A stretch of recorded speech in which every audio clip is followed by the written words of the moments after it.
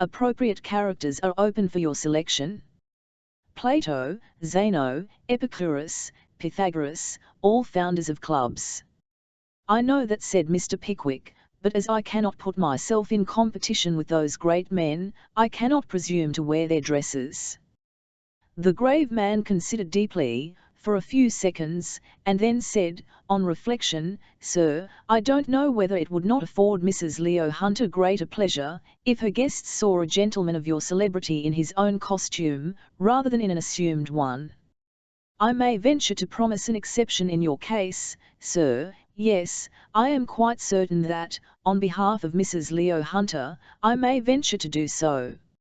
In that case, said Mr. Pickwick, I shall have great pleasure in coming. But I waste your time, sir, said the grave man, as if suddenly recollecting himself. I know its value, sir. I will not detain you. I may tell Mrs. Leo Hunter, then, that she may confidently expect you and your distinguished friends. Good morning, sir. I am proud to have beheld so eminent a personage. Not a step, sir, not a word. And without giving Mr. Pickwick time to offer remonstrance or denial, Mr. Leo Hunter stalked gravely away. Mr. Pickwick took up his hat, and repaired to the Peacock, but Mr. Winkle had conveyed the intelligence of the fancy ball there, before him. Mrs. Pot's going, were the first words with which he saluted his leader. Is she, said Mr. Pickwick. As Apollo, replied Winkle. Only Pot objects to the tunic. He is right. He is quite right, said Mr. Pickwick emphatically. Yes, so she's going to wear a white satin gown with gold spangles. They'll hardly know what she's meant for, will they? Inquired Mr. Snodgrass.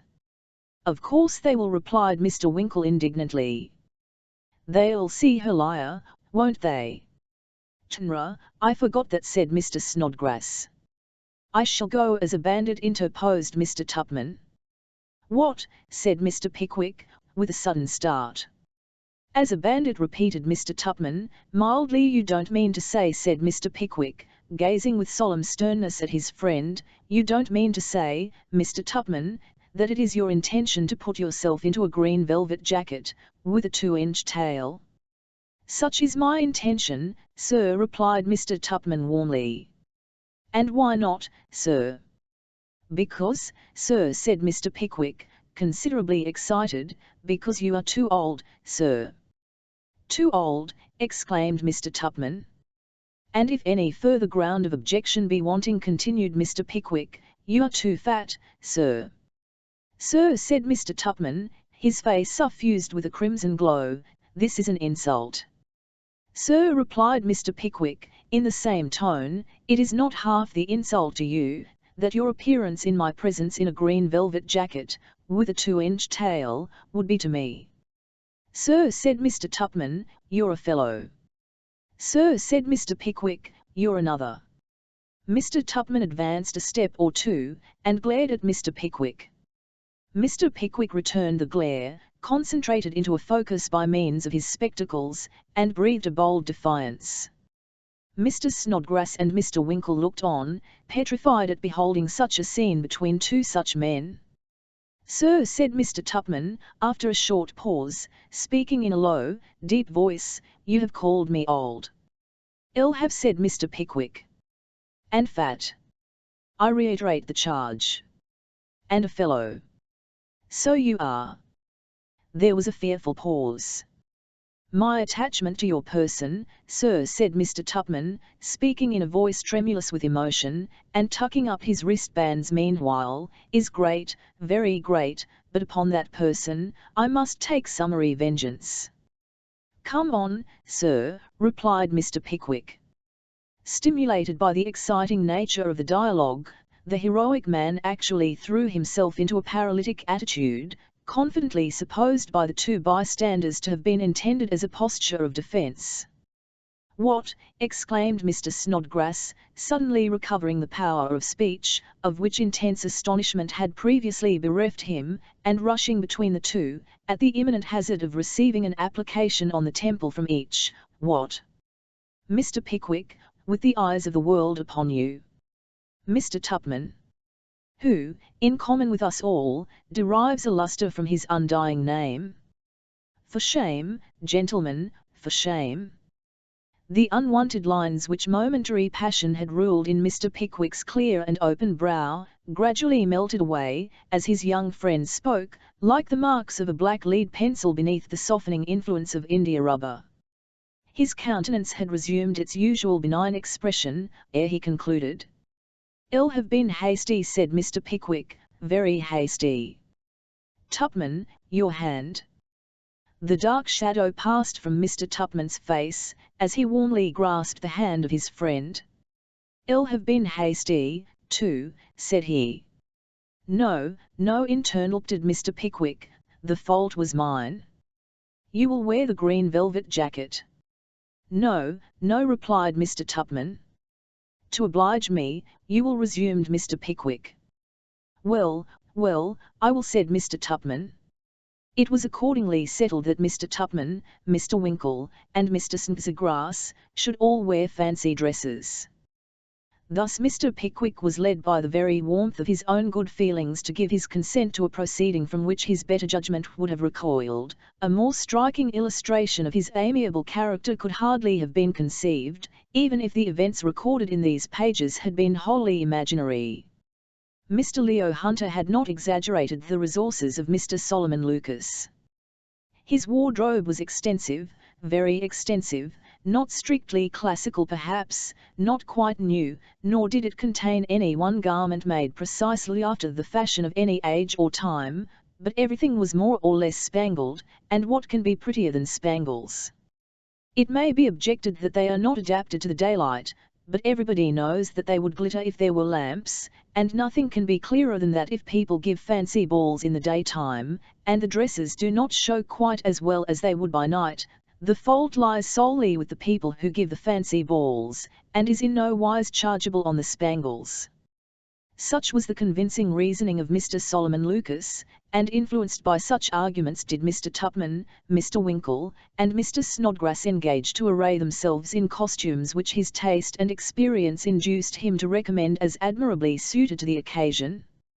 A carriage was hired from the Town Arms, for the accommodation of the Pickwickians, and a chariot was ordered from the same repository, for the purpose of conveying Mr. and Mrs. Pott to Mrs. Leo Hunter's grounds, which Mr. Pott, as a delicate acknowledgment of having received an invitation, had already confidently predicted in the Eatanswill Gazette would present a scene of varied and delicious enchantment, a bewildering coruscation of beauty and talent, a lavish and prodigal display of hospitality, above all, a degree of splendour softened by the most exquisite taste, and adornment refined with perfect harmony and the chastest good-keeping, compared with which, the fabled gorgeousness of Eastham Fayland itself would appear to be clothed in as many dark and murky colours, as must be the mind of the splenetic and unmanly being who could presume to taint with the venom of his envy the preparations made by the virtuous and highly distinguished lady at whose shrine this humble tribute of admiration was offered.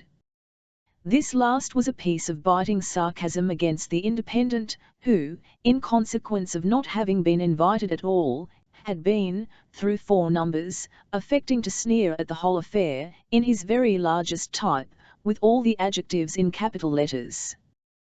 The morning came. It was a pleasant sight to behold Mr. Tupman in full brigand's costume, with a VO tight jacket, sitting like a pincushion over his back and shoulders, the upper portion of his legs encased in the velvet shorts, and the lower part thereof swathed in the complicated bandages to which all brigands are peculiarly attached. It was pleasing to see his open and ingenuous countenance, well mustachioed and corked, looking out from an open shirt collar, and to contemplate the sugarloaf hat, decorated with ribbons of all colours, which he was compelled to cane on his knee inasmuch as no known conveyance with a top to it would admit of any man's carrying it between his head and the roof.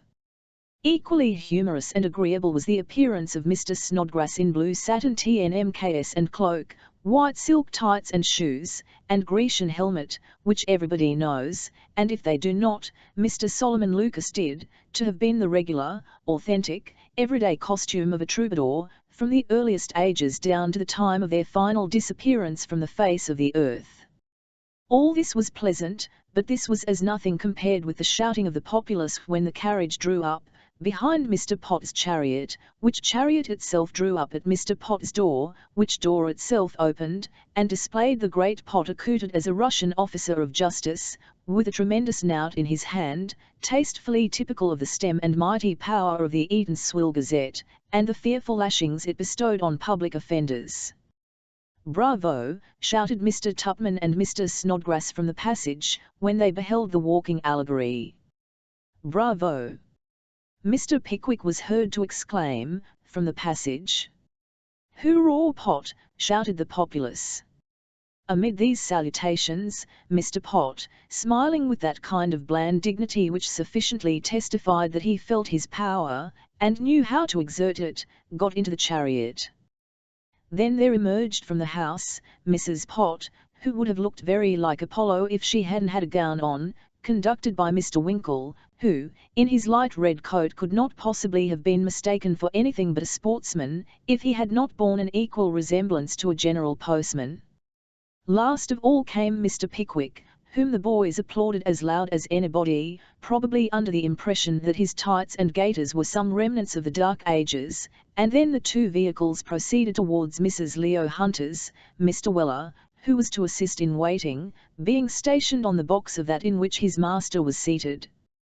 Every one of the men, women, boys, girls, and babies, who were assembled to see the visitors in their fancy dresses, screamed with delight and ecstasy, when Mr. Pickwick, with the brigand on one arm, and the troubadour on the other, walked solemnly up the entrance. Never were such shouts heard as those which greeted Mr. Tupman's efforts to fix the sugarloaf hat on his head, by way of entering the garden in style. The preparations were on the most delightful scale, fully realizing the prophetic Pot's anticipations about the gorgeousness of Eastern Failand, and at once affording a sufficient contradiction to the malignant statements of the reptile Independent. The grounds were more than an acre and a quarter in extent, and they were filled with people. Never was such a blaze of beauty, and fashion, and literature. There was the young lady who did the poetry in the Eatanswill Gazette, in the garb of a sultana, leaning upon the arm of the young gentleman who did the Revue d'Eponement, and who was appropriately habited in a field marshal's uniform, the boots excepted. There were hosts of these geniuses, and any reasonable person would have thought it honour enough to meet them. But more than these, there were half a dozen lions from London, authors, real authors, who had written whole books, and printed them afterwards, and here you might see 'em, walking about, like ordinary men, smiling, and talking, and talking pretty considerable nonsense too, no doubt with the benign intention of rendering themselves intelligible to the common people about them. Moreover, there was a band of music in pasteboard caps, 4 something-ear singers in the costume of their country, and a dozen hired waiters in the costume of their count, and very dirty costume too. And above all, there was Mrs. Leo Hunter in the character of Minerva, receiving the company, and overflowing with pride and gratification at the notion of having called such distinguished individuals together. "Nearer, Pickwick," said a servant, as that gentleman approached the presiding goddess, with his hat in his hand, and the brigand and troubadour on either arm. "What? Where?" exclaimed Mrs. Leo Hunter, starting up, in an affected rapture of surprise. "Here," said Mr. Pickwick. "Is it possible that I have really the gratification of beholding Mr. Pickwick himself?" ejaculated Mrs. Leo Hunter. "No other," replied Mr. Pickwick, bowing very low. "Permit me to introduce my friends, Mr. Tupman, Mr. Winkle, Mr. Snodgrass, to the authoress of The Expiring Frog. Very few people but those who have tried it, know what a difficult process it is to bow in green velvet smalls, and a tight jacket, and high-crowned hat, or in blue satin TNLNKS and white silks, or knee cords and top boots that were never made for the wearer, and have been fixed upon him without the remotest reference to the comparative dimensions of himself and the suit. Never were such Distonians as Mr. Tupman's frame underwent in his efforts to appear easy and graceful, never was such ingenious posturing, as his fancy-dressed friends exhibited. Mr. Pickwick," said Mrs. Leo Hunter, "I must make you promise not to stir from my side the whole day."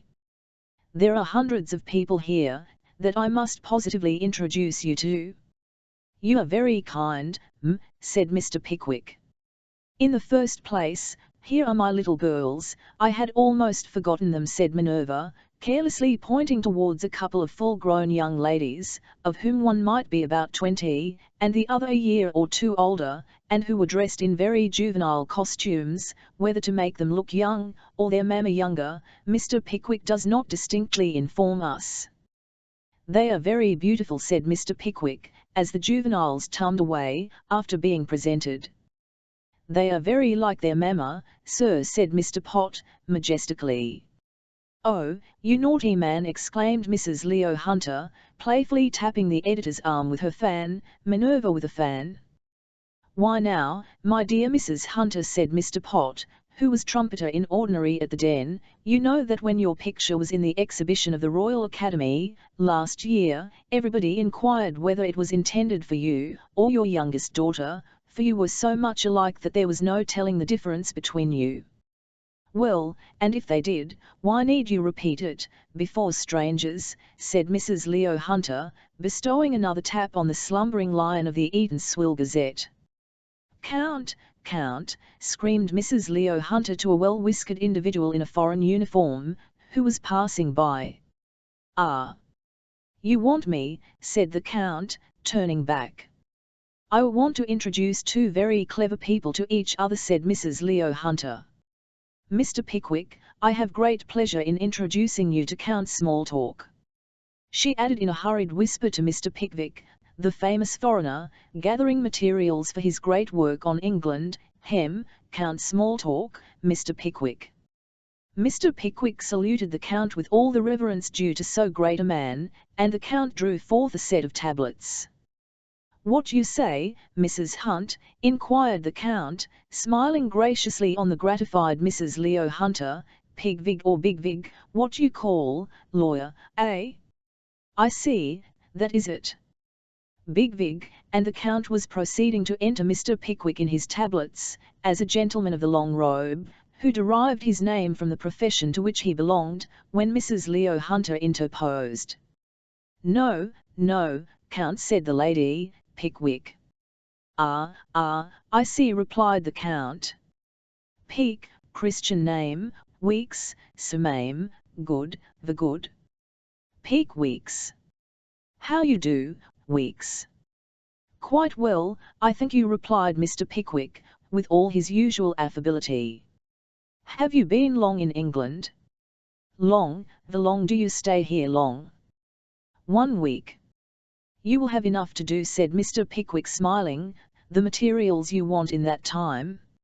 They are gathered, said the Count. Indeed, said Mr. Pickwick. To gather all they are here, added the Count, tapping his forehead significantly. Large book at home, full of notes, music, picture, science, poetry, politic, all things. The word politics, sir, said Mr. Pickwick, comprises in itself a difficult study of no inconsiderable magnitude. All, said the Count, drawing out the tablets again, the good, fine words to begin a chapter. Chapter 47. Politics. The word politics surprises by himself, and down went Mr. Pickwick's remark, in Count Smalltalk's tablets, with such variations and additions as the Count's exuberant fancy suggested, or his imperfect knowledge of the language occasioned. Count, said Mrs. Leo Hunter. Mrs. Hunt, replied the Count. This is Mr. Snodgrass, a friend of Mr. Pickwick's, and a poet. Stop, exclaimed the Count, bringing out the tablets once more. Head, pony, chapter, literary friends, name, Snodgrass, the good. Introduced to Snodgrass, great poet, friend of Pickwick's, by Mrs. Hunt, which wrote other sweet poem, What is that fog, the good indeed. And the Count put up his tablets, and with sundry bows and acknowledgments walked away, thoroughly satisfied that he had made the most important and valuable additions to his stock of information. Wonderful man, Count Smalltalk, said Mrs. Leo Hunter. Sound philosopher, said Mr. Pott. Clear-headed, strong-minded person," added Mr. Snodgrass. A chorus of bystanders took up the shout of Count Smalltalk's praise, shook their heads sagely, and unanimously cried, "Very." As the enthusiasm in Count Smalltalk's favour ran very high, his praises might have been sung until the end of the festivities, if the four something-ear singers had not ranged themselves in front of a small apple tree, to look picturesque, and commenced singing their national songs, which appeared by no means difficult of execution, inasmuch as the grand secret seemed to be, that three of the something-ear singers should grunt, while the fourth howled. This interesting performance having concluded amidst the loud plaudits of the whole company, a boy forthwith proceeded to entangle himself with the rails of a chair, and to jump over it, and crawl under it, and fall down with it, and do everything but sit upon it, and then to make a cravat of his legs, and tie them round his neck, and then to illustrate the ease with which a human being can be made to look like a magnified toad, all which feats yielded high delight and satisfaction to the assembled spectators. After which, the voice of Mrs. Pott was heard to chirp faintly forth, something which courtesy interpreted into a song, which was all very classical, and strictly in character, because Apollo was himself a composer, and composers can very seldom sing their own music or anybody else's, either. This was succeeded by Mrs. Leo Hunter's recitation of her far-famed ode to an expiring frog, which was encored once, and would have been encored twice, if the major part of the guests, who thought it was high time to get something to eat, had not said that it was perfectly shameful to take advantage of Mrs. Hunter's good nature. So although Mrs. Leo Hunter professed her perfect willingness to recite the ode again, her kind and considerate friends wouldn't hear of it on any account, and the refreshment room being thrown open, all the people who had ever been there before, scrambled in with all possible dispatch, Mrs. Leo Hunter's usual course of proceedings being, to issue cards for 100, and breakfast for 50, or in other words to feed only the very particular lions, and let the smaller animals take care of themselves. "Where is Mr. Pott?" said Mrs. Leo Hunter, as she placed the aforesaid lions around her. "Here I am," said the editor, from the remotest end of the room, far beyond all hope of food, unless something was done for him by the hostess. "Won't you come up here?" "Oh, pray don't mind him," said Mrs. Pott, in the most obliging voice. "You give yourself a great deal of unnecessary trouble, Mrs. Hunter." "You'll do very well there, won't you, dear?" "Certainly, love," replied the unhappy Pott, with a grim smile. Alas for the knout! The nervous arm that wielded it, with such a gigantic force on public characters, was paralyzed beneath the glance of the imperious Mrs. Pott. Mrs. Leo Hunter looked round her in triumph. Count Smalltalk was busily engaged in taking notes of the contents of the dishes, Mr. Tupman was doing the honours of the lobster salad to several lionesses, with a degree of grace which no brigand ever exhibited before, Mr. Snodgrass, having cut out the young gentleman who cut up the books for the Eatanswill Gazette, was engaged in an impassioned argument with the young lady who did the poetry, and Mr. Pickwick was making himself universally agreeable. Nothing seemed wanting to render the select circle complete, when Mr. Leo Hunter, whose department on these occasions was to stand about in doorways, and talk to the less important people, suddenly called out, "My dear, here's Mr. Charles Fitzmarshall." "Oh dear," said Mrs. Leo Hunter, "how anxiously I have been expecting him. Pray make room, to let Mr. Fitzmarshall pass. Tell Mr. Fitzmarshall, my dear, to come up to me directly, to be scolded for coming so late." "Coming, my dear," cried a voice, "as quick as I can, crowds of people, full room, hard work, very." Mr. Pickwick's knife and fork fell from his hand. He stared across the table at Mr. Tupman, who had dropped his knife and fork, and was looking as if he were about to sink into the ground without further notice. "All," cried the voice, as its owner pushed his way among the last 25 Turks, officers, cavaliers, and Charles II's, that remained between him and the table, "regular mangle, baker's patent, not a crease in my coat, after all this squeezing, might have got up my linen as I came along, ha! Ha! Not a bad idea, that, queer thing to have it mangled when it's upon one, though, trying process, very.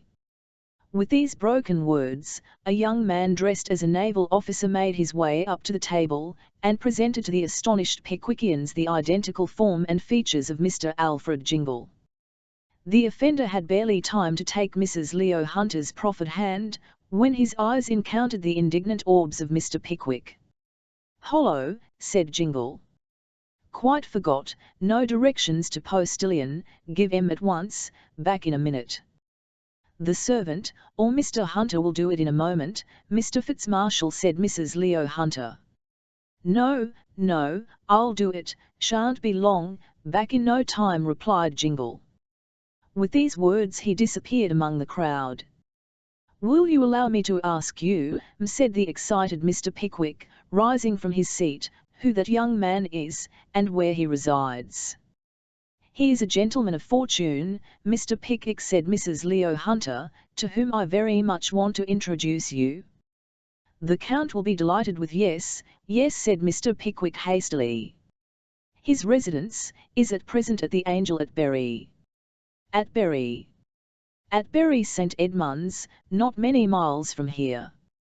"But dear me, Mr. Pickwick, you are not going to leave us, surely, Mr. Pickwick, you cannot think of going so soon?" But long before Mrs. Leo Hunter had finished speaking, Mr. Pickwick had plunged through the throng, and reached the garden, whither he was shortly afterwards joined by Mr. Tupman, who had followed his friend closely. "It's of no use," said Mr. Tupman. "He has gone." "I know it," said Mr. Pickwick, "and I will follow him." "Follow him? Where?" inquired Mr. Tupman. "To the Angel at Bury," replied Mr. Pickwick, speaking very quickly. "How do we know whom he is deceiving there? He deceived a worthy man once, and we were the innocent cause. He shall not do it again, if I can help it. I'll expose him. Sam, where's my servant?" "Here you are, sir," said Mr. Weller, emerging from a sequestered spot, where he had been engaged in discussing a bottle of Madeira, which he had abstracted from the breakfast table an hour or two before. "Here's your servant, sir." "Proud zero the title, as the living skeleton said, ven they show de follow me instantly," said Mr. Pickwick. "Tupman, if I stay at Bury, you can join me there, when I write. Till then, goodbye." Remonstrances were useless. Mr. Pickwick was roused, and his mind was made up. Mr. Tupman returned to his companions, and in another hour had drowned all present recollection of Mr. Alfred Jingle, or Mr. Charles Fitzmarshall, in an exhilarating quadrille and a bottle of champagne. By that time, Mr. Pickwick and Sam Weller, perched on the outside of a stage coach, were every succeeding minute placing a less and less distance between themselves and the good old town of Bury St. Edmunds. Chapter 16. Too full of adventure to be briefly described, there is no month in the whole year in which nature wears a more beautiful appearance than in the month of August. Spring has many beauties, and May is a fresh and blooming month, but the charms of this time of year are enhanced by their contrast with the winter season. August has no such advantage. It comes when we remember nothing but clear skies, green fields, and sweet-smelling flowers, when the recollection of snow, and ice, and bleak winds, has faded from our minds as completely as they have disappeared from the earth, and yet what a pleasant time it is! Orchards and cornfields ring with the hum of labour, trees bend beneath the thick clusters of rich fruit which bow their branches to the ground, and the corn, piled in graceful sheaves, or waving in every light breath that sweeps above it, as if it wooed the sickle, tinges the landscape with a golden hue. A mellow softness appears to hang over the whole earth. The influence of the season seems to extend itself to the very waggon, whose slow motion across the well-reaped field is perceptible only to the eye, but strikes with no harsh sound upon the ear. As the coach rolls swiftly past the fields and orchards which skirt the road, groups of women and children, piling the fennel in sieves, or gathering the scattered ears of corn, pause for an instant from their labour, and shading the sunburned face with a still browner hand, gaze upon the passengers with curious eyes, while some stout urchin, too small to work, but too mischievous to be left at home, scrambles over the side of the basket in which he has been deposited for security, and kicks and screams with delight. The reaper stops in his work, and stands with folded arms, looking at the vehicle as it whirls past, and the rough cart horses bestow a sleepy glance upon the smalt coach team, which says as plainly as a horse's glance can, "It's all very fine to look at, but slow going, over a heavy field, is better than warm work like that, upon a dusty road, after all." You cast a look behind you, as you turn a corner of the road. The women and children have resumed their labour, the reaper once more stoops to his work, the cart horses have moved on, and all are again in motion.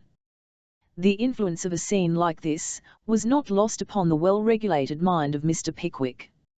Intent upon the resolution he had formed, of exposing the real character of the nefarious Jingle, in any quarter in which he might be pursuing his fraudulent designs, he sat at first taciturn and contemplative, brooding over the means by which his purpose could be best attained. By degrees his attention grew more and more attracted by the objects around him, and at last he derived as much enjoyment from the ride, as if it had been undertaken for the pleasantest reason in the world. "Delightful prospect, Sam," said Mr. Pickwick. "Beats the chimbley pots, sir," replied Mr. Weller, touching his hat. "I'll suppose you have hardly seen anything but chimney pots and bricks and mortar all your life, Sam," said Mr. Pickwick, smiling. "I'll warrant he always a boots, sir," said Mr. Weller, with a shake of the head. "I'll was a Virginia's boy, once." "When was that?" inquired Mr. Pickwick. "When I was first pitched neck and crop into the world, to play at leap-frog with its troubles," replied Sam. "I was a carrier's boy at starting, then a Virginia's, then a helper, then a boots. Now I'm a gentleman's servant. I shall be a gentleman myself one of these days, perhaps, with a pipe in my mouth, and a summer house in the back garden. Who knows? I shouldn't be surprised for one." "You are quite a philosopher, Sam," said Mr. Pickwick. "It runs in the family, sir," replied Mr. Weller. "My father's much in that line now. If my mother-in-law blows him up, he whistles. She flies in a passion, and breaks his pipe, he steps out, and gets another. Then she screams wee loud, and falls into stirks, and he smokes wee comfortably till she comes to again. That's philosophy, sir, ain't it?" "A very good substitute for it, at all events," replied Mr. Pickwick, laughing. "It must have been of great service to you, in the course of your rambling life, Sam." "Service, sir," exclaimed Sam. "You may say that. Arter I run away from the carrier, and afore I took up with the Virginia, I had unfurnished lodgings for a fortnight." "Unfurnished lodgings," said Mr. Pickwick. "Yes, the dry arches of Waterloo Bridge. Fine sleeping place, within 10 minutes' walk of all the public offices, only if there is any objection to it, it is that the situation's rather too airy. I see some queer sights there." "A one-eye, I suppose you did," said Mr. Pickwick, with an air of considerable interest. "Sights, sir," resumed Mr. Weller, "as you'd penetrate your benevolent heart, and come out on the other side. You don't see the reg'lar wagrants there, TN1 Street M, they knows better than that. Young beggars, male and female, as hasn't made a rise in their profession, takes up their quarters there sometimes, but it's generally the worn-out, starving, houseless creeturs as roll themselves in the dark comers zero them lonesome places, poor creeturs as ain't up to the tuppenny rope." "And pray, Sam, what is the tuppenny rope?" inquired Mr. Pickwick. "The tuppenny rope, sir," replied Mr. Weller, "is just a cheap lodgin' house, where the beds is tuppence a night." "What do they call a bed a rope for?" said Mr. Pickwick. "Bless your innocence, sir, that ain't it," replied Sam. Ven the lady and gentlemen as keeps the hotel first begun business, they used to make the beds on the floor, but this wouldn't do at no price, cos instead o' taking a moderate £2.01 sleep, the lodgers used to lie there half the day. So now they has 2 ropes, 'bout 6 foot apart, and 3 from the floor, which goes right down the room, and the beds are made of slips of coarse sacking, stretched across 'em. Well, said Mr. Pickwick. Well, said Mr. Weller, the advantage o' the plan's hobvious. At 6 o'clock eve one morning they lets go the ropes at one end, and down falls the lodgers. Consequence is, that being thoroughly waked, they get up quietly, and walk away. Beg your pardon, sir, said Sam, suddenly breaking off in his loquacious discourse. Is this Bury St. Edmunds? It is, replied Mr. Pickwick. The coach rattled through the well-paved streets of a handsome little town, of thriving and cleanly appearance, and stopped before a large inn, situated in a wide open street, nearly facing the old abbey. And this, said Mr. Pickwick, looking up, is the Angel. We alight here, Sam. But some caution is necessary. Order a private room, and do not mention my name. You understand? Right as a trivet, sir, replied Mr. Weller, with a wink of intelligence, and having dragged Mr. Pickwick's portmanteau from the hind boot, into which it had been hastily thrown when they joined the coach at Eatanswill, Mr. Weller disappeared on his errand.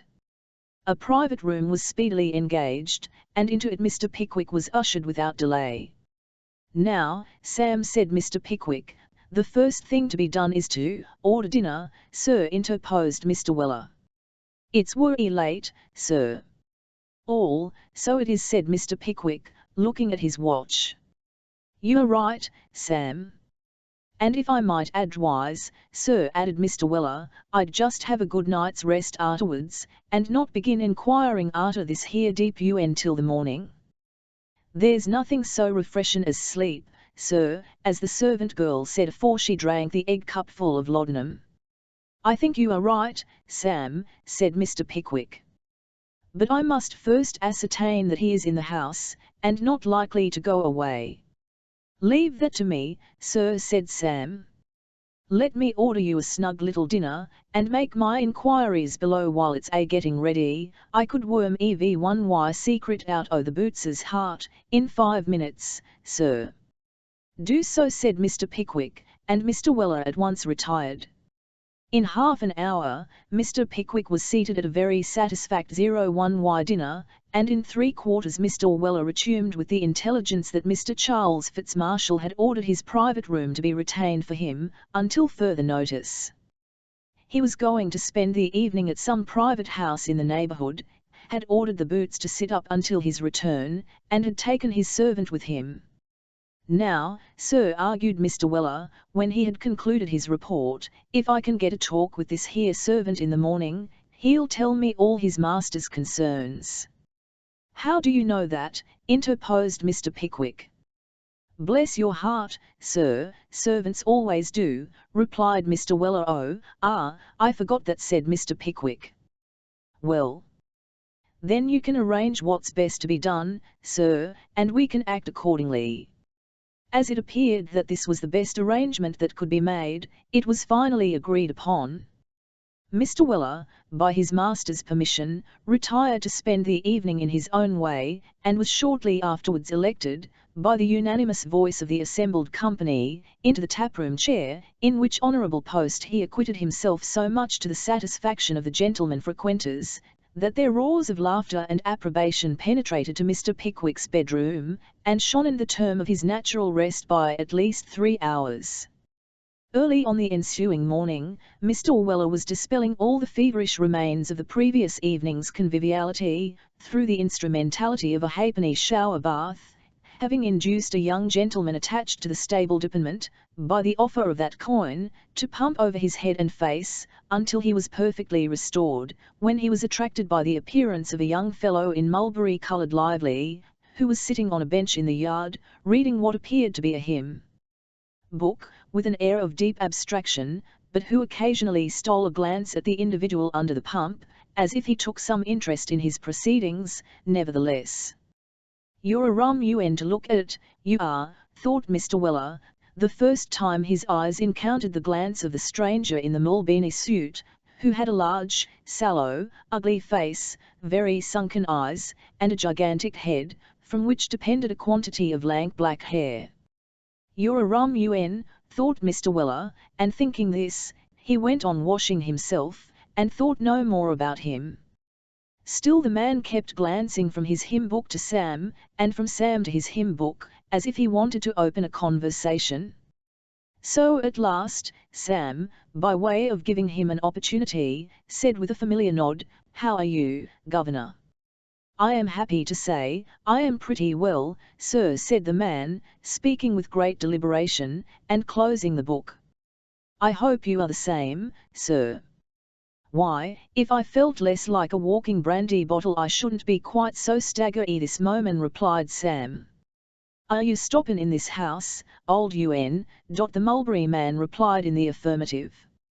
"How was it you warned one of us, last night?" inquired Sam, scrubbing his face with the towel. "You seem one of the jolly sort, looks as convivial as a live trout in a lime basket," added Mr. Weller, in an undertone.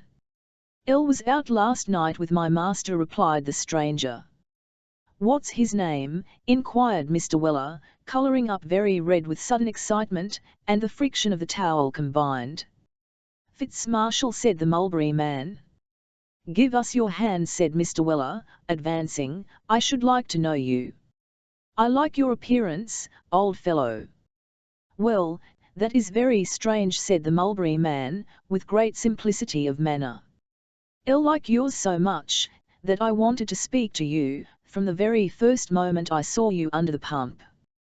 "Did you though?" "Upon my word. Now, isn't that curious?" "Worry singler," said Sam, inwardly congratulating himself upon the softness of the stranger. "What's your name, my patriarch?" "Job." "And a worry good name it is, only one I know that ain't got a nickname to it." "What's the other name?" "Trotter," said the stranger. "What is yours?" Sam bore in mind his master's caution, and replied, "My name's Walker, my master's name's Wilkins." "Will you take a drop 0-something this morning, Mr. Trotter?" Mr. Trotter acquiesced in this agreeable proposal, and having deposited his book in his coat pocket, accompanied Mr. Weller to the tap, where they were soon occupied in discussing an exhilarating compound, formed by mixing together, in a pewter vessel, certain quantities of British Hollands and the fragrant essence of the clove. "And what sort of a place have you got?" inquired Sam, as he filled his companion's glass, for the second time. "Bad," said Job, smacking his lips, "very bad." "You don't mean that," said Sam. "I do, indeed." "Worse than that, my master's going to be married." "Yes, and worse than that, too, he's going to NM away with an immense rich heiress, from boarding school." "What a dragon," said Sam, refilling his companion's glass. "It's some boarding school in this town, I suppose, ain't it?" Now, although this question was put in the most careless tone imaginable, Mr. Job Trotter plainly showed by gestures that he perceived his new friend's anxiety to draw forth an answer to it. He emptied his glass, looked mysteriously at his companion, winked both of his small eyes, one after the other, and finally made a motion with his arm, as if he were working an imaginary pump handle, thereby intimating that he, Mr. Trotter, considered himself as undergoing the process of being pumped by Mr. Samuel Weller. "No, no," said Mr. Trotter, in conclusion, "that's not to be told to everybody. That is a secret, a great secret, Mr. Walker." As the mulberry man said this, he turned his glass upside down, by way of reminding his companion that he had nothing left wherewith to slake his thirst. Sam observed the hint, and feeling the delicate manner in which it was conveyed, ordered the pewter vessel to be refilled, whereat the small eyes of the mulberry man glistened. "And so it's a secret," said Sam. "I should rather suspect it was," said the mulberry man, sipping his liquor, with a complacent face. "I suppose your Mars RS when rich," said Sam. Mr. Trotter smiled, and holding his glass in his left hand, gave 4 distinct slaps on the pockets of his mulberry indescribables with his right, as if to intimate that his master might have done the same without alarming anybody much by the chinking of coin. "All," said Sam, "that's the game, is it?" The mulberry man nodded significantly. "Well, and don't you think, old fellow," remonstrated Mr. Weller, "that if you let your master take in this here young lady, you precious rascal?" "I know that," said Job Trotter, turning upon his companion a countenance of deep contrition, and groaning slightly, "I know that, and that's what it is that preys upon my mind. But what am I to do?" "Do," said Sam, "divulge to the missus, and give up your master." "Who'd believe me?" replied Job Trotter. The young ladies considered the very picture of innocence and discretion. "She'd deny it, and so would my master." "Who'd believe me?" "I should lose my place, and get indicted for a conspiracy, or some such thing, that's all I should take by my motion."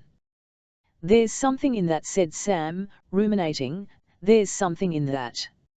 "If I knew any respectable gentleman who would take the matter up," continued Mr. Trotter, "ill might have some hope of preventing the elopement, but there's the same difficulty, Mr. Walker, just the same. I know no gentleman in this strange place, and 10 to 1 if I did, whether he would believe my story." "Come this way," said Sam, suddenly jumping up, and grasping the mulberry man by the arm. "Mars RS the man you want, I see." And after a slight resistance on the part of Job Trotter, Sam led his newly found friend to the apartment of Mr. Pickwick, to whom he presented him, together with a brief summary of the dialogue we have just repeated. "I am very sorry to betray my master, sir," said Job Trotter, applying to his eyes a pink-checked pocket handkerchief about 6 inches square. "The feeling does you a great deal of honour," replied Mr. Pickwick, "but it is your duty, nevertheless." "No, it is my duty, sir," replied Job, with great emotion.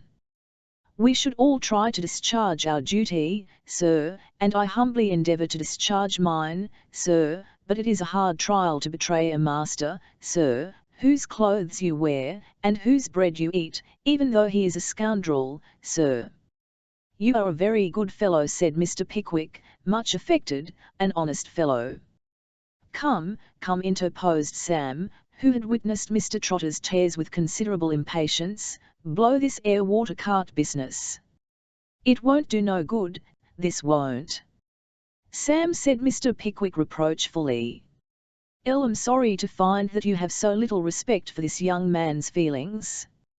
"His feelings is all wery well, sir," replied Mr. Weller, "and as they are so wery fine, and it's a pity he should lose 'em, I think he'd better keep 'em in his own bosom, than let 'em uberate in hot water, specially as they do no good. Tears never yet wound up a clock, or worked a steam engine. The next time you go out to a smoking party, young fellow, fill your pipe with that air reflection, and for the present just put that bit of pink gingham into your pocket. Tine's so handsome that you need keep waving it about, as if you was a tight-rope dancer." "NIY man is in the right," said Mr. Pickwick, accosting Job, although his mode of expressing his opinion is somewhat homely, and occasionally incomprehensible. "He is, sir, very right," said Mr. Trotter, "and I will give way no longer." "Very well," said Mr. Pickwick. "Now, where is this boarding school?" "It is a large, old, red brick house, just outside the town, sir," replied Job Trotter. "And when," said Mr. Pickwick, "when is this villainous design to be carried into execution, when is this elopement to take place?" "Tonight, sir," replied Job.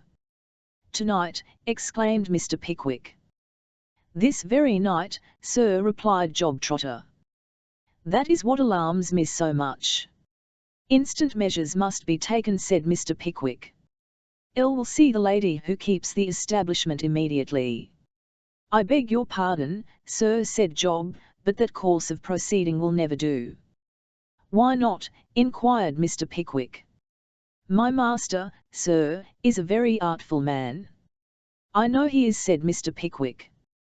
And he has so wound himself round the old lady's heart, sir, resumed Job, that she would believe nothing to his prejudice, if you went down on your bare knees, and swore it, especially as you have no proof but the word of a servant, who, for anything she knows, and my master would be sure to say so, was discharged for some fault, and does this in revenge. What had better be done, then, said Mr. Pickwick, nothing but taking him in the very act of eloping, will convince the old lady, sir, replied Job. All them old cats will run their heads agin milestones, observed Mr. Weller, in a parenthesis. But this taking him in the very act of elopement, would be a very difficult thing to accomplish, I fear, said Mr. Pickwick. I don't know, sir, said Mr. Trotter, after a few moments' reflection. I think it might be very easily done. How? Was Mr. Pickwick's inquiry. Why, replied Mr. Trotter, my master and I, being in the confidence of the two servants, will be secreted in the kitchen at 10 o'clock. When the family have retired to rest, we shall come out of the kitchen, and the young lady out of her bedroom.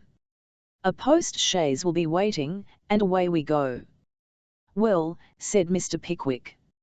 Well, sir, I have been thinking that if you were in waiting in the garden behind, alone, said Mr. Pickwick.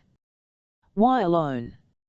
Thought it very natural, replied Job, that the old lady wouldn't like such an unpleasant discovery to be made before more persons than can possibly be helped.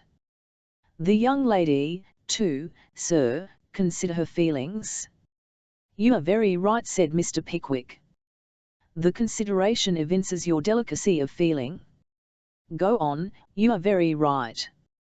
Well, sir, I have been thinking that if you were waiting in the back garden alone, and I was to let you in, at the door which opens into it, from the end of the passage, at exactly 11:30 o'clock, you would be just in the very moment of time to assist me in frustrating the designs of this bad man, by whom I have been unfortunately ensnared. Here Mr. Trotter sighed deeply. Don't distress yourself on that account, said Mr. Pickwick. If he had one grain of the delicacy of feeling which distinguishes you, humble as your station is, I should have some hopes of him. Job Trotter bowed low, and in spite of Mr. Weller's previous remonstrance, the tears again rose to his eyes. I never see such a fella, said Sam, blessed if I don't think he's got a main in his head as is always turned on. Sam, said Mr. Pickwick, with great severity, hold your tongue. Very well, sir, replied Mr. Weller. Don't like this plan, said Mr. Pickwick, after deep meditation. Why cannot I communicate with the young lady's friends? Because they live 100 miles from here, sir, responded Job Trotter. That's a clincher, said Mr. Weller, aside. Then this garden, resumed Mr. Pickwick. How am I to get into it?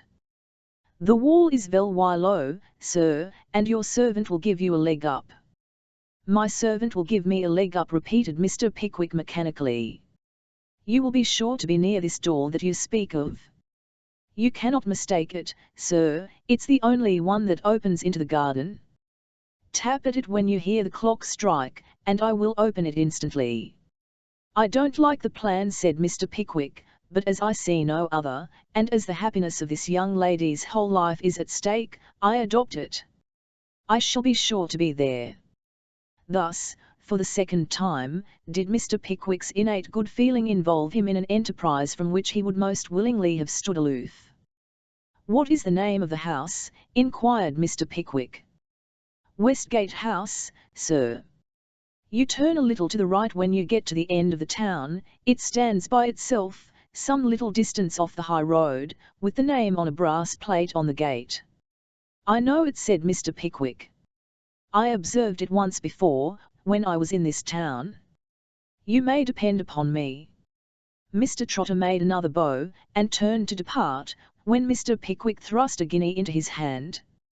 You're a fine fellow, said Mr. Pickwick, and I admire your goodness of heart. No thanks. Remember, 11 o'clock. There is no fear of my forgetting it, sir, replied Job Trotter. With these words he left the room, followed by Sam. I say, said the latter, not a bad notion that crying. I'd cry like a rain-water spout in a shower on such good terms. How do you do it? It comes from the heart, Mr. Walker replied Job solemnly. Good morning, sir. You're a soft customer, you are, we've got it all out 0 you, anyhow thought Mr. Weller, as Job walked away. We cannot state the precise nature of the thoughts which passed through Mr. Trotter's mind, because we don't know what they were. The day wore on, evening came, and at a little before 10 o'clock Sam Weller reported that Mr. Jingle and Job had gone out together, that their luggage was packed up, and that they had ordered a chaise. The plot was evidently in execution, as Mr. Trotter had foretold. 10:30 o'clock arrived, and it was time for Mr. Pickwick to issue forth 011 his delicate errand. Resisting Sam's tender of his greatcoat, in order that he might have no encumbrance in scaling the wall, he set forth, followed by his attendant. There was a bright moon, but it was behind the clouds. It was a fine dry night, but it was most uncommonly dark. Paths, hedges, fields, houses, and trees, were enveloped in one deep shade. The atmosphere was hot and sultry, the summer lightning quivered faintly on the verge of the horizon, and was the only sight that varied the dull gloom in which everything was wrapped. Sound there was none, except the distant barking of some restless house dog. They found the house, read the brass plate, walked round the wall, and stopped at that ponion of it which divided them from the bottom of the garden. You will return to the inn, Sam, when you have assisted me over, said Mr. Pickwick. Very well, sir. And you will sit up, till I return. Centre NLY, sir. Take hold of me leg, and, when I say over, raise me gently. All right, sir. Having settled these preliminaries, Mr. Pickwick grasped the top of the wall, and gave the word over, which was literally obeyed. Whether his body partook in some degree of the elasticity of his mind, or whether Mr. Weller's notions of a gentle push were of a somewhat rougher description than Mr. Pickwick's, the immediate effect of his assistance was to jerk that immortal gentleman completely over the wall onto the bed beneath, where, after crushing 3 gooseberry bushes and a rose tree, he finally alighted at full length. You haven't hurt yourself, I hope, sir, said Sam, in a loud whisper, as soon as he had recovered from the surprise consequent upon the mysterious disappearance of his master. I'll have not hurt myself, Sam, certainly, replied Mr. Pickwick, from the other side of the wall, but I rather think that you have hurt me. I hope not, sir, said Sam. Never mind, said Mr. Pickwick, rising, it's nothing but a few scratches. Go away, or we shall be overheard. Goodbye, sir. Goodbye. With stealthy steps Sam Weller departed, leaving Mr. Pickwick alone in the garden.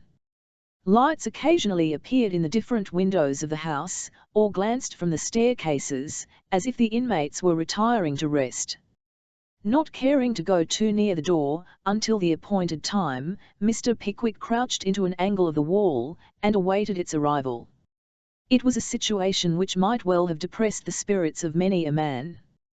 Mr. Pickwick, however, felt neither depression nor misgiving. He knew that his purpose was in the main a good one, and he placed implicit reliance on the high-minded Job. It was dull, certainly, not to say dreary, but a contemplative man can always employ himself in meditation. Mr. Pickwick had meditated himself into a doze, when he was roused by the chimes of the neighbouring church ringing out the hour, 11:30. That's the time, thought Mr. Pickwick, getting cautiously on his feet. He looked up at the house. The lights had disappeared, and the shutters were closed, all in bed, no doubt. He walked on tiptoe to the door, and gave a gentle tap. 2 or 3 minutes passing without any reply, he gave another tap rather louder, and then another rather louder than that. At length the sound of feet was audible upon the stairs, and then the light of a candle shone through the keyhole of the door. There was a good deal of unchaining and unbolting, and the door was slowly opened. Now the door opened outwards, and as the door opened wider and wider, Mr. Pickwick receded behind it, more and more. What was his astonishment when he just peeped out, by way of caution, to see that the person who had opened it was, not Job Trotter, but a servant girl with a candle in her hand. Mr. Pickwick drew in his head again, with the swiftness displayed by that admirable melodramatic performer, Punch, when he lies in wait for the flat-headed comedian with the tin box of music. "It must have been the cat, Sarah," said the girl, addressing herself to someone in the house. "Puss, puss, tit, tit." But no animal being decoyed by these blandishments, the girl slowly closed the door, and refastened it, leaving Mr. Pickwick drawn up straight against the wall. "This is very curious," thought Mr. Pickwick. "They are sitting up beyond their usual hour, I suppose. Extremely unfortunate, that they should have chosen this night, of all others, for such a purpose, exceedingly." And with these thoughts, Mr. Pickwick cautiously retired to the angle of the wall in which he had been before ensconced, waiting until such time as he might deem it safe to repeat the signal. He had not been here 5 minutes, when a vivid flash of lightning was followed by a loud peal of thunder that crashed and rolled away in the distance with a terrific noise. Then came another flash of lightning, brighter than the other, and a second peal of thunder louder than the first, and then down came the rain, with a force and fury that swept everything before it. Mr. Pickwick was perfectly aware that a tree is a very dangerous neighbour in a thunderstorm. He had a tree on his right, a tree on his left, a third before him, and a fourth behind. If he remained where he was, he might fall the victim of an accident. If he showed himself in the centre of garden, he might be consigned to a constable. Once or twice he tried to scale the wall, but having no other legs this time than those with which nature had furnished him, the only effect of his struggles was to inflict a variety of very unpleasant gratings on his knees and shins, and to throw him into a state of the most profuse perspiration. "What a dreadful situation," said Mr. Pickwick, pausing to wipe his brow after this exercise. He looked up at the house. All was dark. They must be gone to bed now. He would try the signal again. He walked on tiptoe across the moist gravel, and tapped at the door. He held his breath, and listened at the keyhole. No reply. Very odd. Another knock. He listened again. There was a low whispering inside, and then a voice cried, "Who's there?" "That's not Job," thought Mr. Pickwick, hastily drawing himself straight up against the wall again. "It's a woman." He had scarcely had time to form this conclusion, when a window above stairs was thrown up, and 3 or 4 female voices repeated the query, "Who's there?" Mr. Pickwick dared not move hand or foot. It was clear that the whole establishment was roused. He made up his mind to remain where he was, until the alarm had subsided, and then by a supernatural effort, to get over the wall, or perish in the attempt. Like all Mr. Pickwick's determinations, this was the best that could be made under the circumstances, but, unfortunately, it was founded upon the assumption that they would not venture to open the door again. What was his discomfiture, when he heard the chain and bolts withdrawn, and saw the door slowly opening, wider and wider. He retreated into the corner, step by step, but do what he would, the interposition of his own person prevented its being opened to its utmost width. "Who's there?" screamed a numerous chorus of treble voices from the staircase inside, consisting of the spinster lady of the establishment, 3 teachers, 5 female servants, and 30 boarders, all half-dressed and in a forest of curl papers. Of course Mr. Pickwick didn't say who was there, and then the burden of the chorus changed into, "Law! I am so frightened." "Cook," said the lady abbess, who took care to be on the top stair, the very last of the group, "Cook, why don't you go a little way into the garden?" "Please, I don't like," responded the cook. "Law, what a stupid thing that cook is," said the 30 boarders. "Cook," said the lady abbess, with great dignity, "don't answer me, if you please. I insist upon your looking into the garden immediately." Here the cook began to cry, and the housemaid said it was a shame, for which partisanship she received a month's warning on the spot. "Do you hear, cook?" said the lady abbess, stamping her foot impatiently. Don't you hear your missus, cook, said the 3 teachers. What an impudent thing that cook is, said the 30 boarders. The unfortunate cook, thus strongly urged, advanced a step or 2, and holding her candle just where it prevented her from seeing it all, declared there was nothing there, and it must have been the wind. The door was just going to be closed in consequence, when an inquisitive boarder, who had been peeping between the hinges, set up a fearful screaming, which called back the cook and housemaid, and all the more adventurous, in no time. What is the matter with Miss Smithers? Said the lady abbess, as the aforesaid Miss Smithers proceeded to go into hysterics of 4 young lady power. Law, Miss Smithers, dear, said the other 29 boarders. Oh, the man, behind the door, screamed Miss Smithers. The lady abbess no sooner heard this appalling cry, than she retreated to her own bedroom, double-locked the door, and fainted away comfortably. The boarders, and the teachers, and the servants, fell back upon the stairs, and upon each other, and never was such a screaming, and fainting, and struggling beheld. In the midst of the tumult, Mr. Pickwick emerged from his concealment, and presented himself amongst them. Ladies, dear ladies, said Mr. Pickwick. Oh!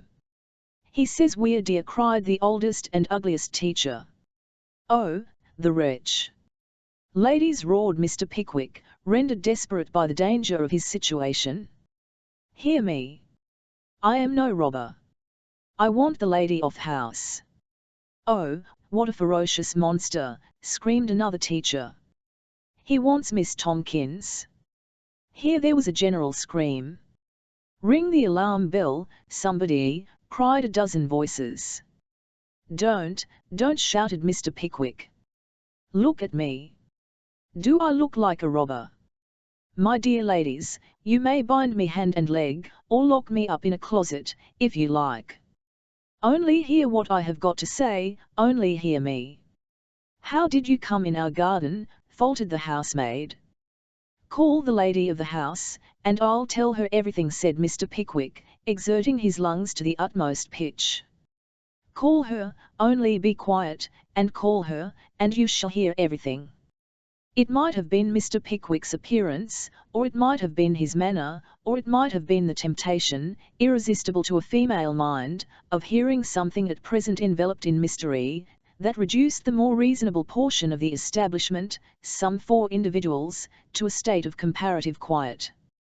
By them it was proposed, as a test of Mr. Pickwick's sincerity, that he should immediately submit to personal restraint, and that gentlemen having consented to hold a conference with Miss Tomkins, from the interior of a closet in which the day boarders hung their bonnets and sandwich bags, he at once stepped into it, of his own accord, and was securely locked in.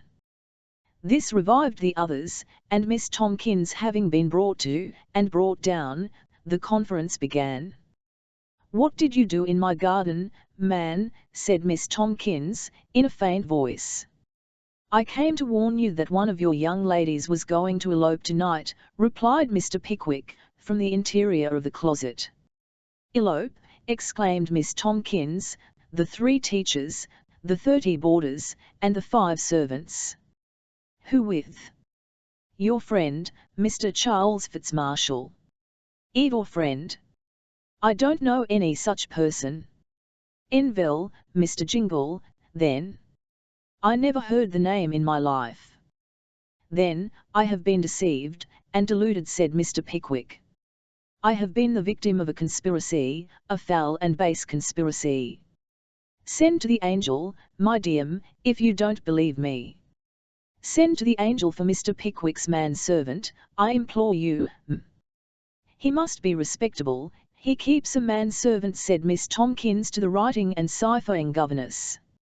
It's my opinion, Miss Tomkins, said the writing and ciphering governess, that his manservant keeps him. I think he's a madman, Miss Tomkins, and the other's his keeper. I'll think you are very right, Miss Gwyn, responded Miss Tomkins. Let 2 of the servants repair to the angel, and let the others remain here, to protect us. So 2 of the servants were dispatched to the Angel in search of Mr. Samuel Weller, and the remaining 3 stopped behind to protect Miss Tomkins, and the 3 teachers, and the 30 boarders. And Mr. Pickwick sat down in the closet, beneath a grove of sandwich bags, and awaited the return of the messengers, with all the philosophy and fortitude he could summon to his aid. An hour and a half elapsed before they came back, and when they did come, Mr. Pickwick recognized, in addition to the voice of Mr. Samuel Weller, 2 other voices, the tones of which struck familiarly on his ear, but whose they were, he could not for the life of him call to mind. A very brief conversation ensued. The door was unlocked. Mr. Pickwick stepped out of the closet, and found himself in the presence of the whole establishment of Westgate House, Mr. Samuel Weller, and old Wardle, and his destined son-in-law, Nearer. Trundle. "My dear friend," said Mr. Pickwick, running forward and grasping Wardle's hand, "my dear friend, pray, for heaven's sake, explain to this lady the unfortunate and dreadful situation in which I am placed.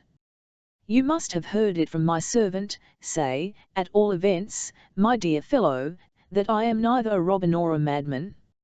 "I have said so, my dear friend." "I have said so already," replied Mr. Wardle, shaking the right hand of his friend, while Mr. Ndle shook the left.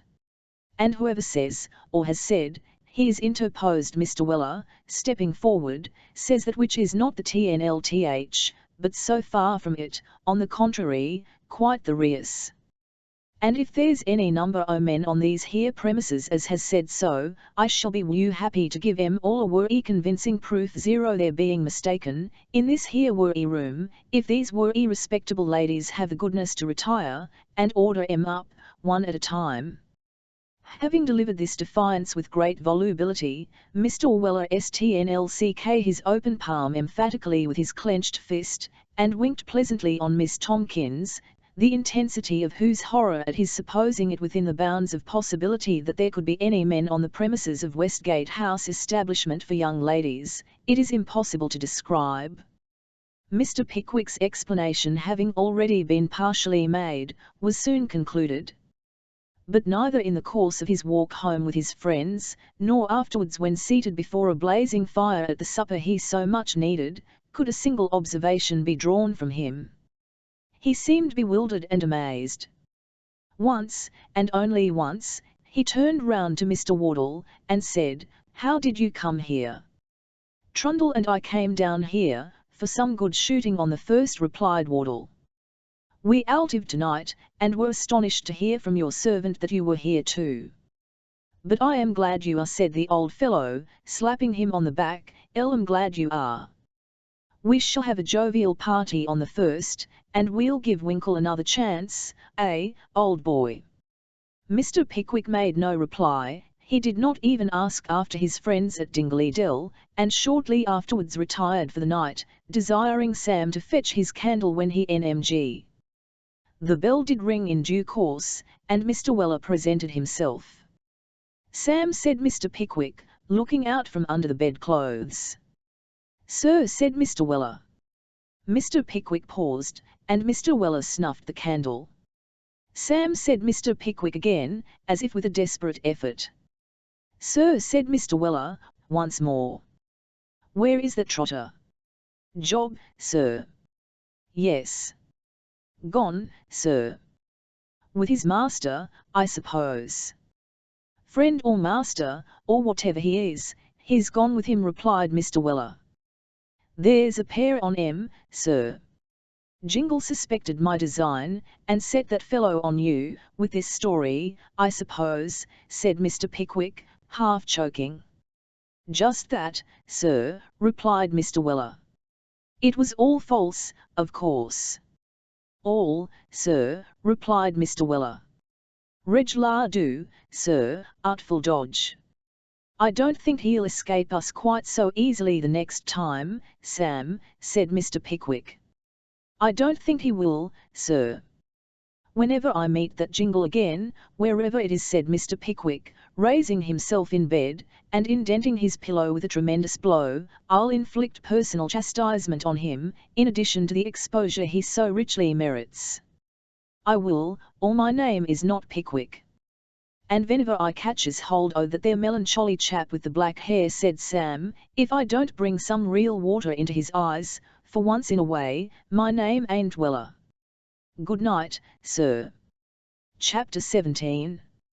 Showing that an attack of rheumatism, in some cases, acts as a quickener to inventive genius, the constitution of Mr. Pickwick, though able to sustain a very considerable amount of exertion and fatigue, was not proof against such a combination of attacks as he had undergone on the memorable night, recorded in the last chapter. The process of being washed in the night air, and rough-dried in a closet, is as dangerous as it is peculiar. Mr. Pickwick was laid up with an attack of rheumatism. But although the bodily powers of the great man were thus impaired, his mental energies retained their pristine vigour. His spirits were elastic, his good humour was restored.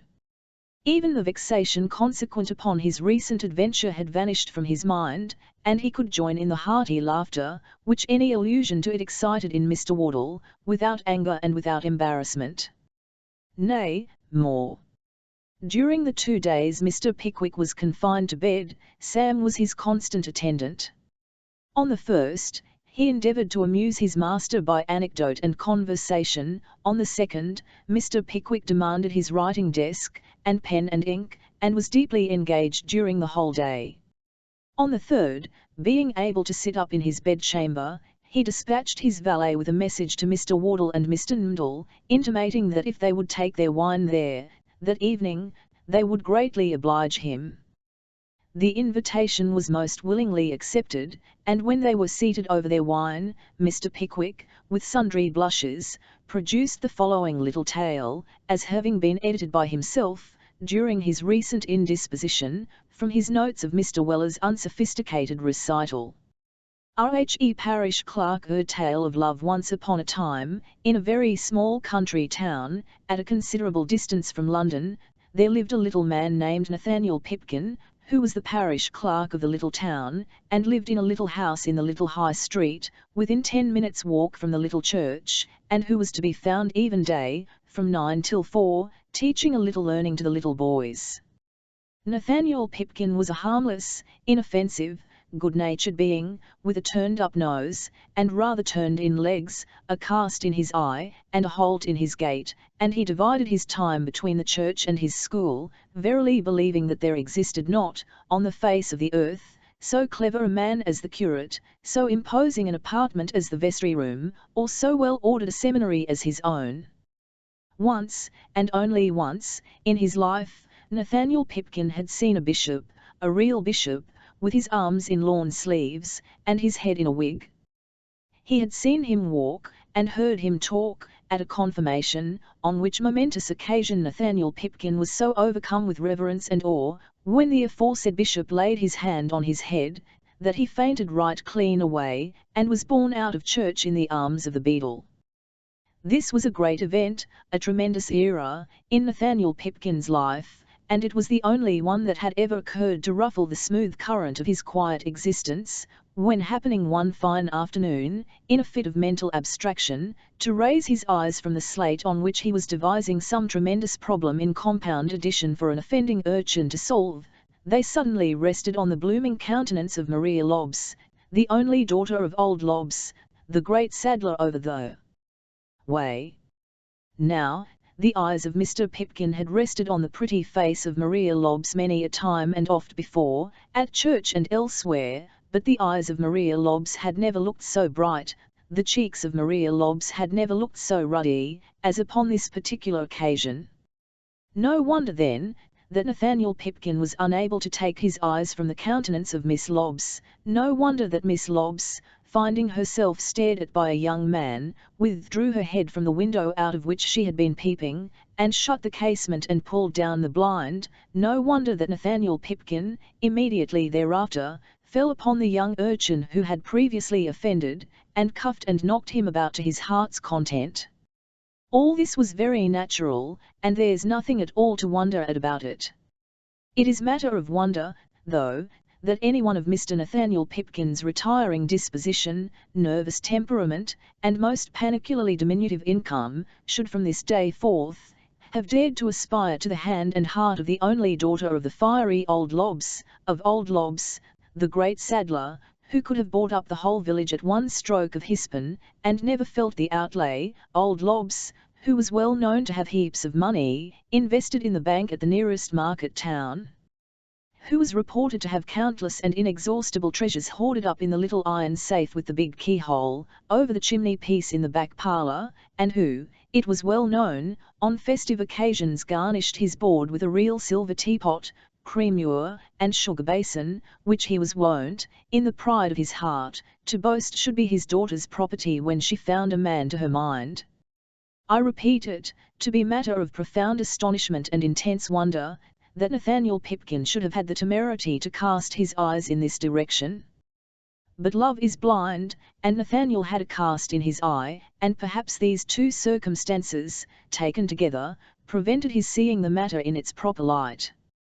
Now, if old Lobbs had entertained the most remote or distant idea of the state of the affections of Nathaniel Pipkin, he would just have razed the schoolroom to the ground, or exterminated its master from the surface of the earth, or committed some other outrage and atrocity of an equally ferocious and violent description, for he was a terrible old fellow, was Lobbs, when his pride was injured, or his blood was up. Swear. Such trains of oaths would come rolling and pealing over the way, sometimes, when he was denouncing the idleness of the bony apprentice with the thin legs, that Nathaniel Pipkin would shake in his shoes with horror, and the hair of the pupils' heads would stand on end with fright.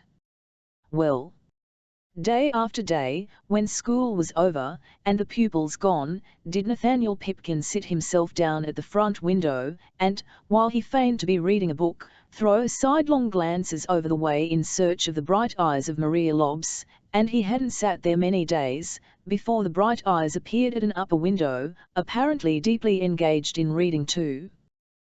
This was delightful, and gladdening to the heart of Nathaniel Pipkin. It was something to sit there for hours together, and look upon that pretty face when the eyes were cast down, but when Maria Lobbs began to raise her eyes from her book, and dart their rays in the direction of Nathaniel Pipkin, his delight and admiration were perfectly boundless. At last, one day when he knew old Lobbs was out, Nathaniel Pipkin had the temerity to kiss his hand to Maria Lobbs, and Maria Lobbs, instead of shutting the window, and pulling down the blind, kissed hers to him, and smiled. Upon which Nathaniel Pipkin determined, that, come what might, he would develop the state of his feelings, without further delay. A prettier foot, a gayer heart, a more dimpled face, or a smarter form, never bounded so lightly over the earth they graced, as did those of Maria Lobbs, the old saddler's daughter. There was a roguish twinkle in her sparkling eyes, that would have made its way to far less susceptible bosoms than that of Nathaniel Pipkin, and there was such a joyous sound in her merry laugh, that the stemmest misanthrope must have smiled to hear it.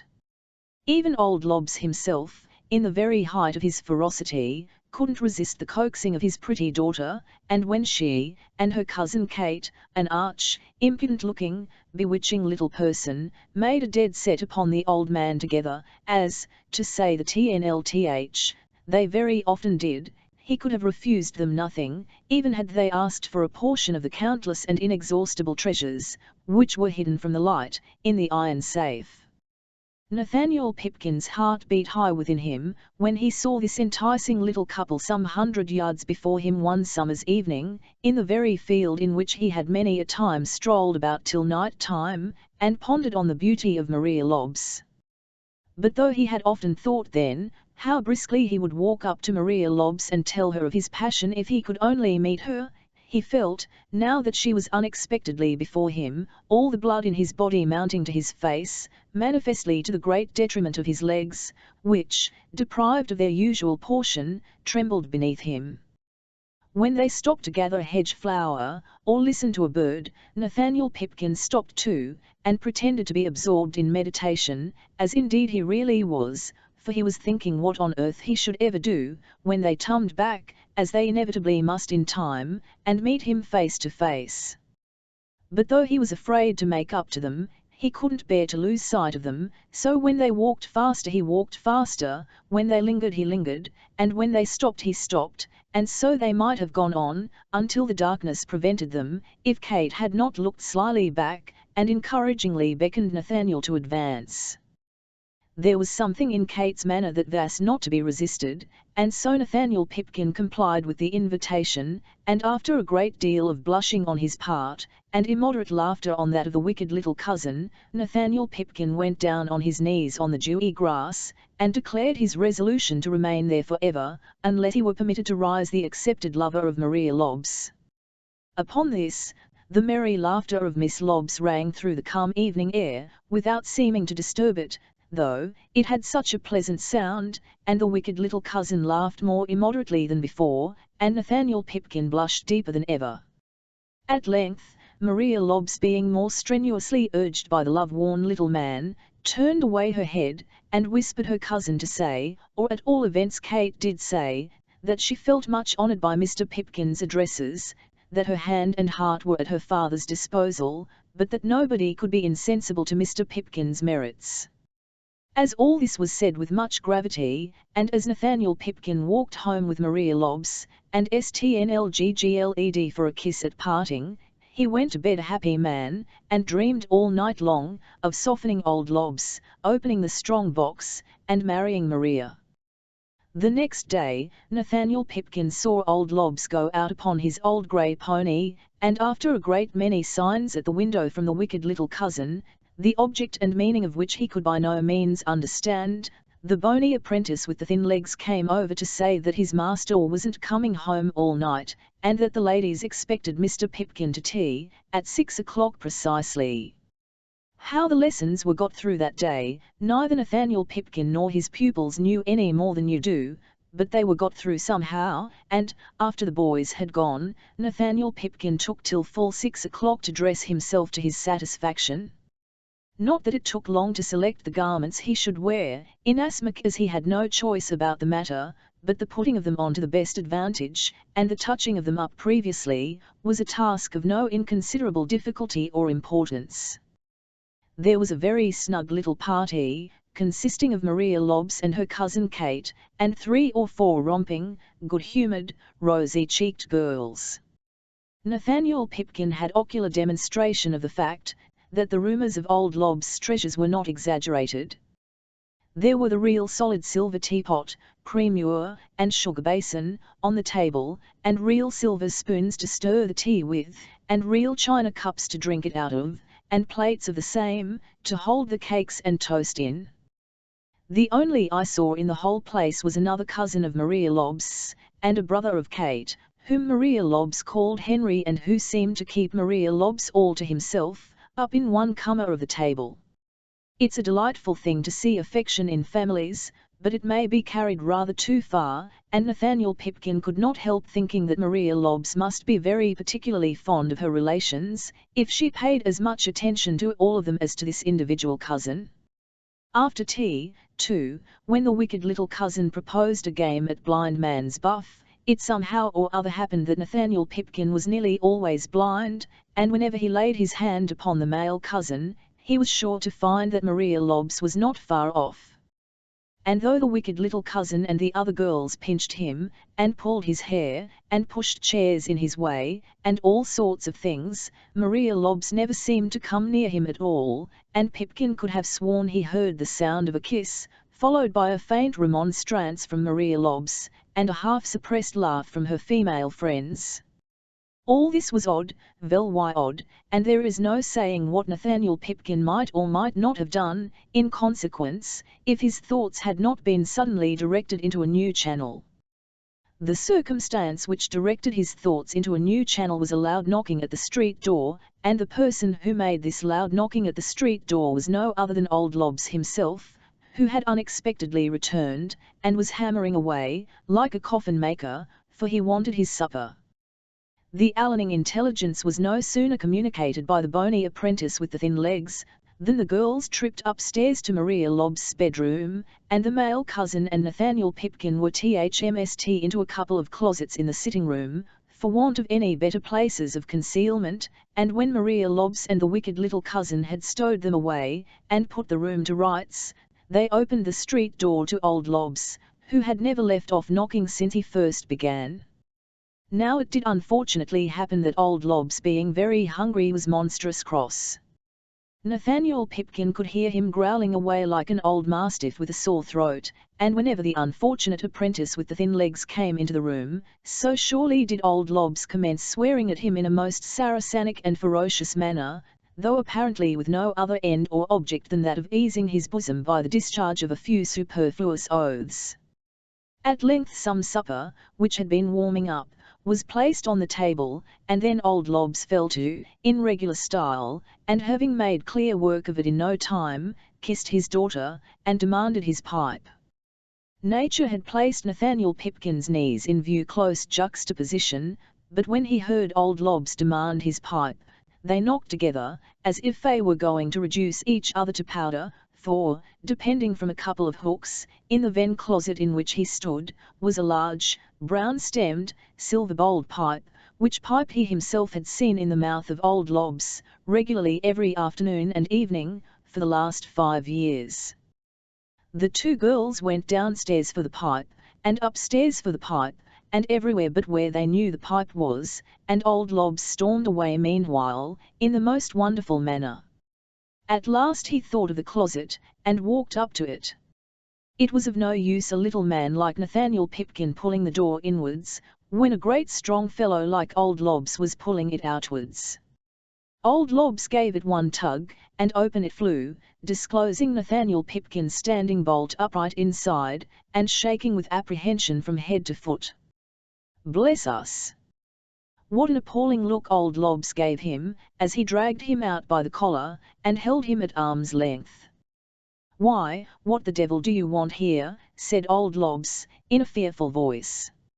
Nathaniel Pipkin could make no reply, so old Lobbs shook him backwards and forwards, for 2 or 3 minutes, by way of arranging his ideas for him.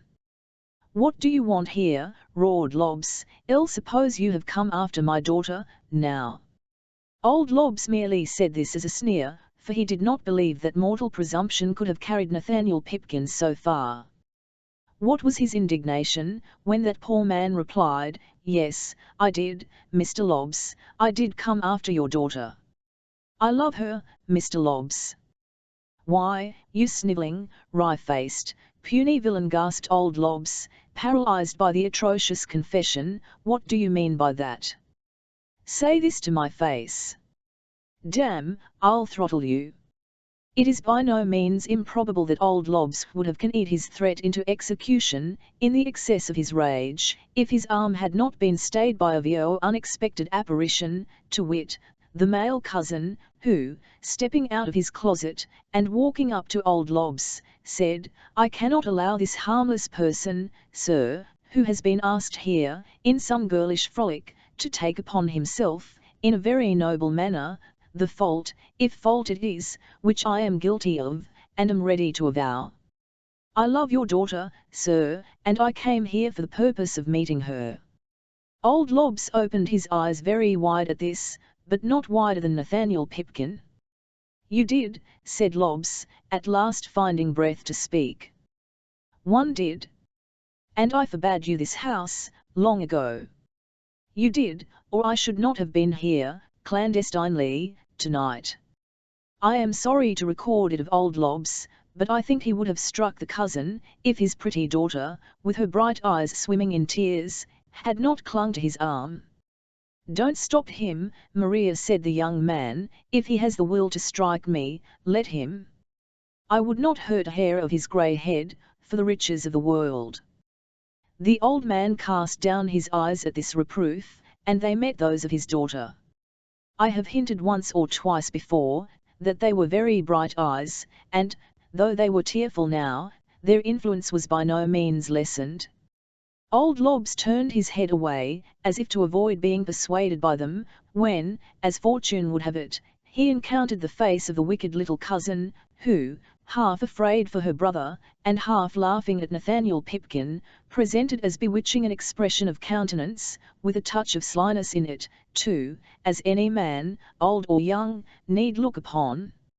She drew her arm coaxingly through the old man's, and whispered something in his ear, and do what he would, old Lobbs couldn't help breaking out into a smile, while a tear stole down his cheek at the same time. 5 minutes after this, the girls were brought down from the bedroom with a great deal of giggling and modesty, and while the young people were making themselves perfectly happy, old Lobbs got down the pipe, and smoked it, and it was a remarkable circumstance about that particular pipe of tobacco, that it was the most soothing and delightful one he ever smoked. Nathaniel Pipkin thought it best to keep his own counsel, and by so doing gradually rose into high favour with old Lobbs, who taught him to smoke in time, and they used to sit out in the garden on the fine evenings, for many years afterwards, smoking and drinking in great state. He soon recovered the effects of his attachment, for we find his name in the parish register, as a witness to the marriage of Maria Lobbs to her cousin, and it also appears, by reference to other documents, that on the night of the wedding he was incarcerated in the village cage, for having, in a state of extreme intoxication, committed sundry excesses in the streets, in all of which he was aided and abetted by the bony apprentice with the thin legs. Chapter 18. Briefly illustrative of 2 points, first, the power of hysterics, and, secondly, the force of circumstances. For 2 days after the decision at Mrs. Hunter's, the Pickwickians remained at Eatanswill, anxiously awaiting the arrival of some intelligence from their revered leader. Mr. Tupman and Mr. Snodgrass were once again left to their own means of amusement, for Mr. Winkle, in compliance with a most pressing invitation, continued to reside at Mr. Pot's house, and to devote his time to the companionship of his amiable lady. Nor was the occasional society of Mr. Pot himself wanting to complete their felicity. Deeply immersed in the intensity of his speculations for the public weal and the destruction of the independent, it was not the habit of that great man to descend from his mental pinnacle to the humble level of ordinary minds. On this occasion, however, and as if expressly in compliment to any follower of Mr. Pickwick's, he unbent, relaxed, stepped down from his pedestal, and walked upon the ground, benignly adapting his remarks to the comprehension of the herd, and seeming in outward form, if not in spirit, to be one of them.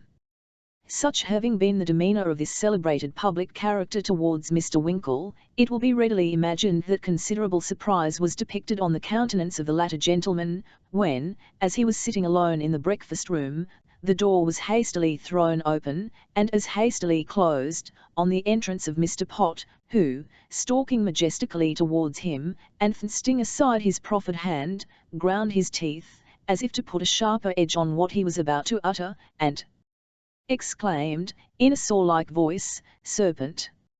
"Sir," exclaimed Mr. Winkle, starting from his chair. "Serpent, sir," repeated Mr. Pot, raising his voice, and then suddenly depressing it, "I said, serpent, sir, make the most of it. When you have parted with a man at 2 o'clock in the morning, on terms of the utmost good fellowship, and he meets you again, at 9:30, and greets you as a serpent, it is not unreasonable to conclude that something of an unpleasant nature has occurred meanwhile." So Mr. Winkle thought. He returned Mr. Pot's gaze of stone, and in compliance with that gentleman's request, proceeded to make the most he could of the serpent. The most, however, was nothing at all, so, after a profound silence of some minutes' duration, he said, "Serpent, sir." "Serpent, Mr. Pot. What can you mean, is piantry?" "Pleasantry, sir," exclaimed Pot, with a motion of the hand, indicative of a strong desire to hurl the Britannia metal teapot at the head of the visitor. "Pleasantry, I will be calm, sir." In proof of his calmness, Mr. Pot flung himself into a chair, and foamed at the mouth. "My dear sir," interposed Mr. Winkle. "Dear sir," replied Pot. "How dare you address me, as dear sir, sir? How dare you look me in the face and do it, sir?" "Well, sir, if you come to that," responded Mr. Winkle, "how dare you look me in the face, and call me a serpent, sir?" "Because you are one," replied Mr. Pot.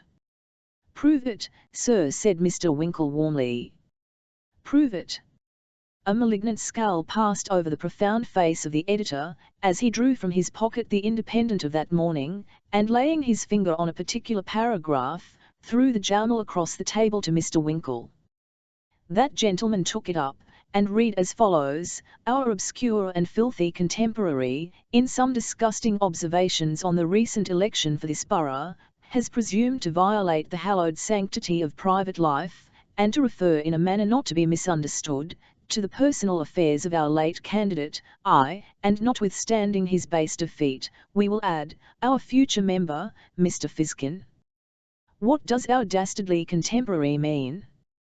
What would the Nulfian say, if we, setting at naught, like him, the decencies of social intercourse, were to raise the curtain which happily conceals his private life from general ridicule, not to say from general execration? What, if we were even to point out, and comment on, facts and circumstances, which are publicly notorious, and beheld by every one but our mole-eyed contemporary? What if we were to print the following effusion, which we received while we were writing the commencement of this article, from a talented fellow townsman and correspondent? Lines 10 a.m. bus o pot. You'd known how false she'd have grown, when you heard the marriage bells tinkle. You'd have acne then, what you cannot help now. What said Mr. Pot solemnly? What rhymes to tinkle, villain? What rhymes to tinkle? Said Mrs. Pot, whose entrance at the moment forestalled the reply. What rhymes to tinkle? Why, Winkle, I should conceive. Saying this, Mrs. Pot smiled sweetly on the disturbed Pickwickian, and extended her hand towards him. The agitated young man would have accepted it, in his confusion, had not Pot indignantly interposed. "Back, back," said the editor. "Take his hand before my very face." "Mr. P. said his astonished lady. "Wretched woman, look here," exclaimed the husband. "Look here, lines to a brass pot." "Brass pot, that's me, False she'd have grown, that's you, mew." With this ebullition of rage, which was not unaccompanied with something like a tremble, at the expression of his wife's face, Mr. Pot dashed the current number of the Eatanswill Independent at her feet. "Upon my word, sir," said the astonished Mrs. Pot, stooping to pick up the paper. "Upon my word, sir." Mr. Pot winced beneath the contemptuous gaze of his wife. He had made a desperate struggle to screw up his courage, but it was fast coming unscrewed again. "There appears nothing very tremendous in this little sentence, upon my word, sir, when it comes to be read, but the tone of voice in which it was delivered, and the look that accompanied it, both seeming to bear reference to some revenge to be thereafter visited upon the head of Pot, produced their effect upon him. The most unskilful observer could have detected in his troubled countenance a readiness to resign his Wellington boots to any efficient substitute who would have consented to stand in them at that moment. Mrs. Pot read the paragraph, uttered a loud shriek, and threw herself at full length on the hearthrug, screaming, and tapping it with the heels of her shoes, in a manner which could leave no doubt of the propriety of her feelings on the occasion. "My dear," said the terrified Pot, "L didn't say I believed," but the unfortunate man's voice was drowned in the screaming of his partner. "Mrs. Pot, let me entreat you, my dear, to compose yourself," said Mr. Winkle, but the shrieks and tappings were louder, and more frequent than ever. "My dear," said Mr. Pot, "I'm very sorry. If you won't consider your own health, consider me, my dear. We shall have a crowd round the house." But the more strenuously Mr. Pot entreated, the more vehemently the screams poured forth. Very fortunately, however, attached to Mrs. Pot's person was a bodyguard of one, a young lady whose ostensible employment was to preside over her toilet, but who rendered herself useful in a variety of ways, and in none more so than in the particular department of constantly aiding and abetting her mistress in every wish and inclination opposed to the desires of the unhappy Pot. The screams reached this young lady's ears in due course, and brought her into the room with a speed which threatened to derange, materially, the very exquisite enangement of her cap and ringlets. "Oh, my dear, dear mistress," exclaimed the bodyguard, kneeling frantically by the side of the prostrate Mrs. Pott. "Oh, my dear mistress, what is the matter?" "Your master, your brutal master," murmured the patient. Pott was evidently giving way. "It's a shame," said the bodyguard reproachfully. "I know he'll be the death on you.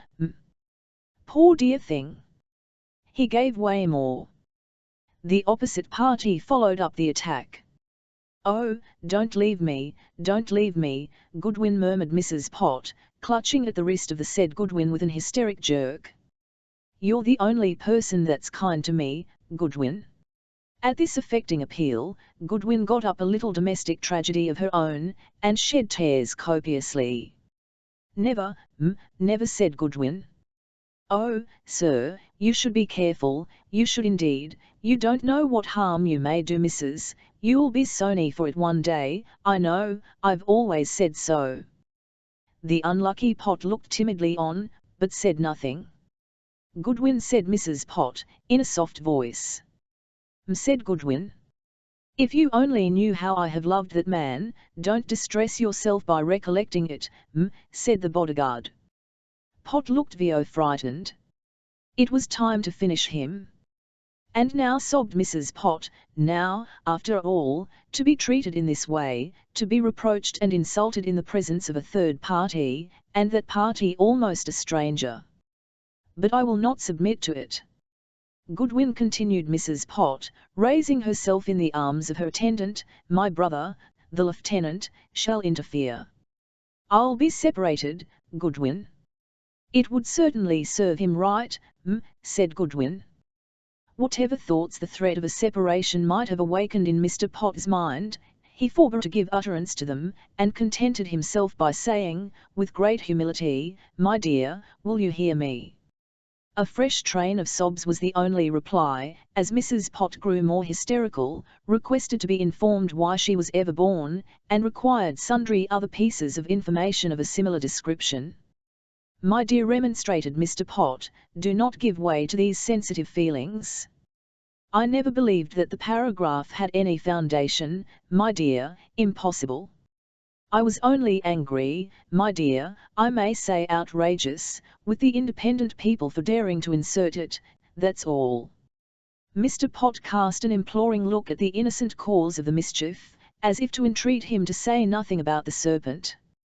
"And what steps, sir, do you mean to take to obtain redress?" inquired Mr. Winkle, gaining courage as he saw Pott losing it. "Oh, Goodwin," observed Mrs. Pott, "does he mean to horsewhip the editor of the Independent, does he, Goodwin?" "Hush, hush, pray keep yourself quiet," replied the bodyguard. "I dare say he will, if I wish it, "Certainly," said Pott, as his wife evinced decided symptoms of going off again. "Of course I shall." "When, Goodwin, when?" said Mrs. Pott, still undecided about the going off. "Immediately, of course," said Mr. Pott, "before the day is out." "Oh, Goodwin," resumed Mrs. Pott, "it's the only way of meeting the slander, and setting me right with the world." "Certainly," replied Goodwin. No man as is a man, could refuse to do it, so, as the hysterics were still hovering about, Mr. Pott said once more that he would do it, but Mrs. Pott was so overcome at the bare idea of having ever been suspected, that she was half a dozen times on the very verge of a relapse, and most unquestionably would have gone off, had it not been for the indefatigable efforts of the assiduous Goodwin, and repeated entreaties for pardon from the conquered Pott, and finally, when that unhappy individual had been frightened and snubbed down to his proper level, Mrs. Pott and they went to breakfast. "You will not allow this base newspaper slander to shorten your stay here, Mr. Winkle," said Mrs. Pott, smiling through the traces of her tears. "I hope not," said Mr. Pott, actuated, as he spoke, by a wish that his visitor would choke himself with the morsel of dry toast which he was raising to his lips at the moment, and so terminate his stay effectually. "I'll hope not." "You are very good," said Mr. Winkle, "but a letter has been received from Mr. Pickwick, so I learn by a note from Mr. Tupman, which was brought up to my bedroom door, this morning, in which he requests us to join him at Bury today, and we are to leave by the coach at noon." "But you will come back," said Mrs. Pott. "Oh, certainly," replied Mr. Winkle. "You are quite sure?" said Mrs. Pott, stealing a tender look at her visitor. "Quite," responded Mr. Winkle. The breakfast passed off in silence, for each of the party was brooding over his, or her, own personal grievances. Mrs. Pott was regretting the loss of a beau, Mr. Pott his rash pledge to also hip the Independent, Mr. Winkle his having innocently placed himself in so awkward a situation. Noon approached, and after many adieux and promises to return, he tore himself away. "If he ever comes back, I'll poison him," thought Mr. Pott, as he turned into the little back office where he prepared his thunderbolts. "If I ever do come back, and mix myself up with these people again," thought Mr. Winkle, as he wended his way to the Peacock, "I shall deserve to be also hipped myself, that's all." His friends were ready, the coach was nearly so, and in half an hour they were proceeding on their journey, along the road over which Mr. Pickwick and Sam had so recently travelled, and of which, as we have already said something, we do not feel called upon to extract Mr. Snodgrass's poetical and beautiful description. Mr. Weller was standing at the door of the Angel, ready to receive them, and by that gentleman they were ushered to the apartment of Mr. Pickwick, where, to the no small surprise of Mr. Winkle and Mr. Snodgrass, and the no small embarrassment of Mr. Tupman, they found old Wardle and Trundle. "How are you?" said the old man, grasping Mr. Tupman's hand. "Don't hang back, or look sentimental about it, it can't be helped, old fellow. For her sake, I wish you'd had her, for your own, I'm glad you have not. A young fellow like you will do better one of these days, eh?" With this conclusion, Wardle slapped Mr. Tupman on the back, and laughed heartily. "Well, and how are you, my fine fellows?" said the old gentleman, shaking hands with Mr. Winkle and Mr. Snodgrass at the same time. "I have just been telling Pickwick that we must have you all down at Christmas. We're going to have a wedding, a real wedding this time." "A wedding?" exclaimed Mr. Snodgrass, turning very pale. "Yes, a wedding. But don't be frightened," said the good-humoured old man, "it's only Trundle there, and Bella." "Oh, is that all?" said Mr. Snodgrass, relieved from a painful doubt which had fallen heavily on his breast. "Give you joy, sir. How is Joe?" "Very well," replied the old gentleman. "Sleepy as ever. And your mother, and the clergyman, and all of 'em?" "Quite well." "Where," said Mr. Tupman, with an effort, "where is she, sir?" and he turned away his head, and covered his eyes with his hand. "She," said the old gentleman, with a knowing shake of the head. "Do you mean my single relative, eh?" Mr. Tupman, by a nod, intimated that his question applied to the disappointed Rachel.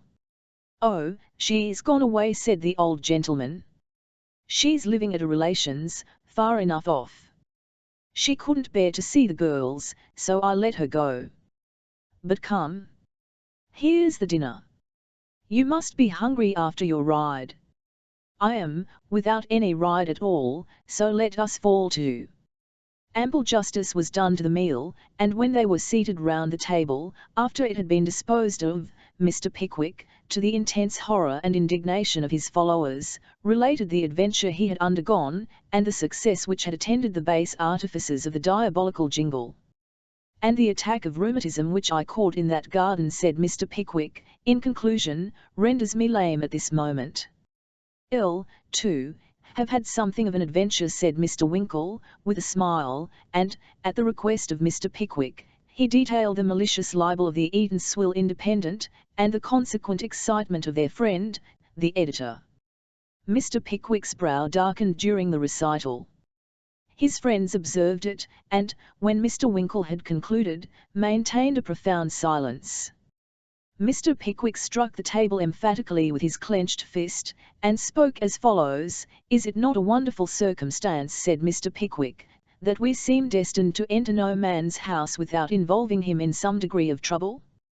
Does it not, I ask, bespeak the indiscretion, or, worse than that, the blackness of heart, that I should say my followers, that, beneath whatever roof they locate, they disturb the peace of mind and happiness of some confiding female?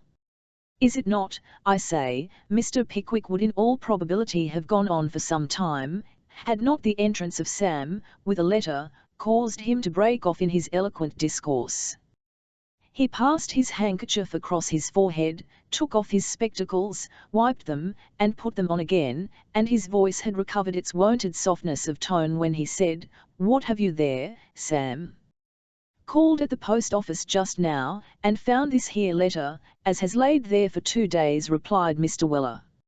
"It's sealed with a var and directed in round hand." "Don't know this hand," said Mr. Pickwick, opening the letter. "Mercy on us! What's this? It must be a jest, be true." "What's the matter?" was the general inquiry. "Why, nobody dead, is there?" said Wardle, alarmed at the horror in Mr. Pickwick's countenance. Mr. Pickwick made no reply, but, pushing the letter across the table, and desiring Mr. Tupman to read it aloud, fell back in his chair with a look of vacant astonishment quite alarming to behold. Mr. Tupman, with a trembling voice, read the letter, of which the following is a copy: Freeman's Courtful, Camille, the 28th of August, 1827. Buddell against Pickwick. Sir, having been instructed by Mrs. Martha Buddell to commence an action against you for a breach of promise of marriage, for which the plaintiff lays her damages at £1,500, we beg to inform you that a writ has been issued against you in this suit in the Court of Common Pleas, and request to know, by return of post, the name of your attorney in London, who will accept service thereof. We are, sir, your obedient servants, Dodson and Fogg. Mr. Samuel Pickwick. There was something so impressive in the mute astonishment with which each man regarded his neighbour, and every man regarded Mr. Pickwick, that all seemed afraid to speak. The silence was at length broken by Mr. Tupman. "Dodson and Fogg," he repeated mechanically. "Buddell and Pickwick," said Mr. Snodgrass, musing. "Peace of mind and happiness of confiding females," murmured Mr. Winkle, with an air of abstraction. "It's a conspiracy," said Mr. Pickwick, at length recovering the power of speech, "a base conspiracy between these two grasping attorneys, Dodson and Fogg. Mrs. Buddell would never do, hasn't the heart to do it, she hasn't the case to do it. Ridiculous, ridiculous." "Of her heart," said Wardle, with a smile, "you should certainly be the best judge. I don't wish to discourage you, but I should certainly say that, of her case, Dodson and Fogg are far better judges than any of us can be." "It's a vile attempt to extort money," said Mr. Pickwick. "I hope it is," said Wardle, with a short, dry cough. "Who ever heard me address her in any way but that in which a lodger would address his landlady?" continued Mr. Pickwick, with great vehemence. "Who ever saw me with her?" "Not even my friends here, except on one occasion," said Mr. Tupman. Mr. Pickwick changed colour. "All," said Mr. Wardle. "Well, that's important. There was nothing suspicious then, I suppose?" Mr. Tupman glanced timidly at his leader. "Why," said he, "there was nothing suspicious, but, I don't know how it happened, mind, she certainly was reclining in his arms." "Gracious powers!" ejaculated Mr. Pickwick, as the recollection of the scene in question struck forcibly upon him. "What a dreadful instance of the force of circumstances!" "So she was, so she was. And our friend was soothing her anguish," said Mr. Winkle, rather maliciously. "So I was," said Mr. Pickwick. "I don't deny it. So I was." "Hollow," said Wardle, "for a case in which there's nothing suspicious, this looks rather queer, eh, Pickwick? Ah, sly dog," and he laughed till the glasses on the sideboard rang again. "What a dreadful conjunction of appearances!" exclaimed Mr. Pickwick, resting his chin upon his hands. "Beg your pardon for the observations I made just now. We are all the victims of circumstances, and I the greatest. With this apology Mr. Pickwick buried his head in his hands, and minuted, while Wardle measured out a regular circle of nods and winks, addressed to the other members of the company. "I'll have it explained, though," said Mr. Pickwick, raising his head and hammering the table. "I'll see this Dodson and Fogg. I'll go to London tomorrow." "Not tomorrow," said Wardle, "you're too lame." "Well, then, next day." "Next day is the 1st of September, and you're pledged to ride out with us, as far as Sir Geoffrey Manning's grounds at all events, and to meet us at lunch, if you don't take the field." "Well, then, the day after," said Mr. Pickwick, "Thursday.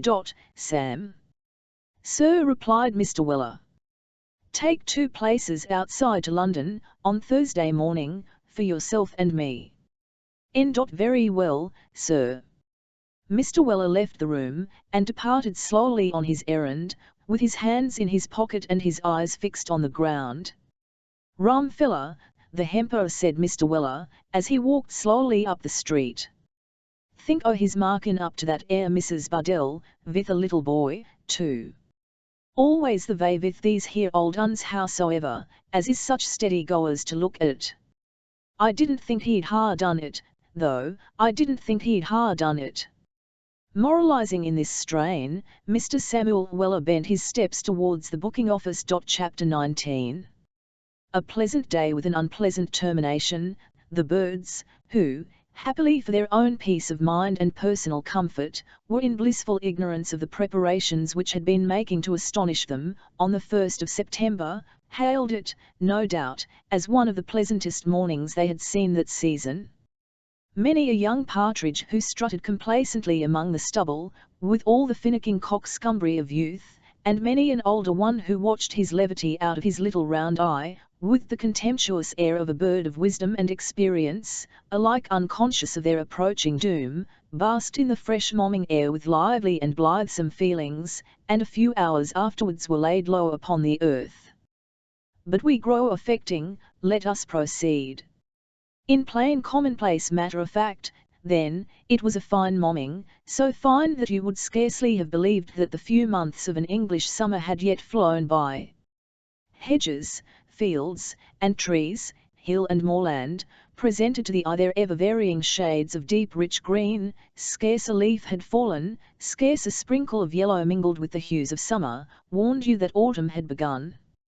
The sky was cloudless, the sun shone out bright and warm, the songs of birds, the hum of myriads of summer insects, filled the air, and the cottage gardens, crowded with flowers of every rich and beautiful tint, sparkled, in the heavy dew, like beds of glittering jewels. Everything bore the stamp of summer, and none of its beautiful colour had yet faded from the dye. Such was the morning, when an open carriage, in which were 3 Pickwickians, Mr. Snodgrass having preferred to remain at home, Mr. Wardle, and Mr. Trundle, with Sam Weller on the box beside the driver, pulled up by a gate at the roadside, before which stood a tall, raw-boned gamekeeper, and a half-booted, leather-legginged boy, each bearing a bag of capacious dimensions, and accompanied by a brace of pointers. "Ilse," whispered Mr. Winkle to Wardle, as the man let down the steps, "they don't suppose we're going to kill game enough to fill those bags, do they?" "Fill them!" exclaimed old Wardle. "Bless you, yes. You shall fill one, and I the other, and when we've done with them, the pockets of our shooting jackets will hold as much more." Mr. Winkle dismounted without saying anything in reply to this observation, but he thought within himself, that if the party remained in the open air, till he had filled one of the bags, they stood a considerable chance of catching colds in their heads. "Hi, Juno, lass, hi, old girl, down, Daff, down," said Wardle, caressing the dogs. "Sir Geoffrey still in Scotland, of course, Martin?" The tall gamekeeper replied in the affirmative, and looked with some surprise from Mr. Winkle, who was holding his gun as if he wished his coat pocket to save him the trouble of pulling the trigger, to Mr. Tupman, who was holding his as if he was afraid of it, as there is no earthly reason to doubt he really was. "My friends are not much in the way of this sort of thing yet," Martin said Wardle, noticing the look. "Live and lean, you know. They'll be good shots one of these days. I beg my friend Winkle's pardon, though, he has had some practice. Mr. Winkle smiled feebly over his blue neckerchief in acknowledgment of the compliment, and got himself so mysteriously entangled with his gun, in his modest confusion, that if the piece had been loaded, he must inevitably have shot himself dead upon the spot. "You mustn't handle your piece in that air way, when you come to have the charge in it, sir," said the tall gamekeeper GNLFFLY, "or I'm damned if I won't make cold meat of some on us."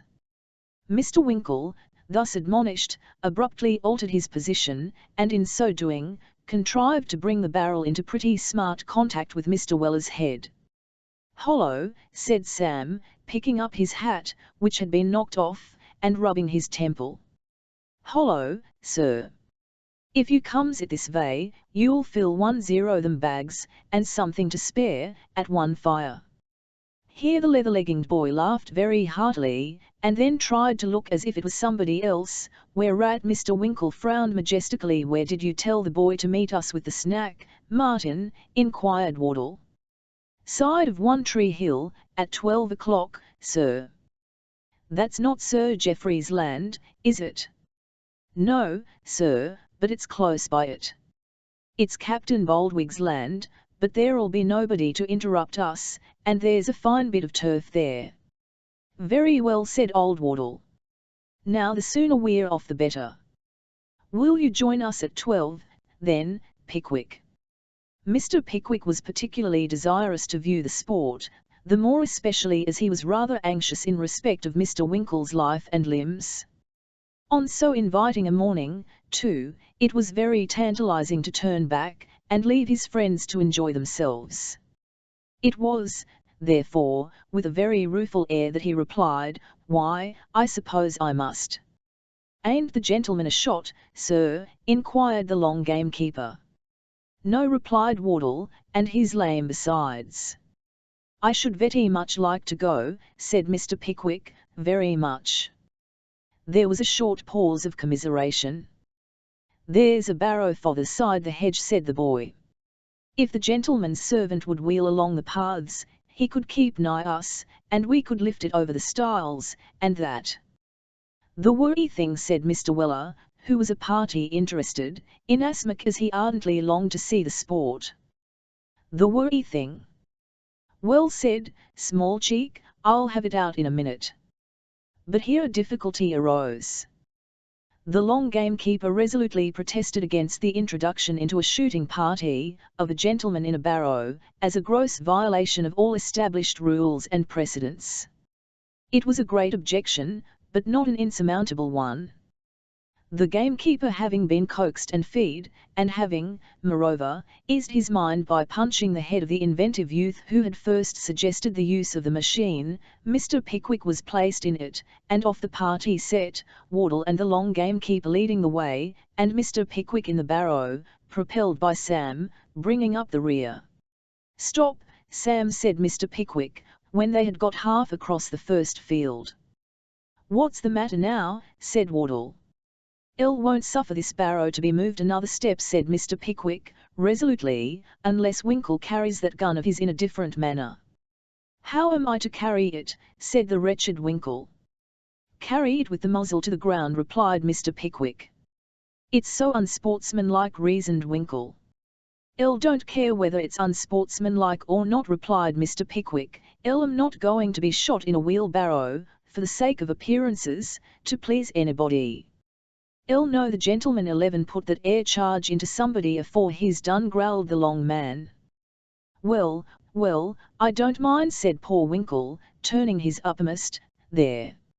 Anything for a quiet life," said Mr. Weller, and on they went again.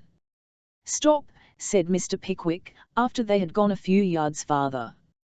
"What now?" said Wardle. "That gun of Tupman's is not safe." "I know it isn't," said Mr. Pickwick. "Eh? What? Not safe?" said Mr. Tupman, in a tone of great alarm. "Not as you are carrying it," said Mr. Pickwick. "I'm very sorry to make any further objection, but I cannot consent to go on, unless you carry it as Winkle does his." "I think you had better, sir," said the long gamekeeper, "or you're quite as likely to lodge the charge in yourself as in anything else." Mr. Tupman, with the most obliging haste, placed his piece in the position required, and the party moved on again, the two amateurs marching with reversed arms, like a couple of privates at a royal funeral. The dogs suddenly came to a dead stop, and the party, advancing stealthily a single pace, stopped too. "What's the matter with the dog's legs?" whispered Mr. Winkle. "How queer they are standing." "Hush, can't you?" replied Wardle softly. "Don't you see, they are making a point." "Making a point," said Mr. Winkle, staring about him, as if he expected to discover some particular beauty in the landscape, which the sagacious animals were calling special attention to. "Making a point? What are they pointing at?" "Keep your eyes open," said Wardle, not heeding the question in the excitement of the moment. "Now then." There was a sharp whirring noise, that made Mr. Winkle start back as if he had been shot himself. Bang, bang, went a couple of guns, the smoke swept quickly away over the field, and curled into the air. "Where are they?" said Mr. Winkle, in a state of the highest excitement, turning round and round in all directions. "Where are they? Tell me when to fire. Where are they? Where are they?" "Where are they?" said Wardle, taking up a brace of birds which the dogs had deposited at his feet. "Why, here they are." "No, no, I mean the others," said the bewildered Winkle. "Far enough off, by this time," replied Wardle, coolly reloading his gun. "We shall very likely be up with another covey in 5 minutes," said the long gamekeeper. "If the gentleman begins to fire now, perhaps he'll just get the shot out of the barrel by the time they rise." "How ha! Ha!" roared Mr. Weller. "Sam," said Mr. Pickwick, compassionating his follower's confusion and embarrassment. "Sir, don't laugh." "Certainly not, sir." So, by way of indemnification, Mr. Weller contorted his features from behind the wheelbarrow, for the exclusive amusement of the boy with the leggings, who thereupon burst into a boisterous laugh, and was summarily cuffed by the long gamekeeper, who wanted a pretext for turning round, to hide his own merriment. "Bravo, old fellow," said Wardle to Mr. Tupman, "you fired that time, at all events." "Oh, yes," replied Mr. Tupman, with conscious pride. "I let it off." "Well done. You'll hit something next time, if you look sharp." "Very easy, ain't it?" "Yes, it's very easy," said Mr. Tupman. "How it hurts one's shoulder, though. It nearly knocked me backwards. I had no idea these small firearms kicked so." "All," said the old gentleman, smiling, "you'll get used to it in time. Now then, all ready, all right with the barrow there?" "All right, sir," replied Mr. Weller. "Come along, then." "Hold hard, sir," said Sam, raising the barrow. "Aye, aye," replied Mr. Pickwick, and on they went, as briskly as need be. "Keep that barrow back now," cried Wardle, when it had been hoisted over a stile into another field, and Mr. Pickwick had been deposited in it once more. "All right, sir," replied Mr. Weller, pausing. "Now, Winkle," said the old gentleman, "follow me softly, and don't be too late this time." "Never fear," said Mr. Winkle. "Are they pointing?" "No, no, not now." "Quietly now, quietly." On they crept, and very quietly they would have advanced, if Mr. Winkle, in the performance of some very intricate evolutions with his gun, had not accidentally fired, at the most critical moment, over the boy's head, exactly in the very spot where the tall man's brain would have been, had he been there instead. "Why, what on earth did you do that for?" said old Wardle, as the birds flew unharmed away. "Never saw such a gun in my life," replied poor Mr. Winkle, looking at the lock, as if that would do any good. "It goes off of its own accord." "It will do it." "Will do it," echoed Wardle, with something of irritation in his manner. "I wish it would kill something of its own accord." It'll do that afore long, sir, observed the tall man, in a low, prophetic voice.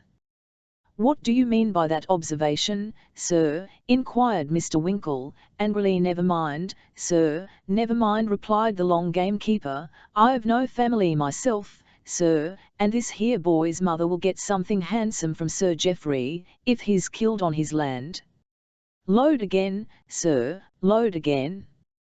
Take away his gun, cried Mr. Pickwick from the barrow, horror-stricken at the long man's dark insinuations.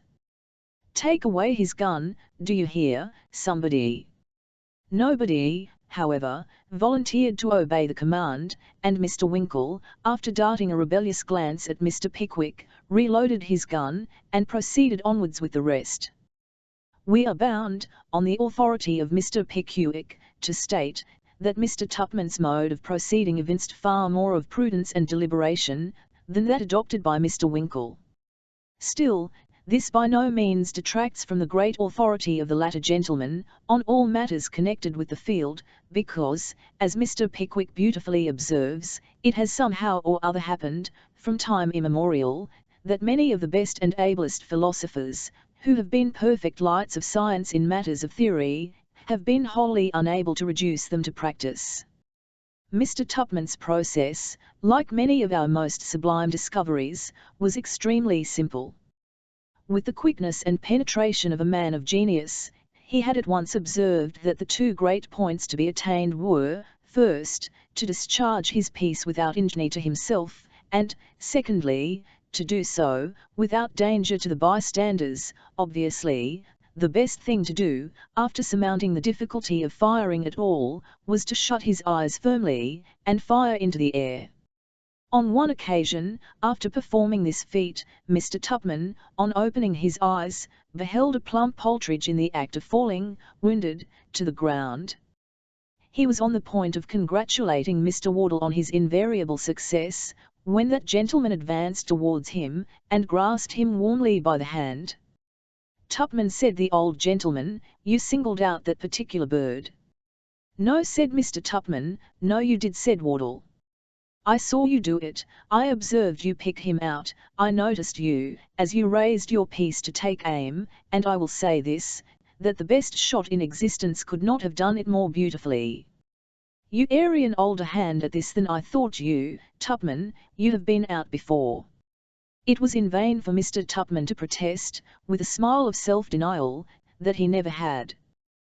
The very smile was taken as evidence to the contrary, and from that time forth his reputation was established. It is not the only reputation that has been acquired as easily, nor are such fortunate circumstances confined to partridge shooting.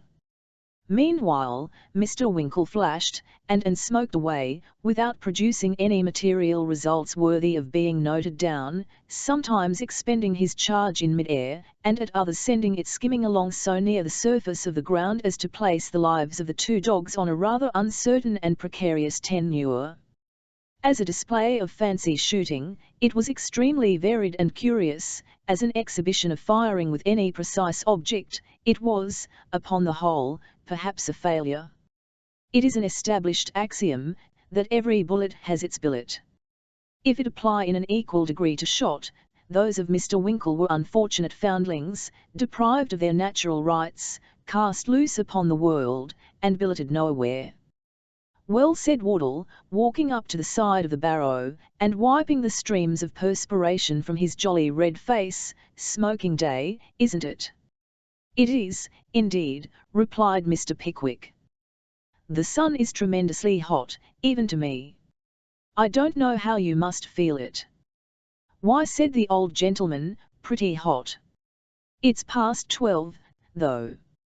You see that green hill there? Certainly. That's the place where we are to lunch, and, by Jove, there's the boy with the basket, punctual as clockwork. So he is, said Mr. Pickwick, brightening up. Good boy, that. I'll give him a shilling, presently. Now, then, Sam, wheel away. Hold on, sir, said Mr. Weller, invigorated with the prospect of refreshments. Out of the way, young leathers. If you wally my precious life don't upset me, as the gentleman said to the driver when they was a canyon him to Tyburn. And quickening his pace to a sharp run, Mr. Weller wheeled his master nimbly to the green hill, shot him dexterously out by the very side of the basket, and proceeded to unpack it with the utmost dispatch. "Wheel pie," said Mr. Weller, soliloquizing, as he arranged the eatables on the grass. "Werry good thing is wheel pie, when you know the lady as made it, and is quite sure it ain't kittens, and alter all though, where's the odds, when they are so like wheel that the werry piemen themselves don't know the difference." "Don't they, Sam?" said Mr. Pickwick. "Not they, sir," replied Mr. Weller, touching his hat. "Il lodged in the same house with a pieman once, sir, and a werry nice man he was, reg'lar clever chap, too, make pies out zero anything, he could." "What a number zero cats you keep, Mr. Brooks," says I, when I'd got intimate with him. "Ah," says he, "I do, a good many," says he. "You must be you fond o' cats," says I. "Other people is," says he, a winking at me. "They ain't in season till the winter though," says he. "Not in season," says El. "No," says he, "fruits is in, cats is out." "Why, what do you mean?" says El. "Mean," says he, "that I'll never be a party to the combination zero the butchers, to keep up the price zero meat," says he. "Mr. Weller," says he, a squeezing my hand werry hard, and whispering in my ear, "don't mention this here again, but it's the seasonin' as does it. They are all made o' them noble animals," says he, a pointin' to a werry nice little tabby kitten, "and I seasons 'em for beefsteak, weal or kidney, 'cording to the demand. And more than that," says he, "I can make a weal a beefsteak, or a beefsteak a kidney, or any one on 'em a mutton, at a minute's notice, just as the market changes, and appetites vary." "He must have been a very ingenious young man, that, Sam," said Mr. Pickwick, with a slight shudder. "Just was, sir," replied Mr. Weller, continuing his occupation of emptying the basket, "and the pies was beautiful. Tongue, well that's a werry good thing when it ain't a woman's. Bread, knuckle o' ham, reg'lar picter, cold beef in slices, werry good. What's in them stone jars, young touch and go?" "Beer in this one," replied the boy, taking from his shoulder a couple of large stone bottles, fastened together by a leathern strap, "cold punch in tea other." "And a well good notion of a lunch it is, take it altogether," said Mr. Weller, surveying his arrangement of the repast with great satisfaction. "Now, gentlemen, fall on, as the English said to the French when they fixed baggonets." It needed no second invitation to induce the party to yield full justice to the meal, and as little pressing did it require to induce Mr. Weller, the long game keeper, and the two boys, to station themselves on the grass, at a little distance, and do good execution upon a decent proportion of the viands. An old oak afforded a pleasant shelter to the group, and a rich prospect of arable and meadowland, intersected with luxuriant hedges, and richly ornamented with wood, lay spread out before them. "This is delightful, thoroughly delightful," said Mr. Pickwick, the skin of whose expressive countenance was rapidly peeling off, with exposure to the "so it is, old fellow," replied Wardle. "Come, a glass of punch." "With great pleasure," said Mr. Pickwick, the satisfaction of whose countenance, after drinking it, bore testimony to the sincerity of the reply. "Good," said Mr. Pickwick, smacking his lips. "Very good. I'll take another." "Cool, very cool. Come, gentlemen," continued Mr. Pickwick, still retaining his hold upon the jar, "a toast. Our friends at Dingley Dell." The toast was drunk with loud acclamations. "I'll tell you what I shall do, to get up my shooting again," said Mr. Winkle, who was eating bread and ham with a pocket knife. "I'll put a stuffed partridge on the top of a post, and practice at it, beginning at a short distance, and lengthening it by degrees. I understand it's capital practice." "I'll know a gentleman, sir," said Mr. Weller, as did that, and begun at 2 yards, but he never tried it on again, for he blowed the bird right clean away at the first fire, and nobody ever seed a feather on him arterwards. Sam, said Mr. Pickwick. Sir, replied Mr. Weller. Have the goodness to reserve your anecdotes till they are called for. Certainly, sir. Here Mr. Weller winked the eye which was not concealed by the beer can he was raising to his lips, with such exquisite facetiousness, that the two boys went into spontaneous convulsions, and even the long man condescended to smile. Well, that certainly is most capital cold punch, said Mr. Pickwick, looking earnestly at the stone bottle, and the day is extremely warm, and, Tupman, my dear friend, a glass of punch. With the greatest delight, replied Mr. Tupman, and having drank that glass, Mr. Pickwick took another, just to see whether there was any orange peel in the punch, because orange peel always disagreed with him, and finding that there was not, Mr. Pickwick took another glass to the health of their absent friend, and then felt himself imperatively called upon to propose another in honour of the punch compounder, unknown. This constant succession of glasses produced considerable effect upon Mr. Pickwick. His countenance beamed with the most sunny smiles, laughter played around his lips, and good-humoured merriment twinkled in his eye. Yielding by degrees to the influence of the exciting liquid, rendered more so by the heat, Mr. Pickwick expressed a strong desire to recollect a song which he had heard in his infancy, and the attempt proving abortive, sought to stimulate his memory with more glasses of punch, which appeared to have quite a contrary effect, for, from forgetting the words of the song, he began to forget how to articulate any words at all, and finally, after rising to his legs to address the company in an eloquent speech, he fell into the banhouse, and fast asleep, simultaneously. The basket having been repacked, and it being found perfectly impossible to awaken Mr. Pickwick from his torpor, some discussion took place whether it would be better for Mr. Weller to wheel his master back again, or to leave him where he was, until they should all be ready to return. The latter course was at length decided on, and as the funner expedition was not to exceed an hour's duration, and as Mr. Weller begged very hard to be one of the party, it was determined to leave Mr. Pickwick asleep in the barrow, and to call for him on their return. So away they went, leaving Mr. Pickwick snoring most comfortably in the shade. That Mr. Pickwick would have continued to snore in the shade until his friends came back, or, in default thereof, until the shades of evening had fallen on the landscape, there appears no reasonable cause to doubt, always supposing that he had been suffered to remain there in peace. But he was not suffered to remain there in peace. And this was what prevented him.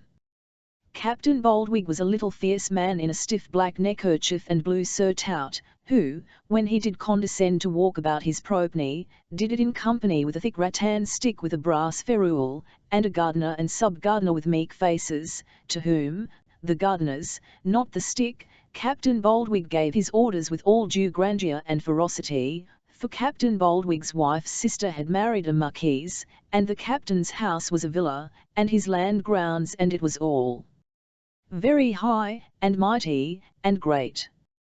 Mr. Pickwick had not been asleep half an hour when little Captain Baldwig, followed by the two gardeners, came striding along as fast as his size and importance would let him, and when he came near the oak tree, Captain Baldwig paused and drew a long breath, and looked at the prospect as if he thought the prospect ought to be highly gratified at having him to take notice of it, and then he struck the ground emphatically with his stick, and summoned the head gardener.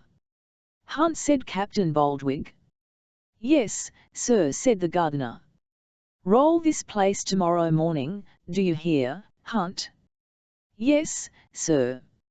"And take care that you keep this place in good order, do you hear?" "Yes, sir." "And remind me to have a board done about trespassers, and spring guns, and all that sort of thing, to keep the common people out. Do you hear, Hunt, do you hear?" "I'll not forget it, sir." "I beg your pardon, sir," said the other man, advancing, with his hand to his hat. "Well, Wilkins, what's the matter with you?" said Captain Baldwig. "I'll beg your pardon, sir, but I think there have been trespassers here today." "Ha," said the captain, scowling around him. "Yes, sir, they have been dining here, I think, sir." "Why, damn their audacity, so they have," said Captain Boldwig, as the crumbs and fragments that were strewn upon the grass met his eye. "They have actually been devouring their food here." "I wish I had the vagabonds here," said the captain, clenching the thick stick. "I wish I had the vagabonds here," said the captain wrathfully. "Beg your pardon, sir," said Wilkins, but what?" "Ill," roared the captain, and following the timid glance of Wilkins, his eyes encountered the wheelbarrow and Mr. Pickwick. "Who are you, you rascal?" said the captain, administering several pokes to Mr. Pickwick's body with the thick stick. "What's your name?" "Cold Punch," murmured Mr. Pickwick, as he sank to sleep again. "What?" demanded Captain Boldwig. No reply. "What did he say his name was?" asked the captain. "Punch, I think, sir," replied Wilkins. "That's his impudence, that's his confounded impudence," said Captain Boldwig. "He's only feigning to be asleep now," said the captain, in a high passion. "He's drunk, he's a drunken plebeian. Wheel him away, Wilkins, wheel him away directly." "Where shall I wheel him to, sir?" inquired Wilkins, with great timidity. "Wheel him to the devil," replied Captain Boldwig. "Very well, sir," said Wilkins. "Stay," said the captain. Wilkins stopped accordingly. "Wheel him," said the captain, "wheel him to the pound, and let us see whether he calls himself Punch when he comes to himself.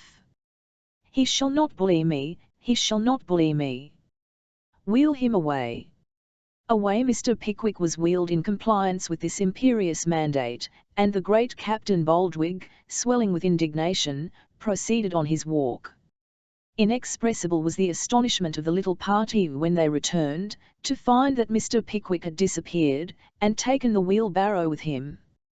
It was the most mysterious and unaccountable thing that was ever heard of.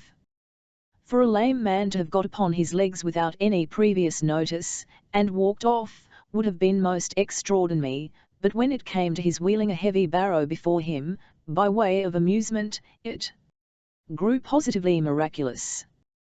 They searched every nook and corner round, together and separately, they shouted, whistled, laughed, called, and all with the same result. Mr. Pickwick was not to be found. After some hours of fruitless search, they arrived at the unwelcome conclusion that they must go home without him. Meanwhile Mr. Pickwick had been wheeled to the pound, and safely deposited therein, fast asleep in the wheelbarrow, to the immeasurable delight and satisfaction not only of all the boys in the village, but 3/4 of the whole population, who had gathered round, in expectation of his waking. If their most intense gratification had been awakened by seeing him wheeled in, how many hundredfold was their joy increased when, after a few indistinct cries of "Sam," he sat up in the barrow, and gazed with indescribable astonishment on the faces before him.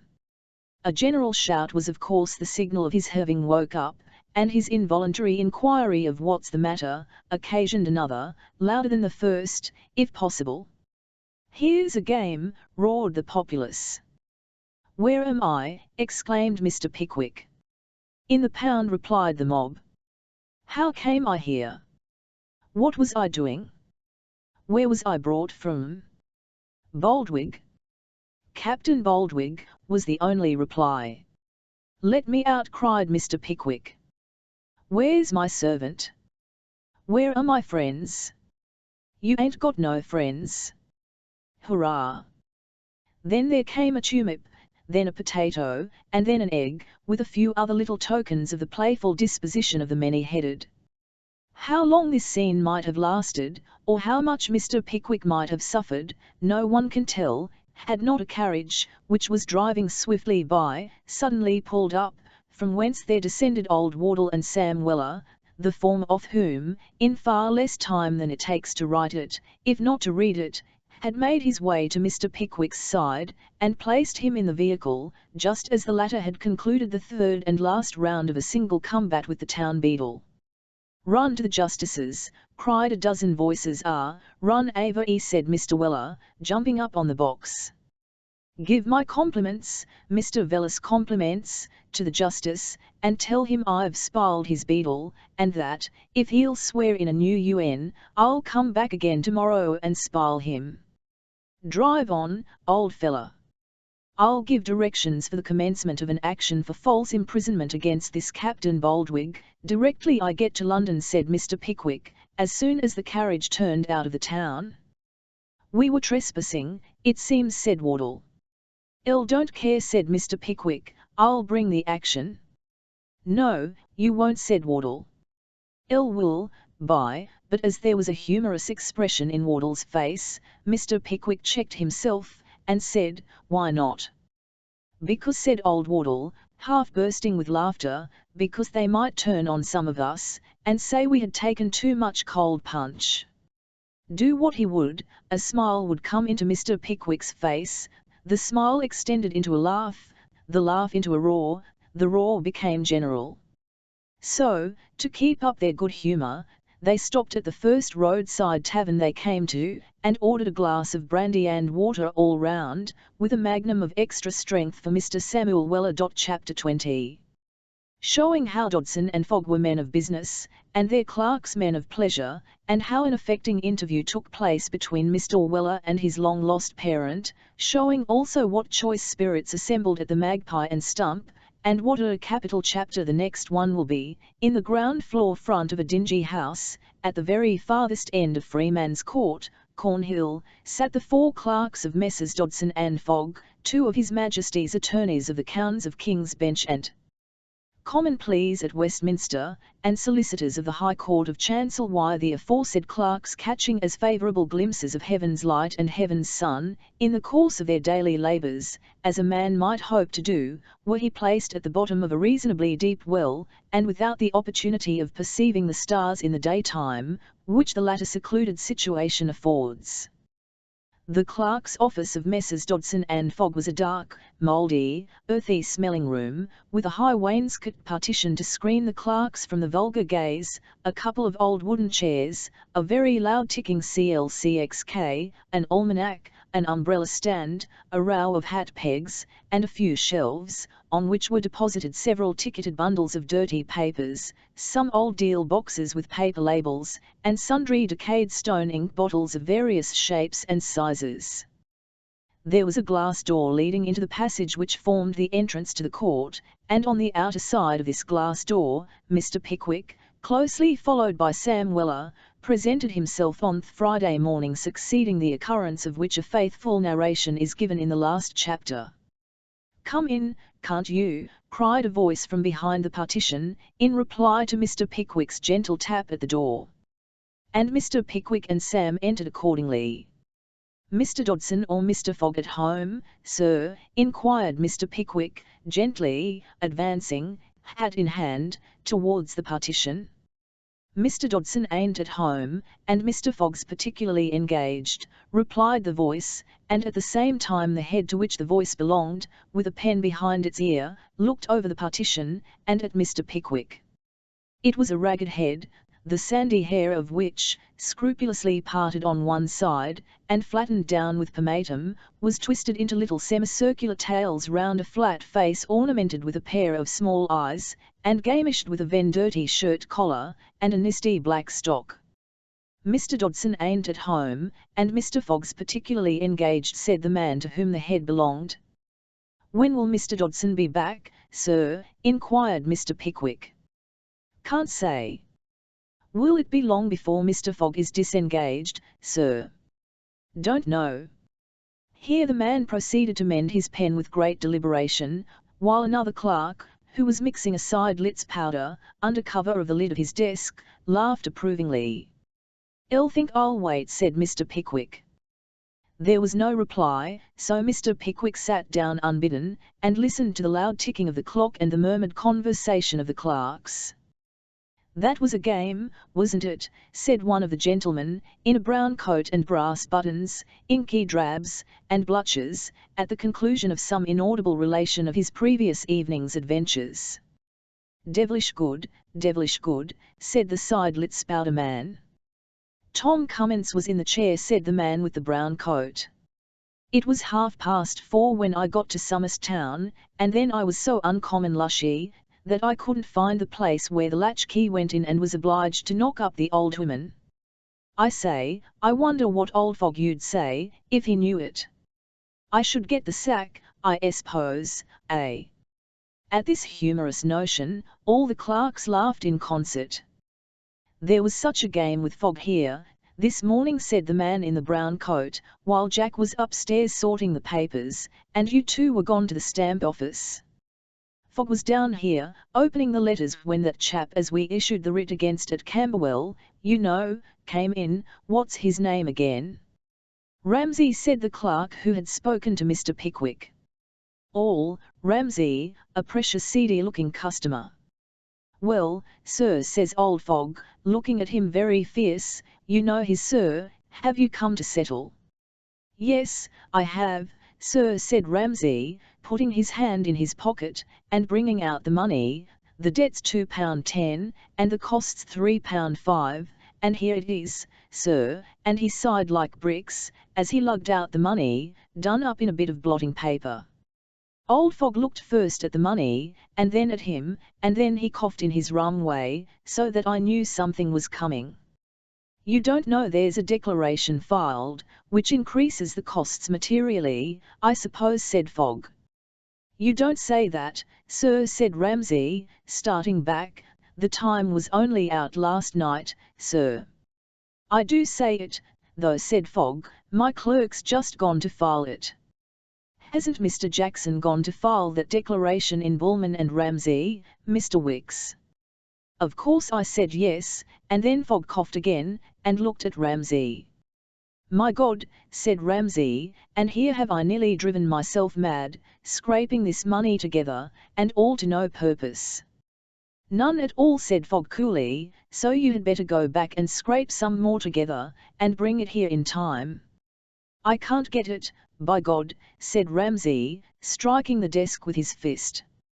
Don't bully me, sir, said Fogg, getting into a passion on Tupman.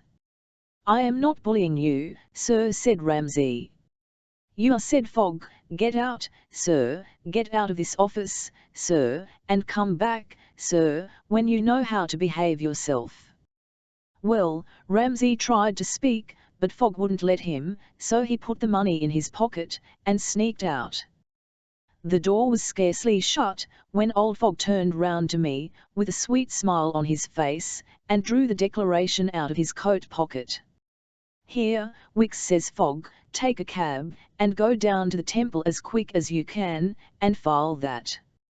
The costs are quite safe, for he's a steady man with a large family, at a salary of 25 shillings a week, and if he gives us a warrant of attorney, as he must in the end, I know his employers will see it paid, so we may as well get all we can get out of him, Mr. Wicks. It's a Christian act to do it, Mr. Wicks, for with his large family and small income, he'll be all the better for a good lesson against getting into debt, won't he, Mr. Wicks, won't he? And he smiled so good-naturedly as he went away, that it was delightful to see him. He is a capital man of business, said Wicks, in a tone of the deepest admiration. Capital, isn't he? The other three cordially subscribed to this opinion, and the anecdote afforded the most unlimited satisfaction. Nice men these here, sir, whispered Mr. Weller to his master, were a nice notion of fun they has, sir. Mr. Pickwick nodded assent, and coughed to attract the attention of the young gentlemen behind the partition, who, having now relaxed their minds by a little conversation among themselves, condescended to take some notice of the stranger. "I'll wonder whether Fogg's disengaged now," said Jackson. "I'll see," said Wicks, dismounting leisurely from his stool. "What name shall I tell Mr. Fogg?" "Pickwick," replied the illustrious subject of these memoirs. Mr. Jackson departed upstairs on his errand, and immediately returned with a message that Mr. Fogg would see Mr. Pickwick in 5 minutes, and having delivered it, returned again to his desk.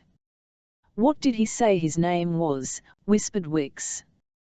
"Pickwick," replied Jackson. "It's the defendant in Buddell and Pickwick."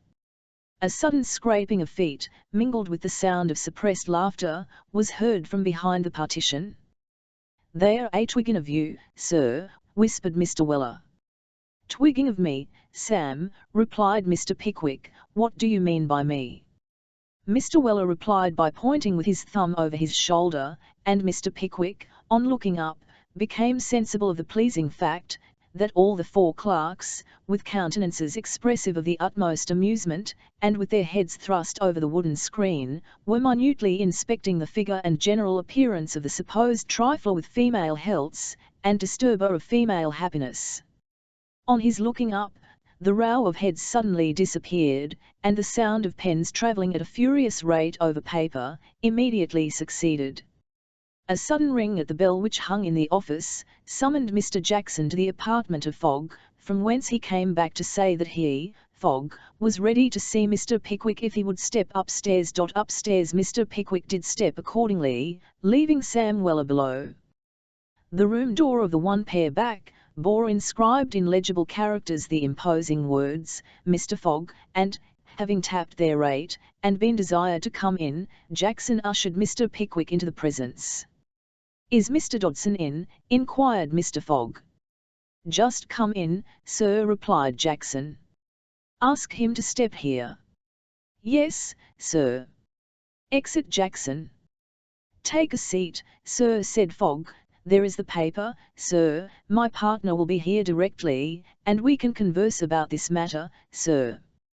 Mr. Pickwick took a seat and the paper, but, instead of reading the latter, peeped over the top of it, and took a survey of the man of business, who was an elderly, pimply-faced, vegetable-diet sort of man, in a black coat, dark mixture trousers, and small black gaiters, a kind of being who seemed to be an essential part of the desk at which he was writing, and to have as much thought or feeling. After a few minutes' silence, Mr. Dodson, a plump, portly, stem-looking man, with a loud voice, appeared, and the conversation commenced. "This is Mr. Pickwick," said Fogg. "Ah. You are the defendant, sir, in Buddell and Pickwick," said Dodson. "I am, sir," replied Mr. Pickwick. "Well, sir," said Dodson, "and what do you propose?" "Ah," said Fogg, thrusting his hands into his trousers pockets, and throwing himself back in his chair, "what do you propose, Mr. Pickwick?" "Hush, Fogg," said Dodson, "let me hear what Mr. Pickwick has to say." "I came, gentlemen," said Mr. Pickwick, gazing placidly on the two partners, "I came here, gentlemen, to express the surprise with which I received your letter of the other day, and to inquire what grounds of action you can have against me." "Grounds of—" Fogg had ejaculated this much, when he was stopped by Dodson. "Mr. Fogg," said Dodson, "I am going to speak." "I beg your pardon, Mr. Dodson," said Fogg. "For the grounds of action, sir," continued Dodson, with moral elevation in his air, "you will consult your own conscience and your own feelings. We, sir, we, are guided entirely by the statement of our client. That statement, sir, may be true, or it may be false, it may be credible, or it may be incredible, but, if it be true, and if it be credible, I do not hesitate to say, sir, that our grounds of action, sir, are strong, and not to be shaken. You may be an unfortunate man, sir, or you may be a designing one, but if I were called upon, as a juryman upon my oath, sir, to express an opinion of your conduct, sir, I do not hesitate to assert that I should have but one opinion about it." Here Dodson drew himself up, with an air of offended virtue, and looked at Fogg, who thrust his hands farther in his pockets, and nodding his head sagely, said, in a tone of the fullest concurrence, "N/lost certainly." "Well, sir," said Mr. Pickwick, with considerable pain depicted in his countenance, "you will permit me to assure you that I am a most unfortunate man, so far as this case is concerned."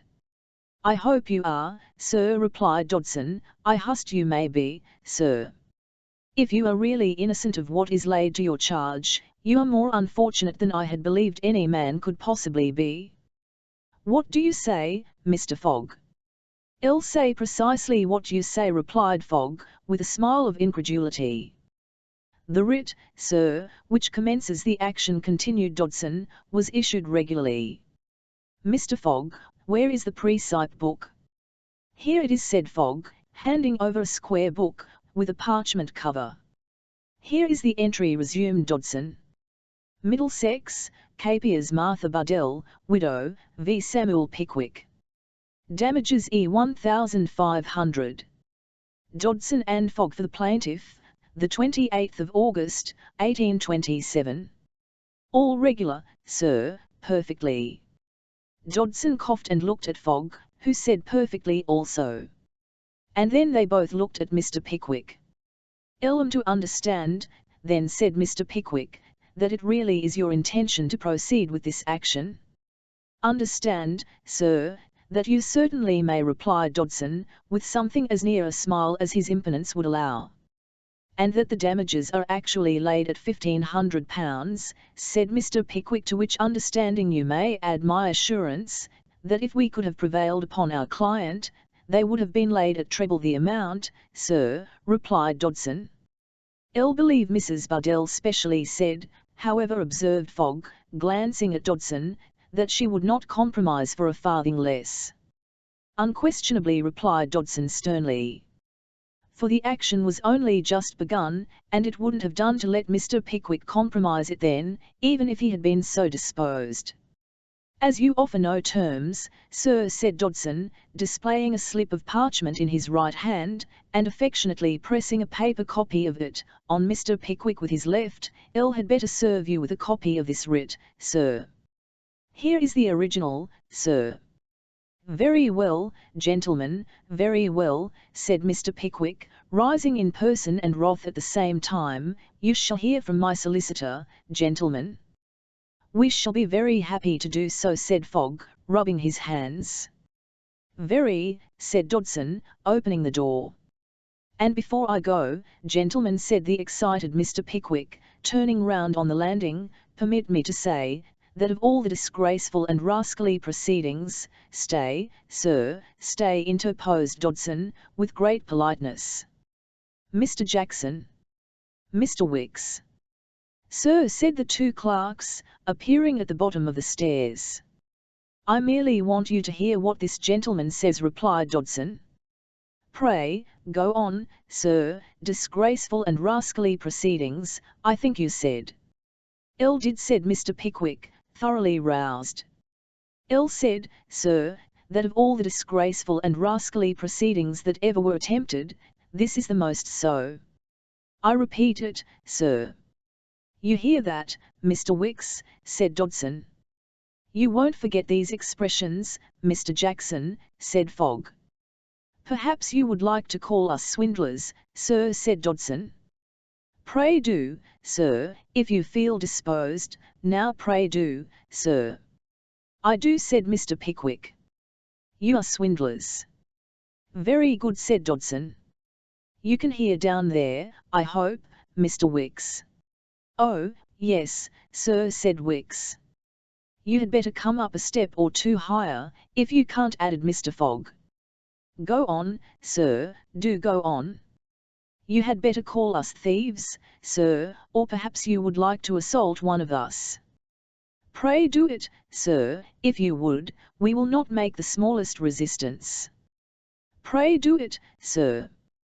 As Fogg put himself very temptingly within the reach of Mr. Pickwick's clenched fist, there is little doubt that that gentleman would have complied with his earnest entreaty, but for the interposition of Sam, who, hearing the dispute, emerged from the office, mounted the stairs, and seized his master by the arm. "You just come away," said Mr. Weller. "Battledore and shuttlecock's a werry good game, when you ain't the shuttlecock and two lawyers the battledores, in which case it gets too exciting to be pleasant. Come over, sir. If you want to ease your mind by blowing up somebody, come out into the court and blow up me, but it's rather too expensive work to be carried on here." And without the slightest ceremony, Mr. Weller hauled his master down the stairs, and down the court, and having safely deposited him in Cornhill, fell behind, prepared to follow whithersoever he should lead. Mr. Pickwick walked on abstractedly, crossed opposite the mansion house, and bent his steps up Cheapside. Sam began to wonder where they were going, when his master turned round, and said, "Sam, I will go immediately to Mr. Perkins." "That's just exactly the worry place where you ought to have gone last night, sir," replied Mr. Weller.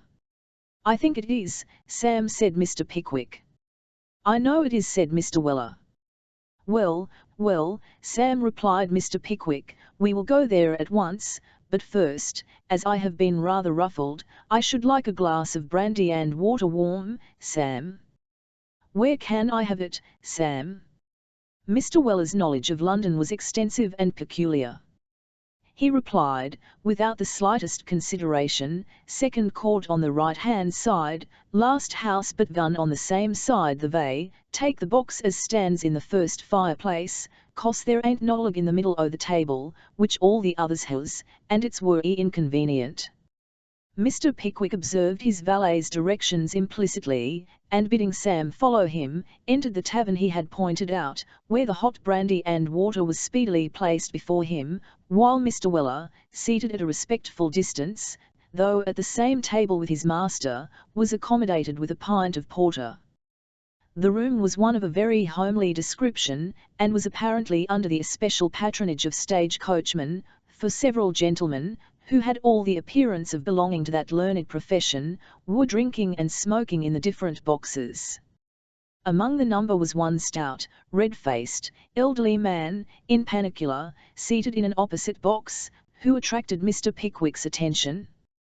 The stout man was smoking with great vehemence, but between every half-dozen puffs, he took his pipe from his mouth, and looked first at Mr. Weller and then at Mr. Pickwick.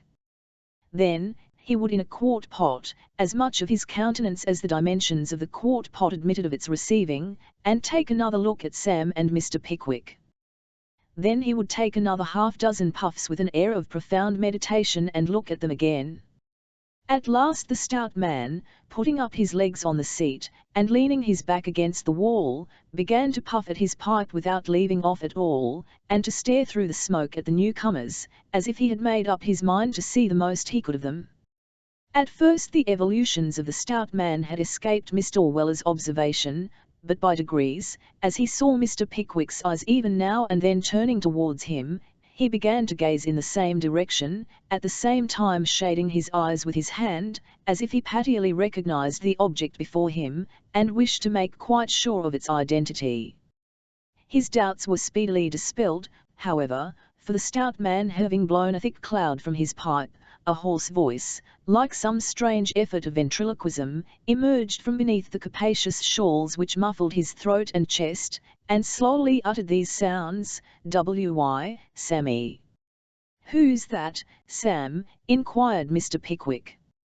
"Why, I wouldn't ha' believed it, sir," replied Mr. Weller, with astonished eyes. "It's the old UN." "Old one," said Mr. Pickwick. "What old one?" "My father, sir," replied Mr. Weller. "How are you, my ancient?" And with this beautiful ebullition of filial affection, Mr. Weller made room on the seat beside him, for the stout man, who advanced pipe in mouth and pot in hand, to greet him. "W.Y., Sammy," said the father, "I haven't seen you for 2 year and better." "Nor more you have, old codger," replied the son. "How's mother-in-law?" "W.Y., I'll tell you what, Sammy," said Mr. Weller, senior, with much solemnity in his manner, "there never was a nicer woman as a widder, than that 'ere second wenture 0 mine, a sweet creeter she was, Sammy. All I can say on her now, is, that as she was such an uncommon pleasant widder, it's a great pity she ever changed her condition." "She don't act as a wife, Sammy."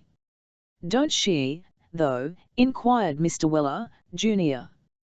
The elder Mr. Weller shook his head, as he replied with a sigh, "I've done it once too often, Sammy, I've done it once too often." "Take example by your father, my boy, and be worry careful 0 widders all your life, specially if they've kept a public house, Sammy."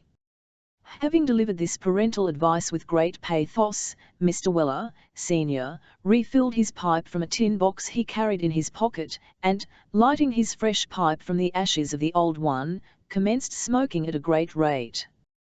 "Beg your pardon, sir," he said, renewing the subject, and addressing Mr. Pickwick, after a considerable pause, "nothing personal, I hope, sir, I hope you haven't got a widow, sir." "Not I," replied Mr. Pickwick, laughing, and while Mr. Pickwick laughed, Sam Weller informed his parent in a whisper, of the relation in which he stood towards that gentleman. "Beg your pardon, sir," said Mr. Weller, senior, taking off his hat, "I hope you've no fault to find with Sammy, sir." "None whatever," said Mr. Pickwick. "Were glad to hear it, sir," replied the old man. "I took a good deal o' pains with his education, sir, let him run in the streets when he was young, and shift for hisself. It's the only way to make a boy shun, sir." "Rather a dangerous process, I should imagine," said Mr. Pickwick, with a smile, "and not a worry sure one, neither," added Mr. Weller. "I got regularly done the other day." "No," said his father.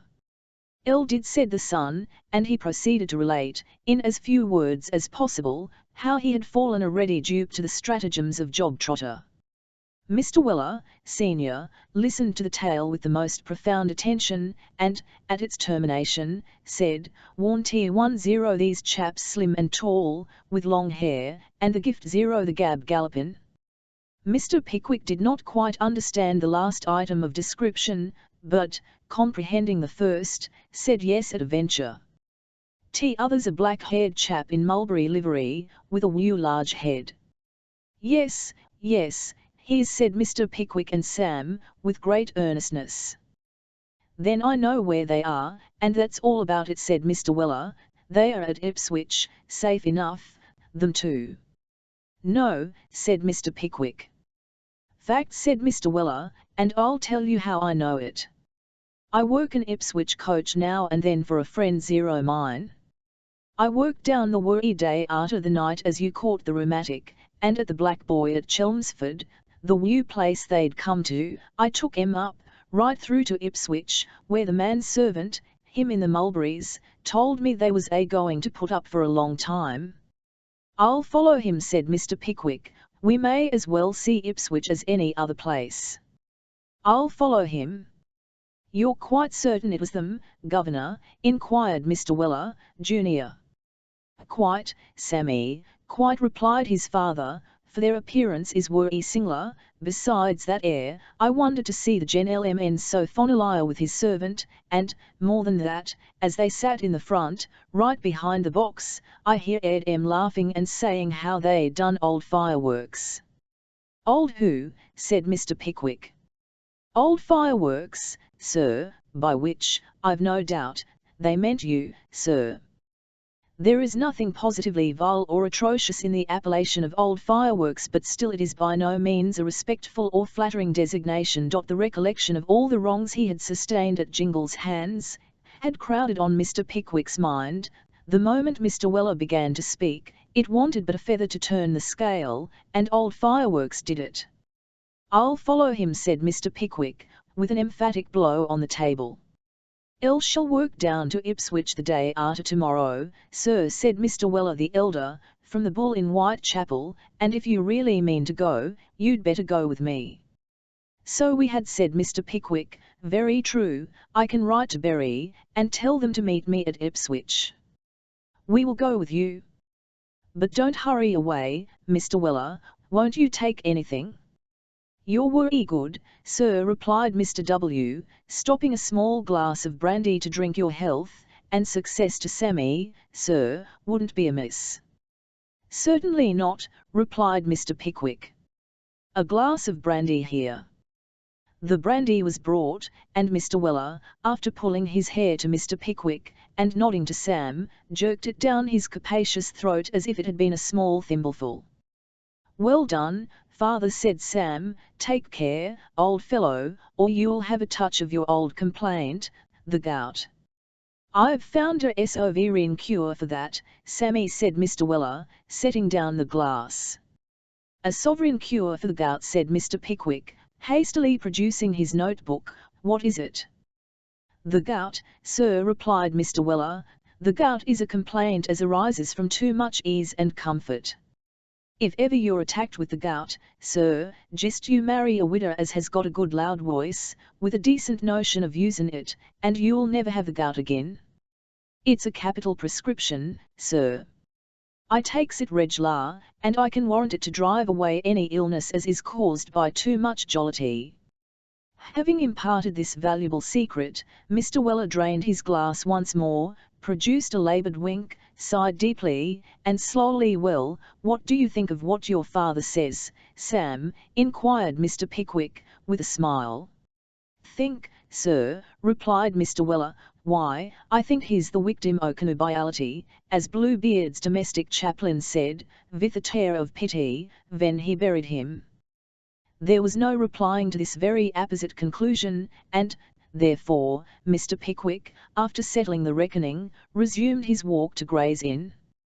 By the time he reached its secluded groves, however, 8 o'clock at Stmck, and the unbroken stream of gentlemen in muddy high-lows, soiled white hats, and rusty apparel, who were pouring towards the different avenues of egress, warned him that the majority of the offices had closed for that day. After climbing 2 pairs of steep and dirty stairs, he found his anticipations were realized.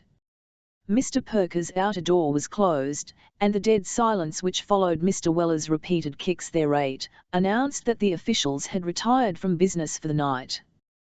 "This is pleasant, Sam," said Mr. Pickwick. "I shouldn't lose an hour in seeing him. I shall not be able to get one wink of sleep tonight, I know, unless I have the satisfaction of reflecting that I have confided this matter to a professional man." "Here's an old woman coming upstairs, sir," replied Mr. Weller. "P'raps she knows where we can find somebody." "Hollo, old lady, vere's Mr. Perker's people?" "Mr. Perker's people," said a thin, miserable-looking old woman, stopping to recover breath after the ascent of the staircase. "Mr. Perker's people's gone, and I'm going to do the office out." "Are you Mr. Perker's servant?" inquired Mr. Pickwick. "I'm Mr. Perker's laundress," replied the woman. "All," said Mr. Pickwick, half aside to Sam. "It's a curious circumstance, Sam, that they call the old women in these inns laundresses. I wonder what's that for?" "'Cause they has a mortal oration to washing anything, I suppose, sir," replied Mr. Weller. "Shouldn't wonder," said Mr. Pickwick, looking at the old woman, whose appearance, as well as the condition of the office, which she had by this time opened, indicated a rooted antipathy to the application of soap and water. "Do you know where I can find Mr. Perker, my good woman?" "No, I don't," replied the old woman gruffly. "He's out o' town now." "That's unfortunate," said Mr. Pickwick. "Where's his clerk?" "Do you know?" "Yes, I know where he is, but he won't thank me for telling you," replied the laundress. "I have very particular business with him," said Mr. Pickwick. "Won't it do in the morning?" said the woman. "Not so well," replied Mr. Pickwick. "Well," said the old woman, "if it was anything very particular, I was to say where he was, so I suppose there's no harm in telling.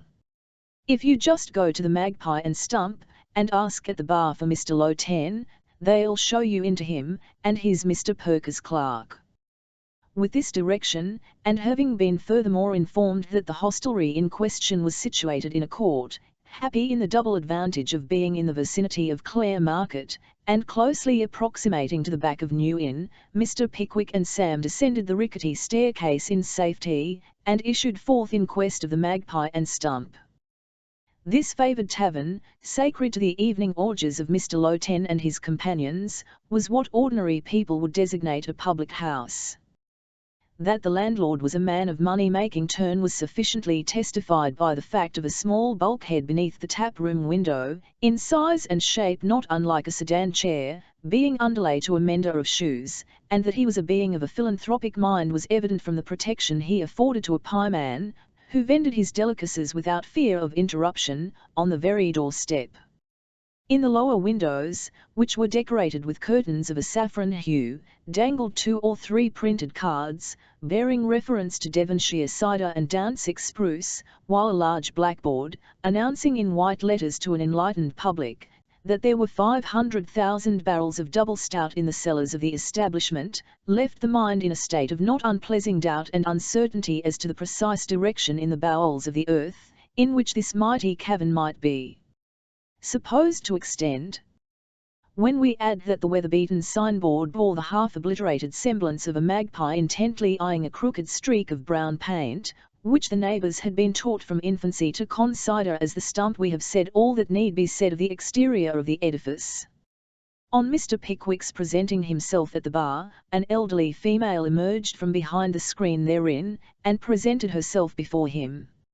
"Is nearer Low 10 here, inquired Mr. Pickwick.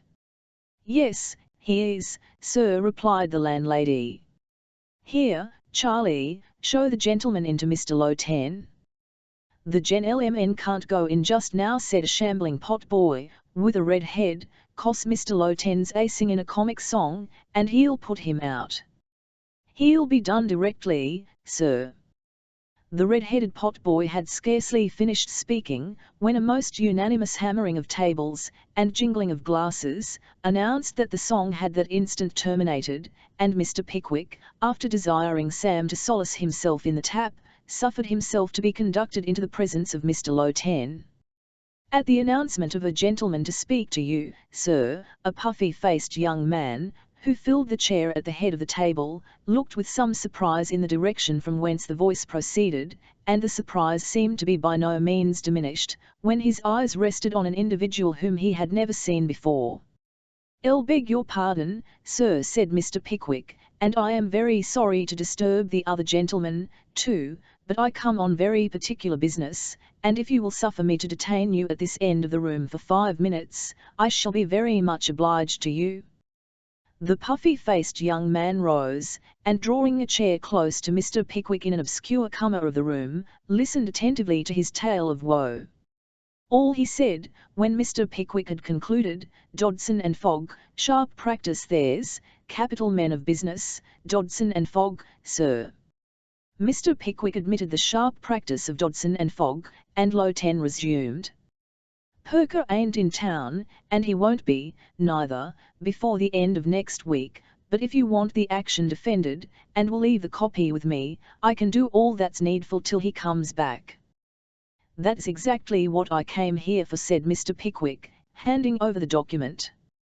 "If anything panicular occurs, you can write to me at the post office, Ipswich." "That's all right," replied Mr. Perker's clerk, and then seeing Mr. Pickwick's eye wandering curiously towards the table, he added, "Will you join us, for half an hour or so? We are capital company here tonight. There's Samkin and Green's managing clerk, and Smithers and Price's chancery, and Pimkin and Thomas's out 0 doors, sings a capital song, he does, and Jack Bamber, and ever so many more. You're come out of the country, I suppose. Would you like to join us?" Mr. Pickwick could not resist so tempting an opportunity of studying human nature.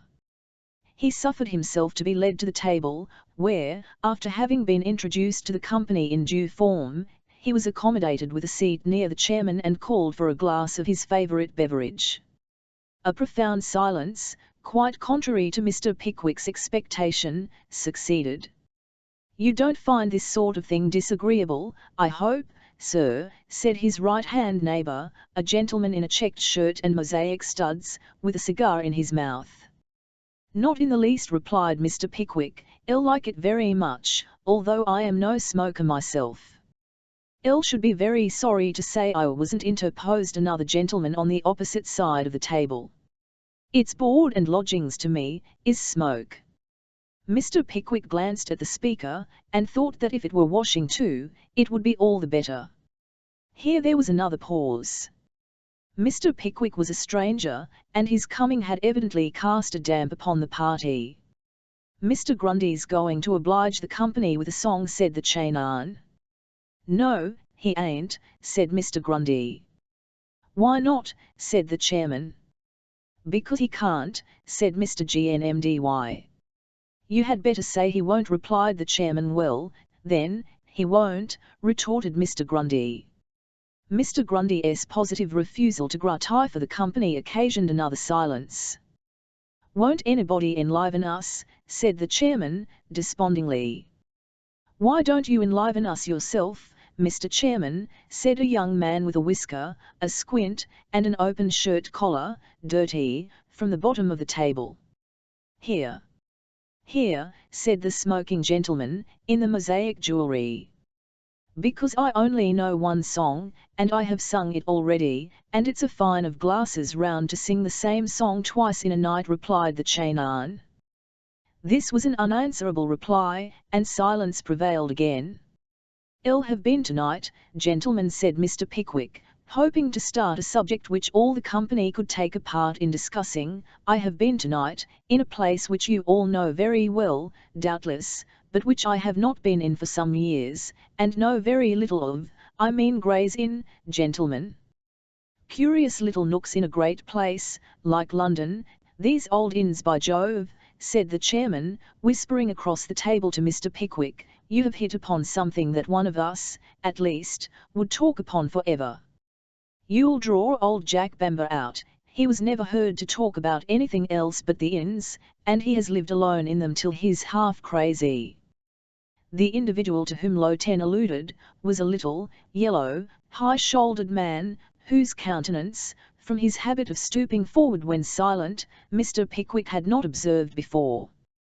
He wondered, though, when the old man raised his shriveled face, and bent his grey eye upon him, with a keen inquiring look, that such remarkable features could have escaped his attention for a moment. There was a fixed grim smile perpetually on his countenance. He leaned his chin on a long, skinny hand, with nails of extraordinary length, and as he inclined his head to one side, and looked keenly out from beneath his ragged grey eyebrows, there was a strange, wild slyness in his leer, quite repulsive to behold. This was the figure that now started von Var, and burst into an animated torrent of words. As this chapter has been a long one, however, and as the old man was a remarkable personage, it will be more respectful to him, and more convenient to us, to let him speak for himself in a fresh one. Chapter 21, in which the old man launches forth into MS' favourite theme, and relates a story about a queer client. "Aha," said the old man, a brief description of whose manner and appearance concluded the last chapter. "Aha. Who was talking about the inns?" "I was, sir," replied Mr. Pickwick. "I was observing what singular old places they are." "You," said the old man contemptuously. "What do you know of the time when young men shut themselves up in those lonely rooms, and read, hour after hour, and night after night, till their reason wandered beneath their midnight studies, till their mental powers were exhausted, till morning's light brought no freshness or health to them, and they sank beneath the unnatural devotion of their youthful energies to their dry old books? Coming down to a later time, and a very different day, what do you know of the gradual sinking beneath consumption, or the quick wasting of fever, the grand results of life and dissipation, which men have undergone in these same rooms? How many vain pleaders for mercy, do you think, have turned away heartsick from the lawyer's office, to find a resting place in the Thames, or a refuge in the jail? They are no ordinary houses, those. There is not a panel in the old wainscoting, but what, if it were endowed with the powers of speech and memory, could start from the wall, and tell its tale of horror, the romance of life, sir, the romance of life. Commonplace as they may seem now, I tell you they are strange old places, and I would rather hear many a legend with a terrific sounding name, than the true history of one old set of chambers." There was something so odd in the old man's sudden energy, and the subject which had called it forth, that Mr. Pickwick was prepared with no observation in reply, and the old man, checking his impetuosity, unassuming the leer, which had disappeared during his previous excitement, said, "Look at them in another light, they're most commonplace and least romantic. What fine places of slow torture they are! Think of the needy man who has spent his all, beggared himself, and pinched his friends, to enter the profession, which is destined never to yield him a morsel of bread. The waiting, the hope, the disappointment, the fear, the misery, the poverty, the blight on his hopes, and end to his career, the suicide perhaps, or the shabby, slipshod drunkard. Am I not right about them?" And the old man rubbed his hands, and leered as if in delight at having found another point of view in which to place his favourite subject. Mr. Pickwick eyed the old man with great curiosity, and the remainder of the company smiled, and looked on in silence. "Talk of your German universities," said the little old man. "Pooh, pooh! There's romance enough at home without going half a mile for it, only people never think of it." "Elle never thought of the romance of this particular subject before, certainly," said Mr. Pickwick, laughing. "To be sure you didn't," said the little old man, "of course not. As a friend of mine used to say to me, what is there in chambers in particular?" "Queer old places," said Elle. "Not at all," said he. "Lonely," said Elle. "Not a bit of it," said he. "He died one morning of apoplexy, as he was going to open his outer door. Fell with his head in his own letter-box, and there he lay for 18 months. Everybody thought he'd gone out of town." "And how was he found out at last?" inquired Mr. Pickwick. "The benchers determined to have his door broken open, as he hadn't paid any rent for 2 years. So they did. Forced the lock, and a V.O. dusty skeleton in a blue coat, black knee shorts, and silks, fell von Vara in the arms of the porter who opened the door. Queer, that. Rather, perhaps, rather, ill." The little old man put his head more on one side, and rubbed his hands with unspeakable glee. "I know another case," said the little old man, when his chuckles had in some degree subsided. "It occurred in Clifford's Inn. Tenant of a top-set, bad character, shut himself up in his bedroom closet, and took a dose of arsenic. The steward thought he had none away, opened the door, and put a bill up. Another man came, took the chambers, furnished them, and went to live there. Somehow or other he couldn't sleep, always restless and uncomfortable. 'Odd,' says he. 'I'll make the other room my bedchamber, and this my sitting room.' He made the change, and slept very well at night, but suddenly found that, somehow, he couldn't read in the evening. He got nervous and uncomfortable, and used to be always snuffing his candles and staring about him. 'Elle can't make this out,' said he, when he came home from the play one night, and was drinking a glass of cold grog, with his back to the wall, in order that he mightn't be able to fancy there was any one behind him. 'Elle can't make it out,' said he, and just then his eyes rested on the little closet that had been always locked up, and a shudder ran through his whole frame from top to toe.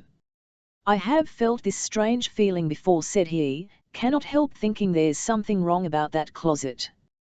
He made a strong effort, plucked up his courage, shivered the lock with a blow or two of the poker, opened the door, and there, sure enough, standing bolt upright in the cummer, was the last tenant, with a little bottle clasped firmly in his hand, and his face, well. As the little old man concluded, he looked round on the attentive faces of his wondering auditory with a smile of grim delight.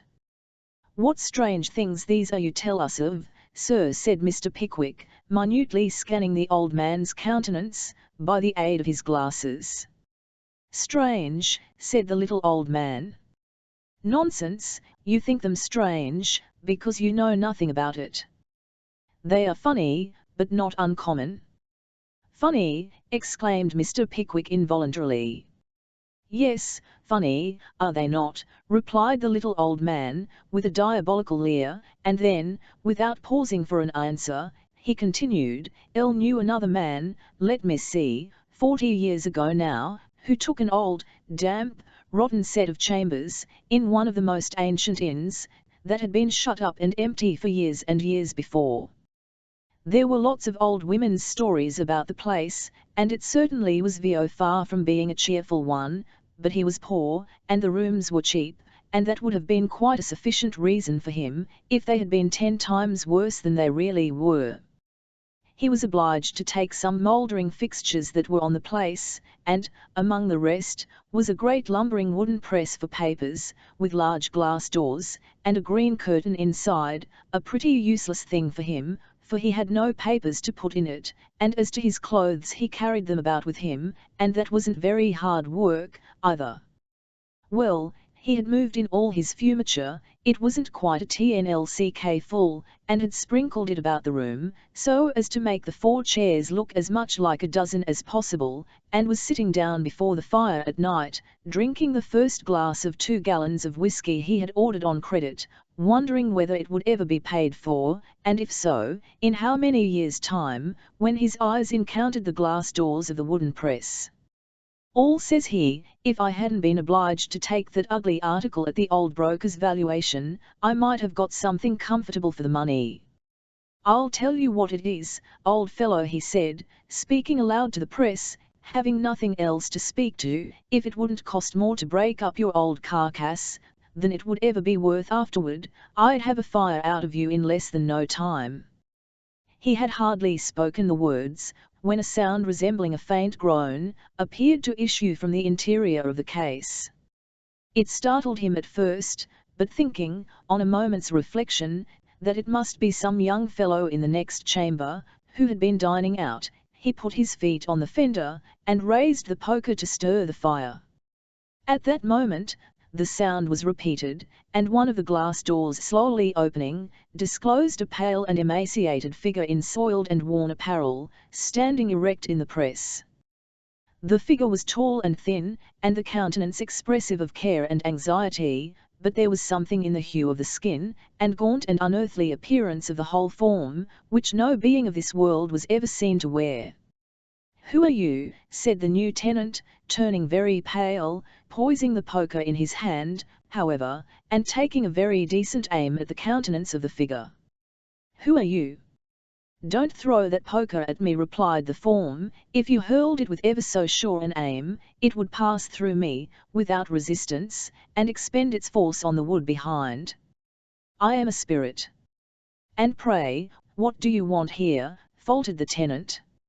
"In this room," replied the apparition, "my worldly ullin was worked, and I and my children beggared. In this press, the papers in a long suit, which accumulated for years, were deposited.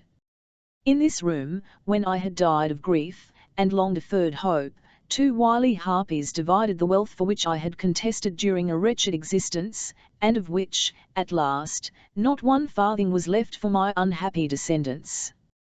I terrified them from the spot, and since that day have prowled by night, the only period at which I can revisit the earth, about the scenes of my long protracted misery. This apartment is mine, leave it to me, if you insist."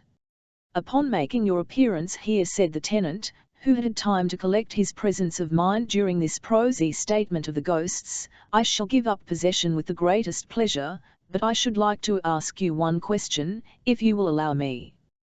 "Say on," said the apparition sternly. "Well," said the tenant, "don't apply the observation personally to you, because it is equally applicable to most of the ghosts I ever heard of, but it does appear to me somewhat inconsistent, that when you have an opportunity of visiting the fairest spots of earth, for I suppose space is nothing to you, you should always return exactly to the very places where you have been most miserable." "Egord, that's venue, I never thought of that before," said the ghost. "You see, sir," pursued the tenant, "this is a very uncomfortable room. From the appearance of that press, I should be disposed to say that it is not wholly free from bugs, and I really think you might find much more comfortable quarters, to say nothing of the climate of London, which is extremely disagreeable." "You are very right, sir," said the ghost politely, "it never struck me till now, I'll try change of air directly," and, in fact, he began to vanish as he spoke. His legs, indeed, had quite disappeared. "And if, sir," said the tenant, calling after him, "if you would have the goodness to suggest to the other ladies and gentlemen who are now engaged in haunting old empty houses, that they might be much more comfortable elsewhere, you will confer a very great benefit on society." "I will," replied the ghost, "we must be dull fellows, very dull fellows, indeed, I can't imagine how we can have been so stupid." With these words, the spirit disappeared, and what is rather remarkable, added the old man, with a shrewd look round the table, he never came back again. "That ain't bad, if it's TME," said the man in the mosaic studs, lighting a fresh cigar. "If," exclaimed the old man, with a look of excessive contempt. "I'll suppose," he added, turning to Low 10, "he'll say next, that my stow about the queer client we had, when I was in an attorney's office, is not TNLE either, I shouldn't wonder." "I shan't venture to say anything at all about it, seeing that I never heard the story," observed the owner of the mosaic decorations. "I wish you would repeat it, sir," said Mr. Pickwick. "Do," said Low 10, "nobody has heard it but me, and I have nearly forgotten it." The old man looked round the table, and leered more horribly than ever, as if in triumph, at the attention which was depicted in every face. Then, nibbing his chin with his hand, and looking up to the ceiling as if to recall the circumstances to his memory, he began as follows: "Rhe Olden S. Ale, the queer client. It matters little," said the old man, "where, or how, I picked up this brief history. If I were to relate it in the order in which it reached me, I should commence in the middle, and when I had arrived at the conclusion, go back for a beginning. It is enough for me to say that some of its circumstances passed before my own eyes, for the remainder I know them to have happened, and there are some persons yet living, who will remember them but too well. In the Borough High Street, near St. George's Church, and on the same side of the way, stands, as most people know, the smallest of our debtors' prisons, the Marshalsea. Although in later times it has been a very different place from the sink of filth and dirt it once was, even its improved condition holds out but little temptation to the extravagant, or consolation to the improvident. The condemned felon has as good a yard for air and exercise in Newgate, as the insolvent debtor in the Marshalsea prison. Better. But this is past, in a better age, and the prison exists no longer. It may be my fancy, or it may be that I cannot separate the place from the old recollections associated with it, but this part of London I cannot bear.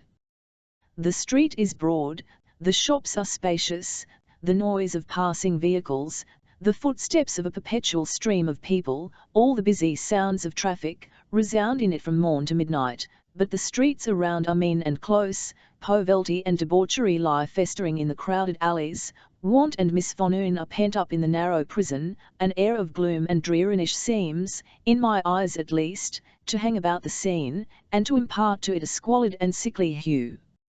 Many eyes, that have long since been closed in the grave, have looked round upon that scene lightly enough, when entering the gate of the old Marshalsea prison for the first time, for despair seldom comes with the first severe shock of misfortune.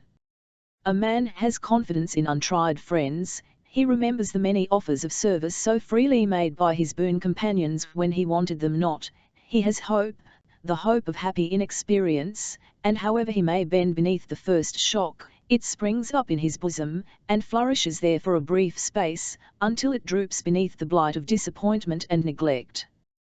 How soon have those same eyes, deeply sunken in the head, glared from faces wasted with famine, and sallow from confinement, in days when it was no figure of speech to say that debtors rotted in prison, with no hope of release, and no prospect of liberty. The atrocity in its full extent no longer exists, but there is enough of it left to give rise to occurrences that make the heart bleed. 20 years ago, that pavement was worn with the footsteps of a mother and child, who, day by day, so surely as the morning came, presented themselves at the prison gate, often after a night of restless misery and anxious thoughts, were they there, a full hour too soon, and then the young mother turning meekly away, would lead the child to the old bridge, and raising him in her arms to show him the glistening water, tinted with the light of the morning's sun, and stirring with all the bustling preparations for business and pleasure that the river presented at that early hour, endeavour to interest his thoughts in the objects before him. But she would quickly set him down, and hiding her face in her shawl, give vent to the tears that blinded her, for no expression of interest or amusement lighted up his thin and sickly face. His recollections were few enough, but they were all of one kind, all connected with the poverty and misery of his parents. Hour after hour had he sat on his mother's knee, and with childish sympathy watched the tears that stole down her face, and then crept quietly away into some dark corner, and sobbed himself to sleep. The hard realities of the world, with many of its worst privations, hunger and thirst, and cold and want, had all come home to him, from the first dawnings of reason, and though the form of childhood was there, its light heart, its merry laugh, and sparkling eyes were wanting. The father and mother looked on upon this, and upon each other, with thoughts of agony they dared not breathe in words. The healthy, strong-made man, who could have borne almost any fatigue of active exertion, was wasting beneath the close confinement and unhealthy atmosphere of a crowded prison. The slight and delicate woman was sinking beneath the combined effects of bodily and mental illness. The child's young heart was breaking. Winter came, and with it weeks of cold and heavy rain. The poor girl had removed to a wretched appartement close to the spot of her husband's imprisonment, and though the change had been rendered necessary by their increasing poverty, she was happier now, for she was nearer him. For 2 months, she and her little companion watched the opening of the gate as usual. One day she failed to come, for the first time. Another morning arrived, and she came alone. The child was dead they little know, who coldly talk of the poor man's bereavements, as a happy release from pain to the departed, and a merciful relief from expense to the survivor. They little know, I say, what the agony of those bereavements is. A silent look of affection and regard when all other eyes are turned coldly away, the consciousness that we possess the sympathy and affection of one being when all others have deserted us, is a hold, a stay, a comfort, in the deepest affliction, which no wealth could purchase, or power bestow. The child had sat at his parents' feet for hours together, with his little hands patiently folded in each other, and his thin wan face raised towards them. They had seen him pine away, from day to day, and though his brief existence had been a joyless one, and he was now removed to that peace and rest which, child as he was, he had never known in this world, they were his parents, and his loss sank deep into their souls. It was plain to those who looked upon the mother's altered face, that death must soon close the scene of her adversity and trial. Her husband's fellow prisoners shrank from obtruding on his grief and misery, and left to himself alone, the small room he had previously occupied in common with 2 companions. She shared it with him, and lingering on without pain, but without hope, her life ebbed slowly away.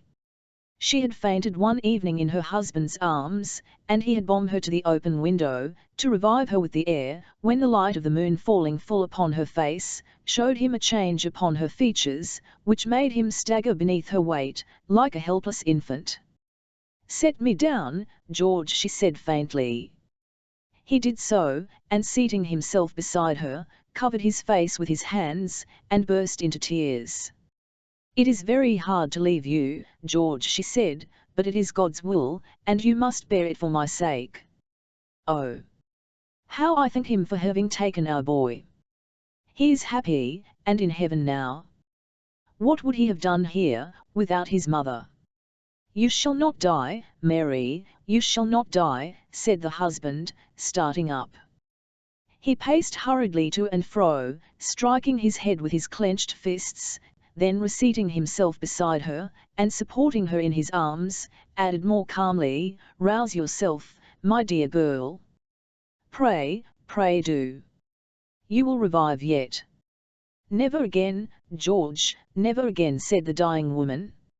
"Let them lay me by my poor boy now, but promise me, that if ever you leave this dreadful place, and should grow rich, you will have us removed to some quiet country churchyard, a long, long way off, view far from here, where we can rest in peace. Dear George, promise me you will." I do," said the man, throwing himself passionately on his knees before her. "Speak to me, Mary, another word, one look, but one." He ceased to speak, for the arm that clasped his neck grew stiff and heavy. A deep sigh escaped from the wasted form before him, the lips moved, and a smile played upon the face, but the lips were pallid, and the smile faded into a rigid and ghastly stare. He was alone in the world.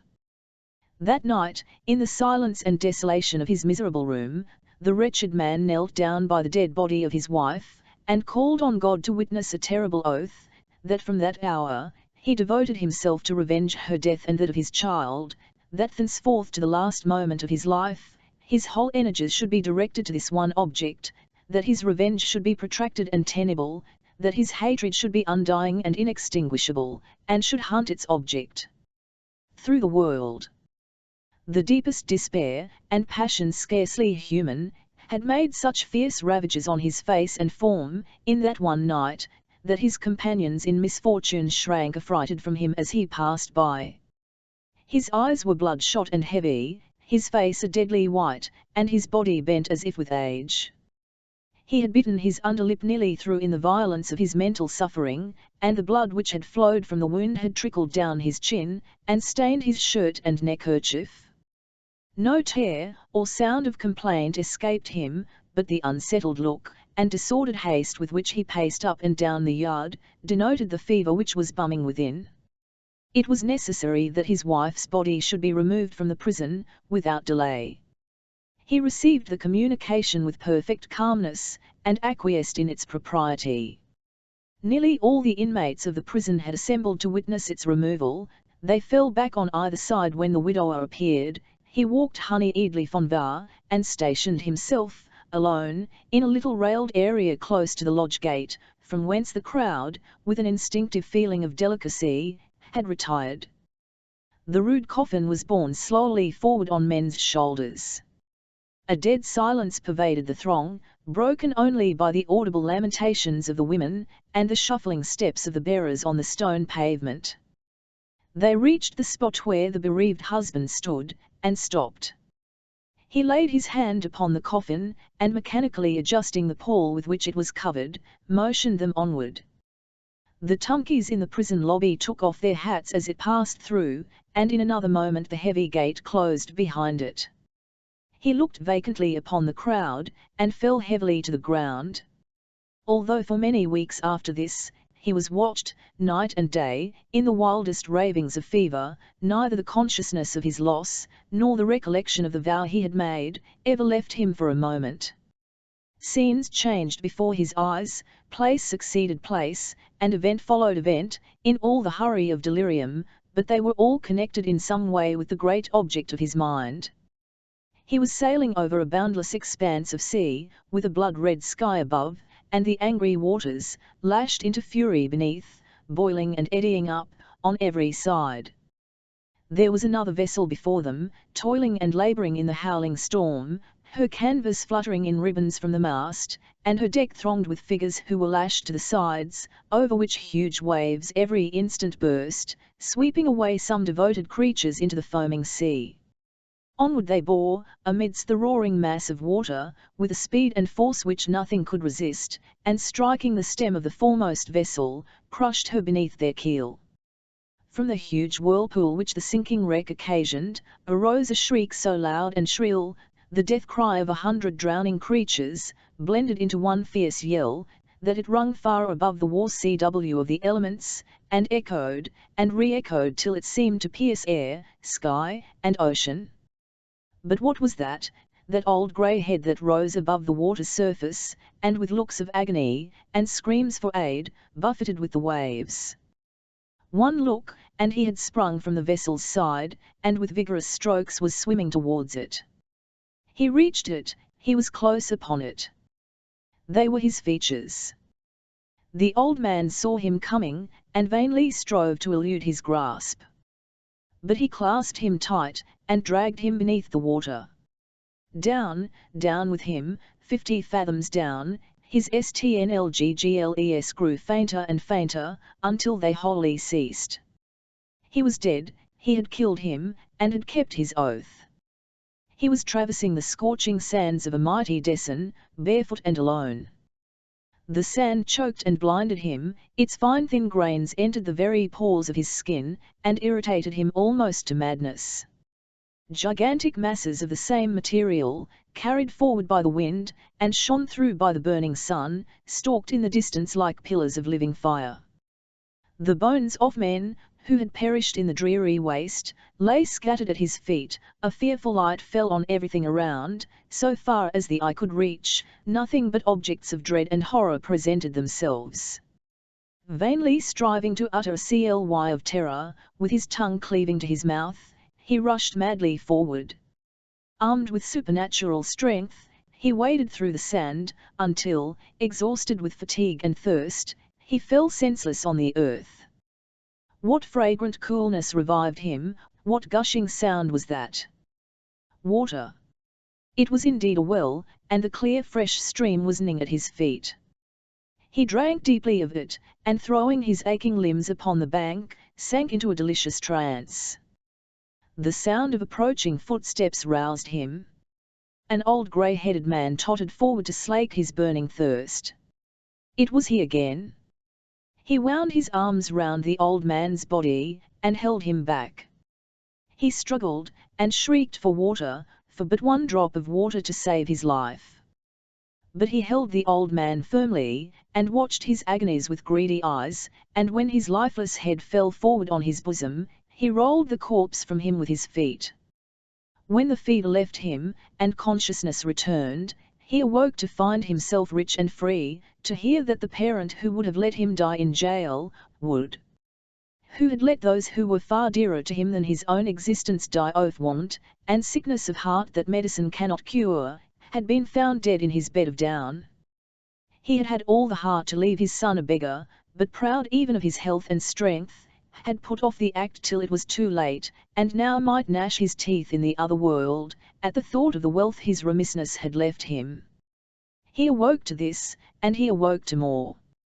To recollect the purpose for which he lived, and to remember that his enemy was his wife's own father, the man who had cast him into prison, and who, when his daughter and her child sued at his feet for mercy, had spumed them from his door. Oh, how he cursed the weakness that prevented him from being up, and active, in his scheme of vengeance. He caused himself to be carried from the scene of his loss and misery, and conveyed to a quiet residence on the sea-coast, not in the hope of recovering his peace of mind or happiness, for both were fled for ever, but to restore his prostrate energies, and meditate on his darling object. And here, some evil spirit cast in his way the opportunity for his first, most horrible revenge. It was summer-time, and wrapped in his gloomy thoughts, he would issue from his solitary lodgings early in the evening, and wandering along a narrow path beneath the cliffs, to a wild and lonely spot that had struck his fancy in his ramblings, seat himself on some fallen fragment of the rock, and burying his face in his hands, remain there for hours, sometimes until night had completely closed in. And the long shadows of the frowning cliffs above his head cast a thick, black darkness on every object near him. He was seated here, one evening, in his old position, now and then raising his head to watch the flight of a sea-gull, or carry his eye along the glorious crimson path, which, commencing in the middle of the ocean, seemed to lead to its very verge where the sun was setting, when the profound stillness of the spot was broken by a loud cry for help, he doubtful of his having heard aright, when the cry was repeated with even greater vehemence than before, and, starting to his feet, he hastened in the direction whence it proceeded. The tale told itself at once. Some scattered garments lay on the beach, a human head was just visible above the waves at a little distance from the shore, and an old man, wringing his hands in agony, was running to and fro, shrieking for assistance. The invalid, whose strength was now sufficiently restored, threw off his coat, and nlshed towards the sea, with the intention of plunging in, and dragging the drowning man ashore. "Hasten here, sir, in God's name, help, help, sir, for the love of heaven." "He is my son, sir, my only son," said the old man frantically, as he advanced to meet him. "My only son, sir, and he is dying before his father's eyes." At the first word the old man uttered, the stranger checked himself in his career, and, folding his hands, stood perfectly motionless. "Great God!" exclaimed the old man, recoiling, "healing." The stranger smiled, and was silent. "Healing," said the old man wildly, "my boy, healing, my dear boy, look, look." Gasping for breath, the miserable father pointed to the spot where the young man was struggling for life. "Hark!" said the old man. "He cries once more. He is alive yet. Healing, save him, save him." The stranger smiled again, and remained immovable as a statue. "I have wronged you," shrieked the old man, falling on his knees, and clasping his hands together. "Be revenged, take my all, my life, cast me into the water at your feet, and, if human nature can repress a stnlggle, I will die, without stirring hand or foot. Do it, Healing, do it, but save my boy, he is so young, Healing, so young to die." "Listen," said the stranger, grasping the old man fiercely by the wrist, "I will have life for life, and here is one." Evil child died, before his father's eyes, a far more agonizing and painful death than that young slanderer of his sister's worth is meeting while I speak. You laughed in your daughter's face, where death had already set his hand, at our sufferings, then. What think you of them now? See there, see there." As the stranger spoke, he pointed to the sea. A faint CLY died away upon its surface. The last powerful struggle of the dying man agitated the rippling waves for a few seconds, and the spot where he had gone down into his early grave was undistinguishable from the surrounding water. 3 years had elapsed, when a gentleman alighted from a private carriage at the door of a London attorney, then well known as a man of no great nicety in his professional dealings, and requested a private interview on business of importance. Although evidently not past the prime of life, his face was pale, haggard, and dejected, and it did not require the acute perception of the man of business, to discern at a glance, that disease or suffering had done more to work a change in his appearance, than the mere hand of time could have accomplished in twice the period of his whole life. "I'll wish you to undertake some legal business for me," said the stranger. The attorney bowed obsequiously, and glanced at a large packet which the gentleman carried in his hand. His visitor observed the look, and proceeded. "It is no common business," said he, "nor have these papers reached my hands without long trouble and great expense."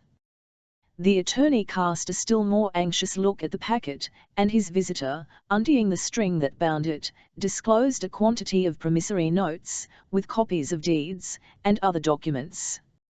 "Upon these papers," said the client, "the man whose name they bear, has raised, as you will see, large sums of money, for years past. There was a tacit understanding between him and the men into whose hands they originally went, and from whom I have by degrees purchased the whole, for treble and quadruple their nominal value, that these loans should be from time to time renewed, until a given period had elapsed. Such an understanding is nowhere expressed. He has sustained many losses of late, and these obligations accumulating upon him at once, would crush him to the earth." "The whole amount is many thousands of pounds," said the attorney, looking over the papers. "It is," said the client. "What are we to do?" inquired the man of business. "Do," replied the client, with sudden vehemence. "Put every engine of the law in force, every trick that ingenuity can devise and rascality execute, fair means and foul, the open oppression of the law, aided by all the craft of its most ingenious practitioners. I would have him die a harassing and lingering death. Ruin him, seize and sell his lands and goods, drive him from house and home, and drag him forth a beggar in his old age, to die in a common jail. But the costs, my dear sir, the costs of all this," reasoned the attorney, when he had recovered from his momentary surprise. "If the defendant be a man of straw, who is to pay the costs, sir?" "Name any sum," said the stranger, his hand trembling so violently with excitement, that he could scarcely hold the pen he seized as he spoke. "Any sum, and it is yours.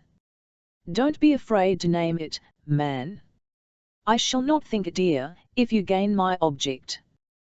The attorney named a large sum, at hazard, as the advance he should require to secure himself against the possibility of loss, but more with the view of ascertaining how far his client was really disposed to go, than with any idea that he would comply with the demand. The stranger wrote a cheque upon his banker, for the whole amount, and left him. The draft was duly honoured, and the attorney, finding that his strange client might be safely relied upon, commenced his work in earnest. For more than 2 years afterwards, Mr. Healing would sit whole days together, in the office, poring over the papers as they accumulated, and reading again and again, his eyes gleaming with joy, the letters of remonstrance, the prayers for a little delay, the representations of the certain ruin in which the opposite party must be involved, which poured in, as suit after suit, and process after process, was commenced. To all applications for a brief indulgence, there was but one reply: the money must be paid. Land, house, furniture, each in its turn, was taken under some one of the numerous executions which were issued, and the old man himself would have been immured in prison had he not escaped the vigilance of the officers, and fled. The implacable animosity of Healing, so far from being satiated by the success of his persecution, increased 100-fold with the he inflicted. On being informed of the old man's flight, his fury was unbounded. He gnashed his teeth with rage, tore the hair from his head, and assailed with horrid imprecations the men who had been entrusted with the writ. He was only restored to comparative calmness by repeated assurances of the certainty of discovering the fugitive.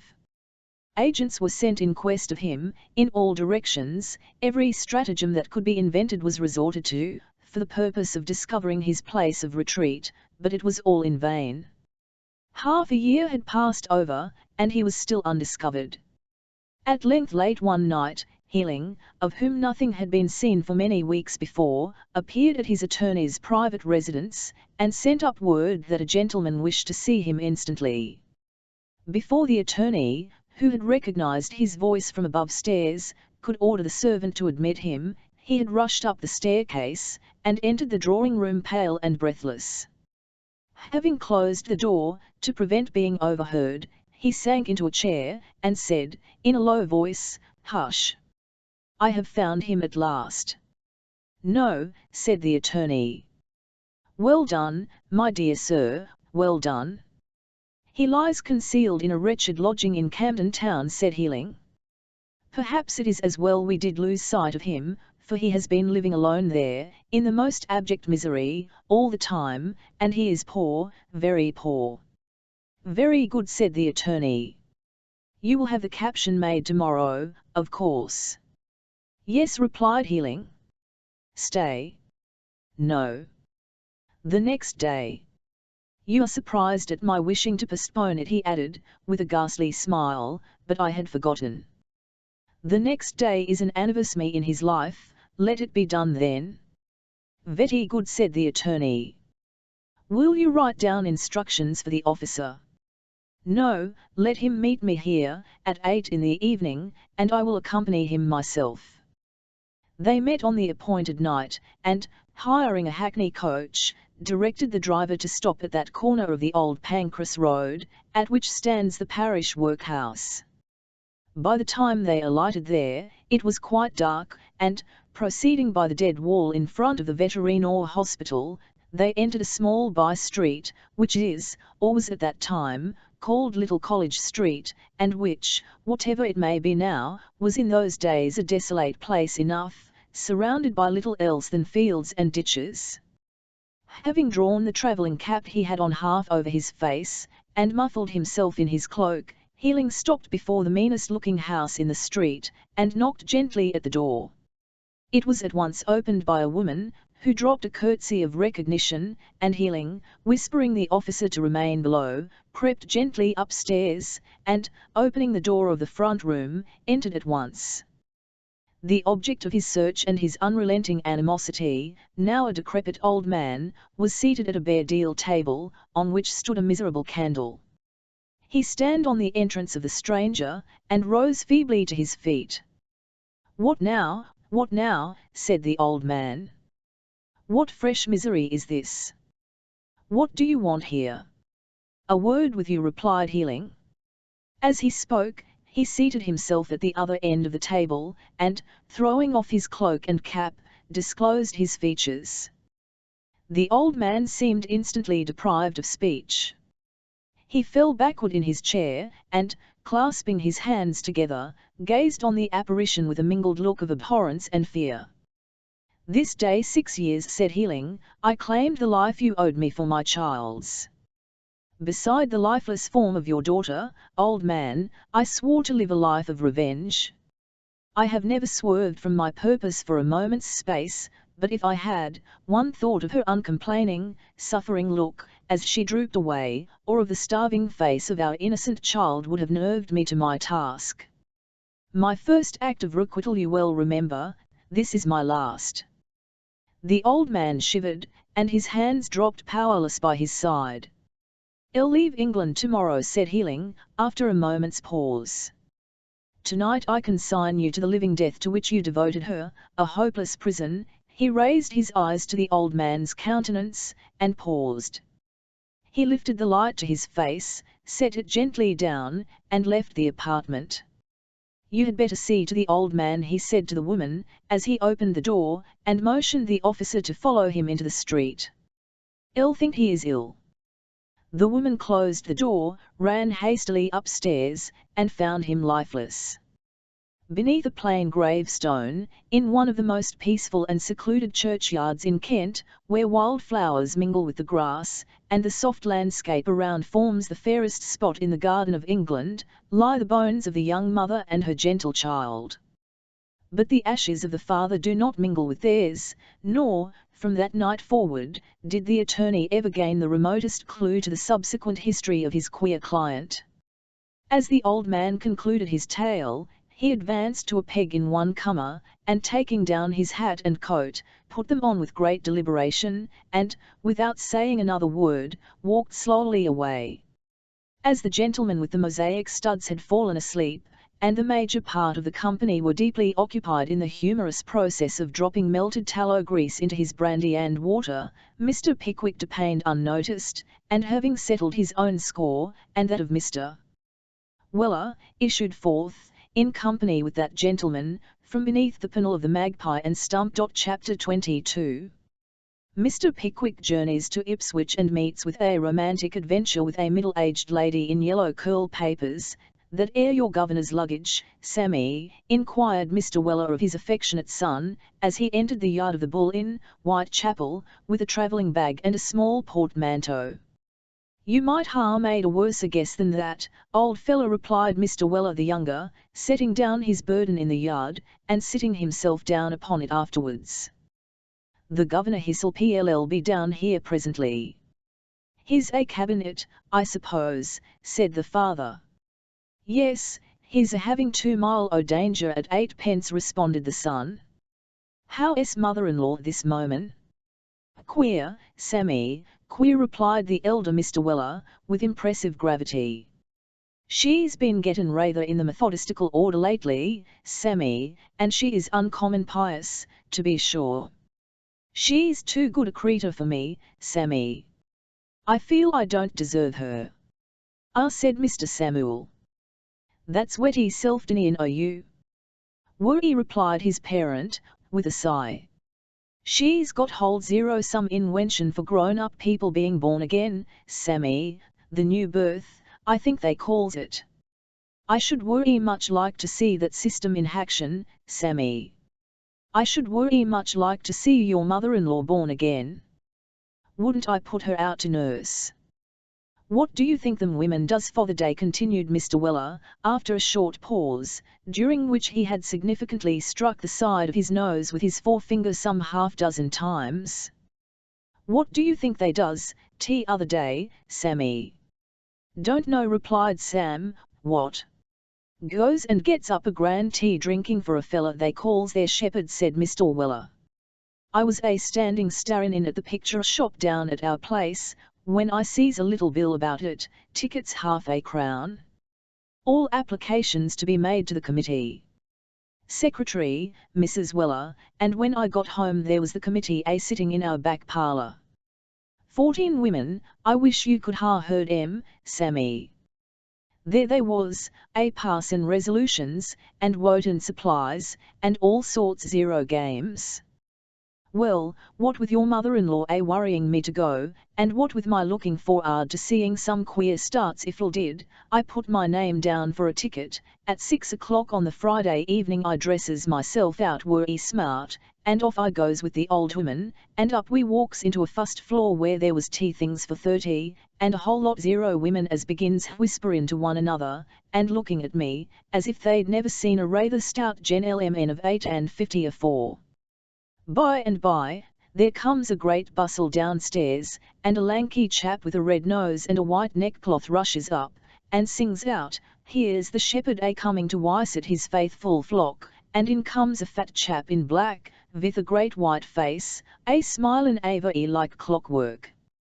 Such goings on, Sammy. "The kiss of peace," says the shepherd, and then he kissed the women all round, and when he'd done, the man with the red nose began. "I was just thinking whether I hadn't better begin too, specially as there was a worry nice lady sitting next me, when in comes the tea, and your mother-in-law, as had been marking the kettle boil downstairs. At it they went, tooth and nail. Such a precious loud hymn, Sammy, while the tea was a-brewing, such a grace, such eating and drinking. I wish you could ha' seen the shepherd walking into the ham and muffins. I never see such a chap to eat and drink, never." The red-nosed man warn't he by no means the sort of person you'd like to grub by contract, but he was nothing to the shepherd. Well, after the tea was over, they sang another hymn, and then the shepherd began to preach, and worry well he did it, considerin' how heavy the muffins must have lied on his chest. Presently he pulls up, all of a sudden, and hollers out, "Where is the sinner, where is the miserable sinner?" Upon which, all the women looked at me, and began to groan as if they was dying. I thought it was rather singular, but howsoever, I says nothing. Presently he pulls up again, and looking worry hard at me, says, "Where is the sinner, where is the miserable sinner?" and all the women groans again, 10 times louder than afore. I got rather savage at this, so I takes a step or two for'ard and says, "My friend," says I, "did you apply that obserwation to me?" 'Stead of begging my pardon as any gentleman would ha' done, he got more abusive than ever, called me a wessel, Sammy, a wessel of wrath, and all sorts o' names. So my blood being regularly up, I first gave him 2 or 3 for himself, and then 2 or 3 more to hand over to the man with the red nose, and walked off. I wish you could ha' heard how the women screamed, Sammy, when they picked up the shepherd from underneath the table, hollow. Here's the governor, the size of life. As Mr. Weller spoke, Mr. Pickwick dismounted from a cab, and entered the yard. "Fine morning, sir," said Mr. Weller, senior. "Beautiful indeed," replied Mr. Pickwick. "Beautiful indeed," echoes a red-haired man with an inquisitive nose and green spectacles, who had unpacked himself from a cab at the same moment as Mr. Pickwick. "Going to Ipswich, sir." "I am," replied Mr. Pickwick. "Extraordinary coincidence." "So am I." Mr. Pickwick bowed. "Going outside," said the red-haired man. Mr. Pickwick bowed again. "Bless my soul, how remarkable, I am going outside, too," said the red-haired man, "we are positively going together." And the red-haired man, who was an important-looking, sharp-nosed, mysterious-spoken personage, with a bird-like habit of giving his head a jerk every time he said anything, smiled as if he had made one of the strangest discoveries that ever fell to the lot of human wisdom. "I am happy in the prospect of your company, sir," said Mr. Pickwick. "Ah," said the newcomer, "it's a good thing for both of us, isn't it? Company, you see, company, it's a very different thing from solitude, ain't it?" "There's no denying that," said Mr. Weller, joining in the conversation, with an affable smile. "That's what I call a self-evident proposition, as the dog's meat man said, when the housemaid told him he warn't a gentleman." "Ah," said the red-haired man, surveying Mr. Weller from head to foot with a supercilious look. "Friend of ours, sir." "Not exactly a friend," replied Mr. Pickwick, in a low tone. "The fact is, he is my servant, but I allow him to take a good many liberties, for, between ourselves, I flatter myself he is an original, and I am rather proud of him. All, said the red-haired man, that, you see, is a matter of taste. I am not fond of anything original, I don't like it, don't see the necessity for it. What's your name, sir? Here is my card, sir, replied Mr. Pickwick, much amused by the abruptness of the question, and the singular manner of the stranger. Ah, said the red-haired man, placing the card in his pocket-book, Pickwick, very good. I like to know a man's name, it saves so much trouble. That's my card, sir. Magnus, you will perceive, sir, Magnus is my name. It's rather a good name, I think, sir. A very good name, indeed, said Mr. Pickwick, wholly unable to repress a smile. Yes, I think it is, resumed Mr. Magnus. There's a good name before it, too, you will observe. Permit me, sir, if you hold the card a little slanting, this way, you catch the light upon the upstroke. There, Peter Magnus, sounds well, I think, sir. Very, said Mr. Pickwick. Curious circumstance about those initials, sir, said Mr. Magnus. You will observe, P.M. Post Meridian. In hasty notes to intimate acquaintance, I sometimes sign myself Afternoon. It amuses my friends very much, Mr. Pickwick. It is calculated to afford them the highest gratification, I should conceive, said Mr. Pickwick, rather envying the ease with which Mr. Magnus's friends were entertained. Now, gentlemen, said the hostler, coach is ready, if you please. Is all my luggage in? Inquired Mr. Magnus. All right, sir. Is the red bag in? All right, sir. And the striped bag? For boot, sir. And the brown paper parcel? Under the seat, sir. And the leather hat box? They are all in, sir. Now, will you get up, said Mr. Pickwick. Excuse me, replied Magnus, standing on the wheel. Excuse me, Mr. Pickwick. I cannot consent to get up, in this state of uncertainty. I am quite satisfied from that man's manner, that the leather hat box is not in. The solemn protestations of the hostler being wholly unavailing, the leather hat box was obliged to be raked up from the lowest depth of the boot, to satisfy him that it had been safely packed, and after he had been assured on this head, he felt a solemn presentiment, first, that the red bag was mislaid, and next that the striped bag had been stolen, and then that the brown paper parcel had come untied. At length, when he had received ocular demonstration of the groundless nature of each and every of these suspicions, he consented to climb up to the roof of the coach, observing that now he had taken everything off his mind, he felt quite comfortable and happy. You're given to nervousness, ain't you, sir? Inquired Mr. Weller, senior, eyeing the stranger askance, as he mounted to his place. Yes, I always am rather about these little matters, said the stranger, but I am all right now, quite right. Well, that's a blessin', said Mr. Weller. Sammy, help your master up to the box, for the leg, sir, that's it, give us your hand, sir.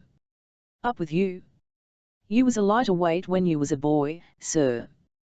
True enough, that, Mr. Weller, said the breathless Mr. Pickwick good-humouredly, as he took his seat on the box beside him. Jump up in front, Sammy, said Mr. Weller. Now, Villam, run em out. Take care, zero the archway, gentlemen. Heads as the pieman says. That'll do, Villam. Let him alone. And away went the coach up Whitechapel, to the admiration of the whole population of that pretty densely populated quarter. Not a wetty nice neighbourhood, this, sir, said Sam, with a touch of the hat, which always preceded his entering into conversation with his master. It is not, Sam, replied Mr. Pickwick, surveying the crowded and filthy street through which they were passing.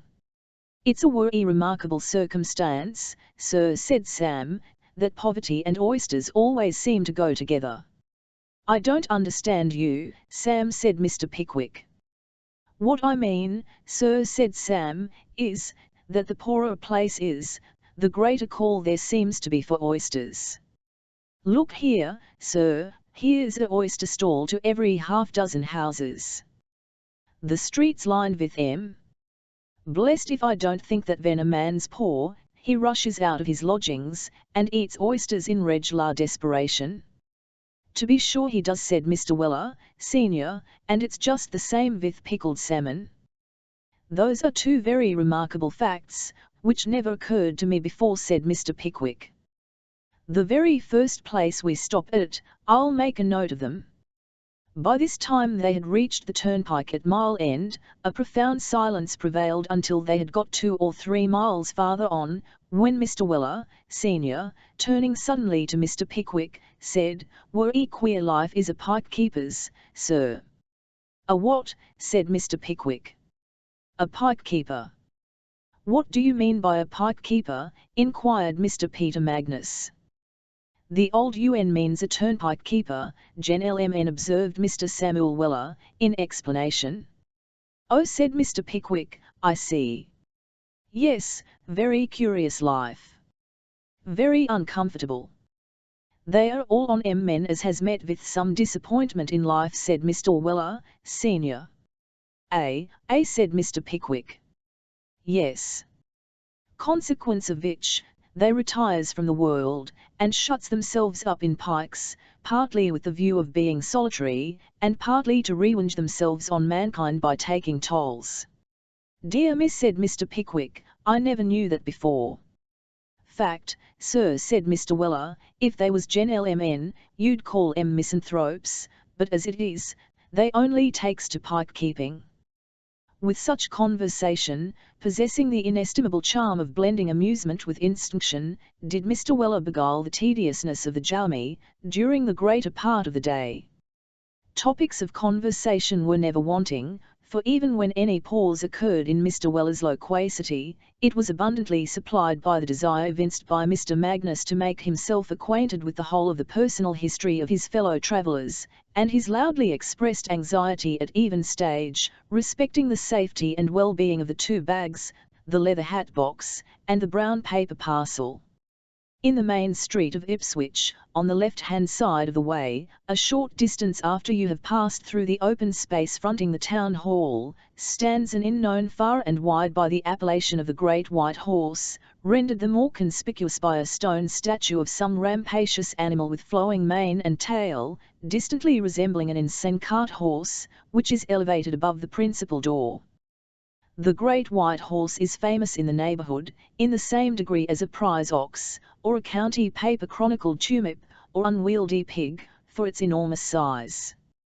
Never was such labyrinths of uncarpeted passages, such clusters of mouldy, ill-lighted rooms, such huge numbers of small dens for eating or sleeping in, beneath any one roof, as are collected together between the 4 walls of the Great White Horse at Ipswich. It was at the door of this overgrown tavern that the London coach stopped, at the same hour every evening, and it was from this same London coach that Mr. Pickwick, Sam Weller, and Mr. Peter Magnus dismounted, on the particular evening to which this chapter of our history bears reference. "Do you stop here, sir?" inquired Mr. Peter Magnus, when the striped bag, and the red bag, and the brown paper parcel, and the leather hat box, had all been deposited in the passage. "Do you stop here, sir?" "I do," said Mr. Pickwick. "Dear me," said Mr. Magnus, "I never knew anything like these extraordinary coincidences. Why, I stop here too. I hope we dine together." "With pleasure," replied Mr. Pickwick. "I am not quite certain whether I have any friends here or not, though. Is there any gentleman of the name of Tupman here, waiter?" A corpulent man, with a fortnight's napkin under his arm, and coeval stockings on his legs, slowly desisted from his occupation of staring down the street, on this question being put to him by Mr. Pickwick, and, after minutely inspecting that gentleman's appearance, from the crown of his hat to the lowest button of his gaiters, replied emphatically, "Nor any gentleman of the name of Snodgrass?" inquired Mr. Pickwick. "Nor Winkle?" "NIY friends have not arrived today, sir," said Mr. Pickwick. We will dine alone, then. Show us a private room, waiter. On this request being preferred, the corpulent man condescended to order the boots to bring in the gentleman's luggage, and proceeding them down a long, dark passage, ushered them into a large, badly furnished apartment, with a dirty grate, in which a small fire was making a wretched attempt to be cheerful, but was fast sinking beneath the dispiriting influence of the place. After the lapse of an hour, a bit of fish and a steak was served up to the travellers, and when the dinner was cleared away, Mr. Pickwick and Mr. Peter Magnus drew their chairs up to the fire, and having ordered a bottle of the worst possible port wine, at the highest possible price, for the good of the house, drank brandy and water for their own. Mr. Peter Magnus was naturally of a very communicative disposition, and the brandy and water operated with wonderful effect in warming into life the deepest hidden secrets of his bosom. After some 1 accounts of himself, his family, his connections, his friends, his jokes, his business, and his brothers, most talkative men have a great deal to say about their brothers, Mr. Peter Magnus took a view of Mr. Pickwick through his coloured spectacles for several minutes, and then said, with an air of modesty, "And what do you think, Mr. Pickwick, I have come down here for?" "Upon my word," said Mr. Pickwick, "it is wholly impossible for me to guess, on business, perhaps."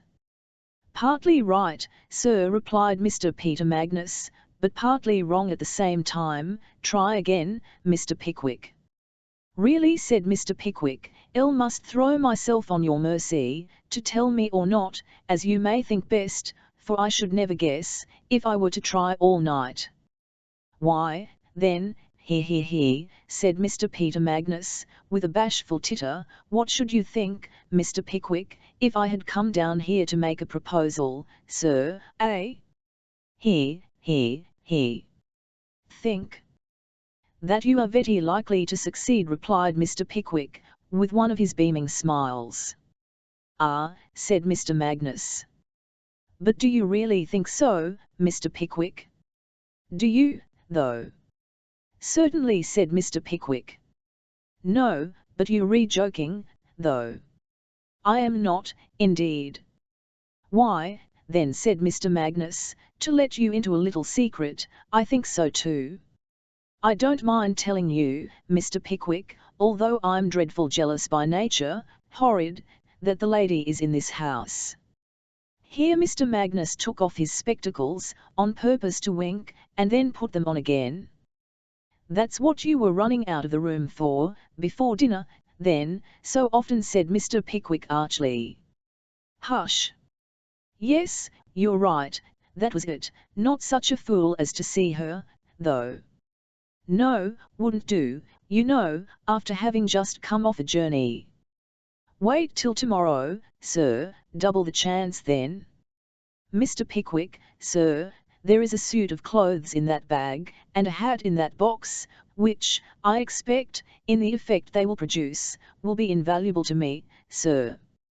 "Indeed," said Mr. Pickwick. "Yes, you must have observed my anxiety about them today. I do not believe that such another suit of clothes, and such a hat, could be bought for money, Mr. Pickwick."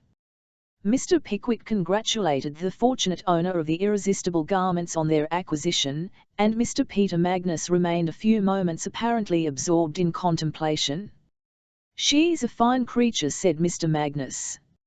"Is she?" said Mr. Pickwick. "Very," said Mr. Magnus. "Very. She lives about 20 miles from here, Mr. Pickwick. I heard she would be here tonight and all tomorrow forenoon, and came down to seize the opportunity. I think an inn is a good sort of a place to propose to a single woman in, Mr. Pickwick. She is more likely to feel the loneliness of her situation in travelling, perhaps, than she would be at home. What do you think, Mr. Pickwick?" "I think it is very probable," replied that gentleman. "I beg your pardon, Mr. Pickwick," said Mr. Peter Magnus, "but I am naturally rather curious, what may you have come down here for?" "On a far less pleasant errand, sir," replied Mr. Pickwick, the colour mounting to his face at the recollection. Ill have come down here, sir, to expose the treachery and falsehood of an individual, upon whose truth and honour I placed implicit reliance. Dear Miss, said Mr. Peter Magnus, that's very unpleasant. It is a lady, I presume? Ill. All. Sly, Mr. Pickwick, sly. Well, Mr. Pickwick, sir, I wouldn't probe your feelings for the world. Painful subjects, these, sir, very painful. Don't mind me, Mr. Pickwick, if you wish to give vent to your feelings. I know what it is to be jilted, sir, I have endured that sort of thing 3 or 4 times. Am much obliged to you, for your condolence on what you presume to be my melancholy case, said Mr. Pickwick, winding up his watch, and laying it on the table, but, no, said Mr. Peter Magnus, not a word more, it's a painful subject. I see. What's the time, Mr. Pickwick? Past 12. Dear me, it's time to go to bed. It will never do, sitting here. I shall be pale tomorrow, Mr. Pickwick. At the bare notion of such a calamity, Mr. Peter Magnus rang the bell for the chambermaid, and the striped bag, the red bag, the leathern hat box, and the brown paper parcel, having been conveyed to his bedroom, he retired in company with a japanned candlestick, to one side of the house, while Mr. Pickwick, and another japanned candlestick, were conducted through a multitude of tortuous windings, to another.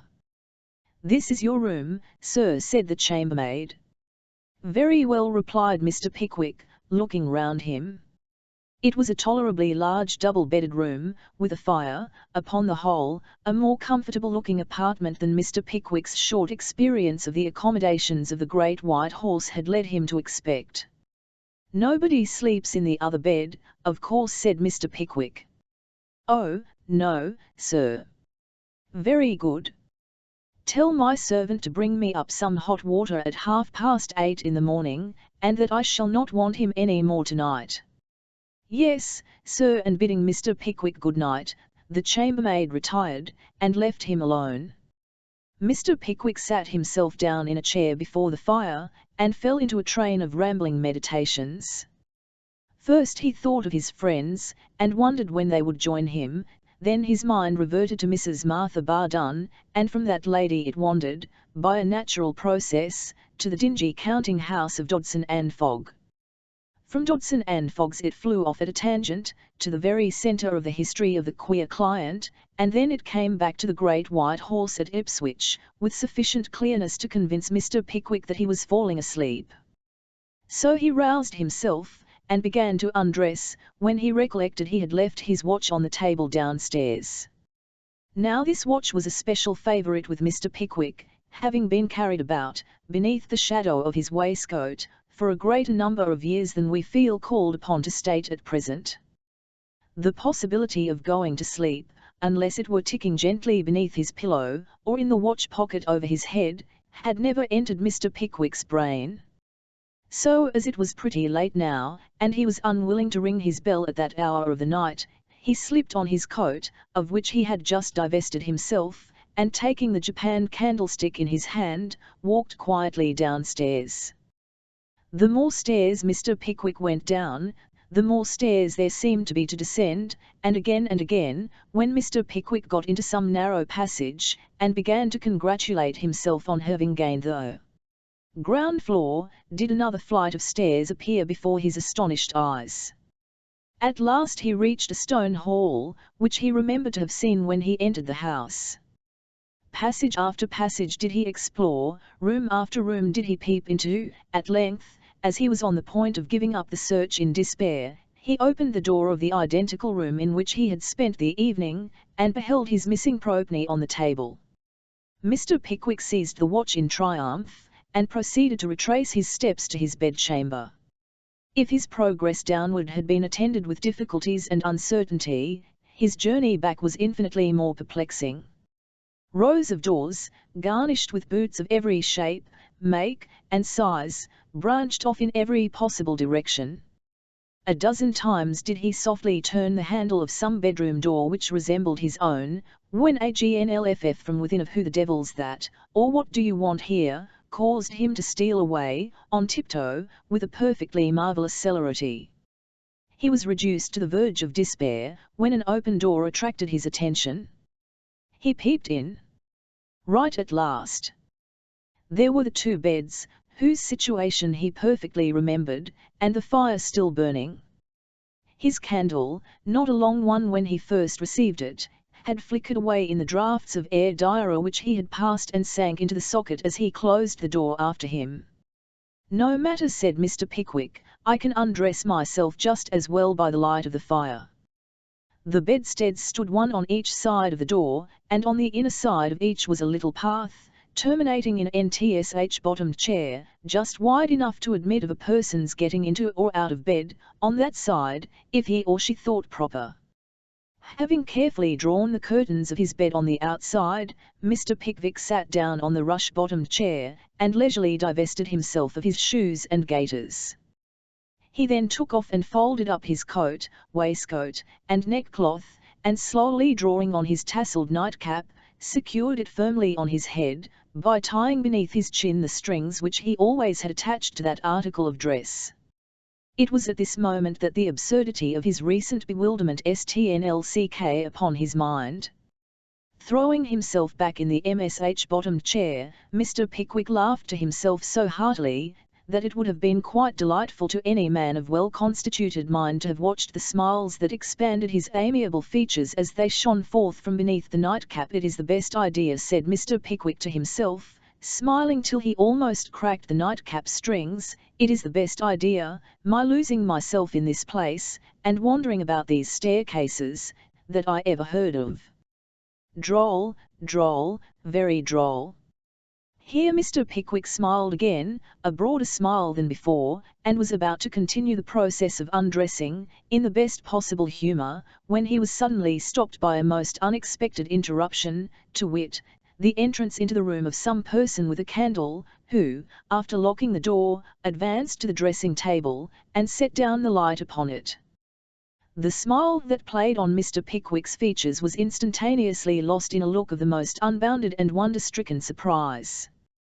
The person, whoever it was, had come in so suddenly and with so little noise, that Mr. Pickwick had had no time to call out, or oppose their entrance. Who could it be? A robber? Some evil-minded person who had seen him come upstairs with a handsome watch in his hand, perhaps. What was he to do? The only way in which Mr. Pickwick could catch a glimpse of his mysterious visitor with the least danger of being seen himself, was by creeping onto the bed, and peeping out from between the curtains on the opposite side. To this manoeuvre he accordingly resorted. Keeping the curtains carefully closed with his hand, so that nothing more of him could be seen than his face and nightcap, and putting on his spectacles, he mustered up courage and looked out. Mr.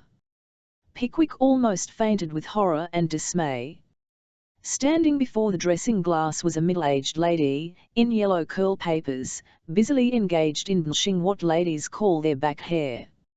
However the unconscious middle-aged lady came into that room, it was quite clear that she contemplated remaining there for the night, for she had brought a rushlight and shade with her, which, with praiseworthy precaution against fire, she had stationed in a basin on the floor, where it was glimmering away, like a gigantic lighthouse in a particularly small piece of water. "Bless my soul," thought Mr. Pickwick, "what a dreadful thing." "Hem," said the lady, and in went Mr. Pickwick's head with automaton-like rapidity. "Elle never met with anything so awful as this," thought poor Mr. Pickwick, the cold perspiration starting in drops upon his nightcap. "Never." This is it was quite impossible to resist the urgent desire to see what was going forward. So out went Mr. Pickwick's head again. The prospect was worse than before. The middle-aged lady had finished arranging her hair, had carefully enveloped it in a muslin nightcap with a small plaited border, and was gazing pensively on the fire. "This matter is growing alarming," reasoned Mr. Pickwick with himself. "Elle can't allow things to go on in this way. By the self-possession of that lady, it is clear to me that I must have come into the wrong room. If I call out she'll alarm the house, but if I remain here the consequences will be still more frightful. Mr. Pickwick, it is quite unnecessary to say, was one of the most modest and delicate-minded of mortals. The very idea of exhibiting his nightcap to a lady overpowered him, but he had tied those confounded strings in a knot, and, do what he would, he couldn't get it off.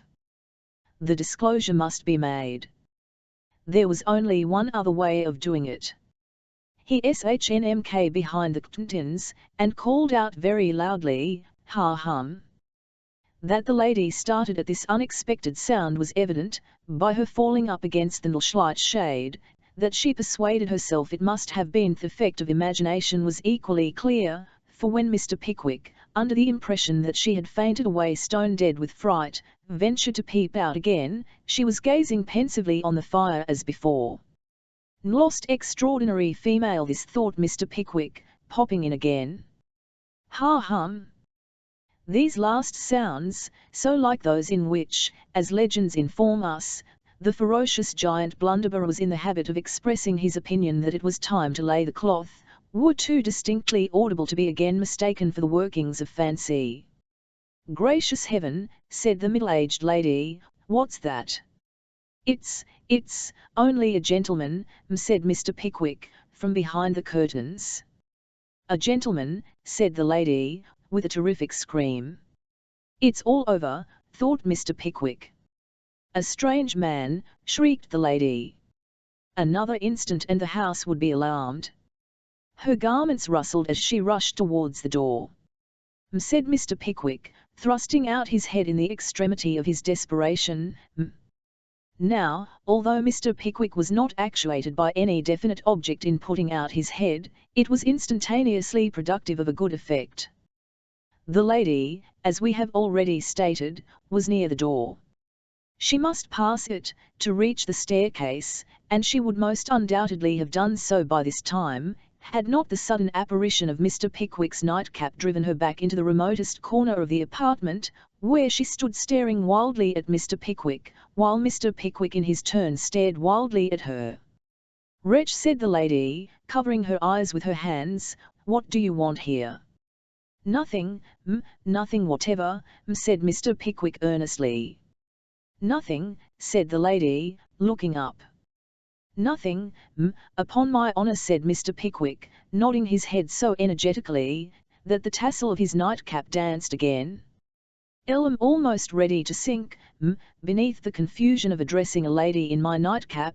Here the lady hastily snatched off hers, "but I can't get it off, Here Mr. Pickwick gave it a tremendous tug, in proof of the statement.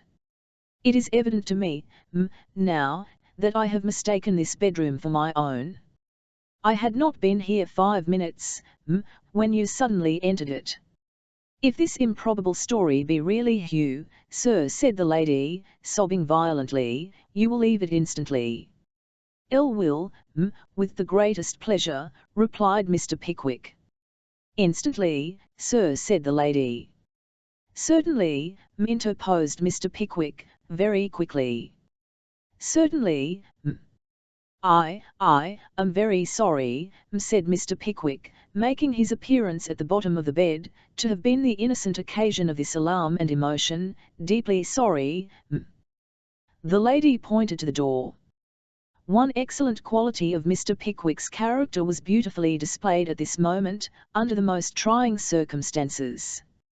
Although he had hastily put on his hat over his nightcap, after the manner of the old patrol, although he carried his shoes and gaiters in his hand, and his coat and waistcoat over his arm, nothing could subdue his native politeness. "I am exceedingly sorry, said Mr. Pickwick, bowing very low. "If you are, sir, you will at once leave the room," said the lady. "Immediately, this instant," said Mr. Pickwick, opening the door, and dropping both his shoes with a crash in so doing. "I lowest," resumed Mr. Pickwick, gathering up his shoes, and turning round to bow again, "I'll trust, that my unblemished character, and the devoted respect I entertain for your sex, will plead as some slight excuse for this, but before Mr. Pickwick could conclude the sentence, the lady had thntsed him into the passage, and locked and bolted the door behind him. Whatever grounds of self-congratulation Mr. Pickwick might have for having escaped so quietly from his late awkward situation, his present position was by no means enviable. He was alone, in an open passage, in a strange house in the middle of the night, half-dressed. It was not to be supposed that he could find his way in perfect darkness to a room which he had been wholly unable to discover with a light, and if he made the slightest noise in his fruitless attempts to do so, he stood every chance of being shot at, and perhaps killed, by some wakeful traveller. He had no resource but to remain where he was until daylight appeared. So after groping his way a few paces down the passage, and, to his infinite alarm, stumbling over several pairs of boots in so doing, Mr. Pickwick crouched into a little recess in the wall, to wait for morning, as philosophically as he might. He was not destined, however, to undergo this additional trial of patience, for he had not been long ensconced in his present concealment when, to his unspeakable horror, a man, bearing a light, appeared at the end of the passage. His horror was suddenly converted into joy, however, when he recognized the form of his faithful attendant. It was indeed Mr. Samuel Weller, who after sitting up thus late, in conversation with the boots, who was sitting up for the mail, was now about to retire to rest. "Sam," said Mr. Pickwick, suddenly appearing before him, "where's my bedroom?" Mr. Weller stared at his master with the most emphatic surprise, and it was not until the question had been repeated several times, that he turned round, and led the way to the long-sought apartment. "Sam," said Mr. Pickwick, as he got into bed, "I have made one of the most extraordinary mistakes tonight, that ever were heard of." "Were ye likely, sir?" replied Mr. Weller dryly. "But of this I am determined, Sam," said Mr. Pickwick, "that if I were to stop in this house for 6 months, I would never in one street myself about it, alone, again." "That's the Wendelden test resolution as you could come to, sir," replied Mr. Weller. "You rather want somebody to look arter you, sir, when your judgment goes out a wisitin'." "What do you mean by that, Sam?" said Mr. Pickwick. He raised himself in bed, and extended his hand, as if he were about to say something more, but suddenly checking himself, turned round, and bade his valet good night. "Good night, sir," replied Mr. Weller. He paused when he got outside the door, shook his head, walked on, stopped, snuffed the candle, shook his head again, and finally proceeded slowly to his chamber, apparently buried in the profoundest meditation. Chapter 23. In which Mr. Samuel Weller begins to devote his energies to the return match between himself and Mr. Trotter, in a small room in the vicinity of the stableyard, betimes in the morning, which was ushered in by Mr. Pickwick's adventure with the middle-aged lady in the yellow curl papers, sat Mr. Weller, senior, preparing himself for his journey to London. He was sitting in an excellent attitude for having his portrait taken, and here it is. It is very possible that at some earlier period of his career, Mr. Weller's profile might have presented a bold and determined outline. His face, however, had expanded under the influence of good living, and a disposition remarkable for resignation, and its bold, fleshy curves had so far extended beyond the limits originally assigned them, that unless you took a full view of his countenance in front, it was difficult to distinguish more than the extreme tip of a very rubicund nose. His chin, from the same cause, had acquired the grave and imposing form which is generally described by prefixing the word double to that expressive feature, and his complexion exhibited that peculiarly mottled combination of colours which is only to be seen in gentlemen of his profession, and in underdone roast beef.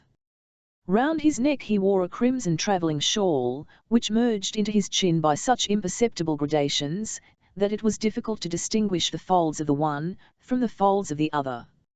Over this, he mounted a long waistcoat of a broad pink striped pattern, and over that again, a wide-skirted green coat, ornamented with large brass buttons, whereof the two which garnished the waist, were so far apart, that no man had ever beheld them both at the same time. His hair, which was short, sleek, and black, was just visible beneath the capacious brim of a low-crowned brown hat. His legs were encased in knee-cord breeches, and painted top boots, and a copper watch chain, terminating in one seal, and a key of the same material, dangled loosely from his capacious waistband. We have said that Mr. Weller was engaged in preparing for his journey to London. He was taking sustenance, in fact. On the table before him stood a pot of ale, a cold round of beef, and a very respectable-looking loaf, to each of which he distributed his favours in turn, with the most rigid impartiality. He had just cut a mighty slice from the latter, when the footsteps of somebody entering the room caused him to raise his head, and he beheld his son. "Morning, Sammy," said the father. The son walked up to the pot of ale, and nodding significantly to his parent, took a long draught by way of reply. "Very good power zero suction, Sammy," said Mr. Weller the elder, looking into the pot, when his first bomb had set it down half empty. "You'd ha' made an uncommon fine oyster, Sammy, if you'd been born in that station o' life." "Yes, I dessay, I should ha' managed to pick up a respectable living, replied Sam, applying himself to the cold beef, with considerable vigour. "I'm very sorry, Sammy," said the elder Mr. Weller, shaking up the ale, by describing small circles with the pot, preparate 01 to drinking. "I'm very sorry, Sammy, to hear from your lips, as you let yourself be gammoned by that 'ere Mulberry man. I always thought, up to 3 days ago, that the names of Vella and Gammon could never come into contract, Sammy, never." "Always except in the case of a widow, of course," said Sam. "Widows, Sammy," replied Mr. Weller, slightly changing colour. "Widows are exceptions to everynlle. I have heard how many ordinary women one widow's equal to in pint o' coming over you. I think it's 25, but I don't rightly know whether it ain't more." "Well, that's pretty well said, Sam. Besides," continued Mr. Weller, not noticing the interruption, "that's a very different thing. You know what the council said, Sammy, as defended the gentleman as beat his wife with the poker, whenever he got jolly. And arter all, my lord, says he, it's a amiable weakness, so I says, respectin' widows, Sammy, and so you'll say, when you gets as old as me." "I ought to ha' knowed better, I know," said Sam. "Ought to ha' knowed better," repeated Mr. Weller, striking the table with his fist. "Ought to ha' knowed better. Why, I know a young un as hasn't had half nor quarter your education, as hasn't slept about the markets, no, not 6 months, who'd ha' scorned to be let in such a way, scorned it, Sammy." In the excitement of feeling produced by this agonizing reflection, Mr. Weller rang the bell, and ordered an additional pint of ale. "Well, it's no use talking about it now," said Sam. "It's over, and can't be helped, and that's one consolation, as they always says in Turkey, when they cuts the wrong man's head off. It's my innings now, governor, and as soon as I hope you will, Sammy." "I hope you will," returned Mr. Weller. "Here's your health, Sammy, and may you speedily wipe off the disgrace as you've inflicted on the family name." In honour of this toast Mr. Weller imbibed at a draught, at least 2/3 of a newly arrived pint, and handed it over to his son, to dispose of the remainder, which he instantaneously did. "And now, Sammy," said Mr. Weller, consulting a large double-faced silver watch that hung at the end of the copper chain, "now it's time I was up at the office to get my way bill and see the coach loaded, for coaches, Sammy, is like guns, they requires to be loaded with great care, afore they go off." At this parental and professional joke, Mr. Weller, Jr., smiled a filial smile. His revered parent continued in a solemn tone, "I'm going to leave you, Samuel, my boy, and there's no telling when I shall see you again. Your mother-in-law may ha' been too much for me, or 1,000 things may have happened by the time you next hears any news o' the celebrated Mr. Vella o' the Bell Savage. The family name depends very much upon you, Samuel, and I hope you'll do what's right by it." Upon all little pints o' breedin', I know I may trust you as well as if it was my own self. So I've only this here one little bit of advice to give you. If ever you gets to up'ards o' 50, and feels disposed to go a marryin' anybody, no matter who, just you shut yourself up in your own room, if you've got one, and pison yourself offhand. Haggins vulgar, so don't you have nothing to say to that. Pison yourself, Samuel, my boy, pison yourself, and you'll be glad on it arterwards. With these affecting words, Mr. Weller looked steadfastly on his son, and turning slowly upon his heel, disappeared from his sight. In the contemplative mood which these words had awakened, Mr. Samuel Weller walked forth from the Great White Horse when his father had left him, and bending his steps towards St. Clement's Church, endeavoured to dissipate his melancholy, by strolling among its ancient precincts. He had loitered about, for some time, when he found himself in a retired spot, a kind of courtyard of venerable appearance, which he discovered had no other outlet than the turning by which he had entered. He was about retracing his steps, when he was suddenly transfixed to the spot by a sudden appearance, and the mode and manner of this appearance, we now proceed to relate.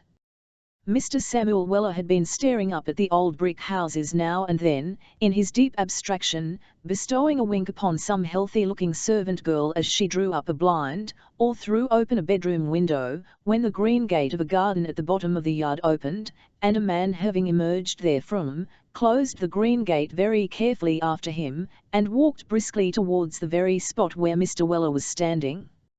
Now, taking this, as an isolated fact, unaccompanied by any attendant circumstances, there was nothing very extraordinary in it, because in many parts of the world men do come out of gardens, close green gates after them, and even walk briskly away, without attracting any particular share of public observation. It is clear, therefore, that there must have been something in the man, or in his manner, or both, to attract Mr. Weller's particular notice. Whether there was, or not, we must leave the reader to determine, when we have faithfully recorded the behaviour of the individual in question. When the man had shut the green gate after him, he walked, as we have said twice already, with a brisk pace up the courtyard, but he no sooner caught sight of Mr. Weller than he faltered, and stopped, as if uncertain, for the moment, what course to adopt. As the green gate was closed behind him, and there was no other outlet but the one in front, however, he was not long in perceiving that he must pass Mr. Samuel Weller to get away. He therefore resumed his brisk pace, and advanced, staring straight before him. The most extraordinary thing about the man was, that he was contorting his face into the most fearful and astonishing grimaces that ever were beheld. Nature's handiwork never was disguised with such extraordinary and official carving, as the man had overlaid his countenance with in one moment. "Well," said Mr. Weller to himself, as the man approached, "this is werry odd. I could ha' swore it was him." Up came the man, and his face became more frightfully distorted than ever, as he drew nearer. "'Ill could take my oath to that 'ere black hair and mulberry suit," said Mr. Weller, "only I never see such a face as that afore." As Mr. Weller said this, the man's features assumed an unearthly twinge, perfectly hideous. He was obliged to pass Ven near Sam, however, and the scrutinizing glance of that gentleman enabled him to detect, under all these appalling twists of feature, something too like the small eyes of Mr. Job Trotter to be easily mistaken. "Hollo, you sir!" shouted Sam fiercely. The stranger stopped. "Hollo!" repeated Sam, still more gnlffly. The man with the horrible face looked, with the greatest surprise, up the court, and down the court, and in at the windows of the houses, everywhere but at Sam Weller, and took another step forward, when he was brought to again by another shout. "Hollo, you sir!" said Sam, for the third time. There was no pretending to mistake where the voice came from now, so the stranger, having no other resource, at last looked Sam Weller full in the face. "It won't do, Job Trotter," said Sam. "Come. None o' that 'ere nonsense. You ain't so werry 'andsome that you can afford to throw over many o' your good looks. Bring them ere I zero yen back into their proper places, or I'll knock 'em out of your head. Do ye hear?" As Mr. Weller appeared fully disposed to act up to the spirit of this address, Mr. Trotter gradually allowed his face to resume its natural expression, and then giving a start of joy, exclaimed, "What do I see?"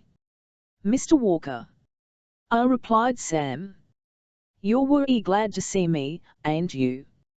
"Glad," exclaimed Job Trotter. "Oh, Mr. Walker, if you had but known how I have looked forward to this meeting. It is too much, Mr. Walker, I cannot bear it, indeed I cannot." And with these words, Mr. Trotter burst into a regular inundation of tears, and, flinging his arms around those of Mr. Weller, embraced him closely, in an ecstasy of joy. "Get awful!" cried Sam, indignant at this process, and vainly endeavouring to extricate himself from the grasp of his enthusiastic acquaintance. "Get off, I tell you! What are you crying over me for, you portable engine?" "Because I am so glad to see you," replied Job Trotter, gradually releasing Mr. Weller, as the first symptoms of his pugnacity disappeared. "Oh, Mr. Walker, this is too much." "Too much," echoed Sam. "I'll think it is too much, rather. Now, what have you got to say to me, ill?" Mr. Trotter made no reply, for the little pink pocket handkerchief was in full force. "What have you got to say to me, afore I knock your head off?" repeated Mr. Weller, in a threatening manner. "Ill," said Mr. Trotter, with a look of virtuous surprise. "What have you got to say to me?" "One, Mr. Walker." "Don't call me Walker, my name's Veller, you know that well enough." "What have you got to say to me?" "Bless you, Mr. Walker, Weller, I mean, a great many things, if you will come away somewhere, where we can talk comfortably. If you knew how I have looked for you, Mr. Weller, worry hard, indeed, I suppose," said Sam dryly. "Very, very, sir," replied Mr. Trotter, without moving a muscle of his face. "But shake hands, Mr. Weller." Sam eyed his companion for a few seconds, and then, as if actuated by a sudden impulse, complied with his request. "How," said Job Trotter, as they walked away, "how is your dear, good master?" "Oh, he's a worthy gentleman, Mr. Weller." "I hope he didn't catch cold, that dreadful night, sir." There was a momentary look of deep slyness in Job Trotter's eye, as he said this, which ran a thrill through off Mr. Weller's clenched fist, as he burned with a desire to make a demonstration on his ribs. Sam constrained himself, however, and replied that his master was extremely well. "Oh, I am so glad," replied Mr. Trotter. "Is he here?" "Is yen?" asked Sam, by way of reply. "Oh, yes, he's here, and I grieve to say, Mr. Weller, he's going on worse than ever." "Are all?" said Sam. "Oh, shocking, terrible." "At a boarding school," said Sam. "No, not at a boarding school," replied Job Trotter, with the same sly look which Sam had noticed before, "not at a boarding school." "At the house with the green gate," said Sam, eyeing his companion closely. "No, no, oh, not there," replied Job, with a quickness very unusual to him, "not there." "What was you doing there?" asked Sam, with a sharp glance. "Got inside the gate by accident, perhaps." "Why, Mr. Weller," replied Job, "I don't mind telling you my little secrets, because, you know, we took such a fancy for each other when we first met. You recollect how pleasant we were at momming?" "Oh, yes," said Sam, impatiently. "I remember." "Well?" "Well," replied Job, speaking with great precision, and in the low tone of a man who communicates an important secret, "in that house with the green gate, Mr. Weller, they keep a good many servants." "So I should think, from the look on it," interposed Sam. "Yes," continued Mr. Trotter, "and one of them is a cook, who has saved up a little money, Mr. Weller, and is desirous, if she can establish herself in life, to open a little shop in the chandlery way, you see." "Yes." "Yes, Mr. Weller." "Well, sir, I met her at a chapel that I go to, a very neat little chapel in this town, Mr. Weller, where they sing the number 4 collection of hymns, which I generally carry about with me, in a little book, which you may perhaps have seen in my hand, and I got a little intimate with her, Mr. Weller, and from that, an acquaintance sprung up between us, and I may venture to say, Mr. Weller, that I am to be the chandler and a worthy amiable chandler you'll make," replied Sam, eyeing Job with a side look of intense dislike. "The great advantage of this, Mr. Weller," continued Job, his eyes filling with tears as he spoke, "will be, that I shall be able to leave my present disgraceful service with that bad man, and to devote myself to a better and more virtuous life, more like the way in which I was brought up, Mr. Weller." "You must ha' been very nicely brought up," said Sam. "Oh, very, Mr. Weller, very," replied Job. At the recollection of the purity of his youthful days, Mr. Trotter pulled forth the pink handkerchief, and wept copiously. "You must ha' been an uncommon nice boy, to go to school with," said Sam. "Il was, sir," replied Job, heaving a deep sigh. "Il was the idol of the place." "All," said Sam, "Il don't wonder at it. What a comfort you must ha' been to your blessed mother." At these words, Mr. Job Trotter inserted an end of the pink handkerchief into the corner of each eye, one after the other, and began to weep copiously. "What's the matter with the man?" said Sam, indignantly. "Chelsea Water Works is nothing to you. What are you melting with now?" "The consciousness o' villainy. Il cannot keep my feelings down, Mr. Weller," said Job, after a short pause.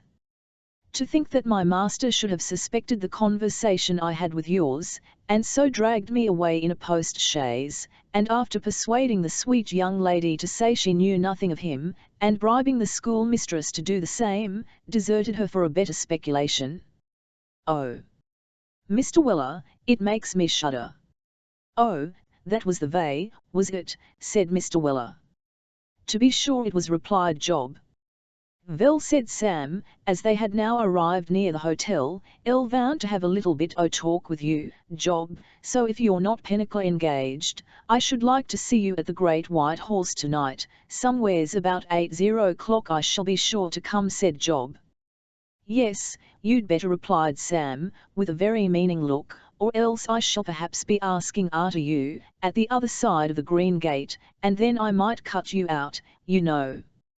"Il shall be sure to be with you, sir," said Mr. Trotter, and wringing Sam's hand with the utmost fervour, he walked away. "Take care, Job Trotter, take care," said Sam, looking after him, "or I shall be one too many for you this time." "I shall, indeed." Having uttered this soliloquy, and looked after Job till he was to be seen no more, Mr. Weller made the best of his way to his master's bedroom. "It's all in training, sir," said Sam. "What's in training, Sam?" inquired Mr. Pickwick. "I've found 'em out, sir," said Sam. "Found out who?"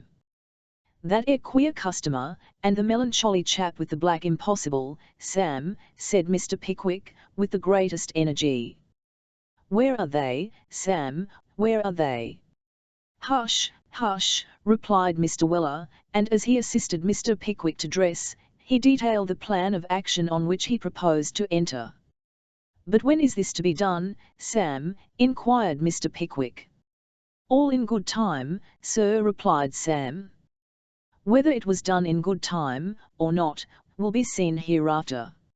Chapter 24. Wherein Mr. Peter Magnus grows jealous, and the middle-aged lady apprehensive, which brings the Pickwickians within the grasp of the law. When Mr. Pickwick descended to the room in which he and Mr. Peter Magnus had spent the preceding evening, he found that gentleman with the major part of the contents of the 2 bags, the leathern hat box, and the brown paper parcel, displaying to all possible advantage on his person, while he himself was pacing up and down the room in a state of the utmost excitement and agitation. "Good morning, sir," said Mr. Peter Magnus. "What do you think of this? Very effective indeed," replied Mr. Pickwick, surveying the garments of Mr. Peter Magnus with a good-natured smile. "Yes, I think it'll do," said Mr. Magnus. "Mr. Pickwick, sir, I have sent up my card." "Have you?" said Mr. Pickwick. "And the waiter brought back word that she would see me at 11, sir. It only wants a quarter now." "Very near the time," said Mr. Picklevick. "Yes, it is rather near," replied Mr. Magnus, "rather too near to be pleasant, eh?" "Mr. Pickwick, sir." "Confidence is a great thing in these cases," observed Mr. Pickwick. "I believe it is, sir," said Mr. Peter Magnus. "I am very confident, sir." "Really, Mr. Pickwick, I do not see why a man should feel any fear in such a case as this, sir." "What is it, sir?" "There's nothing to be ashamed of, it's a matter of mutual accommodation, nothing more. Husband on one side, wife on the other." "That's my view of the matter, Mr. Pickwick." "It is a very philosophical one," replied Mr. Pickwick. "But breakfast is waiting, Mr. Magnus. Come." Down they sat to breakfast, but it was evident, notwithstanding the boasting of Mr. Peter Magnus, that he laboured under a very considerable degree of nervousness, of which loss of appetite, a propensity to upset the tea things, a spectral attempt at drollery, and an irresistible inclination to look at the clock every other second, were among the principal symptoms. He, tittered Mr. Magnus, affecting cheerfulness, and gasping with agitation. "It only wants 2 minutes, Mr. Pickwick." "Am I pale, sir?" "Not very," replied Mr. Pickwick. There was a brief pause. "I'll beg your pardon, Mr. Pickwick, but have you ever done this sort of thing in your time?" said Mr. Magnus. "You mean proposing?" said Mr. Pickwick. "Yes." "Never," said Mr. Pickwick, with great energy, "never." "You have no idea, then, how it's best to begin?" said Mr. Magnus. "Why," said Mr. Pickwick, "I may have formed some ideas upon the subject, but, as I have never submitted them to the test of experience, I should be sorry if you were induced to regulate your proceedings by them." "I should feel very much obliged to you, for any advice, sir," said Mr. Magnus, taking another look at the clock, the hand of which was verging on the 5 minutes past. "Well, sir," said Mr. Pickwick, with the profound solemnity with which that great man could, when he pleased, render his remarks so deeply impressive. "I should commence, sir, with a tribute to the lady's beauty and excellent qualities. From them, sir, I should diverge to my own unworthiness." "Very good," said Mr. Magnus. "Unworthiness for her only, mind, sir," resumed Mr. Pickwick, "for to show that I was not wholly unworthy, sir, I should take a brief review of my past life, and present condition. I should argue, by analogy, that to anybody else, I must be a very desirable object. I should then expatiate on the warmth of my love, and the depth of my devotion. Perhaps I might then be tempted to seize her hand." "Yes, I see," said Mr. Magnus, "that would be a very great point." "I should then, sir," continued Mr. Pickwick, growing warmer as the subject presented itself in more glowing colours before him, "I should then, sir, come to the plain and simple question, will you have me? I think I am justified in assuming that upon this, she would turn away her head." "You think that may be taken for granted," said Mr. Magnus, "because, if she did not do that at the right place, it would be embarrassing." "I think she would," said Mr. Pickwick. "Upon this, sir, I should squeeze her hand, and I think, Mr. Magnus, that after I had done that, supposing there was no refusal, I should gently draw away the handkerchief, which my slight knowledge of human nature leads me to suppose the lady would be applying to her eyes at the moment, and steal a respectful kiss. I think I should kiss her, Mr. Magnus, and at this particular point, I am decidedly of opinion that if the lady were going to take me at all, she would murmur into my ears a bashful acceptance." Mr. Magnus started, gazed on Mr. Pickwick's intelligent face, for a short time in silence, and then, the dial pointing to the 10 minutes past, shook him warmly by the hand, and rushed desperately from the room. Mr. Pickwick had taken a few strides to and fro, and the small hand of the clock following the latter part of his example, had arrived at the figure which indicates the half-hour, when the door suddenly opened. He turned round to meet Mr. Peter Magnus, and encountered, in his stead, the joyous face of Mr. Tupman, the serene countenance of Mr. Winkle, and the intellectual lineaments of Mr. Snodgrass. As Mr. Pickwick greeted them, Mr. Peter Magnus tripped into the room. "My friends, the gentleman I was speaking of, Mr. Magnus," said Mr. Pickwick. "Your servant, gentlemen," said Mr. Magnus, evidently in a high state of excitement. "Nearer. Pickwick, allow me to speak to you one moment, sir." As he said this, Mr. Magnus harnessed his forefinger to Mr. Pickwick's buttonhole, and, drawing him to a window recess, said, "Congratulate me, Mr. Pickwick, I followed your advice to the very letter." "And it was all correct, was it?" inquired Mr. Pickwick. "It was, sir." "Could not possibly have been better," replied Mr. Magnus. "Mr. Pickwick, she is mine." "I'll congratulate you, with all my heart," replied Mr. Pickwick, warmly shaking his new friend by the hand. "You must see her." "Sir," said Mr. Magnus, "this way, if you please." "Excuse us for one instant, gentlemen." Hurrying on in this way, Mr. Peter Magnus drew Mr. Pickwick from the room. He paused at the next door in the passage, and tapped gently thereat. "Come in," said a female voice. And in they went. "Miss Witherfield," said Mr. Magnus, "allow me to introduce my very particular friend, Mr. Pickwick." "Mr. Pickwick, I beg to make you known to Miss Witherfield." The lady was at the upper end of the room.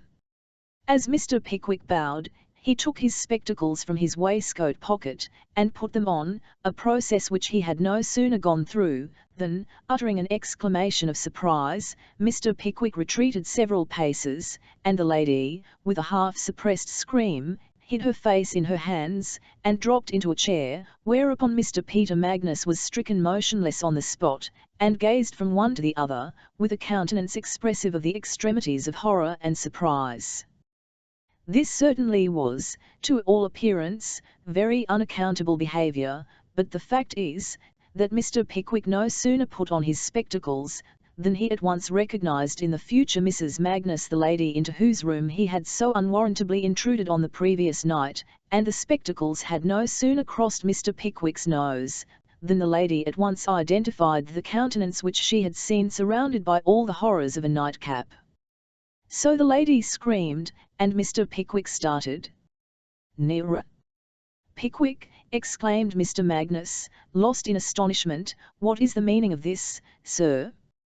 "What is the meaning of it, sir?" added Mr. Magnus, in a threatening and a louder tone. "Sir," said Mr. Pickwick, somewhat indignant at the very sudden manner in which Mr. Peter Magnus had conjugated himself into the imperative mood, "I decline answering that question."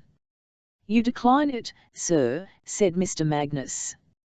"I do, sir," replied Mr. Pickwick. "I object to say anything which may compromise that lady, or awaken unpleasant recollections in her breast, without her consent and permission."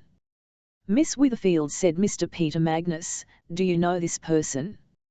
"Know him?" repeated the middle-aged lady, hesitating. "Yes, know him, I said know him," replied Mr. Magnus, with ferocity. "I have seen him," replied the middle-aged lady. "Where?" inquired Mr. Magnus, "where?" "That," said the middle-aged lady, rising from her seat, and averting her head, "that I would not reveal for worlds."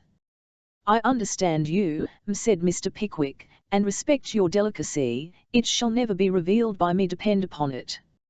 "Upon my word," said Mr. Magnus, "considering the situation in which I am placed with regard to yourself, you carry this matter off with tolerable coolness, tolerable coolness."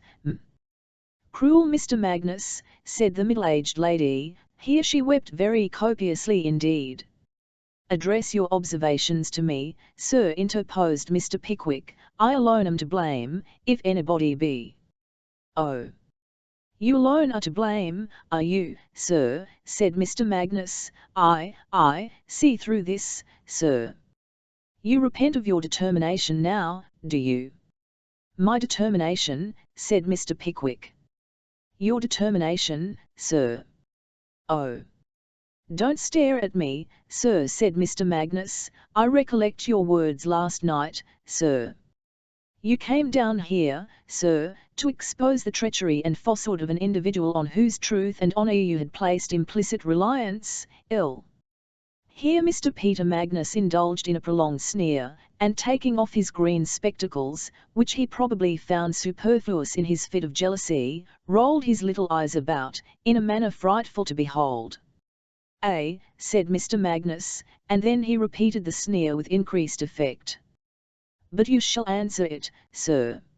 Answer what? Said Mr. Pickwick. Never mind, sir, replied Mr. Magnus, striding up and down the room. Never mind. There must be something very comprehensive in this phrase of never mind, for we do not recollect to have ever witnessed a quarrel in the street, at a theatre, public room, or elsewhere, in which it has not been the standard reply to all belligerent inquiries. Do you call yourself a gentleman, sir? Never mind, sir. Did I offer to say anything to the young woman, sir? Never mind, sir. Do you want your head knocked up against that wall, sir? Never mind, sir. It is observable, too, that there would appear to be some hidden taunt in this universal never mind which rouses more indignation in the bosom of the individual addressed, than the most lavish abuse could possibly awaken. We do not mean to assert that the application of this brevity to himself, stnlck exactly that indignation to Mr. Pickwick's soul, which it would infallibly have roused in a vulgar breast. We merely record the fact that Mr. Pickwick opened the room door, and abruptly called out, "Tupman, come here." Mr. Tupman immediately presented himself, with a look of very considerable surprise. "Tupman," said Mr. Pickwick, "a secret of some delicacy, in which that lady is concerned, is the cause of a difference which has just arisen between this gentleman and myself. When I assure him, in your presence, that it has no relation to himself, and is not in any way connected with his affairs, I need hardly beg you to take notice that if he continue to dispute it, he expresses a doubt of my veracity, which I shall consider extremely insulting." As Mr. Pickwick said this, he looked encyclopedias at Mr. Peter Magnus. Mr. Pickwick's upright and honourable bearing, coupled with that force and energy of speech which so eminently distinguished him, would have cannied conviction to any reasonable mind, but, unfortunately, at that particular moment, the mind of Mr. Peter Magnus was in anything but reasonable order. Consequently, instead of receiving Mr. Pickwick's explanation as he ought to have done, he forthwith proceeded to work himself into a red-hot, scorching, consuming passion, and to talk about what was due to his own feelings, and all that sort of thing, adding force to his declamation by striding to and fro, and pulling his hair, amusements which he would vary occasionally, by shaking his fist in Mr. Pickwick's philanthropic countenance. Mr. Pickwick, in his turn, conscious of his own innocence and rectitude, and irritated by having unfortunately involved the middle-aged lady in such an unpleasant affair, was not so quietly disposed as was his wont. The consequence was, that words ran high, and voices higher, and at length Mr. Magnus told Mr. Pickwick he should hear from him, to which Mr. Pickwick replied, with laudable politeness, that the sooner he heard from him the better, whereupon the middle-aged lady rushed in terror from the room, out of which Mr. Tupman dragged Mr. Pickwick, leaving Mr. Peter Magnus to himself and meditation. If the middle-aged lady had mingled much with the busy world, or had profited at all by the manners and customs of those who make the laws and set the fashions, she would have known that this sort of ferocity is the most harmless thing in nature, but as she had lived for the most part in the country, and never read the parliamentary debates, she was little versed in these particular refinements of civilized life. Accordingly, when she had gained her bedchamber, bolted herself in, and began to meditate on the scene she had just witnessed, the most terrific pictures of slaughter and destruction presented themselves to her imagination, among which, a full-length portrait of Mr. Peter Magnus borne home by 4 men, with the embellishment of a whole barrel full of bullets in his left side, was among the very least. The more the middle-aged lady meditated, the more terrified she became, and at length she determined to repair to the house of the principal magistrate of the town, and request him to secure the persons of Mr. Pickwick and Mr. Tupman without delay. To this decision the middle-aged lady was impelled by a variety of considerations, the chief of which was the incontestable proof it would afford of her devotion to Mr. Peter Magnus, and her anxiety for his safety.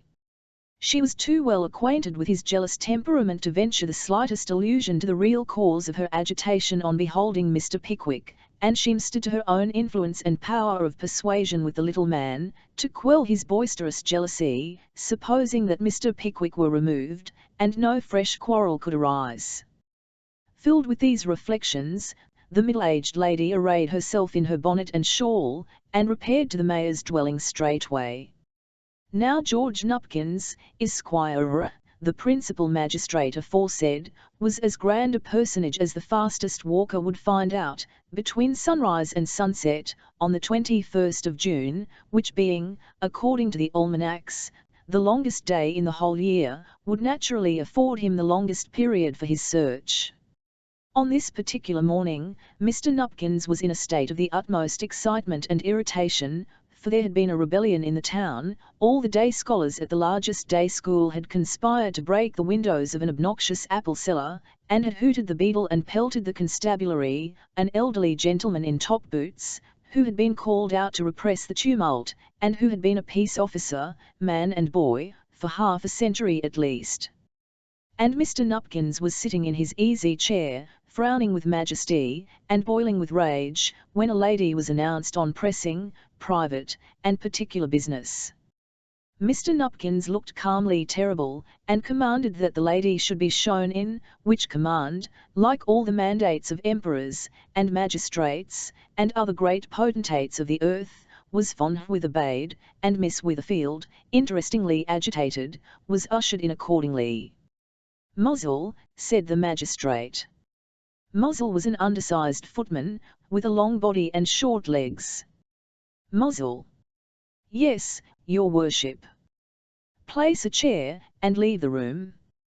Yes, your worship. Now, will you state your business, said the magistrate. It is of a very painful kind, sir, said Miss Witherfield. Very likely, said the magistrate. Compose your feelings, Here Mr. Nupkins looked benignant. And then tell me what legal business brings you here, Here the magistrate triumphed over the man, and he looked stern again. It is very distressing to me, sir, to give this information, said Miss Witherfield, but I fear a duel is going to be fought here, said the magistrate. Where, In Ipswich. In Ipswich, A duel in Ipswich, said the magistrate, perfectly aghast at the notion. Impossible, nothing of the kind can be contemplated in this town, I am persuaded. Bless my soul, are you aware of the activity of our local magistracy? Do you happen to have heard, ma, that I rushed into a prize ring on the 4th of May last, attended by only 60 special constables, and, at the hazard of falling a sacrifice to the angry passions of an infuriated multitude, prohibited a pugilistic contest between the Middlesex dumpling and the Suffolk bantam? A duel in Ipswich, I do not think, said the magistrate, reasoning with himself, that any two men can have had the hardihood to plan such a breach of the peace, in this town. My information is, unfortunately, but too correct, said the middle-aged lady. I was present at the quarrel. It's a most extraordinary thing, said the astounded magistrate. Muzzle. Yes, your worship. Send Mr. Jinks here, directly. Instantly. Yes, your worship. Muzzle retired, and a pale, sharp-nosed, half-fed, shabbily clad clerk, of middle age, entered the room. Mr. Jinks, said the magistrate. Mr. Jinks? Sir, said Mr. Jinks. This lady, Mr. Jinks, has come here, to give information of an intended duel in this town. Mr. Jinks, not knowing exactly what to do, smiled a dependent's smile. "What are you laughing at, Mr. Jinks?" said the magistrate. Mr. Jinks looked serious instantly. "Mr. Jinks," said the magistrate, "you're a fool." Mr. Jinks looked humbly at the great man, and bit the top of his pen. "You may see something very comical in this information, sir, but I can tell you this, Mr. Jinks, that you have very little to laugh at," said the magistrate. The hungry-looking Jinks sighed, as if he were quite aware of the fact of his having very little indeed to be many about, and, being ordered to take the lady's information, shambled to a seat, and proceeded to write it down. "This man, Pickwick, is the principal, I understand," said the magistrate, when the statement was finished. "He is," said the middle-aged lady. "And the other writer, what's his name, Mr. Jinks?" "Tupman, sir." "Tupman is the second?" "Yes." "The other principal, you say, has absconded?" "Yes," replied Miss Witherfield, with a short cough. "Very well," said the magistrate. "These are two cutthroats from London, who have come down here to destroy His Majesty's population, thinking that at this distance from the capital, the arm of the law is weak and paralysed. They shall be made an example of. Draw up the warrants, Mr. Jinks." "Muzzle." "Yes, your worship." "Is Glummer downstairs?" "Yes, your worship." "Send him up." The obsequious Muzzle retired, and presently returned, introducing the elderly gentleman in the top boots, who was chiefly remarkable for a bottle nose, a hoarse voice, a snuff-coloured surtout, and a wandering eye. "Nma," said the magistrate. "Your wash-up." "Is the town quiet now?" "Pretty well, your wash-up," replied Grummer. "Popular feeling has in a measure subsided, consequence o' the boys having dispersed to cricket." "Nothing but vigorous measures will do in these times," said the magistrate, in a determined manner. "If the authority of the King's officers is set at naught, we must have the Riot Act read. If the civil power cannot protect these windows, Grummer, the military must protect the civil power, and the windows too. I believe that is a maxim of the Constitution, Mr. Jinks." "Certainly, sir," said Jinks. "Very good," said the magistrate, signing the warrants. "Grummer, you will bring these persons before me, this afternoon. You will find them at the Great White Horse. You recollect the case of the Middlesex dumpling and the Suffolk bantam, Grummer?" Mr. Grummer intimated, by a retrospective shake of the head, that he should never forget it, as indeed it was not likely he would, so long as it continued to be cited daily. "This is even more unconstitutional," said the magistrate. "This is even a greater breach of the peace, and a grosser infringement of His Majesty's prerogative. I believe duelling is one of His Majesty's most undoubted prerogatives, Mr. Jinks." "Expressly stipulated in Magna Charta, sir," said Mr. Jinks. "One of the brightest jewels in the British Crown, wrung from His Majesty by the barons, I believe, Mr. Jinks," said the magistrate. "Just so, sir," replied Mr. Jinks. "Very well," said the magistrate, drawing himself up proudly, "it shall not be violated in this portion of his dominions.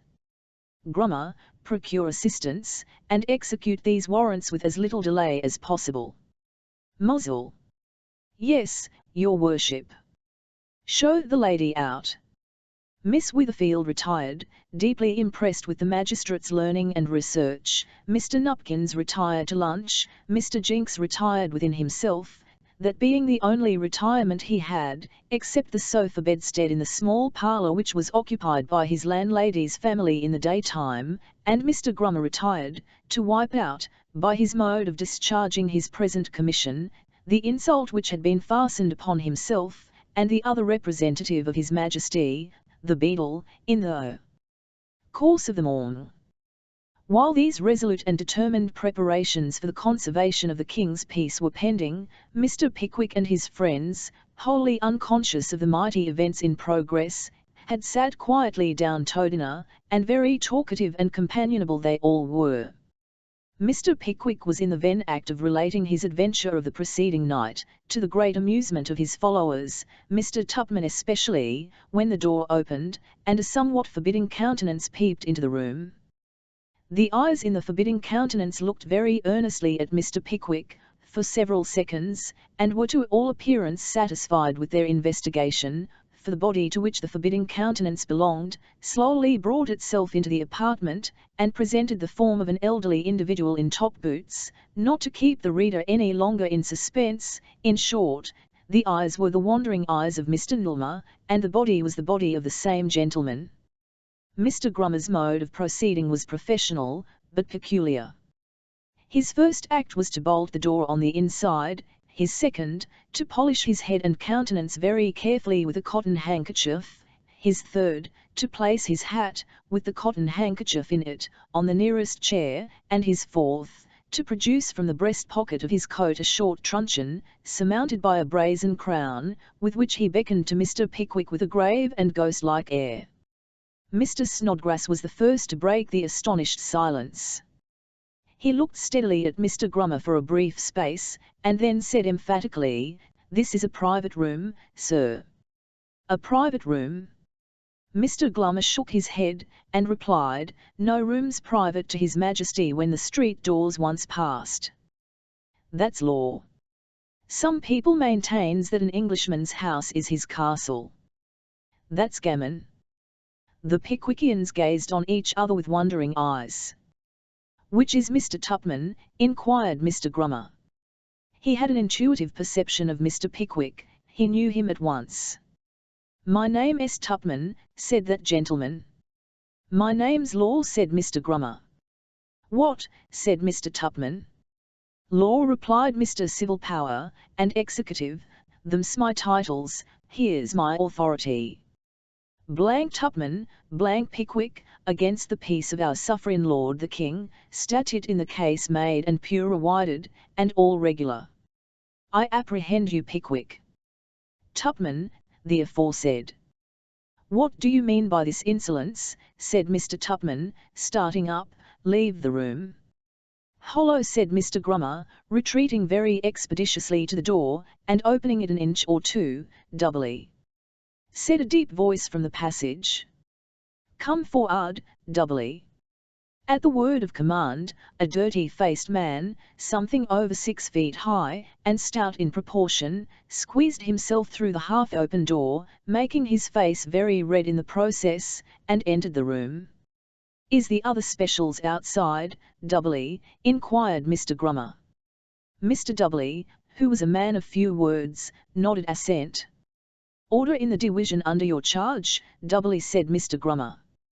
Mr. Doubly did as he was desired, and half a dozen men, each with a short truncheon and a brass crown, into the room. Mr. Grummer his staff, and looked at Mr. Doubly. Mr. Doubly pocketed his staff and looked at the division pocketed their staves and looked at Messrs. Tupman and Pickwick. Mr. Pickwick and his followers rose as one man. "What is the meaning of this atrocious intrusion upon my privacy?" said Mr. Pickwick. "Who dares apprehend me?" said Mr. Tupman. "What do you want here, scoundrels?" said Mr. Snodgrass. Mr. Winkle said nothing, but he fixed his eyes on Glummer, and bestowed a look upon him, which, if he had had any feeling, must have pierced his brain.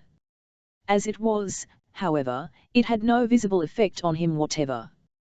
When the executive perceived that Mr. Pickwick and his friends were disposed to resist the authority of the law, they very significantly turned up their coat sleeves, as if knocking them down in the first instance, and taking them up afterwards, were a mere professional act which had only to be thought of to be done, as a matter of course.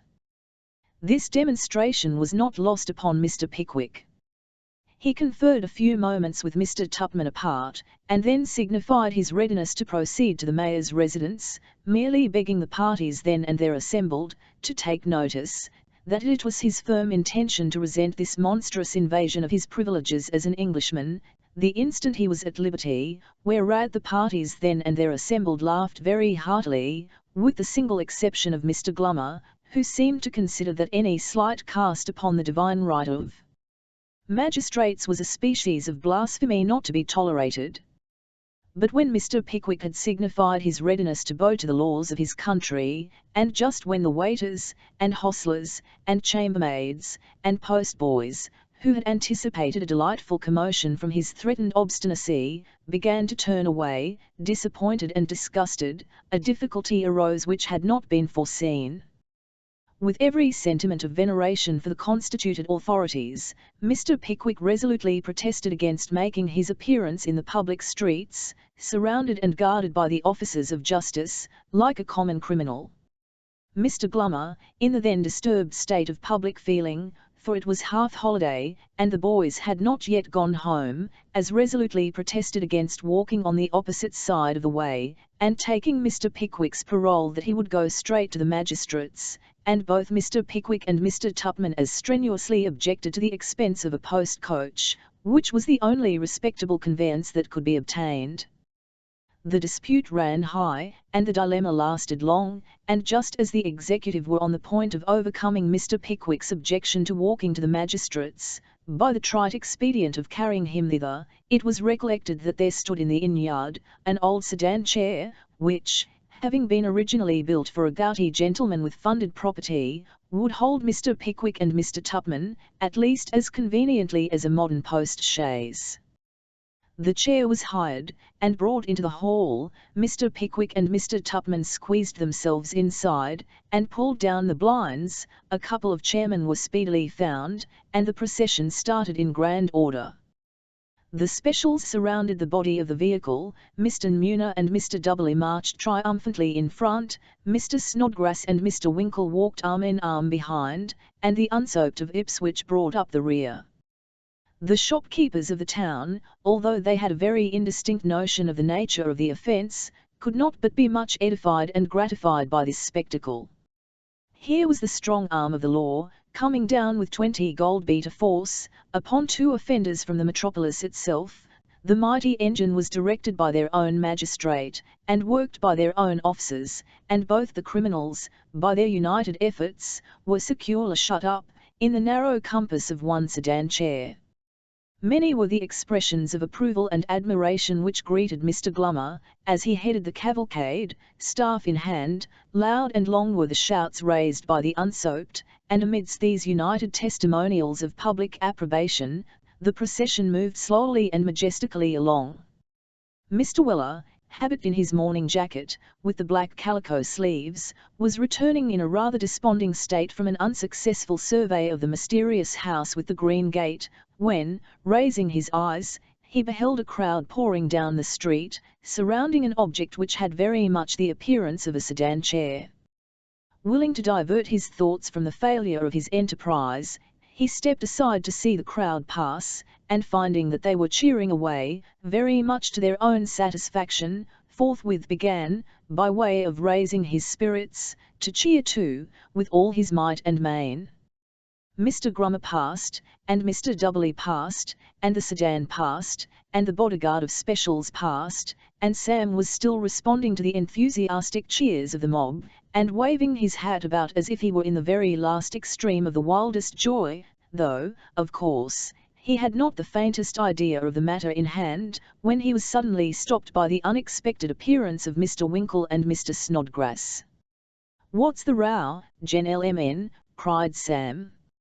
"Who have they got in this here watch-box in Malman?" Both gentlemen replied together, but their words were lost in the tumult. "Who is it?" cried Sam again. Once more was a joint reply returned, and, though the words were inaudible, Sam saw by the motion of the 2 pairs of lips that they had uttered the magic word Pickwick. This was enough. In another minute Mr. Weller had made his way through the crowd, stopped the chairman, and confronted the portly Grummer. "Hollo, old gentleman," said Sam. "Who have you got in this here conveyance?" "Stand back," said Mr. Grummer, whose dignity, like the dignity of a great many other men, had been wondrously augmented by a little popularity. "Knock him down, if don't," said Mr. Dudley. "I'm much obliged to you, old gentleman," replied Sam, "for consulting my convenience, and I'm still more obliged to the other gentleman, who looks as if he'd just escaped from a giant's caravan, for his worry and some suggestion, but I should prefer your giving me an answer to my question, if it's all the same to you. How are you, sir? This last observation was addressed with a patronizing air to Mr. Pickwick, who was peeping through the front window. Mr. Glummer, perfectly speechless with indignation, dragged the Maction with the brass crown from its particular pocket, and flourished it before Sam's eyes. "All," said Sam, "it's werry pretty, specially the crown, which is uncommon like the real one." "Stand back," said the outraged Mr. Glummer. By way of adding force to the command, he thnlsted the brass emblem of royalty into Sam's neckcloth with one hand, and seized Sam's collar with the other, a compliment which Mr. Weller returned by knocking him down out of hand, having previously with the utmost consideration, down a chairman for him to lie upon. Whether Mr. Winkle was seized with a temporary attack of that species of insanity which originates in a sense of injury, or animated by this display of Mr. Weller's valour, is unknown, but certain it is, that he no sooner saw Mr. Glummer fall than he made a terrific onslaught on a small boy who stood next him, whereupon Mr. Snodgrass, in a TNRLY Christian spirit, and in order that he might take no one unawares, announced in a very loud tone that he was going to begin, and proceeded to take off his coat with the utmost deliberation. He was immediately surrounded and secured, and it is but common justice both to him and Mr. Winkle to say, that they did not make the slightest attempt to rescue either themselves or Mr. Weller, who, after a most vigorous resistance, was overpowered by numbers and taken prisoner.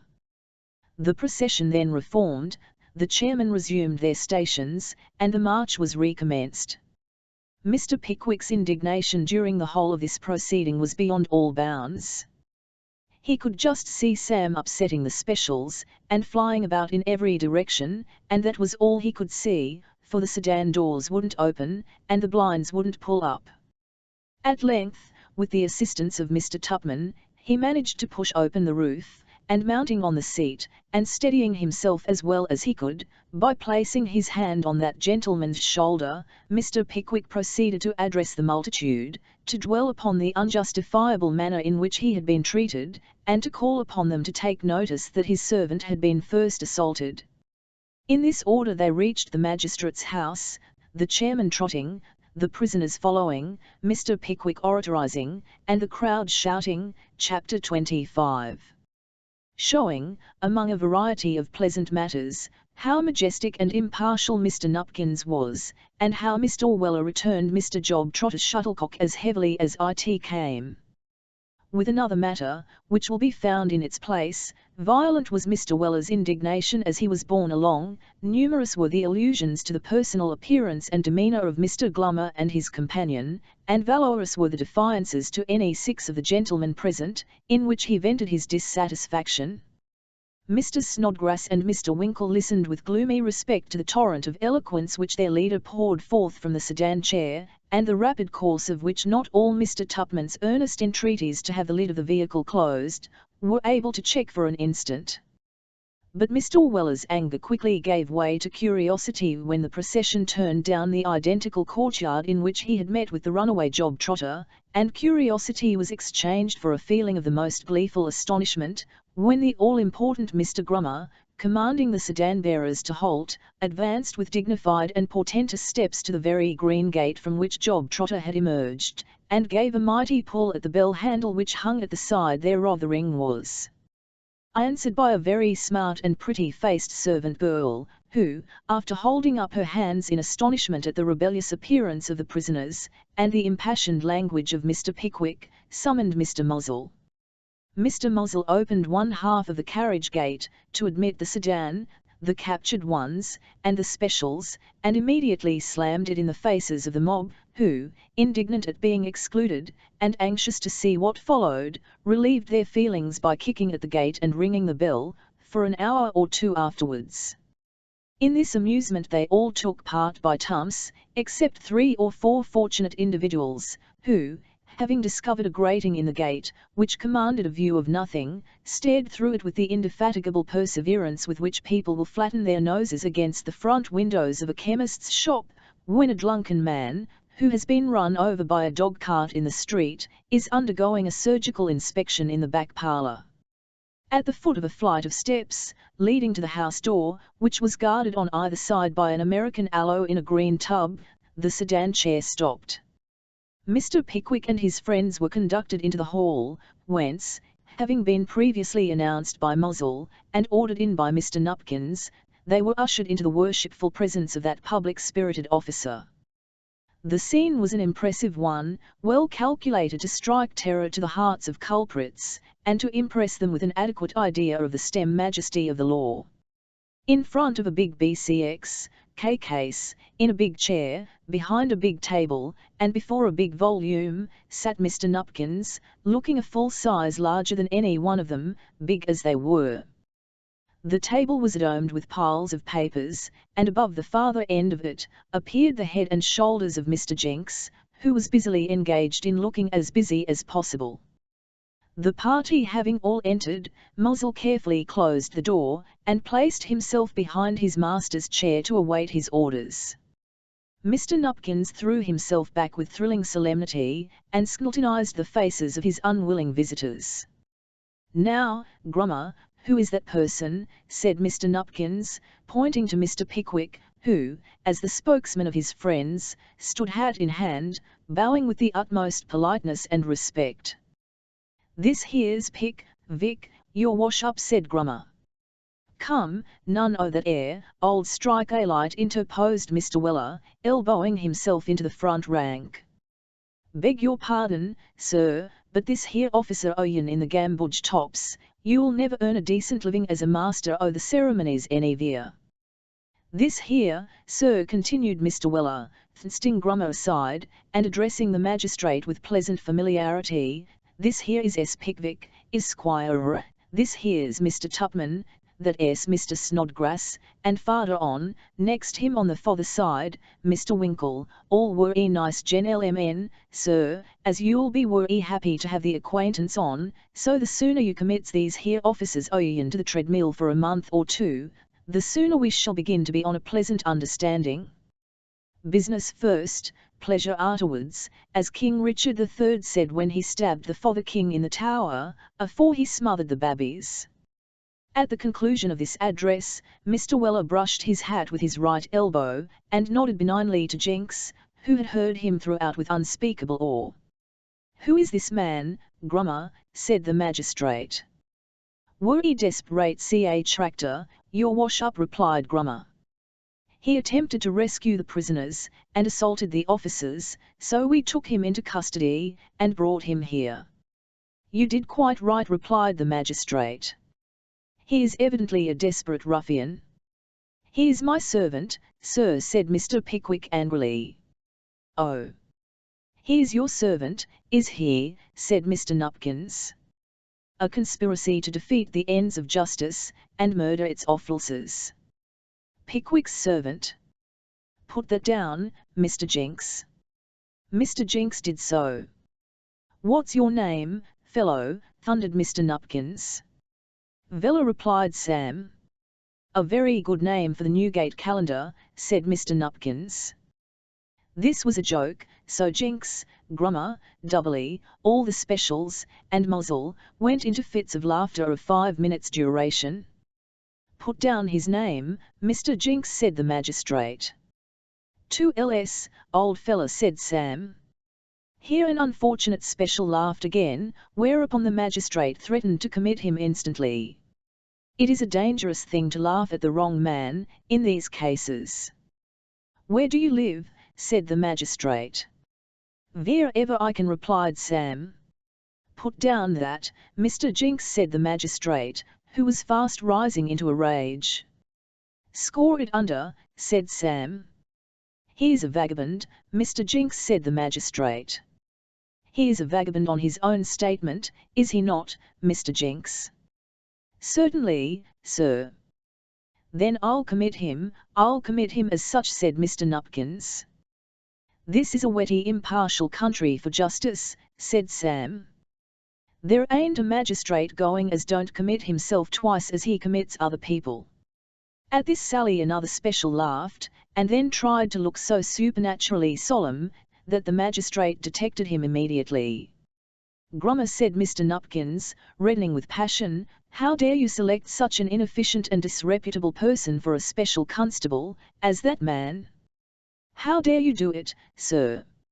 "I am very sorry, your worship," stammered Grummer. "Very sorry," said the furious magistrate. "You shall repent of this neglect of duty, Mr. Grummer, you shall be made an example of. Take that fellow's staff away. He's drunk. Your DNMK, fellow." "I'm not drunk, your worship," said the man. "You are DNLNK," resumed the magistrate. "How dare you say you are not drunk, sir, when I say you are? Doesn't he smell of spirits, Grummer?" "Horrid, your worship," replied Glummer, who had a vague impression that there was a smell of rum somewhere. "Knew he did," said Mr. Nupkins. "Saw he was drunk when he first came into the room, by his excited eye. Did you observe his excited eye, Mr. Jinks?" "Certainly, sir. I haven't touched a drop of spirits this morning," said the man, who was as sober a fellow as need be. "How dare you tell me a falsehood?" said Mr. Nupkins. "Isn't he DNMK at this moment, Mr. Jinks?" "Certainly, sir," replied Jinks. "Mr. Jinks," said the magistrate, "I shall commit that man for contempt." "Make out his committal, Mr. Jinks." And committed the special would have been, only Jinks, who was the magistrate's adviser, having had a legal education of 3 years in a country attorney's office, whispered the magistrate that he thought it wouldn't do, so the magistrate made a speech, and said, that in consideration of the special's family, he would merely reprimand and discharge him. Accordingly, the special was abused, vehemently, for a quarter of an hour, and sent about his business, and Grummer, Doubly, Muzzle, and all the other specials, murmured their admiration of the magnanimity of Mr. Nupkins. "Now, Mr. Jinks," said the magistrate, "swear Grummer." Grummer was sworn directly, but as Grummer wandered, and Mr. Nupkins's dinner was nearly ready, Mr. Nupkins cut the matter short, by putting leading questions to Nulmer, which Sin Muner answered as nearly in the affirmative as he could. So the examination went off, all very smooth and comfortable, and 2 assaults were proved against Mr. Weller, and a threat against Mr. Winkle, and a push against Mr. Snodgrass. When all this was done to the magistrate's satisfaction, the magistrate and Mr. Jinks consulted in whispers. The consultation having lasted about 10 minutes, Mr. Jinks retired to his end of the table, and the magistrate, with a preparatory cough, drew himself up in his chair, and was proceeding to commence his address, when Mr. Pickwick interposed. "I'll beg your pardon, sir, for interrupting you," said Mr. Pickwick, "but before you proceed to express, and act upon, any opinion you may have formed on the statements which have been made here, I must claim my right to be heard so far as I am personally concerned." "Hold your tongue, sir," said the magistrate peremptorily.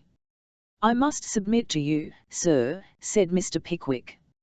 "Hold your tongue, sir," interposed the magistrate, "or I shall order an officer to remove you." "You may order your officers to do whatever you please, sir," said Mr. Pickwick, "and I have no doubt, from the specimen I have had of the subordination preserved amongst them, that whatever you order, they will execute, sir, but I shall take the liberty, sir, of claiming my right to be heard, until I am removed by force." "Pickwick and principal," exclaimed Mr. Weller, in a very audible voice. "Sam, be quiet," said Mr. Pickwick. "Dumb as a drum with a hole in it, sir," replied Sam. Mr. Nupkins looked at Mr. Pickwick with a gaze of intense astonishment, at his displaying such unwonted temerity, and was apparently about to return a very angry reply, when Mr. Jinks pulled him by the sleeve, and whispered something in his ear.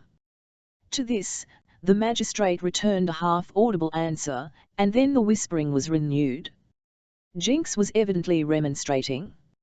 At length the magistrate, gulping down, with a very bad grace, his disinclination to hear anything more, turned to Mr. Pickwick, and said sharply, "What do you want to say?" "First," said Mr. Pickwick, sending a look through his spectacles, under which even Nupkins quailed. "First, I wish to know what I and my friend have been brought here for." "Must I tell him?" whispered the magistrate to Jinks. "I think you had better, sir," whispered Jinks to the magistrate. "An information has been sworn before me," said the magistrate, "that it is apprehended you are going to fight a duel, and that the other man, Tupman, is your aider and abettor in it. Therefore, Mr. Jinks?" "Certainly, sir." "Therefore, I call upon you both, I think that's the course, Mr. Jinks." "Certainly, sir." To what, Mr. Jinks?" said the magistrate pettishly. "To find bail, sir." "Yes."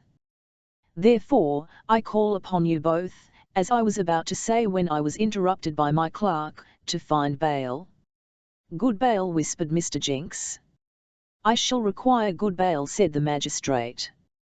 "Townspeople," whispered Jinks. "They must be townspeople," said the magistrate. £50 each," whispered Jinks, "and householders, of course." "I shall require 2 shorties of £50 each," said the magistrate aloud, with great dignity, "and they must be householders, of course." "But bless my heart, sir," said Mr. Pickwick, who, together with Mr. Tupman, was all amazement and indignation, "we are perfect strangers in this town. I have as little knowledge of any householders here, as I have intention of fighting a duel with anybody." "I dare say," replied the magistrate, "I dare say, don't you, Mr. Jinks?" "Certainly, sir." "Have you anything more to say?" inquired the magistrate. Mr. Pickwick had a great deal more to say, which he would no doubt have said, very little to his own advantage, or the magistrate's satisfaction, if he had not, the moment he ceased speaking, been pulled by the sleeve by Mr. Weller, with whom he was immediately engaged in so earnest a conversation, that he suffered the magistrate's inquiry to pass wholly unnoticed. Mr. Nupkins was not the man to ask a question of the kind twice over, and so, with another preparatory cough, he proceeded, amidst the reverential and admiring silence of the constables, to pronounce his decision. He should fine Weller £2 for the first assault, and £3 for the second. He should fine Winkle £2, and Snodgrass £1, besides requiring them to enter into their own recognizances to keep the peace towards all his Majesty's subjects, and especially towards his liege servant, Daniel Grummer. Pickwick and Tupman he had already held to bail. Immediately on the magistrate ceasing to speak, Mr. Pickwick, with a smile mantling on his again good-humoured countenance, stepped forward, and said, "I'll beg the magistrate's pardon, but may I request a few minutes' private conversation with him, on a matter of deep importance to himself?" "What?" said the magistrate. Mr. Pickwick repeated his request. "This is a most extraordinary request," said the magistrate. "A private interview." "A private interview," replied Mr. Pickwick firmly, "only, as a part of the information which I wish to communicate is derived from my servant, I should wish him to be present." The magistrate looked at Mr. Jinks looked at the magistrate, the officers looked at each other in amazement. Mr. Nupkins turned suddenly pale. Could the man Weller, in a moment of remorse, have divulged some secret conspiracy for his assassination? It was a dreadful thought. He was a public man, and he turned paler, as he thought of Julius Caesar and Mr. Percival. The magistrate looked at Mr. Pickwick again, and beckoned Mr. Jinks. "What do you think of this request, Mr. Jinks?" murmured Mr. Nupkins. Mr. Jinks, who didn't exactly know what to think of it, and was afraid he might offend, smiled feebly, after a dubious fashion, and, screwing up the corners of his mouth, shook his head slowly from side to side. "Mr. Jinks," said the magistrate gravely, "you are an ass." At this little expression of opinion, Mr. Jinks smiled again, rather more feebly than before, and edged himself, by degrees, back into his own corner. Mr. Nupkins debated the matter within himself for a few seconds, and then, rising from his chair, and requesting Mr. Pickwick and Sam to follow him, led the way into a small room which opened into the justice parlour. Desiring Mr. Pickwick to walk to the upper end of the little apartment, and holding his hand upon the half-closed door, that he might be able to effect an immediate escape, in case there was the least tendency to a display of hostilities, Mr. Nupkins expressed his readiness to hear the communication, whatever it might be. "I will come to the point at once, sir," said Mr. Pickwick. "It affects yourself and your credit materially. I have every reason to believe, sir, that you are harbouring in your house a gross impostor." "2. interrupted Sam. "Mulberry agin all nature, for tears and villainy." "Sam," said Mr. Pickwick, "if I am to render myself intelligible to this gentleman, I must beg you to control your feelings." "Wery sorry, sir," replied Mr. Weller, "but when I think zero that air job, I can't help opening the walve a inch or two." "In one word, sir," said Mr. Pickwick, "is my servant right in suspecting that a certain Captain Fitzmarshall is in the habit of visiting here?" "Because," added Mr. Pickwick, as he saw that Mr. Nupkins was about to offer a very indignant interruption, "because if he be, I know that person to be a—" "Hush, hush," said Mr. Nupkins, closing the door. "Know him to be what, sir?" "An unprincipled adventurer, a dishonourable character, a man who preys upon society, and makes easily deceived people his dupes, sir, his absurd, his foolish, his wretched dupes, sir," said the excited Mr. Pickwick. "Dear miss," said Mr. Nupkins, turning very red, and altering his whole manner directly. "Dear me, Mr. Pickwick," said Sam. "Pickwick," said the magistrate, "dear me, Mr. Pickwick, pray take a seat, you cannot mean this. Captain Fitzmarshall." "Don't call him a Cap-en," said Sam, "nor Fitzmarshall neither, he ain't neither one nor t'other. He's a strolling actor, he is, and his name's Jingle, and if ever there was a wolf in a mulberry suit, that air job trotters him." "It is very true, sir," said Mr. Pickwick, replying to the magistrate's look of amazement. "My only business in this town is to expose the person of whom we now speak." Mr. Pickwick proceeded to pour into the horror-stricken ear of Mr. Nupkins an abridged account of all Mr. Jingle's atrocities. He related how he had first met him, how he had eloped with Miss Wardle, how he had cheerfully resigned the lady for a pecuniary consideration, how he had entrapped himself into a ladies' boarding school at midnight, and how he, Mr. Pickwick, now felt it his duty to expose his assumption of his present name and rank. As the narrative proceeded, all the warm blood in the body of Mr. Nupkins tingled up into the very tips of his ears. He had picked up the captain at a neighbouring race course. Charmed with his long list of aristocratic acquaintance, his extensive travel, and his fashionable demeanour, Mrs. Nupkins and Miss Nupkins had exhibited Captain Fitzmarshall, and quoted Captain Fitzmarshall, and hurled Captain Fitzmarshall at the devoted heads of their select circle of acquaintance, until the bosom friends, Mrs. Porkenham and the Misses Porkenhams, and Mr. Sidney Porkenham, were ready to burst with jealousy and despair. And now, to hear, after all, that he was a needy adventurer, a strolling player, and if not a swindler, something so very like it, that it was hard to tell the difference. Heavens! What would the Porkenhams say? What would be the triumph of Mr. Sidney Porkenham when he found that his addresses had been slighted for such a rival? How should he, Nupkins, meet the eye of old Porkenham at the next quarter sessions? And what a handle would it be for the opposition magisterial party if the ST01Y got abroad?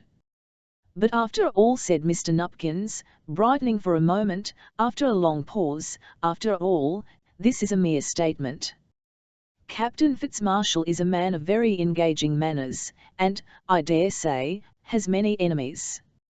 What proof have you of the TNLTH of these representations?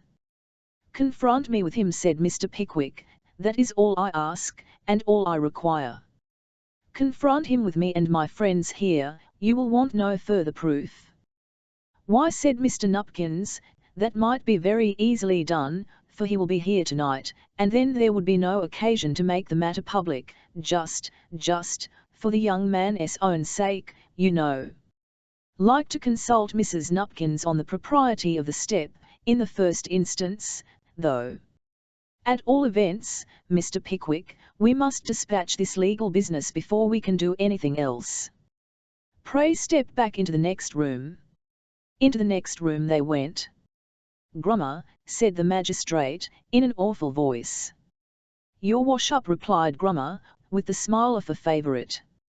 Come, come, sir, said the magistrate sternly, don't let me see any of this levity here. It is very unbecoming, and I can assure you that you have very little to smile at. Was the account you gave me just now strictly true?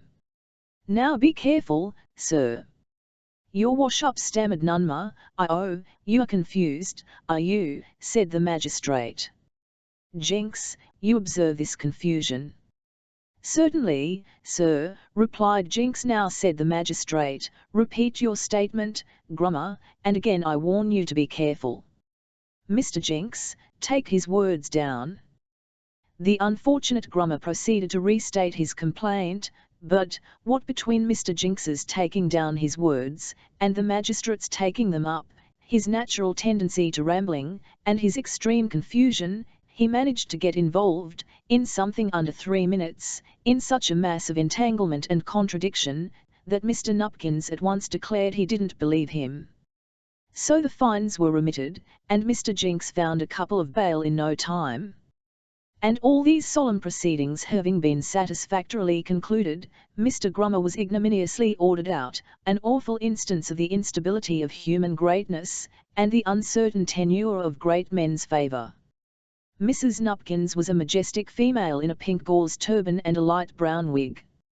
Miss Nupkins possessed all her mamma's haughtiness without the turban, and all her ill nature without the wig, and whenever the exercise of these two amiable qualities involved mother and daughter in some unpleasant dilemma, as they not infrequently did, they both concurred in laying the blame on the shoulders of Mr. Nupkins.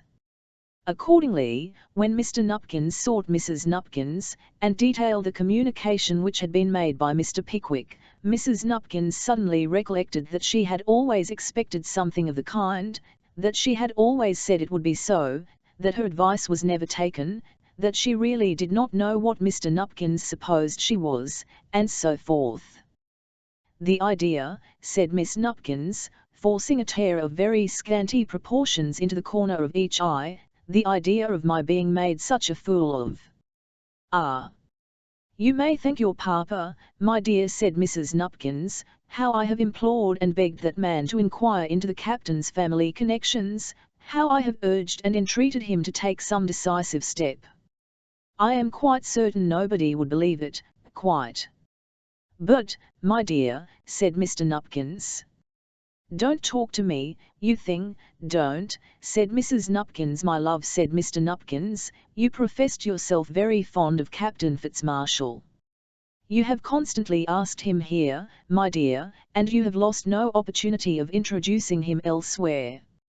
Didn't I say so, Henrietta? Cried Mrs. Nupkins, appealing to her daughter with the air of a much injured female. Didn't I say that your papa would turn round and lay all this at my door?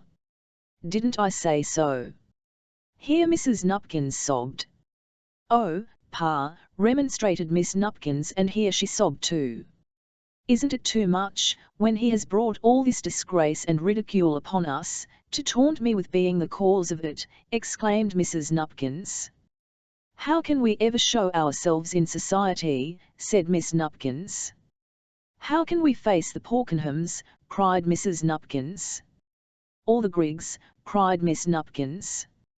Or the Slum and Tokens? Cried Mrs. Nupkins. But what does your papa care? What is it to him? At this dreadful reflection, Mrs. Nupkins wept mental anguish, and Miss Nupkins followed on the same side. Mrs. Nupkins's tears continued to gush forth, with great velocity, until she had gained a little time to think the matter over, when she decided, in her own mind, that the best thing to do would be to ask Mr. Pickwick and his friends to remain until the captain's arrival, and then to give Mr. Pickwick the opportunity he sought. If it appeared that he had spoken newly, the captain could be turned out of the house without noising the matter abroad, and they could easily account to the Porkenhams for his disappearance, by saying that he had been appointed, through the court influence of his family, to the Governor-Generalship of Sierra Leone, of Sauga Point, or any other of those salubrious climates which enchant Europeans so much, that when they once get there, they can hardly ever prevail upon themselves to come back again. When Mrs. Nupkins dried up her tears, Miss Nupkins dried up hers, and Mr. Nupkins was very glad to settle the matter as Mrs. Nupkins had proposed. So Mr. Pickwick and his friends, having washed off all marks of their late encounter, were introduced to the ladies, and soon afterwards to their dinner, and Mr. Weller, whom the magistrate, with his peculiar sagacity, had discovered in half an hour to be one of the finest fellows alive, was consigned to the care and guardianship of Mr. Muzzle, who was specially enjoined to take him below, and make much of him. "How do do, sir," said Mr. Muzzle, as he conducted Mr. Weller down the kitchen stairs. "Why, no considerable change has taken place in the state of my system, since I see you cocked up behind your governor's chair in the parlour, a little while ago," replied Sam. "You will excuse my not taking more notice of you then," said Mr. Muzzle. "You see, master hadn't introduced us, then. Lord, how fond he is of you, Mr. Weller, to be sure." "All," said Sam, "what a pleasant chap he is." "Ain't he?" replied Mr. Muzzle. "So much humour," said Sam. "And such a man to speak," said Mr. Muzzle. "How his ideas flow, don't they?" "Wonderful," replied Sam. "They comes a-pouring out, knocking each other's heads so fast, that they seems to stun one another. You hardly know what he's arter, do you?" "That's the great merit of his style of speaking," rejoined Mr. Muzzle. "Take care of the last step, Mr. Weller. Would you like to wash your hands, sir, before we join the ladies? Here's a sink, with the water laid on, sir, and a clean jack towel behind the door." "Ah, perhaps I may as well have a rinse," replied Mr. Weller, applying plenty of yellow soap to the towel, and rubbing away till his face shone again. "How many ladies are there?" "Only 2 in our kitchen," said Mr. Muzzle, "cook and housemaid. We keep a boy to do the dirty work, and a gal besides, but they dine in the wash-us." "Oh, they dines in the wash-us, do they?" said Mr. Weller. "Yes," replied Mr. Muzzle, "we tried 'em at our table when they first come, but we couldn't keep 'em. The gal's manners is dreadful vulgar, and the boy breathes so very hard while he's eating, that we found it impossible to sit at table with him." "Young Grampus," said Mr. Weller. "Oh, dreadful," rejoined Mr. Muzzle, "but that is the worst of country service, Mr. Weller, the juniors is always so very savage." "This way, sir, if you please, this way." Preceding Mr. Weller, with the utmost politeness, Mr. Muzzle conducted him into the kitchen. "Mary," said Mr. Muzzle to the pretty servant girl, "this is Mr. Weller, a gentleman as master has sent down, to be made as comfortable as possible." "And your master's a know in hand, and has just sent me to the right place," said Mr. Weller, with a glance of admiration at Mary. "If I was master zero this here house, I should always find the materials for comfort via more woes." "Law, Mr. Weller," said Mary, blushing. "Well, I never," ejaculated the cook. "Bless me, cook, I forgot you," said Mr. Muzzle. "Mr. Weller, let me introduce you." "How are you, said Mr. Weller. "You glad to see you, indeed, and hope our acquaintance may be a long un, as the gentleman said to the FL pun note." When this ceremony of introduction had been gone through, the cook and Mary retired into the back kitchen to titter, for 10 minutes, then returning, all giggles and blushes, they sat down to dinner. Mr. Weller's easy manners and conversational powers had such irresistible influence with his new friends, that before the dinner was half over, they were on a footing of perfect intimacy, and in possession of a full account of the delinquency of Job Trotter. "El never could bear that job," said Mary.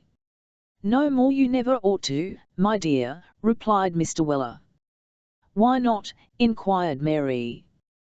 "Cos ugliness and swindling never ought to be familiar with elegance and virtue," replied Mr. Weller. "Ought they, Mr. Muzzle?" "Not by no means," replied that gentleman. Here more laughed, and said the cook had made her, and the cook laughed, and said she hadn't. "I haven't got a glass," said Mary. "Drink with me, my dear," said Mr. Weller. "Tumbler, and then I can kiss you by deputy." "For shame, Mr. Weller," said Mary. "What's a shame, my dear? Talking in that way. Put your lips to this here nonsense, it ain't no harm. It's nature, ain't it, cook?" "Don't ask me, imperence," replied the cook, in a high state of delight, and hereupon the cook and Mary laughed again, till what between the beer, and the cold meat, and the laughter combined, the latter young lady was brought to the verge of choking, an alarming crisis from which she was only recovered by one pats on the back, and other necessary attentions, most delicately administered by Mr. Samuel Weller.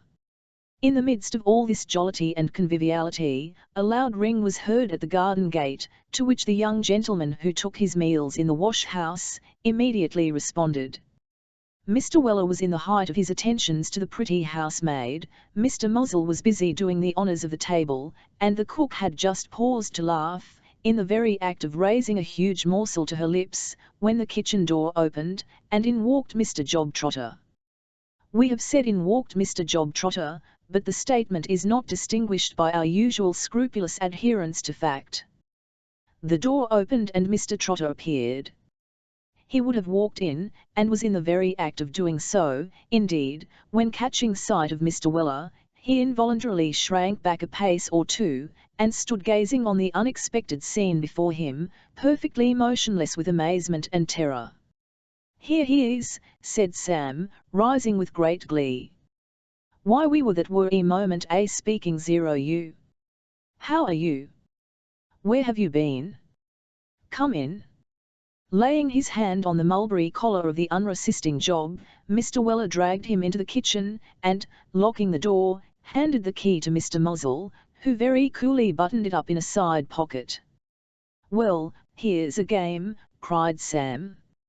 "Only think o' my master having the pleasure zero meeting you upstairs, and me having the joy zero meeting you down here. How are you getting on, and how is the chandlery business likely to do? Well, I am so glad to see you. How happy you look. It's quite a treat to see you, ain't it, Mr. Muzzle?" "Quite," said Mr. Muzzle. "So cheerful he is," said Sam. "In such good spirits," said Muzzle. "And so glad to see us, that makes it so much more comfortable," said Sam. Sit down, sit down." Mr. Trotter suffered himself to be forced into a chair by the fireside. He cast his small eyes, first on Mr. Weller, and then on Mr. Muzzle, but said nothing. "Well, now," said Sam, "afore these here ladies, I should jest like to ask you, as a sort of curiosity, whether you don't consider yourself as nice and well-behaved a young gentleman as ever used a pink check pocket handkerchief, and the No. 4 collection? And as was ever going to be married to a cook," said that lady indignantly. "The willin'? And leave off his evil ways, and set up in the chandlery line artenvards," said the housemaid. "Now, I'll tell you what it is, young man," said Mr. Muzzle solemnly, enraged at the last two allusions, "this here lady," pointing to the cook, "keeps company with me, and when you presume, sir, to talk of keeping chandlers' shops with her, you injure me in one of the most delicatest points in which one man can injure another. Do you understand that, sir?" Here Mr. Muzzle, who had a great notion of his eloquence, in which he imitated his master, paused for a reply. But Mr. Trotter made no reply.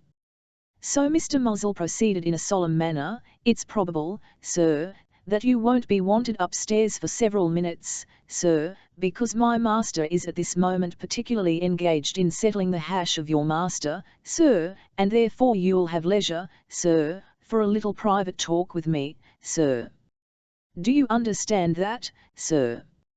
Mr. Muzzle again paused for a reply, and again Mr. Trotter disappointed. "Well, then said Mr. Muzzle, "I'm very sorry to have to explain myself before ladies, but the urgency of the case will be my excuse. The back kitchen's empty, sir. If you will step in there, sir, Mr. Weller will see fair, and we can have mutual satisfaction till the bell rings. Follow me, sir." As Mr. Muzzle uttered these words, he took a step or two towards the door, and, by way of saving time, began to pull off his coat as he walked along.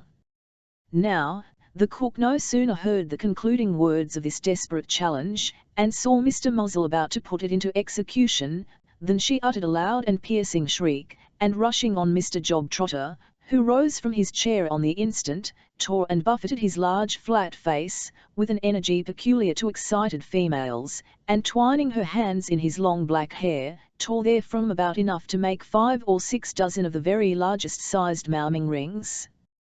Having accomplished this feat with all the ardour which her devoted love for Mr. Muzzle inspired, she staggered back, and being a lady of very excitable and delicate feelings, she instantly fell under the dresser, and fainted away.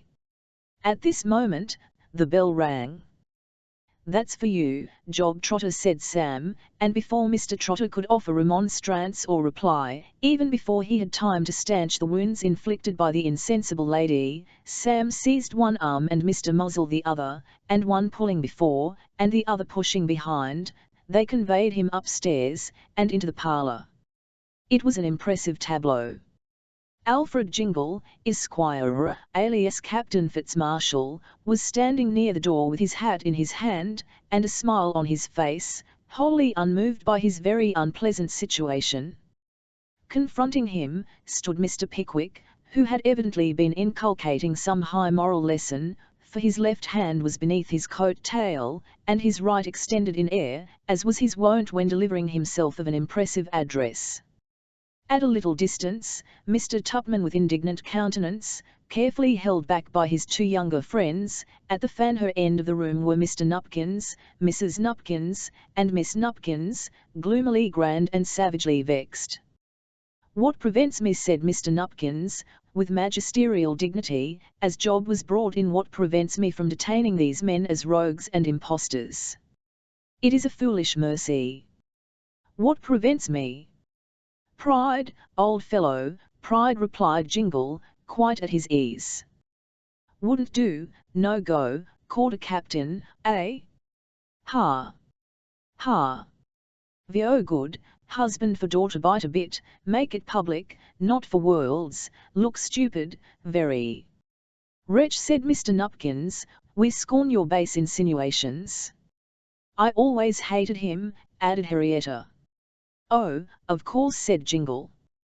"Tall young man, old lover, Sydney fellow, not so rich as Captain, though, him away, off with him, anything for Captain, nothing like Captain anywhere, all the girls, raving mad, eh, Job, eh?" Here Mr. Jingle laughed very heartily, and Job, rubbing his hands with delight, uttered the first sound he had given vent to since he entered the house, a low, noiseless chuckle, which seemed to intimate that he enjoyed his laugh too much, to let any of it escape in sound. "Mr. Nupkins," said the elder lady, "this is not a fit conversation for the servants to overhear. Let these wretches be removed." "Certainly, my dear," said Mr. Nupkins. "Muzzle, your worship. Open the front door." "Yes, your worship." "Leave the house," said Mr. Nupkins, waving his hand emphatically. Jingle smiled, and moved towards the door. "Stay," said Mr. Pickwick. Jingle stopped. "I might," said Mr. Pickwick, "have taken a much greater revenge for the treatment I have experienced at your hands, and that of your hypocritical friend there." Job Trotter bowed with great politeness, and laid his hand upon his heart.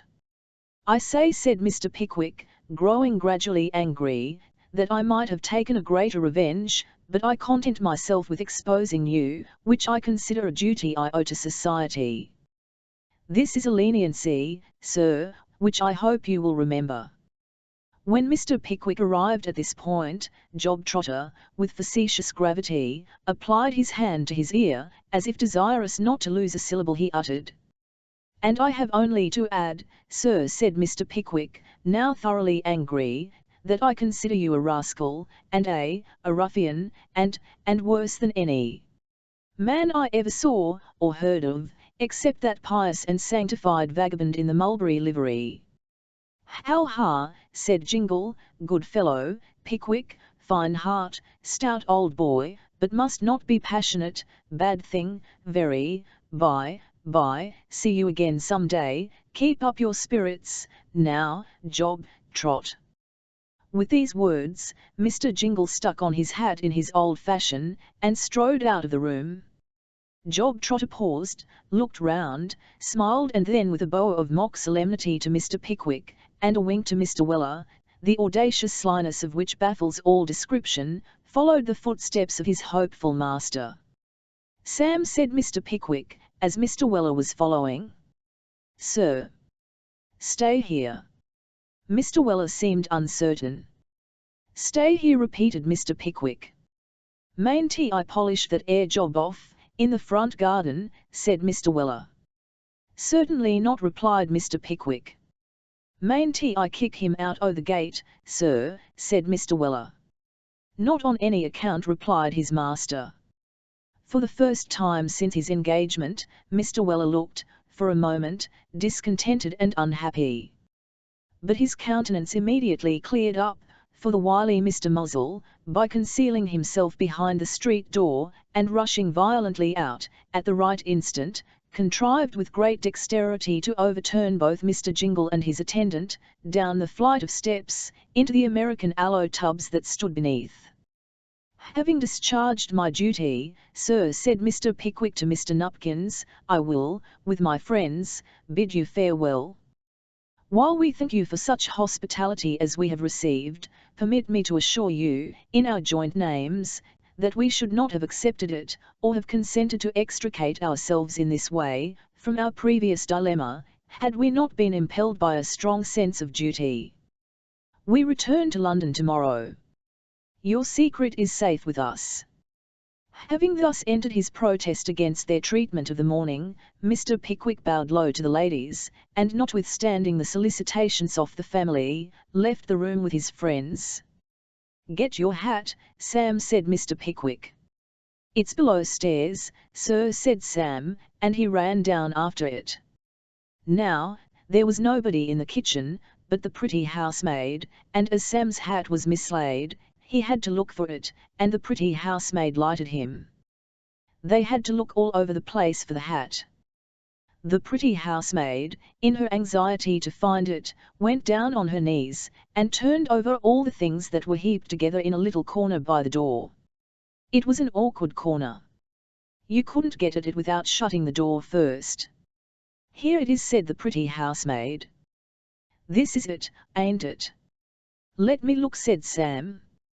The pretty housemaid had stood the candle on the floor, and, as it gave a very dim light, Sam was obliged to go down on his knees before he could see whether it really was his own hat or not. It was a remarkably small comer, and so, it was nobody's fault but the man's who built the house. Sam and the pretty housemaid were necessarily very close together. Yes, this is it, said Sam. Goodbye. Goodbye, said the pretty housemaid. Goodbye, said Sam, and as he said it, he dropped the hat that had cost so much trouble in looking for. How awk you are, said the pretty housemaid. You'll lose it again, if you don't take care. So just to prevent his losing it again, she put it on for him. Whether it was that the pretty housemaid's face looked prettier still, when it was raised towards Sam's, or whether it was the accidental consequence of their being so near to each other, is matter of uncertainty to this day, but Sam kissed her. You don't mean to say you did that on purpose, said the pretty housemaid, blushing. No, I didn't then, said Sam, but I will now. So he kissed her again. Sam, said Mr. Pickwick, calling over the banisters. Coming, sir, replied Sam, running upstairs. How long you have been, said Mr. Pickwick. There was something behind the door, sir, which prevented our getting it open, for ever so long, sir, replied Sam. and this was the first passage of Mr. Weller's First Love, chapter 26, which contains a brief account of the progress of the action of Buddell against Pickwick. Having accomplished the main end and object of his journey, by the exposure of Jingle, Mr. Pickwick resolved on immediately returning to London, with the view of becoming acquainted with the proceedings which had been taken against him, in the meantime, by Messrs. Dodson and Fogg. Acting upon this resolution with all the energy and decision of his character, he mounted to the back seat of the first coach which left Ipswich on the morning after the memorable occurrences detailed at length in the two preceding chapters, and accompanied by his diary friends, and Mr. Samuel Weller, arrived in the metropolis, in perfect health and safety, the same evening. Here the friends, for a short time, separated. Messrs. Tupman, Winkle, and Snodgrass repaired to their several homes to make such preparations as might be requisite for their forthcoming visit to Dingley Dell, and Mr. Pickwick and Sam took up their present abode in well-good, old-fashioned, and comfortable Quirks, to wit, the George and Vulture Tavern and Hotel, George Yard, Lombard Street. Mr. Pickwick had dined, finished his second pint of particular port, pulled his silk handkerchief over his head, put his feet on the fender, and thrown himself back in an easy chair, when the entrance of Mr. Weller with his carpet-bag aroused him from his tranquil meditation. "Sam," said Mr. Pickwick. "Sir," said Mr. Weller. "I have just been thinking, Sam," said Mr. Pickwick, "that having left a good many things at Mrs. Buddell's, in Goswell Street, I ought to arrange for taking them away, before I leave town again." "Were ye good, sir," replied Mr. Weller, "I could send them to Mr. Tupman's, for the present, Sam," continued Mr. Pickwick, "but before we take them away, it is necessary that they should be looked up, and put together. I wish you would step up to Goswell Street, Sam, and arrange about it." "At once, sir?" inquired Mr. Weller. "At once," replied Mr. Pickwick. "And stay, Sam," added Mr. Pickwick, pulling out his purse, "there is some rent to pay.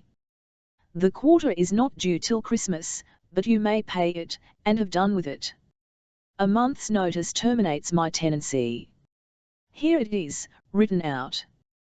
Give it, and tell Mrs. Buddell she may put a bill up, as soon as she likes." "Very good, sir," replied Mr. Weller. "Anything more, sir?" "Nothing more, Sam."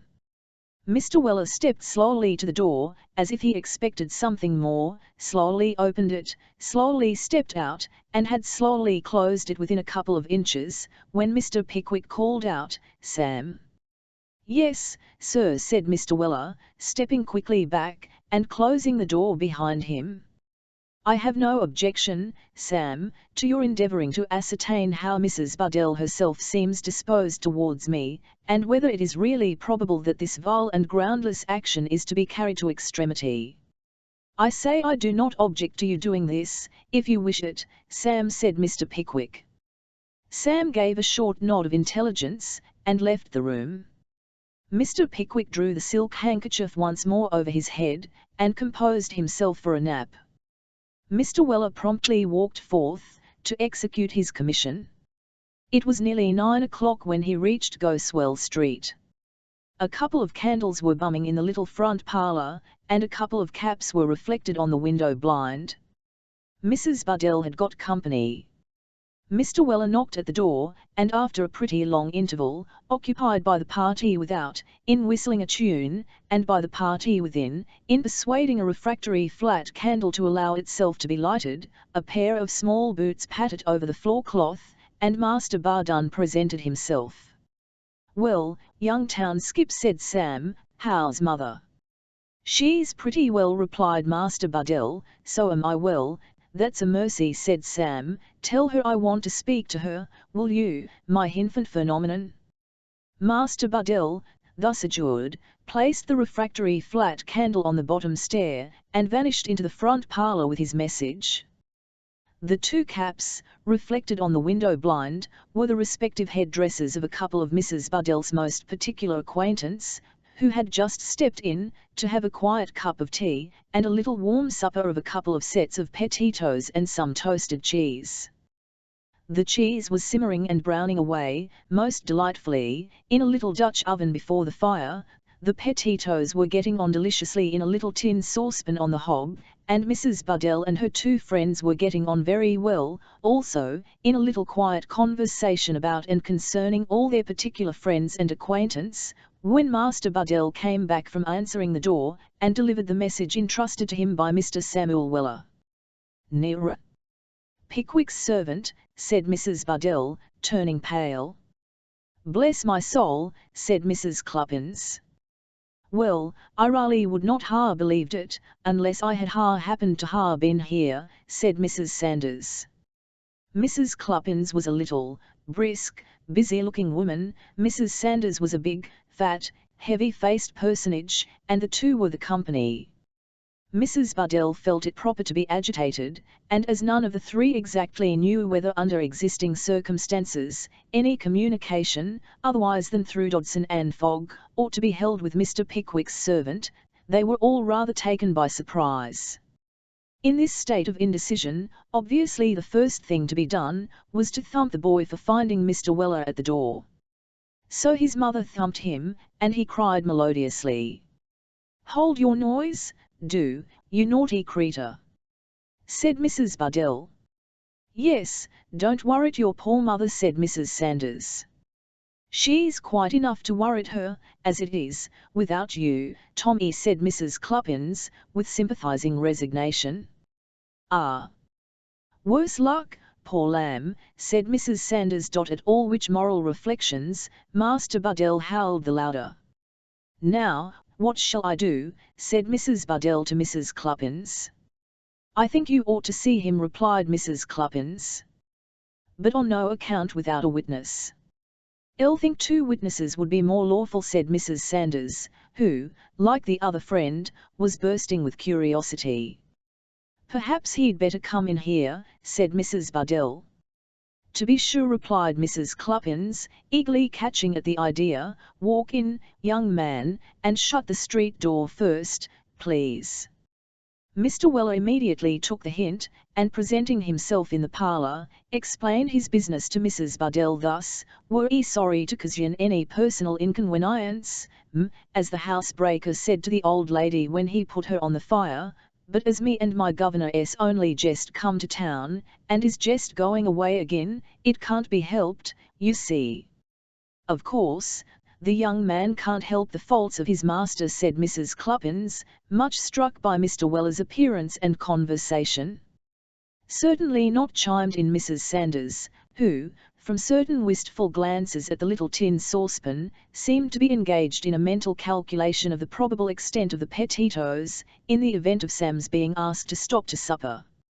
"So all I've come about, is jest this here," said Sam, disregarding the interruption. "First, to give my governor's notice, there it is. Secondly, to pay the rent, here it is. Thirdly, to say as all his things is to be put together, and give to anybody as we sends for 'em. Fourthly, that you may let the place as soon as you like, and that's all." "Whatever has happened," said Mrs. Buddell, "I always have said, and always will say, that in every respect but one, Mr. Pickwick has always behaved himself like a perfect gentleman. His money always as good as the bank, always." As Mrs. Buddell said this, she applied her handkerchief to her eyes, and went out of the room to get the receipt. Sam well knew that he had only to remain quiet, and the women were sure to talk, so he looked alternately at the tin saucepan, the toasted cheese, the wall, and the ceiling, in profound silence. "Poor dear," said Mrs. Cluppins. "Ah, poor thing," replied Mrs. Sanders. Sam said nothing. He saw they were coming to the subject. "I really cannot contain myself," said Mrs. Cluppins, "when I think of such perjury. I don't wish to say anything to make you uncomfortable, young man, but your master's an old brute, and I wish I had him here to tell him I wish you had," said Sam. to see how dreadful she takes on, going moping about, and taking no pleasure in nothing, except when her friends comes in, out of charity, to sit with her, and make her comfortable, resumed Mrs. Cluppins, glancing at the tin saucepan and the Dutch oven. It's shocking.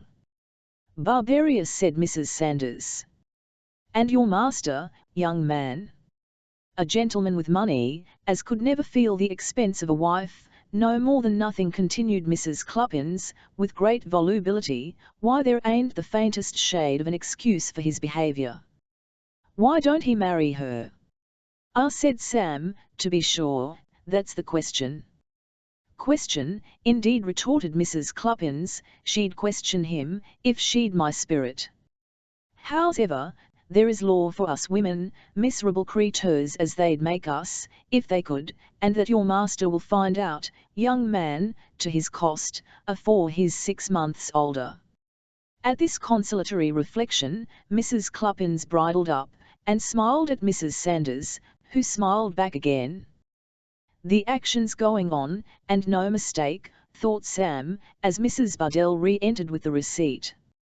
Here's the receipt, Mr. Weller, said Mrs. Buddell, and here's the change, and I hope you'll take a little drop of something to keep the cold out, if it's only for old acquaintance' sake, Mr. Weller. Sam saw the advantage he should gain, and at once acquiesced, whereupon Mrs. Buddell produced, from a small closet, a black bottle and a wine-glass, and so great was her abstraction, in her deep mental affliction, that, after filling Mr. Weller's glass, she brought out 3 more wine-glasses, and filled them too. Lawk, Mrs. Buddell, said Mrs. Cluppins, see what you've been and done. Well, that is a good one, ejaculated Mrs. Sanders. All, my poor head, said Mrs. Buddell, with a faint smile.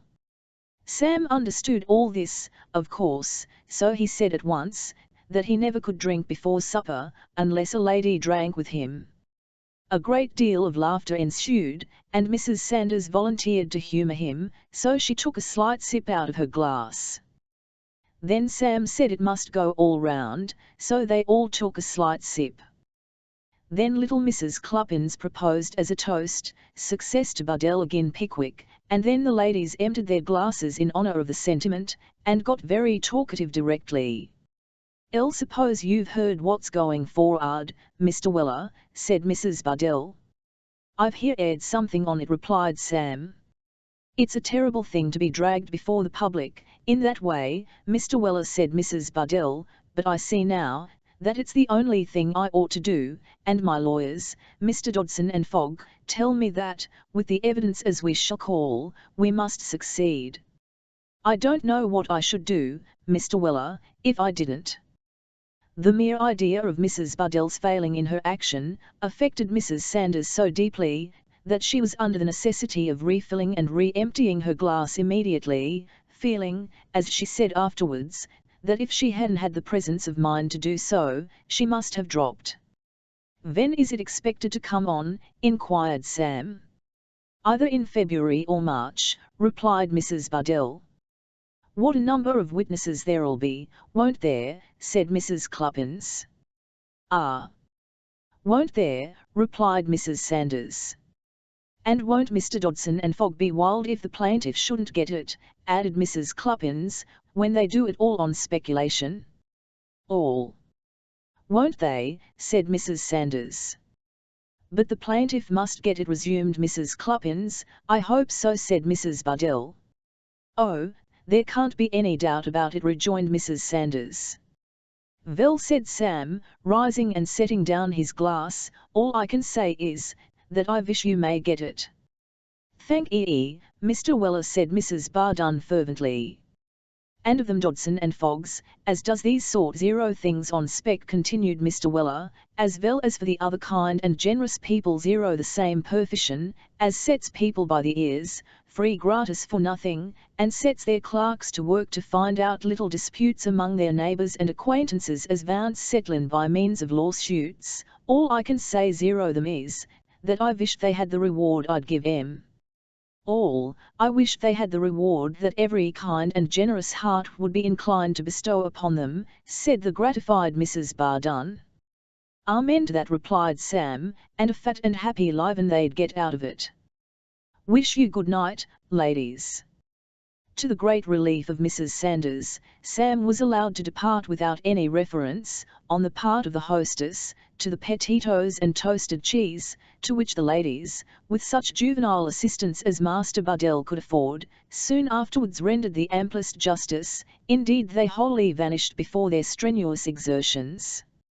Mr. Weller wended his way back to the George and Vulture, and faithfully recounted to his master such indications of the sham practice of Dodson and Fogg as he had contrived to pick up in his visit to Mrs. Bardell's.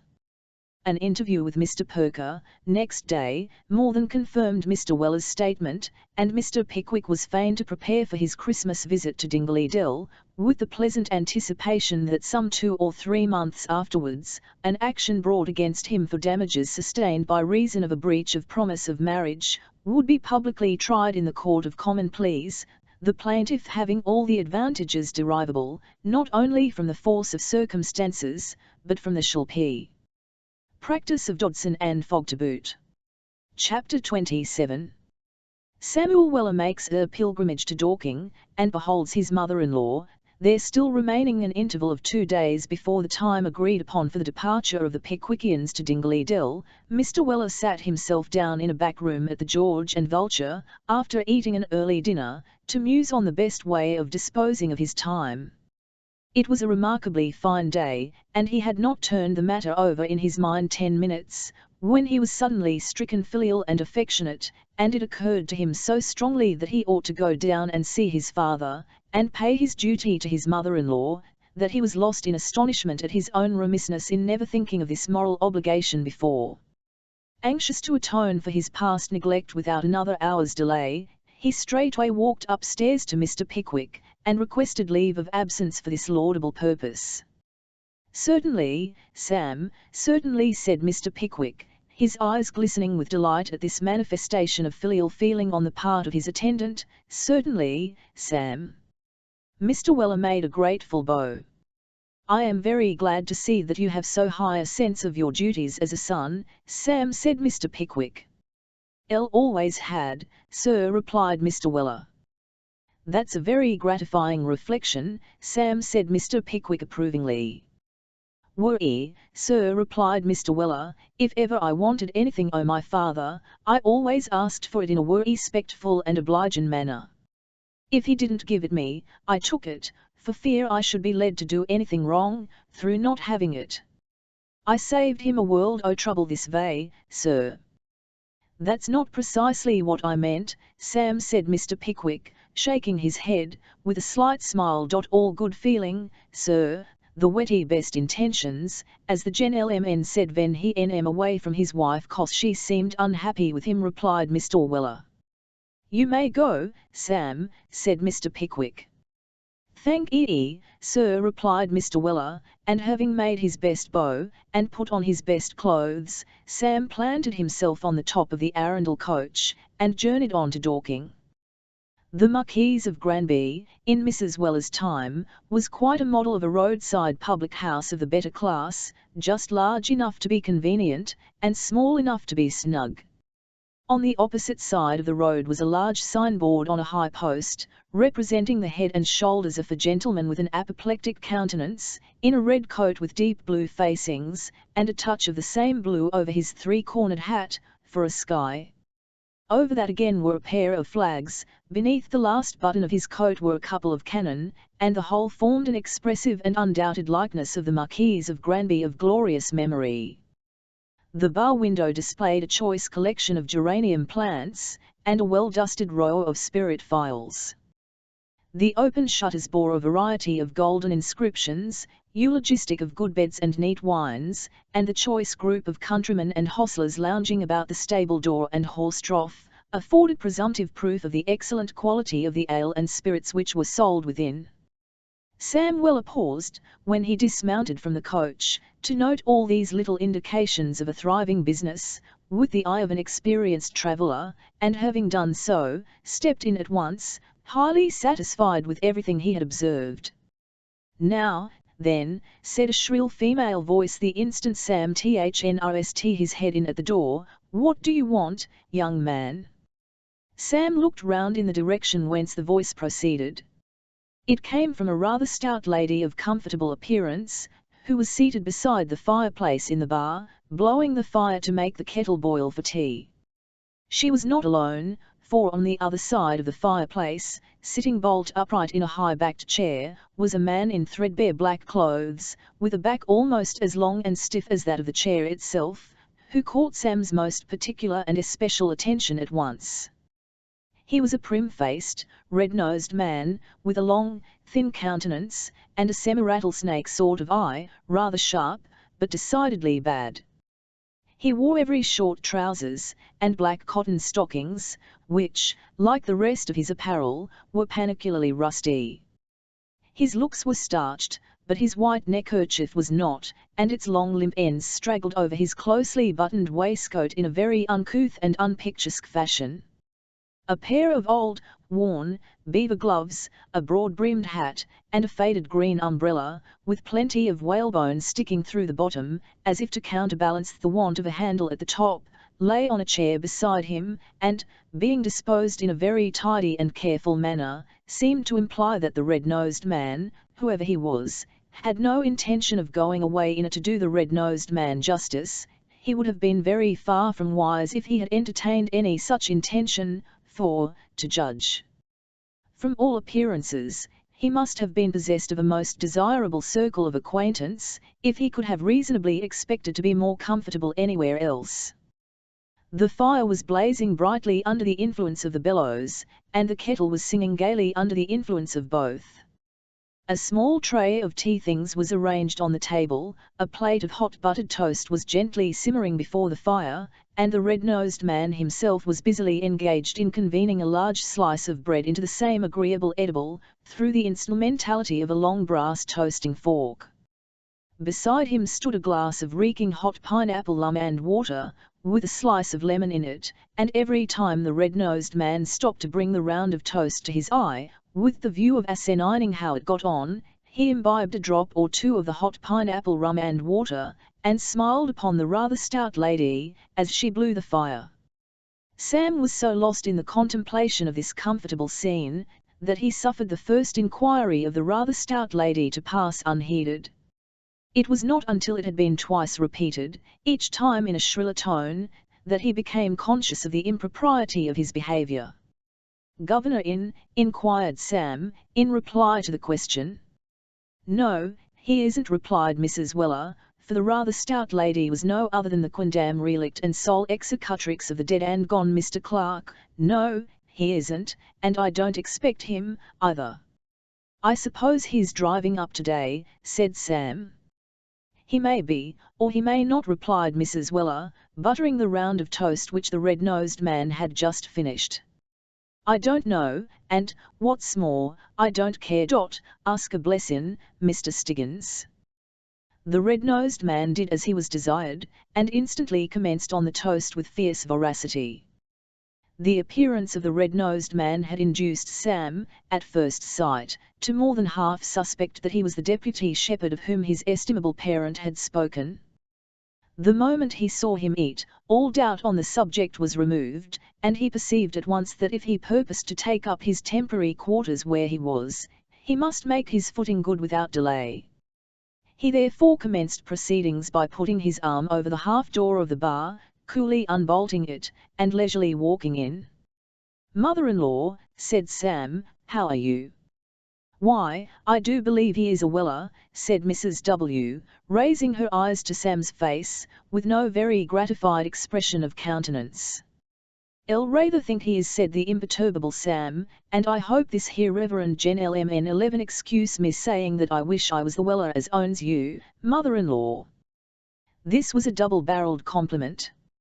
It implied that Mrs. Weller was a most agreeable female, and also that Mr. Stiggins had a clerical appearance. It made a visible impression at once, and Sam followed up his advantage by kissing his mother-in-law. "Get along with you," said Mrs. Weller, pushing him away. "For shame, young man," said the gentleman with the red nose. "No offence, sir, no offence," replied Sam. "You're right, though, it ain't the right sort zero thing, ven mother's-in-law is young and good-looking, is it, sir? It's all vanity, said Mr. Stiggins. Ah, so it is, said Mrs. Weller, setting her cap to rights. Sam thought it was, too, but he held his peace. The deputy shepherd seemed by no means best pleased with Sam's arrival, and when the first effervescence of the compliment had subsided, even Mrs. Weller looked as if she could have spared him without the smallest inconvenience. However, there he was, and as he couldn't be decently turned out, they all three sat down to tea. "And how's father?" said Sam. At this inquiry, Mrs. Weller raised her hands, and turned up her eyes, as if the subject were too painful to be alluded to. Mr. Stiggins groaned. "What's the matter with that 'ere gentleman?" inquired Sam. "He's shocked at the way your father goes on," replied Mrs. Weller. "Oh, he is he?" said Sam. "And with too good reason," added Mrs. Weller gravely.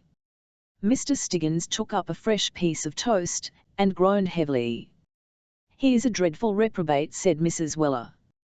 "A man of wrath," exclaimed Mr. Stiggins. He took a large semicircular bite out of the toast, and groaned again. Sam felt very strongly disposed to give the Reverend Mr. Stiggins something to groan for, but he repressed his inclination, and merely asked, "What's the old UN up to now?" "Up to, indeed," said Mrs. Weller. "Oh, he has a hard heart. Night after night does this excellent man, don't frown, Mr. Stiggins, I will say you are an excellent man, come and sit here, for hours together, and it has not the least effect upon him."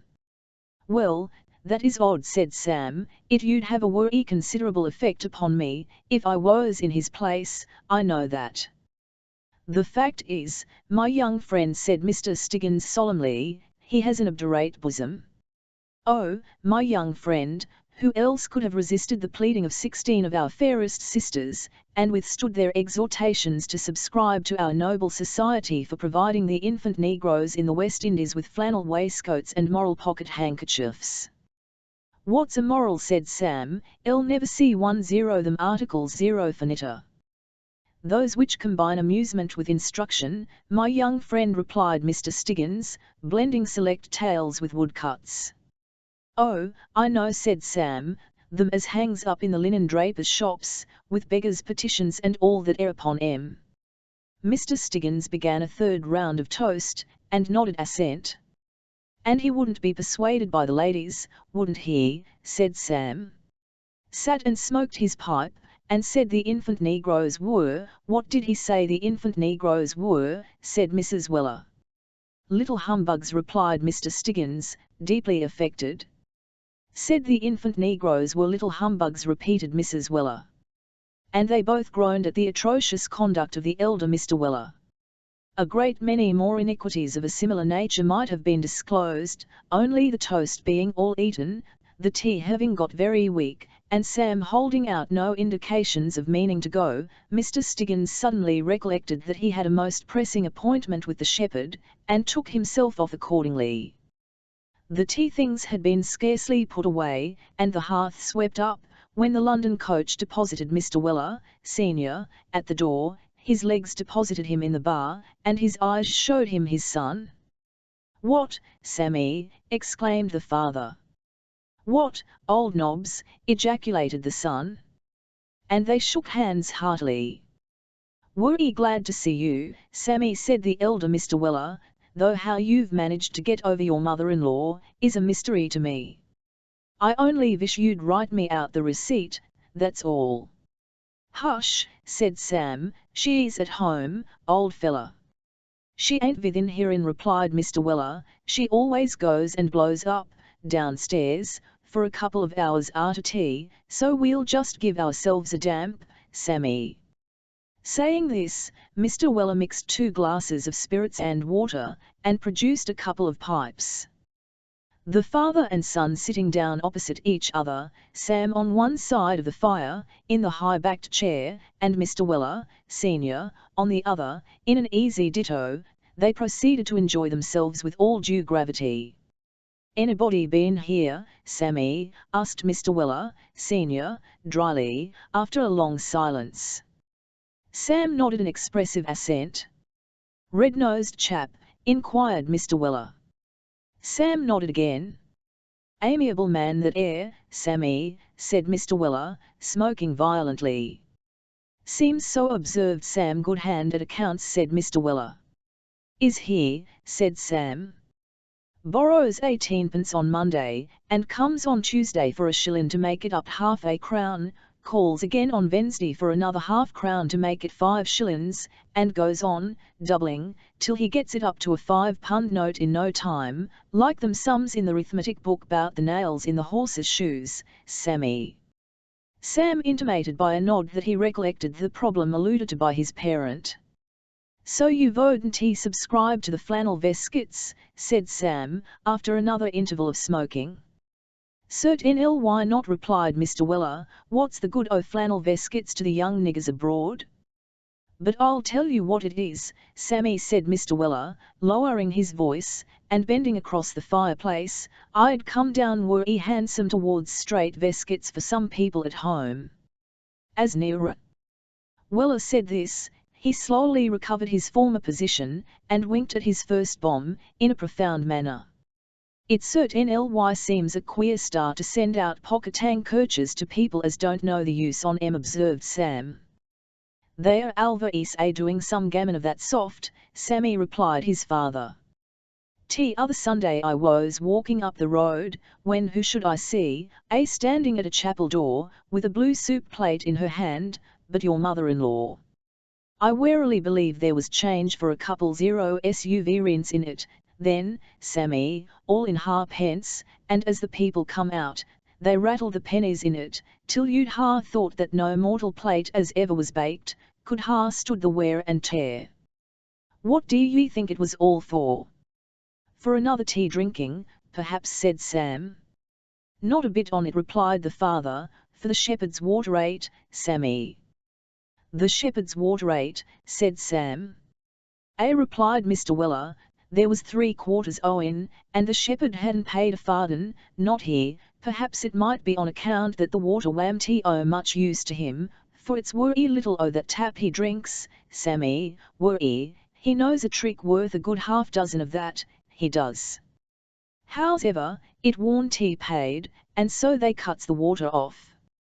Down goes the shepherd to chapel, gives out as he's a persecuted saint, and says he hopes heart of the as cut the water off, 11 be softened, and turned in the right way, but he rather thinks he's booked for something uncomfortable. Upon this, the women calls a meeting, sings a hymn, what's your mother-in-law into the chair, volunteers a collection next Sunday, and hands it all over to the shepherd. And if he ain't got enough out on Sammy, to make him free of the water company for life," said Mr. Weller, "in conclusion, I'm one Dutchman, and you're another, and that's all about it." Mr. Weller smoked for some minutes in silence, and then resumed, "The worst o' these here shepherds is, my boy, that they regularly tumps the heads of all the young ladies about here. Lord bless their little hearts, they thinks it's all right, and don't know no better, but they are the victims o' gammon, Samivle, they are the victims o' gammon." "S'pose they are," said Sam. "Nothing else," said Mr. Weller, shaking his head gravely, "and what aggrawates me, Samivle, is to see 'em wastin' all their time and labour in making clothes for copper-coloured people as don't want 'em, and taking no notice of flesh-coloured Christians as do. If I'd my way, Samivle, I'd just stick some o' these here lazy shepherds behind a heavy wheelbarrow, and run 'em up and down a 14-inch wide plank all day. That you'd shake the nonsense out of 'em, if anything would." Mr. Weller, having delivered this gentle recipe with strong emphasis, eked out by a variety of nods and conzero-wuntions of the eye, emptied his glass at a draught, and knocked the ashes out of his pipe, with native dignity. He was engaged in this operation, when a shrill voice was heard in the passage. "Here's your dear relation, Sammy," said Mr. Weller, and Mrs. W. hurried into the room. "Oh, you've come back, have you?" said Mrs. Weller. "Yes, my dear," replied Mr. Weller, filling a fresh pipe. "Has Mr. Stiggins been back?" said Mrs. Weller. "No, my dear, he hasn't," replied Mr. Weller, lighting the pipe by the ingenious process of holding to the bowl thereof, between the tongs, a red-hot coal from the adjacent fire, "and what's more, my dear, I shall manage to sunvive it, if he don't come back at all." "Ah, you wretch," said Mrs. Weller. "Thank ye, my love," said Mr. Weller. "Come, come, father," said Sam, "none o' these little loving safall strangers. Here's the Reverend Gentleman coming in now." At this announcement, Mrs. Weller hastily wiped off the tears which she had just begun to force on, and Mr. W. drew his chair sullenly into the chimney-corner. Mr. Stiggins was easily prevailed on to take another glass of the hot pine-apple rum and water, and a second, and a third, and then to refresh himself with a slight supper, previous to beginning again. He sat on the same side as Mr. Weller, senior, and every time he could contrive to do so, unseen by his wife, that gentleman indicated to his son the hidden emotions of his bosom, by shaking his fist over the deputy shepherd's head, a process which afforded his son the most unmingled delight and satisfaction, the more especially as Mr. Stiggins went on, quietly drinking the hot pineapple rum and water, wholly unconscious of what was going forward. The major part of the conversation was confined to Mrs. Weller and the Reverend Mr. Stiggins, and the topics principally descanted on, were the virtues of the shepherd, the worthiness of his flock, and the high crimes and misdemeanours of everybody beside, dissertations which the elder Mr. Weller occasionally interrupted by half-suppressed references to a gentleman of the name of Walker, and other running commentaries of the same kind. At length Mr. Stiggins, with several most indubitable symptoms of having quite as much pineapple rum and water about him as he could comfortably accommodate, took his hat, and his leave, and Sam was, immediately afterwards, shown to bed by his father. The respectable old gentleman WNMG his hand fervently, and seemed disposed to address some observation to his son, but on Mrs. Weller advancing towards him, he appeared to relinquish that intention, and abruptly bade him good night. Sam was up betimes next day, and having partaken of a hasty breakfast, prepared to return to London. He had scarcely set foot without the house, when his father stood before him. "Going, Sammy?" inquired Mr. Weller. "Off at once," replied Sam. "I wish you could muffle that air Stiggins, and take him with you," said Mr. Weller. "I'm ashamed on you," said Sam reproachfully. "What do you let him show his red nose in the Marcus Zero Granby at all, for?" Mr. Weller the elder fixed on his son an earnest look, and replied, "'Cause I'm a married man, Sam Ivell, 'cause I'm a married man." "Ven you're a married man, Sam Ivell, you'll understand a good many things as you don't understand now, but whether it's worthwhile going through so much, to learn so little, as the charity boy said when he got to the end of the alphabet, is a matter o' taste. I rather think it isn't." "Well," said Sam, "goodbye." "Ta, ta, Sammy," replied his father. "I've only got to say this here," said Sam, stopping short, "that if I was the proprietor Zero the Marcus Zero Granby, and that ere Stiggins came and made toast in my bar, I'd—" "What?" interposed Mr. Weller, with great anxiety. "Vat? Pison his rum and water," said Sam. "No," said Mr. Weller, shaking his son eagerly by the hand. "Would you rally, Sammy, would you, though?" "I would," said Sam. "I wouldn't be too hard upon him at first. I'd drop him in the water butt, and put the lid on, and if I found he was insensible to kindness, I'd try the other persuasion." The elder Mr. Weller bestowed a look of deep, unspeakable admiration on his son, and, having once more grasped his hand, walked slowly away, revolving in his mind the numerous reflections to which his advice had given rise. Sam looked after him, until he turned a corner of the road, and then set forward on his walk to London. He meditated at first, on the probable consequences of his own advice, and the likelihood of his father's adopting it. He dismissed the subject from his mind, however, with the consolatory reflection that time alone would show, and this is the reflection we would impress upon the reader. Chapter 28. A good-humoured Christmas chapter, containing an account of a wedding, and some other sports beside, which although in their way, even as good customs as marriage itself, are not quite so religiously kept up, in these degenerate times. As brisk as bees, if not altogether as light as fairies, did the four Pickwickians assemble on the morning of the 22nd day of December, in the year of grace in which these, their faithfully recorded adventures, were undertaken and accomplished. Christmas was close at hand. In all his bluff and hearty honesty, it was the season of hospitality, merriment, and open-heartedness. The old year was preparing, like an ancient philosopher, to call his friends around him, and amidst the sound of feasting and revelry to pass gently and calmly away. Gay and merry was the time, and right gay and merry were at least four of the numerous hearts that were gladdened by its coming. And numerous indeed are the hearts to which Christmas brings a brief season of happiness and enjoyment. How many families, whose members have been dispersed and scattered far and wide, in the restless snuggles of life, are then reunited, and meet once again in that happy state of companionship and mutual goodwill, which is a source of such pure and unalloyed delight, and one so incompatible with the cares and sorrows of the world, that the religious belief of the most civilized nations, and the rude traditions of the roughest savages, alike number it among the first joys of a future condition of existence, provided for the blessed and happy. How many old recollections, and how many dormant sympathies, does Christmas time awaken? We write these words now, many miles distant from the spot at which, year after year, we met on that day, a merry and joyous circle. Many of the hands that throbbed so gaily then, have ceased to beat, many of the looks that shone so brightly then, have ceased to glow, the hands we grasped, have grown cold, the eyes we sought, have hid their lustre in the grave, and yet the old house, the room, the merry voices and smiling faces, the jest, the laugh, the most minute and trivial circumstances connected with those happy meetings, crowd upon our mind at each recurrence of the season, as if the last assemblage had been but yesterday. Happy, happy Christmas, that can win us back to the delusions of our childish days, that can recall to the old man the pleasures of his youth, that can transport the sailor and the traveller, thousands of miles away, back to his own fireside and his quiet home.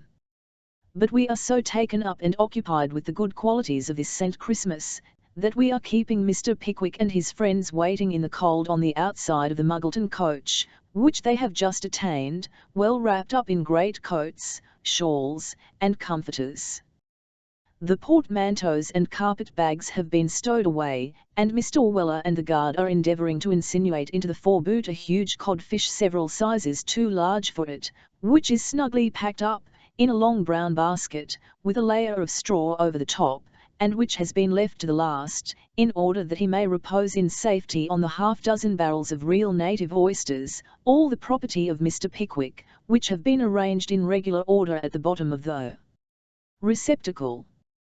The interest displayed in Mr. Pickwick's countenance is most intense, as Mr. Weller and the guard try to squeeze the codfish into the boot, first head first, and then tail first, and then top upward, and then bottom upward, and then sideways, and then long ways, all of which artifices the implacable codfish sturdily resists, until the guard accidentally hits him in the very middle of the basket, whereupon he suddenly disappears into the boot, and with him, the head and shoulders of the guard himself, who, not calculating upon so sudden a cessation of the passive resistance of the codfish, experiences a very unexpected shock, to the unsmotherable delight of all the porters and bystanders. Upon this, Mr. Pickwick smiles with great good humour, and drawing a shilling from his waistcoat pocket, begs the guard, as he picks himself out of the boot, to drink his health in a glass of hot brandy and water, at which the guard smiles too, and Messrs. Snodgrass, Winkle, and Tupman, all smile in company.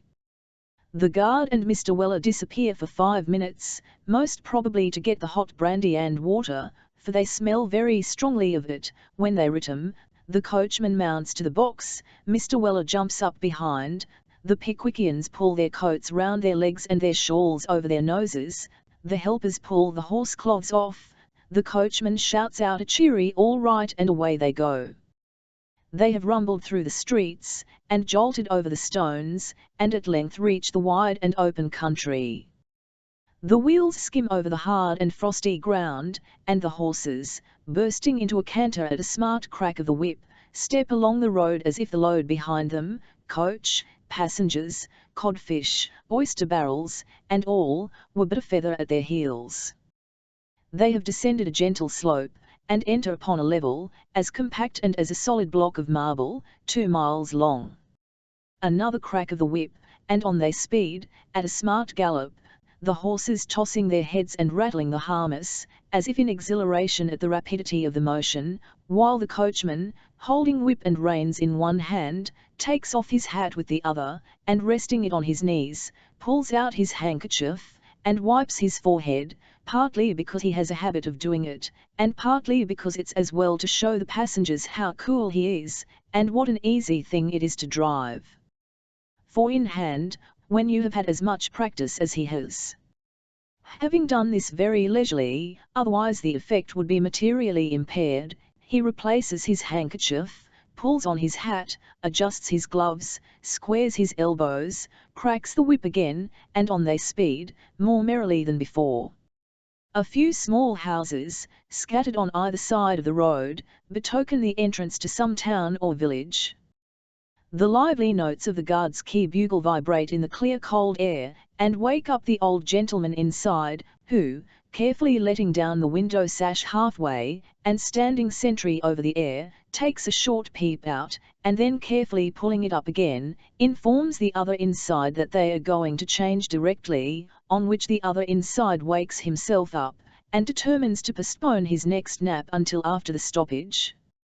Again the bugle sounds lustily forth, and rouses the cottager's wife and children, who peep out at the house door, and watch the coach till it turns the corner, when they once more crouch round the blazing fire, and throw on another log of wood against father comes home, while father himself, a full mile off, has just exchanged a friendly nod with the coachman, and turned round to take a good long stare at the vehicle as it whirls away. And now the bugle plays a lively air as the coach rattles through the ill-paved streets of a country town, and the coachman, undoing the buckle which keeps his ribbons together, prepares to throw them off the moment he stops. Mr. Pickwick emerges from his coat collar, and looks about him with great curiosity, perceiving which, the coachman informs Mr. Pickwick of the name of the town, and tells him it was market day yesterday, both of which pieces of information Mr. Pickwick retails to his fellow passengers, whereupon they emerge from their coat collars too, and look about them also. Mr. Winkle, who sits at the extreme edge, with one leg dangling in the air, is nearly precipitated into the street, as the coach twists round the sharp corner by the cheesemonger's shop, and turns into the market-place, and before Mr. Snodgrass, who sits next to him, has recovered from his alarm, they pull up at the inn-yard where the fresh horses, with cloths on, are already waiting. The coachman throws down the reins and gets down himself, and the other outside passengers drop down also, except those who have no great confidence in their ability to get up again, and they remain where they are, and stamp their feet against the coach to warm them, looking, with longing eyes and red noses, at the bright fire in the inn bar, and the sprigs of holly with red berries which ornament the window. But the guard has delivered at the corn dealer's shop the brown paper packet he took out of the little pouch which hangs over his shoulder by a leathern strap, and has seen the horses carefully put to, and has diaround on the pavement the saddle which was brought from London on the coach roof, and has assisted in the conference between the coachman and the hostler about the grey mare that hurt her off foreleg last Tuesday, and he and Mr. Weller are all right behind, and the coachman is all right in front, and the old gentleman inside, who has kept the window down full 2 inches all this time, has pulled it up again, and the cloths are off, and they are all ready for starting, except the 2 stout gentlemen whom the coachman enquires after with some impatience. Hereupon the coachman, and the guard, and Sam Weller, and Mr. Winkle, and Mr. Snodgrass, and all the hostlers, and every one of the idlers, who are more in number than all the others put together, shout for the missing gentleman as loud as they can bawl. A distant response is heard from the yard, and Mr. Pickwick and Mr. Tupman come running down it, quite out of breath, for they have been having a glass of ale apiece, and Mr. Pickwick's fingers are so cold that he has been full 5 minutes before he could find the sixpence to pay for it. The coachman shouts an admonitory now then, Gen Lmn the guard re-echoes it. The old gentleman inside thinks it a very extraordinary thing that people will get down when they know there isn't time for it. Mr. Pickwick struggles up on one side, Mr. Tupman on the other, Mr. Winkle cries all right, and off they start. Shawls are pulled up, coat collars are readjusted, the pavement ceases, the houses disappear, and they are once again dashing along the open road, with the fresh clear air blowing in their faces, and gladdening their Venhians within them. Such was the progress of Mr. Pickwick and his friends by the Muggleton Telegraph, on their way to Dingley Dell, and at 3 o'clock that afternoon they all stood high and dry, safe and sound, hale and hearty, upon the steps of the Blue Lion, having taken on the road quite enough of ale and brandy, to enable them to bid defiance to the frost that was binding up the earth in its iron fetters, and weaving its beautiful network upon the trees and hedges. Mr. Pickwick was busily engaged in counting the barrels of oysters and superintending the disinterment of the codfish, when he felt himself gently pulled by the skirts of the coat. Looking round, he discovered that the individual who resorted to this mode of catching his attention was no other than Mr. Wardle's favourite page, better known to the readers of this unvarnished history, by the distinguishing appellation of the Fat Boy. "Allah," said Mr. Pickwick. "Allah," said the Fat Boy. As he said it, he glanced from the codfish to the oyster barrels, and chuckled joyously. He was fatter than ever. "Well, you look rosy enough, my young friend," said Mr. Pickwick. "I've been asleep, right in front of the taproom fire," replied the Fat Boy, who had heated himself to the colour of a new chimney pot, in the course of an hour's nap. "Master sent me over with the chay cart, to carry your luggage up to the house.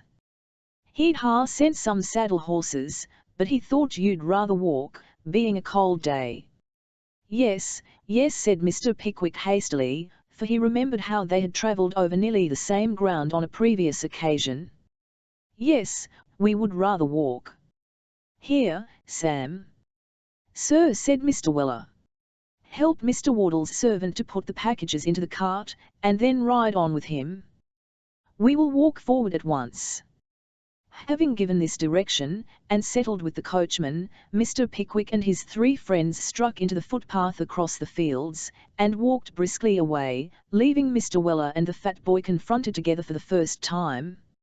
Sam looked at the Fat Boy with great astonishment, but without saying a word, and began to stow the luggage rapidly away in the cart, while the Fat Boy stood quietly by, and seemed to think it a very interesting sort of thing to see Mr. Weller working by himself. "There," said Sam, throwing in the last carpet-bag, "there they are." "Yes," said the Fat Boy, in a very satisfied tone, "there they are." "Vell, young 20-stun," said Sam, "you're a nice specimen of a prize boy, you are." "Thank 'ee," said the Fat Boy. "You ain't got nothing on your mind as makes you fret yourself, have you?" inquired Sam. "Not as I knows on," replied the Fat Boy. "El should rather ha' thought, to look at you, that you was a labourin' under an unrequited attachment to some young woman," said Sam. The Fat Boy shook his head. "Vell," said Sam, "I am glad to hear it. Do you ever drink anything?" "I likes eating better," replied the boy. "All," said Sam, "El should ha' esposed that, but what I mean is, should you like a drop of anything as de-warm you? But I suppose you never was cold, with all them elastic fixtures, was you?" "Sometimes," replied the boy, "and I likes a drop of something, when it's good." "Oh, you do you?" said Sam. "Come this way, then."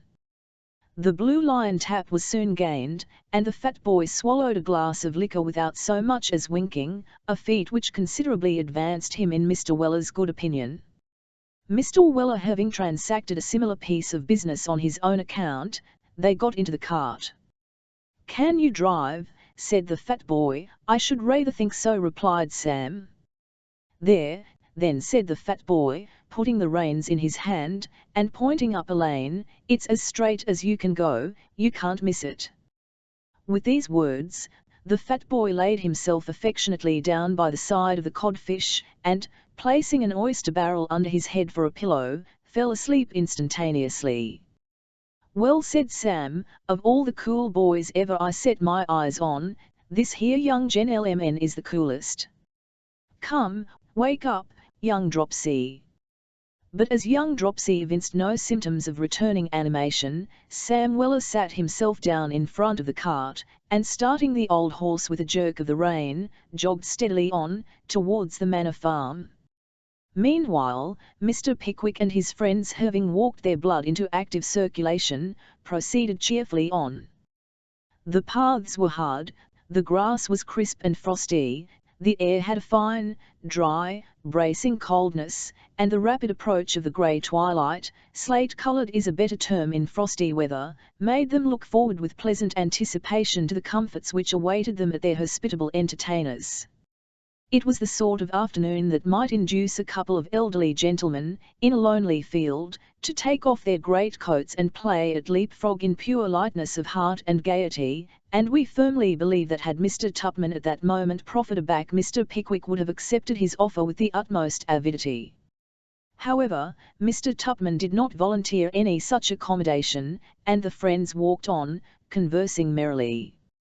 As they turned into a lane they had to cross, the sound of many voices burst upon their ears, and before they had even had time to form a guess to whom they belonged, they walked into the very centre of the party who were expecting their arrival, a fact which was first notified to the Pickwickians, by the loud hurrah which burst from old Wardle's lips, when they appeared in sight. First, there was Wardle himself, looking, if that were possible, more jolly than ever, then there were Bella and her faithful Ndle, and, lastly, there were Emily and some 8 or 10 young ladies, who had all come down to the wedding, which was to take place next day, and who were in as happy and impotent a state as young ladies usually are, on such momentous occasions, and they were, one and all, standing the fields and lanes, far and wide, with their frolic and laughter. The ceremony of introduction, under such circumstances, was very soon performed, or we should rather say that the introduction was soon over, without any ceremony at all. In 2 minutes thereafter, Mr. Pickwick was joking with the young ladies who wouldn't come over the stile while he looked, or who, having pretty feet and unexceptionable ankles, preferred standing on the top rail for 5 minutes or so, declaring that they were too frightened to move, with as much ease and absence of reserve or constraint, as if he had known them for life. It is worthy of remark, too, that Mr. Snodgrass offered Emily far more assistance than the absolute terrors of the stile, although it was full 3 feet high, and had only a couple of stepping stones, would seem to require, while one black-eyed young lady in a very nice little pair of boots with fur round the top, was observed to scream very loudly, when Mr. Winkle offered to help her over. All this was very snug and pleasant.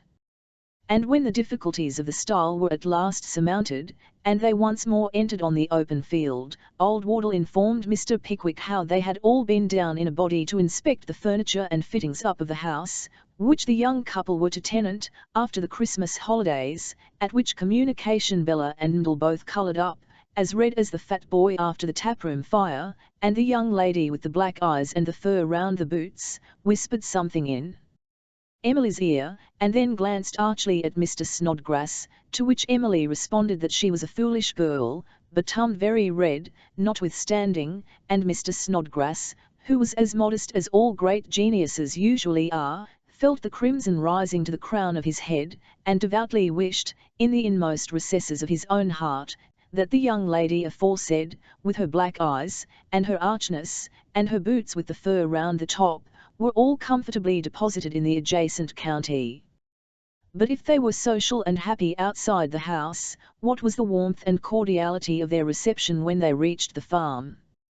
The very servants grinned with pleasure at sight of Mr. Pickwick, and Emma bestowed a half demure, half impudent, and all pretty look of recognition, on Mr. Tupman, which was enough to make the statue of Bonaparte in the passage, unfold his arms, and clasp her within them.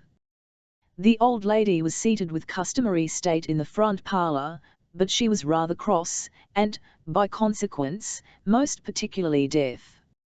She never went out herself, and like a great many other old ladies of the same stamp she was apt to consider it an act of domestic treason, if anybody else took the liberty of doing what she couldn't. So, bless her old soul, she sat as upright as she could, in her great chair, and looked as fierce as might be, and that was benevolent after all. "Mother," said Wardle, "Mr. Pickwick. You recollect him?" "Never mind," replied the old lady, with great dignity. "Don't trouble Mr. Pickwick about an old creature like me.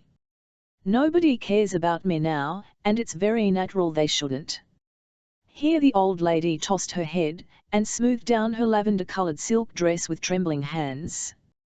"Come, come," said Mr. Pickwick, "I can't let you cut an old friend in this way. I have come down expressly to have a long talk, and another rubber with you, and we'll show these boys and girls how to dance a minuet, before they are 48 hours older." The old lady was rapidly giving way, but she did not like to do it all at once, so she only said, "Ah! I can't hear him." "Nonsense, mother," said Wardle. "Come, come, don't be cross, there's a good soul. Recollect Bella, come, you must keep her spirits up, poor girl." The good old lady heard this, for her lip quivered as her son said it. But age has its little infirmities of temper, and she was not quite brought round yet. So, she smoothed down the lavender-coloured dress again, and turning to Mr. Pickwick said, "Ah, Mr. Pickwick, young people was very different, when I was a girl." "No doubt of that," said Mr. Pickwick, "and that's the reason why I would make much of the few that have any traces of the old stock," and saying this, Mr. Pickwick gently pulled Bella towards him, and bestowing a kiss upon her forehead, bade her sit down on the little stool at her grandmother's feet. Whether the expression of her countenance, as it was raised towards the old lady's face, called up a thought of old times, or whether the old lady was touched by Mr. Pickwick's affectionate good nature, or whatever was the cause, she was fairly melted, so she threw herself on her granddaughter's neck, and all the little ill humour evaporated in a gush of silent tears. A happy party they were, that night. Sedate and solemn were the score of rubbers in which Mr. Pickwick and the old lady played together, uproarious was the mirth of the round table. Long after the ladies had retired, did the elder wine, well qualified with brandy and spice, go round, and round, and round again, and sound was the sleep and pleasant were the dreams that followed. It is a remarkable fact that those of Mr. Snodgrass bore constant reference to Emily Wardle, and that the principal figure in Mr. Winkle's visions was a young lady with black eyes, and arch smile, and a pair of remarkably nice boots with fur round the tops. Mr. Pickwick was awakened early in the morning, by a hum of voices and a patting of feet, sufficient to rouse even the fat boy from his heavy slumbers. He sat up in bed and listened. The female servants and female visitors were running constantly to and fro, and there were such multitudinous demands for hot water, such repeated outcries for needles and thread, and so many half-suppressed entreaties of "Oh, do come and tie me, there's a dear," that Mr. Pickwick in his innocence began to imagine that something dreadful must have occurred, when he grew more awake, and remembered the wedding. The occasion being an important one, he dressed himself with peculiar care, and descended to the breakfast-room. There were all the female servants in a brand-new uniform of pink muslin gowns with white bows in their caps, running about the house in a state of excitement and agitation which it would be impossible to describe.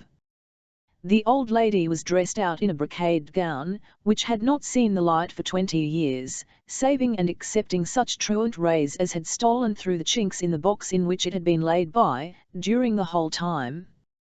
Mr. Ndle was in high feather and spirits, but a little nervous withal. The hearty old landlord was trying to look cheerful and unconcerned, but failing signally in the attempt.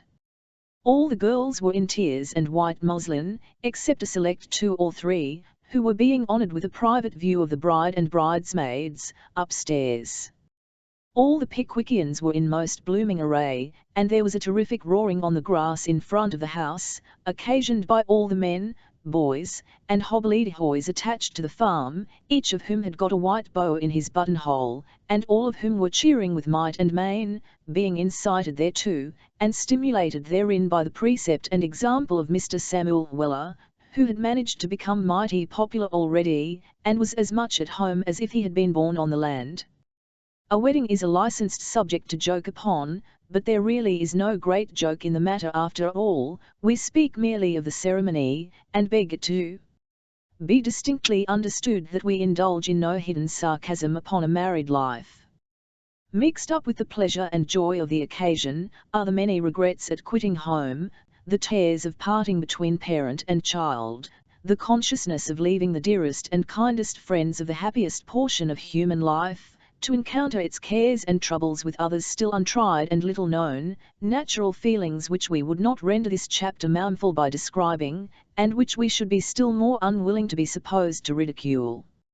Let us briefly say, then, that the ceremony was performed by the old clergyman, in the parish church of Dingley Dell, and that Mr. Pickwick's name is attached to the register, still preserved in the vestry thereof, that the young lady with the black eyes signed her name in a very unsteady and tremulous manner, that Emily's signature, as the other bridesmaid, is nearly illegible, that it all went off in very admirable style, that the young ladies generally thought it far less shocking than they had expected, and that although the owner of the black eyes and the arch smile informed Mr. Wardle that she was sure she could never submit to anything so dreadful, we have the very best reasons for thinking she was mistaken. To all this, we may add, that Mr. Pickwick was the first who saluted the bride, and that in so doing he threw over her neck a rich gold watch and chain, which no mortal eyes but the jewellers had ever beheld before. Then, the old church bell rang as gaily as it could, and they all returned to breakfast. "Where does the mince pies go, young opium eater?" said Mr. Weller to the fat boy, as he assisted in laying out such articles of consumption as had not been duly arranged on the previous night. The fat boy pointed to the destination of the pies. "Were 'e good?" said Sam. "Stick a bit o' Christmas in 'em. Other dish opposite. There, now we look compact and comfortable," as the father said when he cut his little boy's head off, to cure him o' squintin'. As Mr. Weller made the comparison, he fell back a step or two, to give full effect to it, and surveyed the preparations with the utmost satisfaction. "Wardle," said Mr. Pickwick, almost as soon as they were all seated, "a glass of wine in honour of this happy occasion." "I shall be delighted, my boy," said Wardle. "Joe, damn that boy, he's gone to sleep." "No, I ain't, sir," replied the fat boy, starting up from a remote corner, where, like the patron saint of fat boys, the immortal Horner, he had been devouring a Christmas pie, though not with the coolness and deliberation which characterized that young gentleman's proceedings. "Fill Mr. Pickwick's glass." "Yes, sir." The fat boy filled Mr. Pickwick's glass, and then retired behind his master's chair, from whence he watched the play of the knives and forks, and the progress of the choice morsels from the dishes to the mouths of the company, with a kind of dark and gloomy joy that was most impressive. "God bless you, old fellow," said Mr. Pickwick. "Same to you, my boy," replied Wardle, and they pledged each other, heartily. "Mrs. Wardle," said Mr. Pickwick, "we old folks must have a glass of wine together, in honour of this joyful event."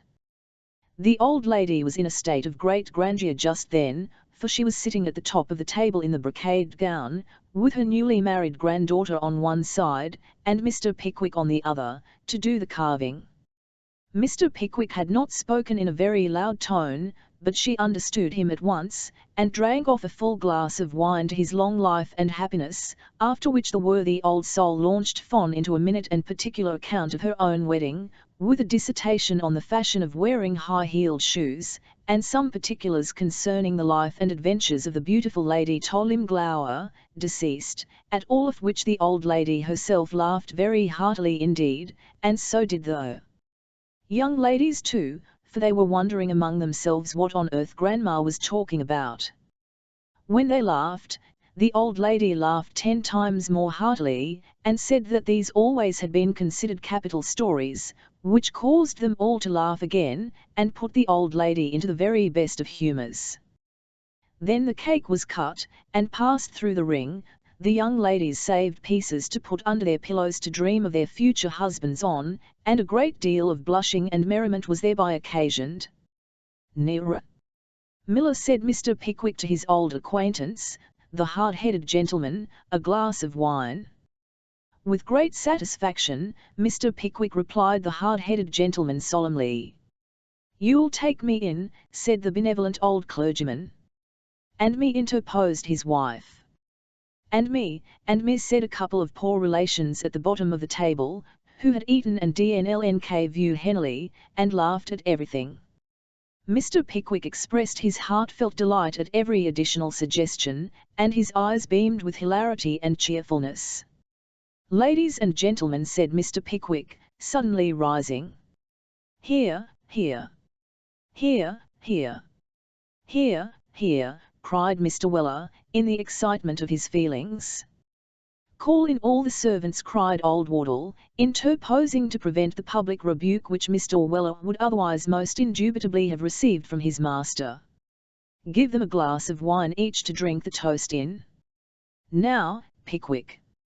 Amidst the silence of the company, the whispering of the women servants, and the awkward embarrassment of the men, Mr. Pickwick proceeded. "Ladies and gentlemen, no, I won't say ladies and gentlemen, I'll call you my friends, my dear friends, if the ladies will allow me to take so great a liberty." Here Mr. Pickwick was interrupted by immense applause from the ladies, echoed by the gentlemen, during which the owner of the eyes was distinctly heard to state that she could kiss that dear Mr. Pickwick. Whereupon Mr. Winkle gallantly inquired if it couldn't be done by deputy, to which the young lady with the black eyes replied, "Go away," and accompanied the request with a look which said as plainly as a look could do, "If you can." "My dear friends," resumed Mr. Pickwick, "I am going to propose the health of the bride and bridegroom, God bless 'em, cheers and tears. My young friend, Tyndall, I believe to be a very excellent and manly fellow, and his wife I know to be a very amiable and lovely girl, well qualified to transfer to another sphere of action the happiness which for 20 years she has diffused around her, in her father's house." Here the fat boy burst forth into stentorian blubbings, and was led forth by the coat collar, by Mr. Weller.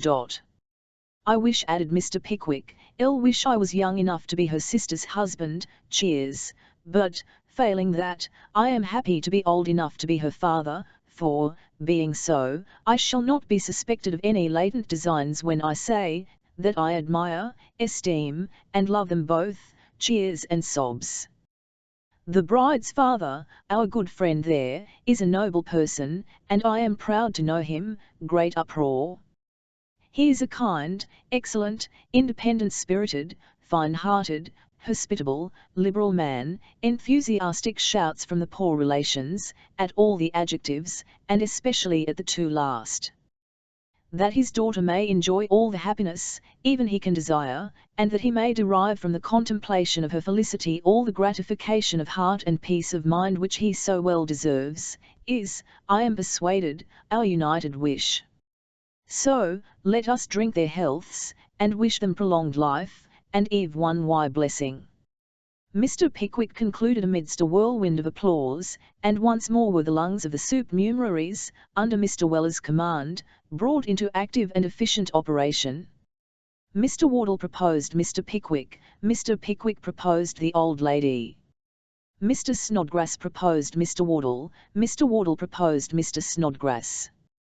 One of the poor relations proposed Mr. Tupman, and the other poor relation proposed Mr. Winkle. All was happiness and festivity, until the mysterious disappearance of both the poor relations beneath the table, warned the party that it was time to adjourn.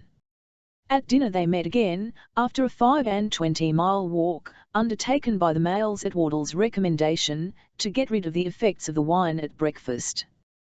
The poor relations had kept in bed all day, with the view of attaining the same happy consummation, but, as they had been unsuccessful, they stopped there. Mr. Weller kept the domestics in a state of perpetual hilarity, and the fat boy divided his time into small alternate allotments of eating and sleeping. The dinner was as hearty an affair as the breakfast, and was quite as noisy, without the chairs.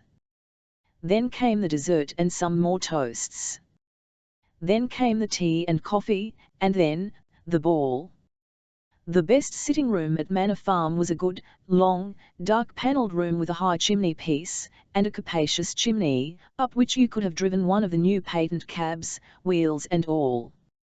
At the upper end of the room, seated in a shady bower of holly and evergreens, were the two best fiddlers, and the only harp, in all Muggleton.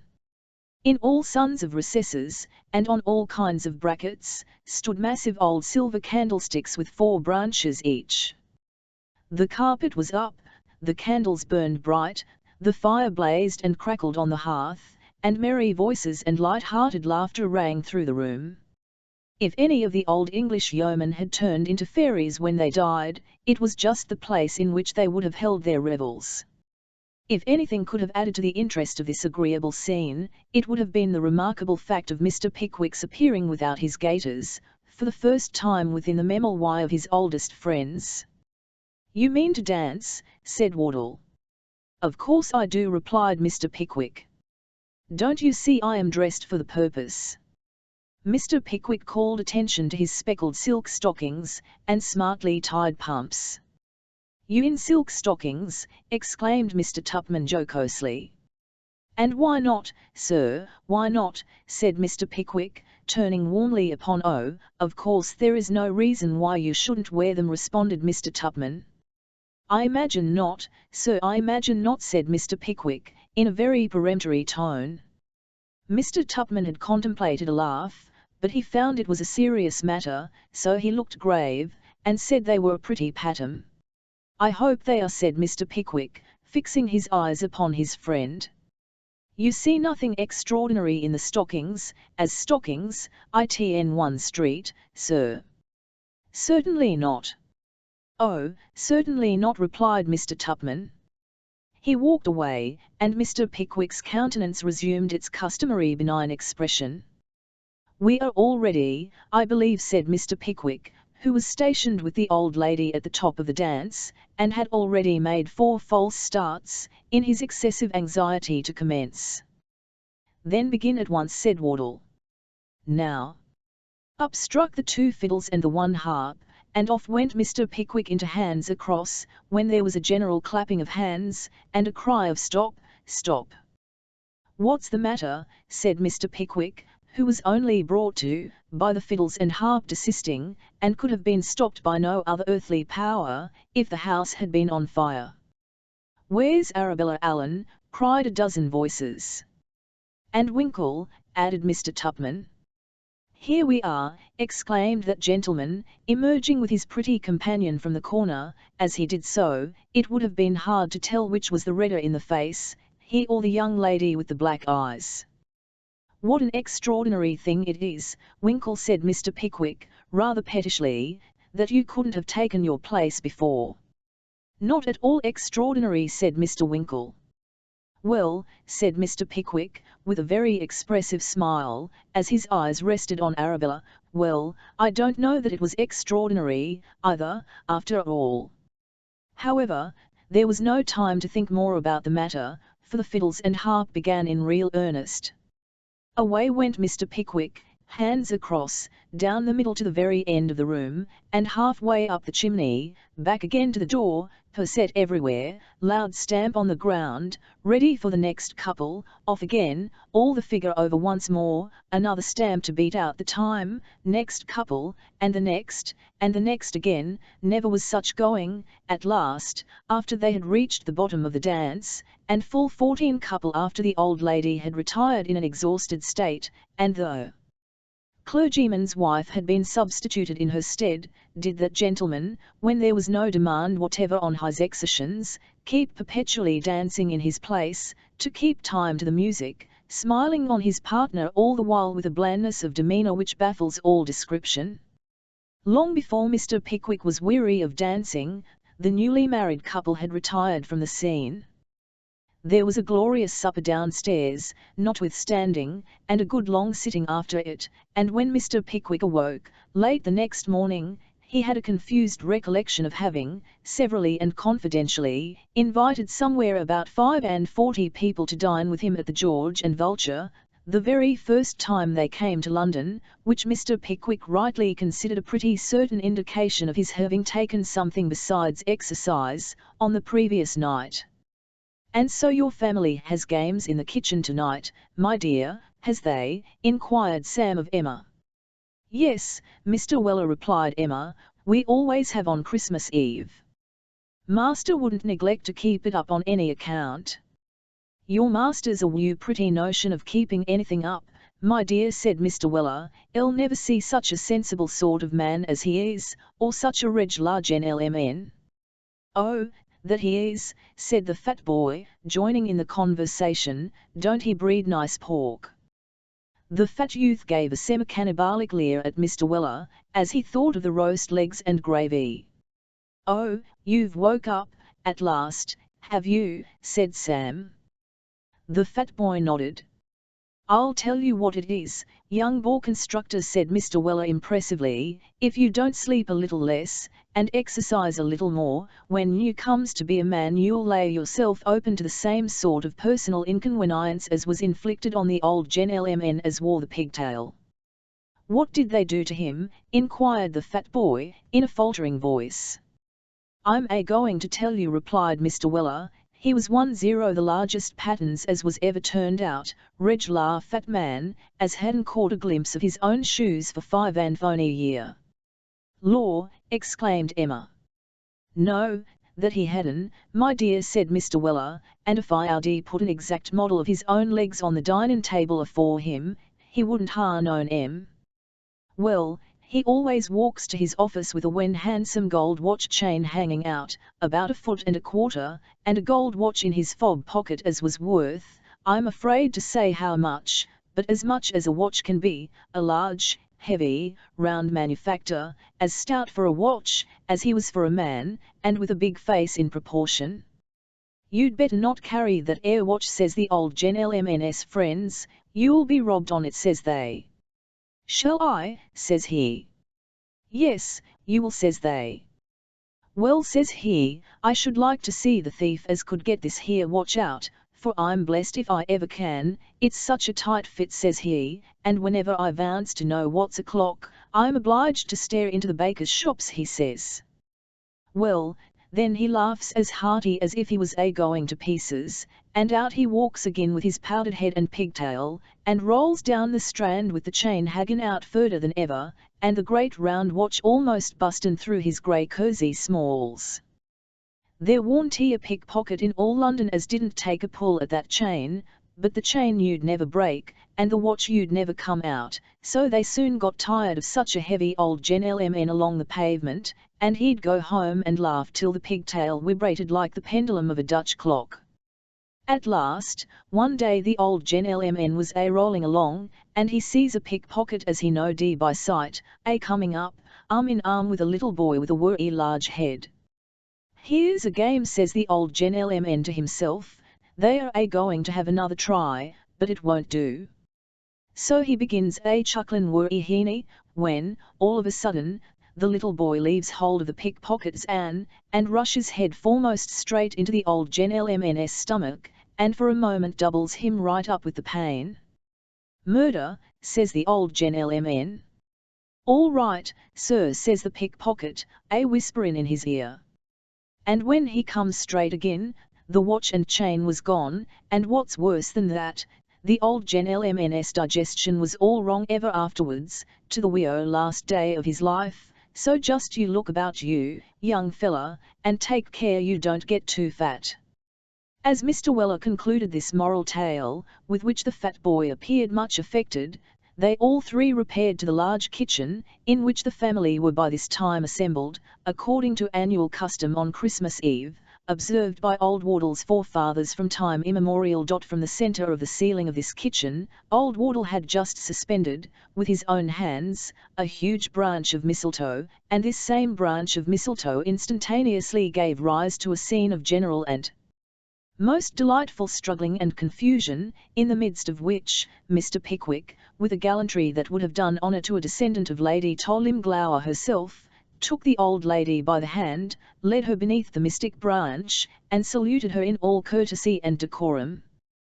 The old lady submitted to this piece of practical politeness with all the dignity which befitted so important and serious a solemnity, but the younger ladies, not being so thoroughly imbued with a superstitious veneration for the custom, or imagining that the value of a salute is very much enhanced if it cost a little trouble to obtain it, screamed and struggled, and ran into corners, and threatened and did everything but leave the room, until some of the less adventurous gentlemen were on the point of desisting, when they all at once found it useless to resist any longer, and submitted to be kissed with a good grace.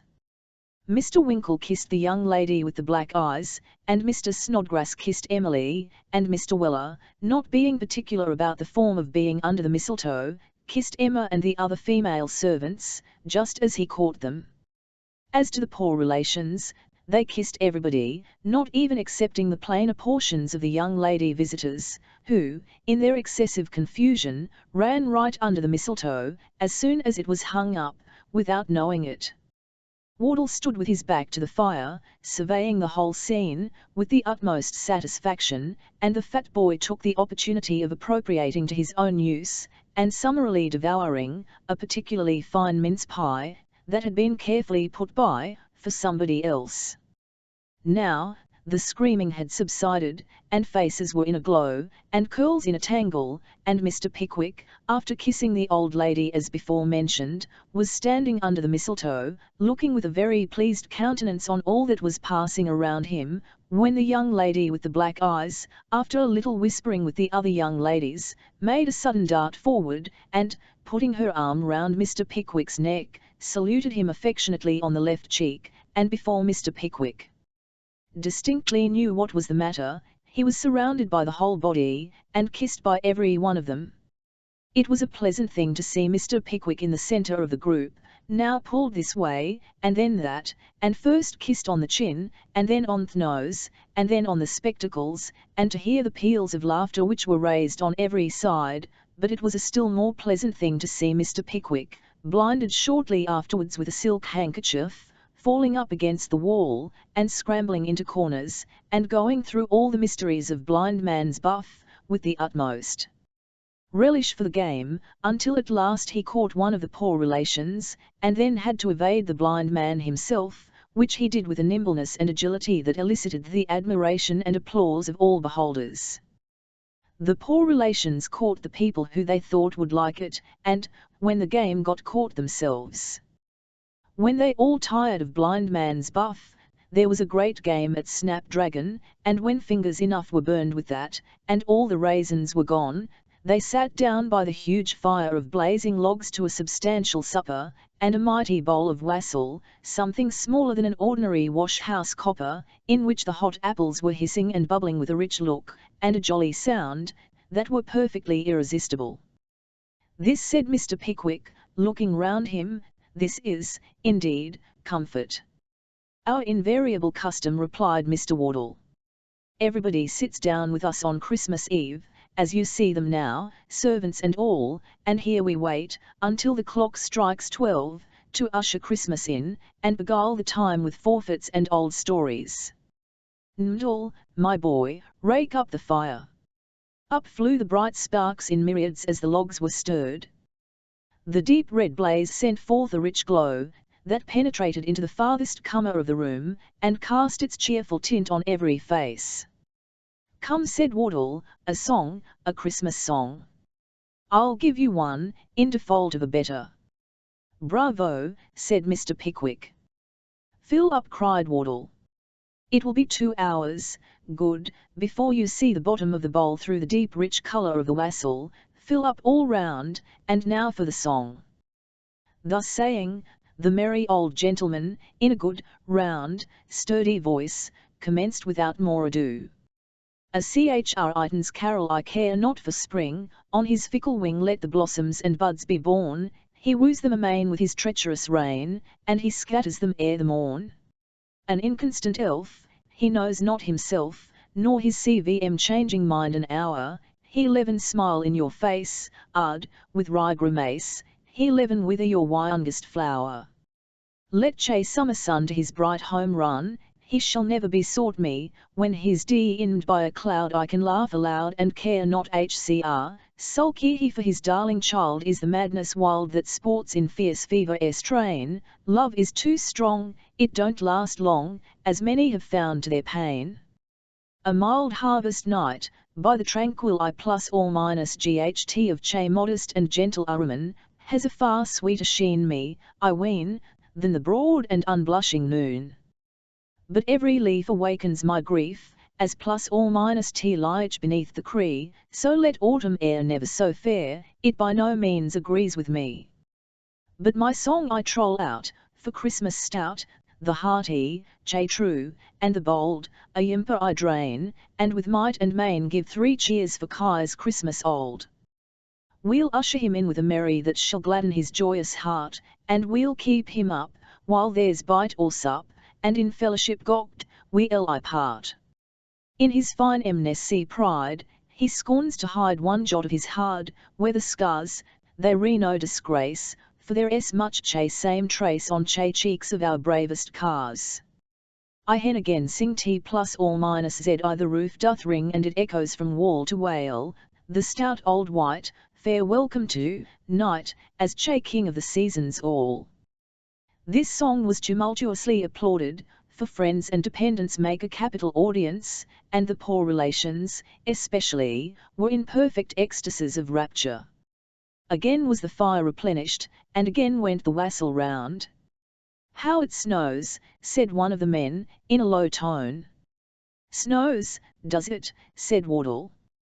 "Rough, cold night, sir," replied the man, "and there's a wind got up, that drifts it across the fields, in a thick white cloud." "What does Jem say?" inquired the old lady. "There ain't anything the matter, is there?" "No, no, mother," replied Wardle, "he says there's a snowdrift, and a wind that's piercing cold." "I should know that, by the way it rumbles in the chimney." "All," said the old lady, "there was just such a wind, and just such a fall of snow, a good many years back, I recollect, just 5 years before your poor father died. It was a Christmas Eve, too, and I remember that on that very night he told us the story about the goblins that carried away old Gabriel Grubb." "The stow about what?" said Mr. Pickwick. "Oh, nothing, nothing," replied Wardle. "About an old sexton, that the good people down here suppose to have been carried away by goblins." "Suppose," ejaculated the old lady. "Is there anybody hardy enough to disbelieve it? Suppose. Haven't you heard ever since you were a child, that he was carried away by the goblins, and don't you know he was?" "Very well, mother, he was, if you like," said Wardle, laughing. "He was carried away by goblins, Pickwick, and there's an end of the matter." "No, no," said Mr. Pickwick, "not an end of it, I assure you, for I must hear how, and why, and all about it." Wardle smiled, as every head was bent forward to hear, and filling out the wassail with no stinted hand, nodded a health to Mr. Pickwick, and began as follows: "But bless our editorial heart, what a long chapter we have been betrayed into. We had quite forgotten all such petty restrictions as chapters, we solemnly declare. So here goes, to give the goblin a fair start in a new one. A clear stage and no favour for the goblins, ladies and gentlemen, if you please, Chapter 29. The story of the goblins who stole a sexton. In an old abbey town, down in this part of the country, a long, long while ago, so long, that the story must be a true one, because our great-grandfathers implicitly believed it, there officiated as sexton and grave digger in the churchyard, one Gabriel Grubb. It by no means follows that because a man is a sexton, and constantly surrounded by the emblems of mortality, therefore he should be a morose and melancholy man. Your undertakers are the merriest fellows in the world, and I once had the honour of being on intimate terms with a mute, who in private life, and off duty, was as comical and a little fellow as ever chirped out a devil-may-care song, without a hitch in his memory, or drained off a good stiff glass without stopping for breath. But notwithstanding these precedents to the contrary, Gabriel Grubb was an ill-conditioned, cross-grained, surly fellow, a morose and lonely man, who consorted with nobody but himself, and an old wicker bottle which fitted into his large deep waistcoat pocket, and who eyed each merry face, as it passed him by, with such a deep scowl of malice and ill humour, as it was difficult to meet without feeling something the worse for. A little before twilight, one Christmas Eve, Gabriel shouldered his spade, lighted his lantern, and betook himself towards the old churchyard, for he had got a grave to finish by next morning, and, feeling very low, he thought it might raise his spirits, perhaps, if he went on with his work at once. As he went his way, up the ancient street, he saw the cheerful light of the blazing fires gleam through the old casements, and heard the loud laugh and the cheerful shouts of those who were assembled around them.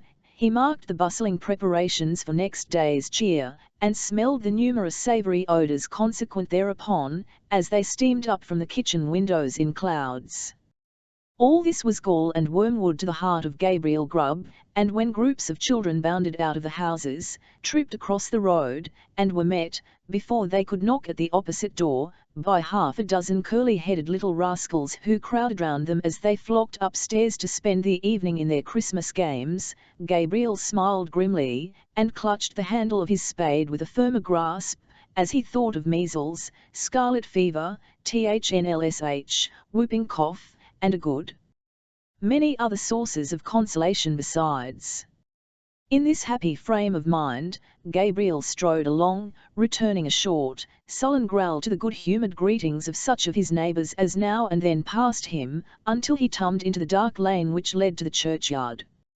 Now, Gabriel had been looking forward to reaching the dark lane, because it was, generally speaking, a nice, gloomy, mournful place, into which the townspeople did not much care to go, except in broad daylight, and when the sun was shining. Consequently, he was not a little indignant to hear a young urchin roaring out some jolly song about a Merry Christmas, in this very sanctuary which had been called Coffin Lane ever since the days of the old abbey, and the time of the shaven-headed monks. As Gabriel walked on, and the voice drew nearer, he found it proceeded from a small boy, who was hurrying along, to join one of the little parties in the old street, and who, partly to keep himself company, and partly to prepare himself for the occasion, was shouting out the song at the highest pitch of his lungs. So Gabriel waited until the boy came up, and then dodged him into a corner, and rapped him over the head with his lantern 5 or 6 times, just to teach him to modulate his voice. And as the boy hurried away with his hand to his head, singing quite a different sort of tune, Gabriel GNLB chuckled very heartily to himself, and entered the churchyard, locking the gate behind him. He took off his coat, set down his lantern, and getting into the unfinished grave, worked at it for an hour or so with right good will. But the earth was hardened with the frost, and it was no easy matter to break it up, and shovel it out, and although there was a moon, it was a very young one, and shed little light upon the grave, which was in the shadow of the church.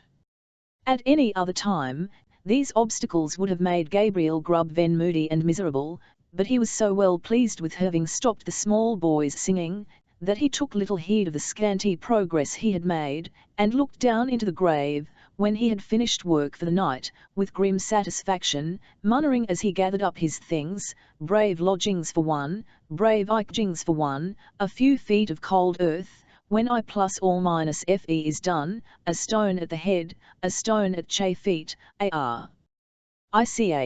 juicy meal for che worms to eat, rank grass overhead, and damp clay around, brave lodgings for one, these, in ground. Ho!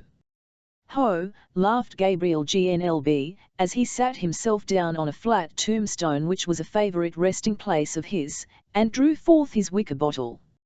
A coffin at Christmas. A Christmas box. Illo. Ho. 110. Ho. Ho. Ho, repeated a voice which sounded close behind him. Gabriel paused, in some alarm, in the act of raising the wicker bottle to his lips, and looked round. The bottom of the oldest grave about him was not more still and quiet than the churchyard in the pale moonlight. The cold hoar frost glistened on the tombstones, and sparkled like rows of gems, among the stone carvings of the old church. The snow lay hard and crisp upon the ground, and spread over the thickly strewn mounds of earth, so white and smooth a cover that it seemed as if corpses lay there, hidden only by their winding sheets. Not the faintest rustle broke the profound tranquillity of the solemn scene. Sound itself appeared to be frozen up, all was so cold and still. "It was the echoes," said Gabriel Grubb, raising the bottle to his lips again.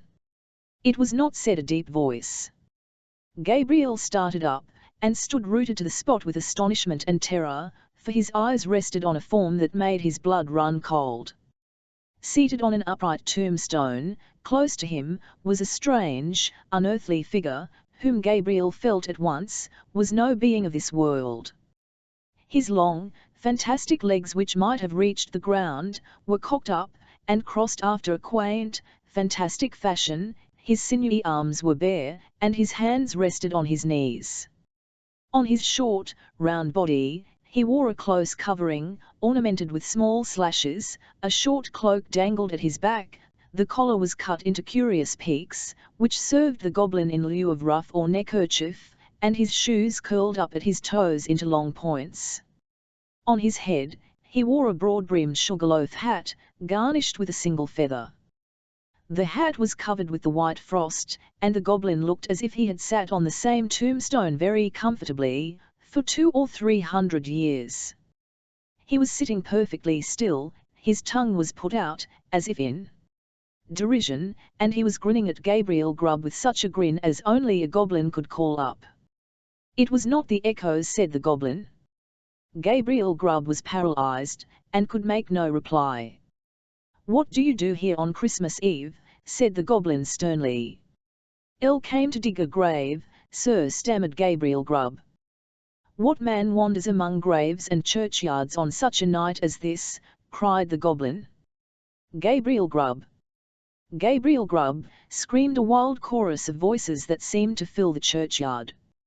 Gabriel fearfully round, nothing was to be seen. "What have you got in that bottle?" said the goblin. "Hollands, sir," replied the sexton, trembling more than ever, for he had bought it of the smugglers, and he thought that perhaps his questioner might be in the excise department of the goblins. "Who drinks Hollands alone, and in a churchyard, on such a night as this?" said the goblin. "Gabriel Grubb! Gabriel Grubb!" exclaimed the wild voices again. The goblin leered maliciously at the terrified sexton, and then raising his voice, exclaimed, "And who, then, is our fair and lawful prize?" To this inquiry the invisible chorus replied, in a strain that sounded like the voices of many choristers singing to the mighty swell of the old church organ, a strain that seemed borne to the sexton's ears upon a wild wind, and to die away as it passed onward, but the burden of the reply was still the same, "Gabriel Grubb! Gabriel Grubb!" The goblin grinned a broader grin than before, as he said, "Well, Gabriel, what do you say to this?" The sexton gasped for breath. "What do you think of this, Gabriel?" said the goblin, kicking up his feet in the air on either side of the tombstone, and looking at the turned-up points with as much complacency as if he had been contemplating the most fashionable pair of Wellingtons in all Bond Street. It's very curious, sir," replied the sexton, half dead with fright, "very curious, and very pretty, but I think I'll go back and finish my work, sir, if you please." "Work?" said the goblin, "what work?" "The grave, sir, making the grave," stammered the sexton. "Oh, the grave, said the goblin, "who makes graves at a time when all other men are merry, and takes a pleasure in it." Again the mysterious voices replied, "Gabriel Grubb! Gabriel Grubb!" "I am afraid my friends want you, Gabriel," said the goblin, thrusting his tongue farther into his cheek than ever, and a most astonishing tongue it was. "I'm afraid my friends want you, Gabriel," said the goblin. "Under favour, sir," replied the horror-stricken sexton. "I don't think they can, sir, they don't know me, sir, I don't think the gentlemen have ever seen me, sir." "Oh, yes, they have, replied the goblin. We know the man with the sulky face and grim scowl, that came down the street tonight, throwing his evil looks at the children, and grasping his bearing spade the tighter. We know the man who struck the boy in the envious malice of his heart, because the boy could be merry, and he could not. We know him, we know here. The goblin gave a loud, shrill laugh, which the echoes returned twentyfold, and throwing his legs up in the air, stood upon his head, or rather upon the very point of his sugarloaf hat, on the narrow edge of the tombstone, whence he threw a somerset with extraordinary agility, right to the sexton's feet, at which he planted himself in the attitude in which tailors generally sit upon the shop-board. I am afraid I must leave you, sir, said the sexton, making an effort to move. Leave us, said the goblin. Gabriel Grubb going to leave us? Illo. Ho. Haw, as the goblin laughed, the sexton observed, for one instant, a brilliant illumination within the windows of the church, as if the whole building were lighted up. It disappeared, the organ pealed forth a lively air, and whole troops of goblins, the very counterpart of the first one, poured into the churchyard, and began playing at leap-frog with the tombstones, never stopping for an instant to take breath, but overing the highest among them, one after the other, with the most marvellous dexterity. The first goblin was a most astonishing leaper, and none of the others could come near him. Even in the extremity of his terror the sexton could not help observing, that while his friends were content to leap over the common-sized gravestones, the first one took the family vaults, iron railings and all, with as much ease as if they had been so many street posts. At last the game reached to a most exciting pitch.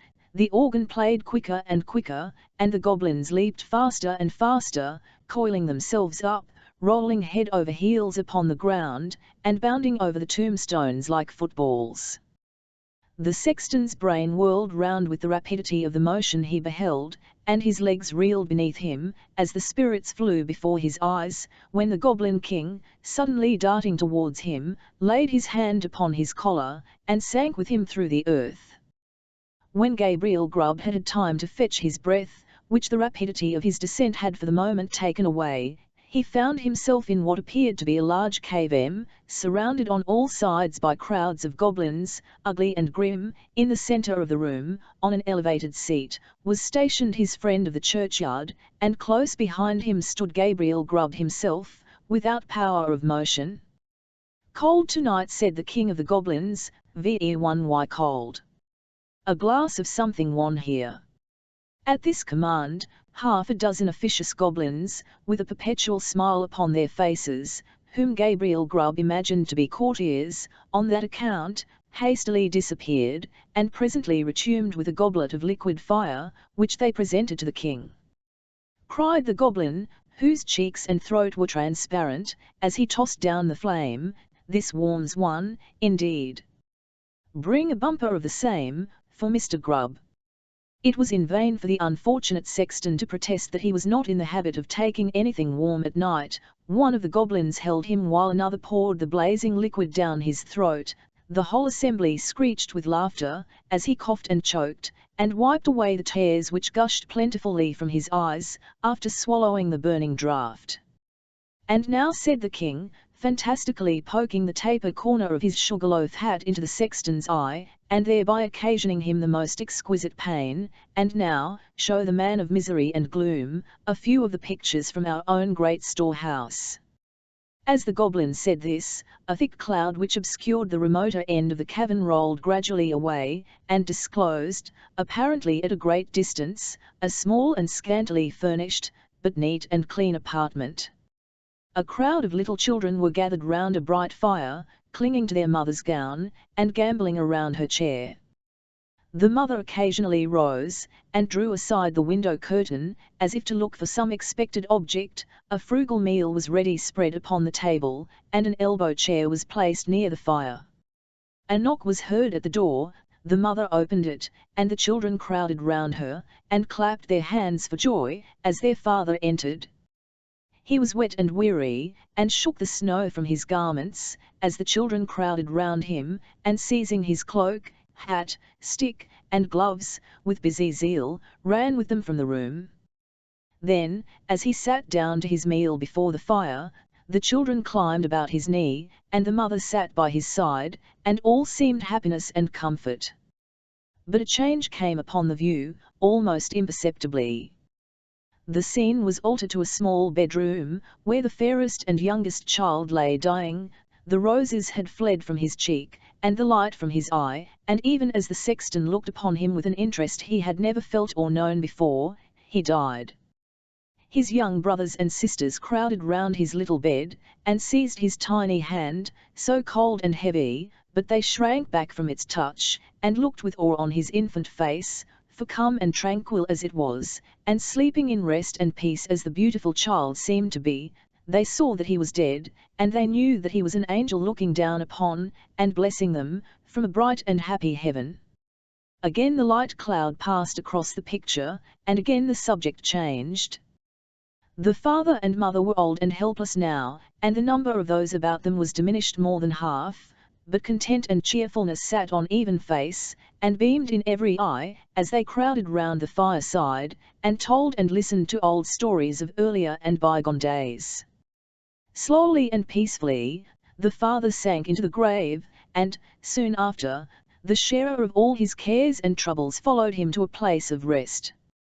The few who yet survived them, kneeled by their tomb, and watered the green turf which covered it with their tears, then rose, and turned away, sadly and mournfully, but not with bitter cries, or despairing lamentations, for they knew that they should one day meet again, and once more they mixed with the busy world, and their content and cheerfulness were restored. The cloud settled upon the picture, and concealed it from the sexton's view. "What do you think of that?" said the goblin, turning his large face towards Gabriel Grubb. Gabriel murmured out something about its being very pretty, and looked somewhat ashamed, as the goblin bent his fiery eyes upon him. "You a miserable man," said the goblin, in a tone of excessive contempt.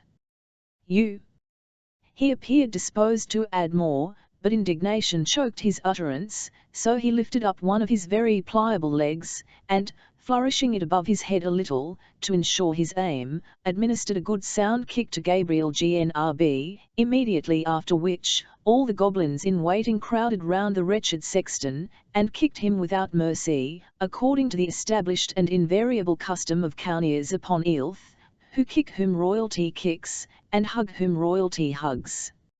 "Show him some more," said the king of the goblins.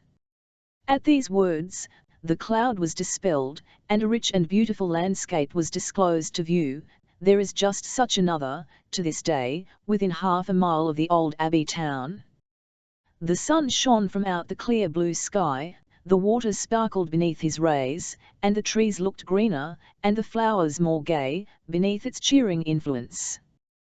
The water rippled on with a pleasant sound, the trees rustled in the light wind that moaned among their leaves, the birds sang upon the boughs, and the lark carolled on high her welcome to the momming.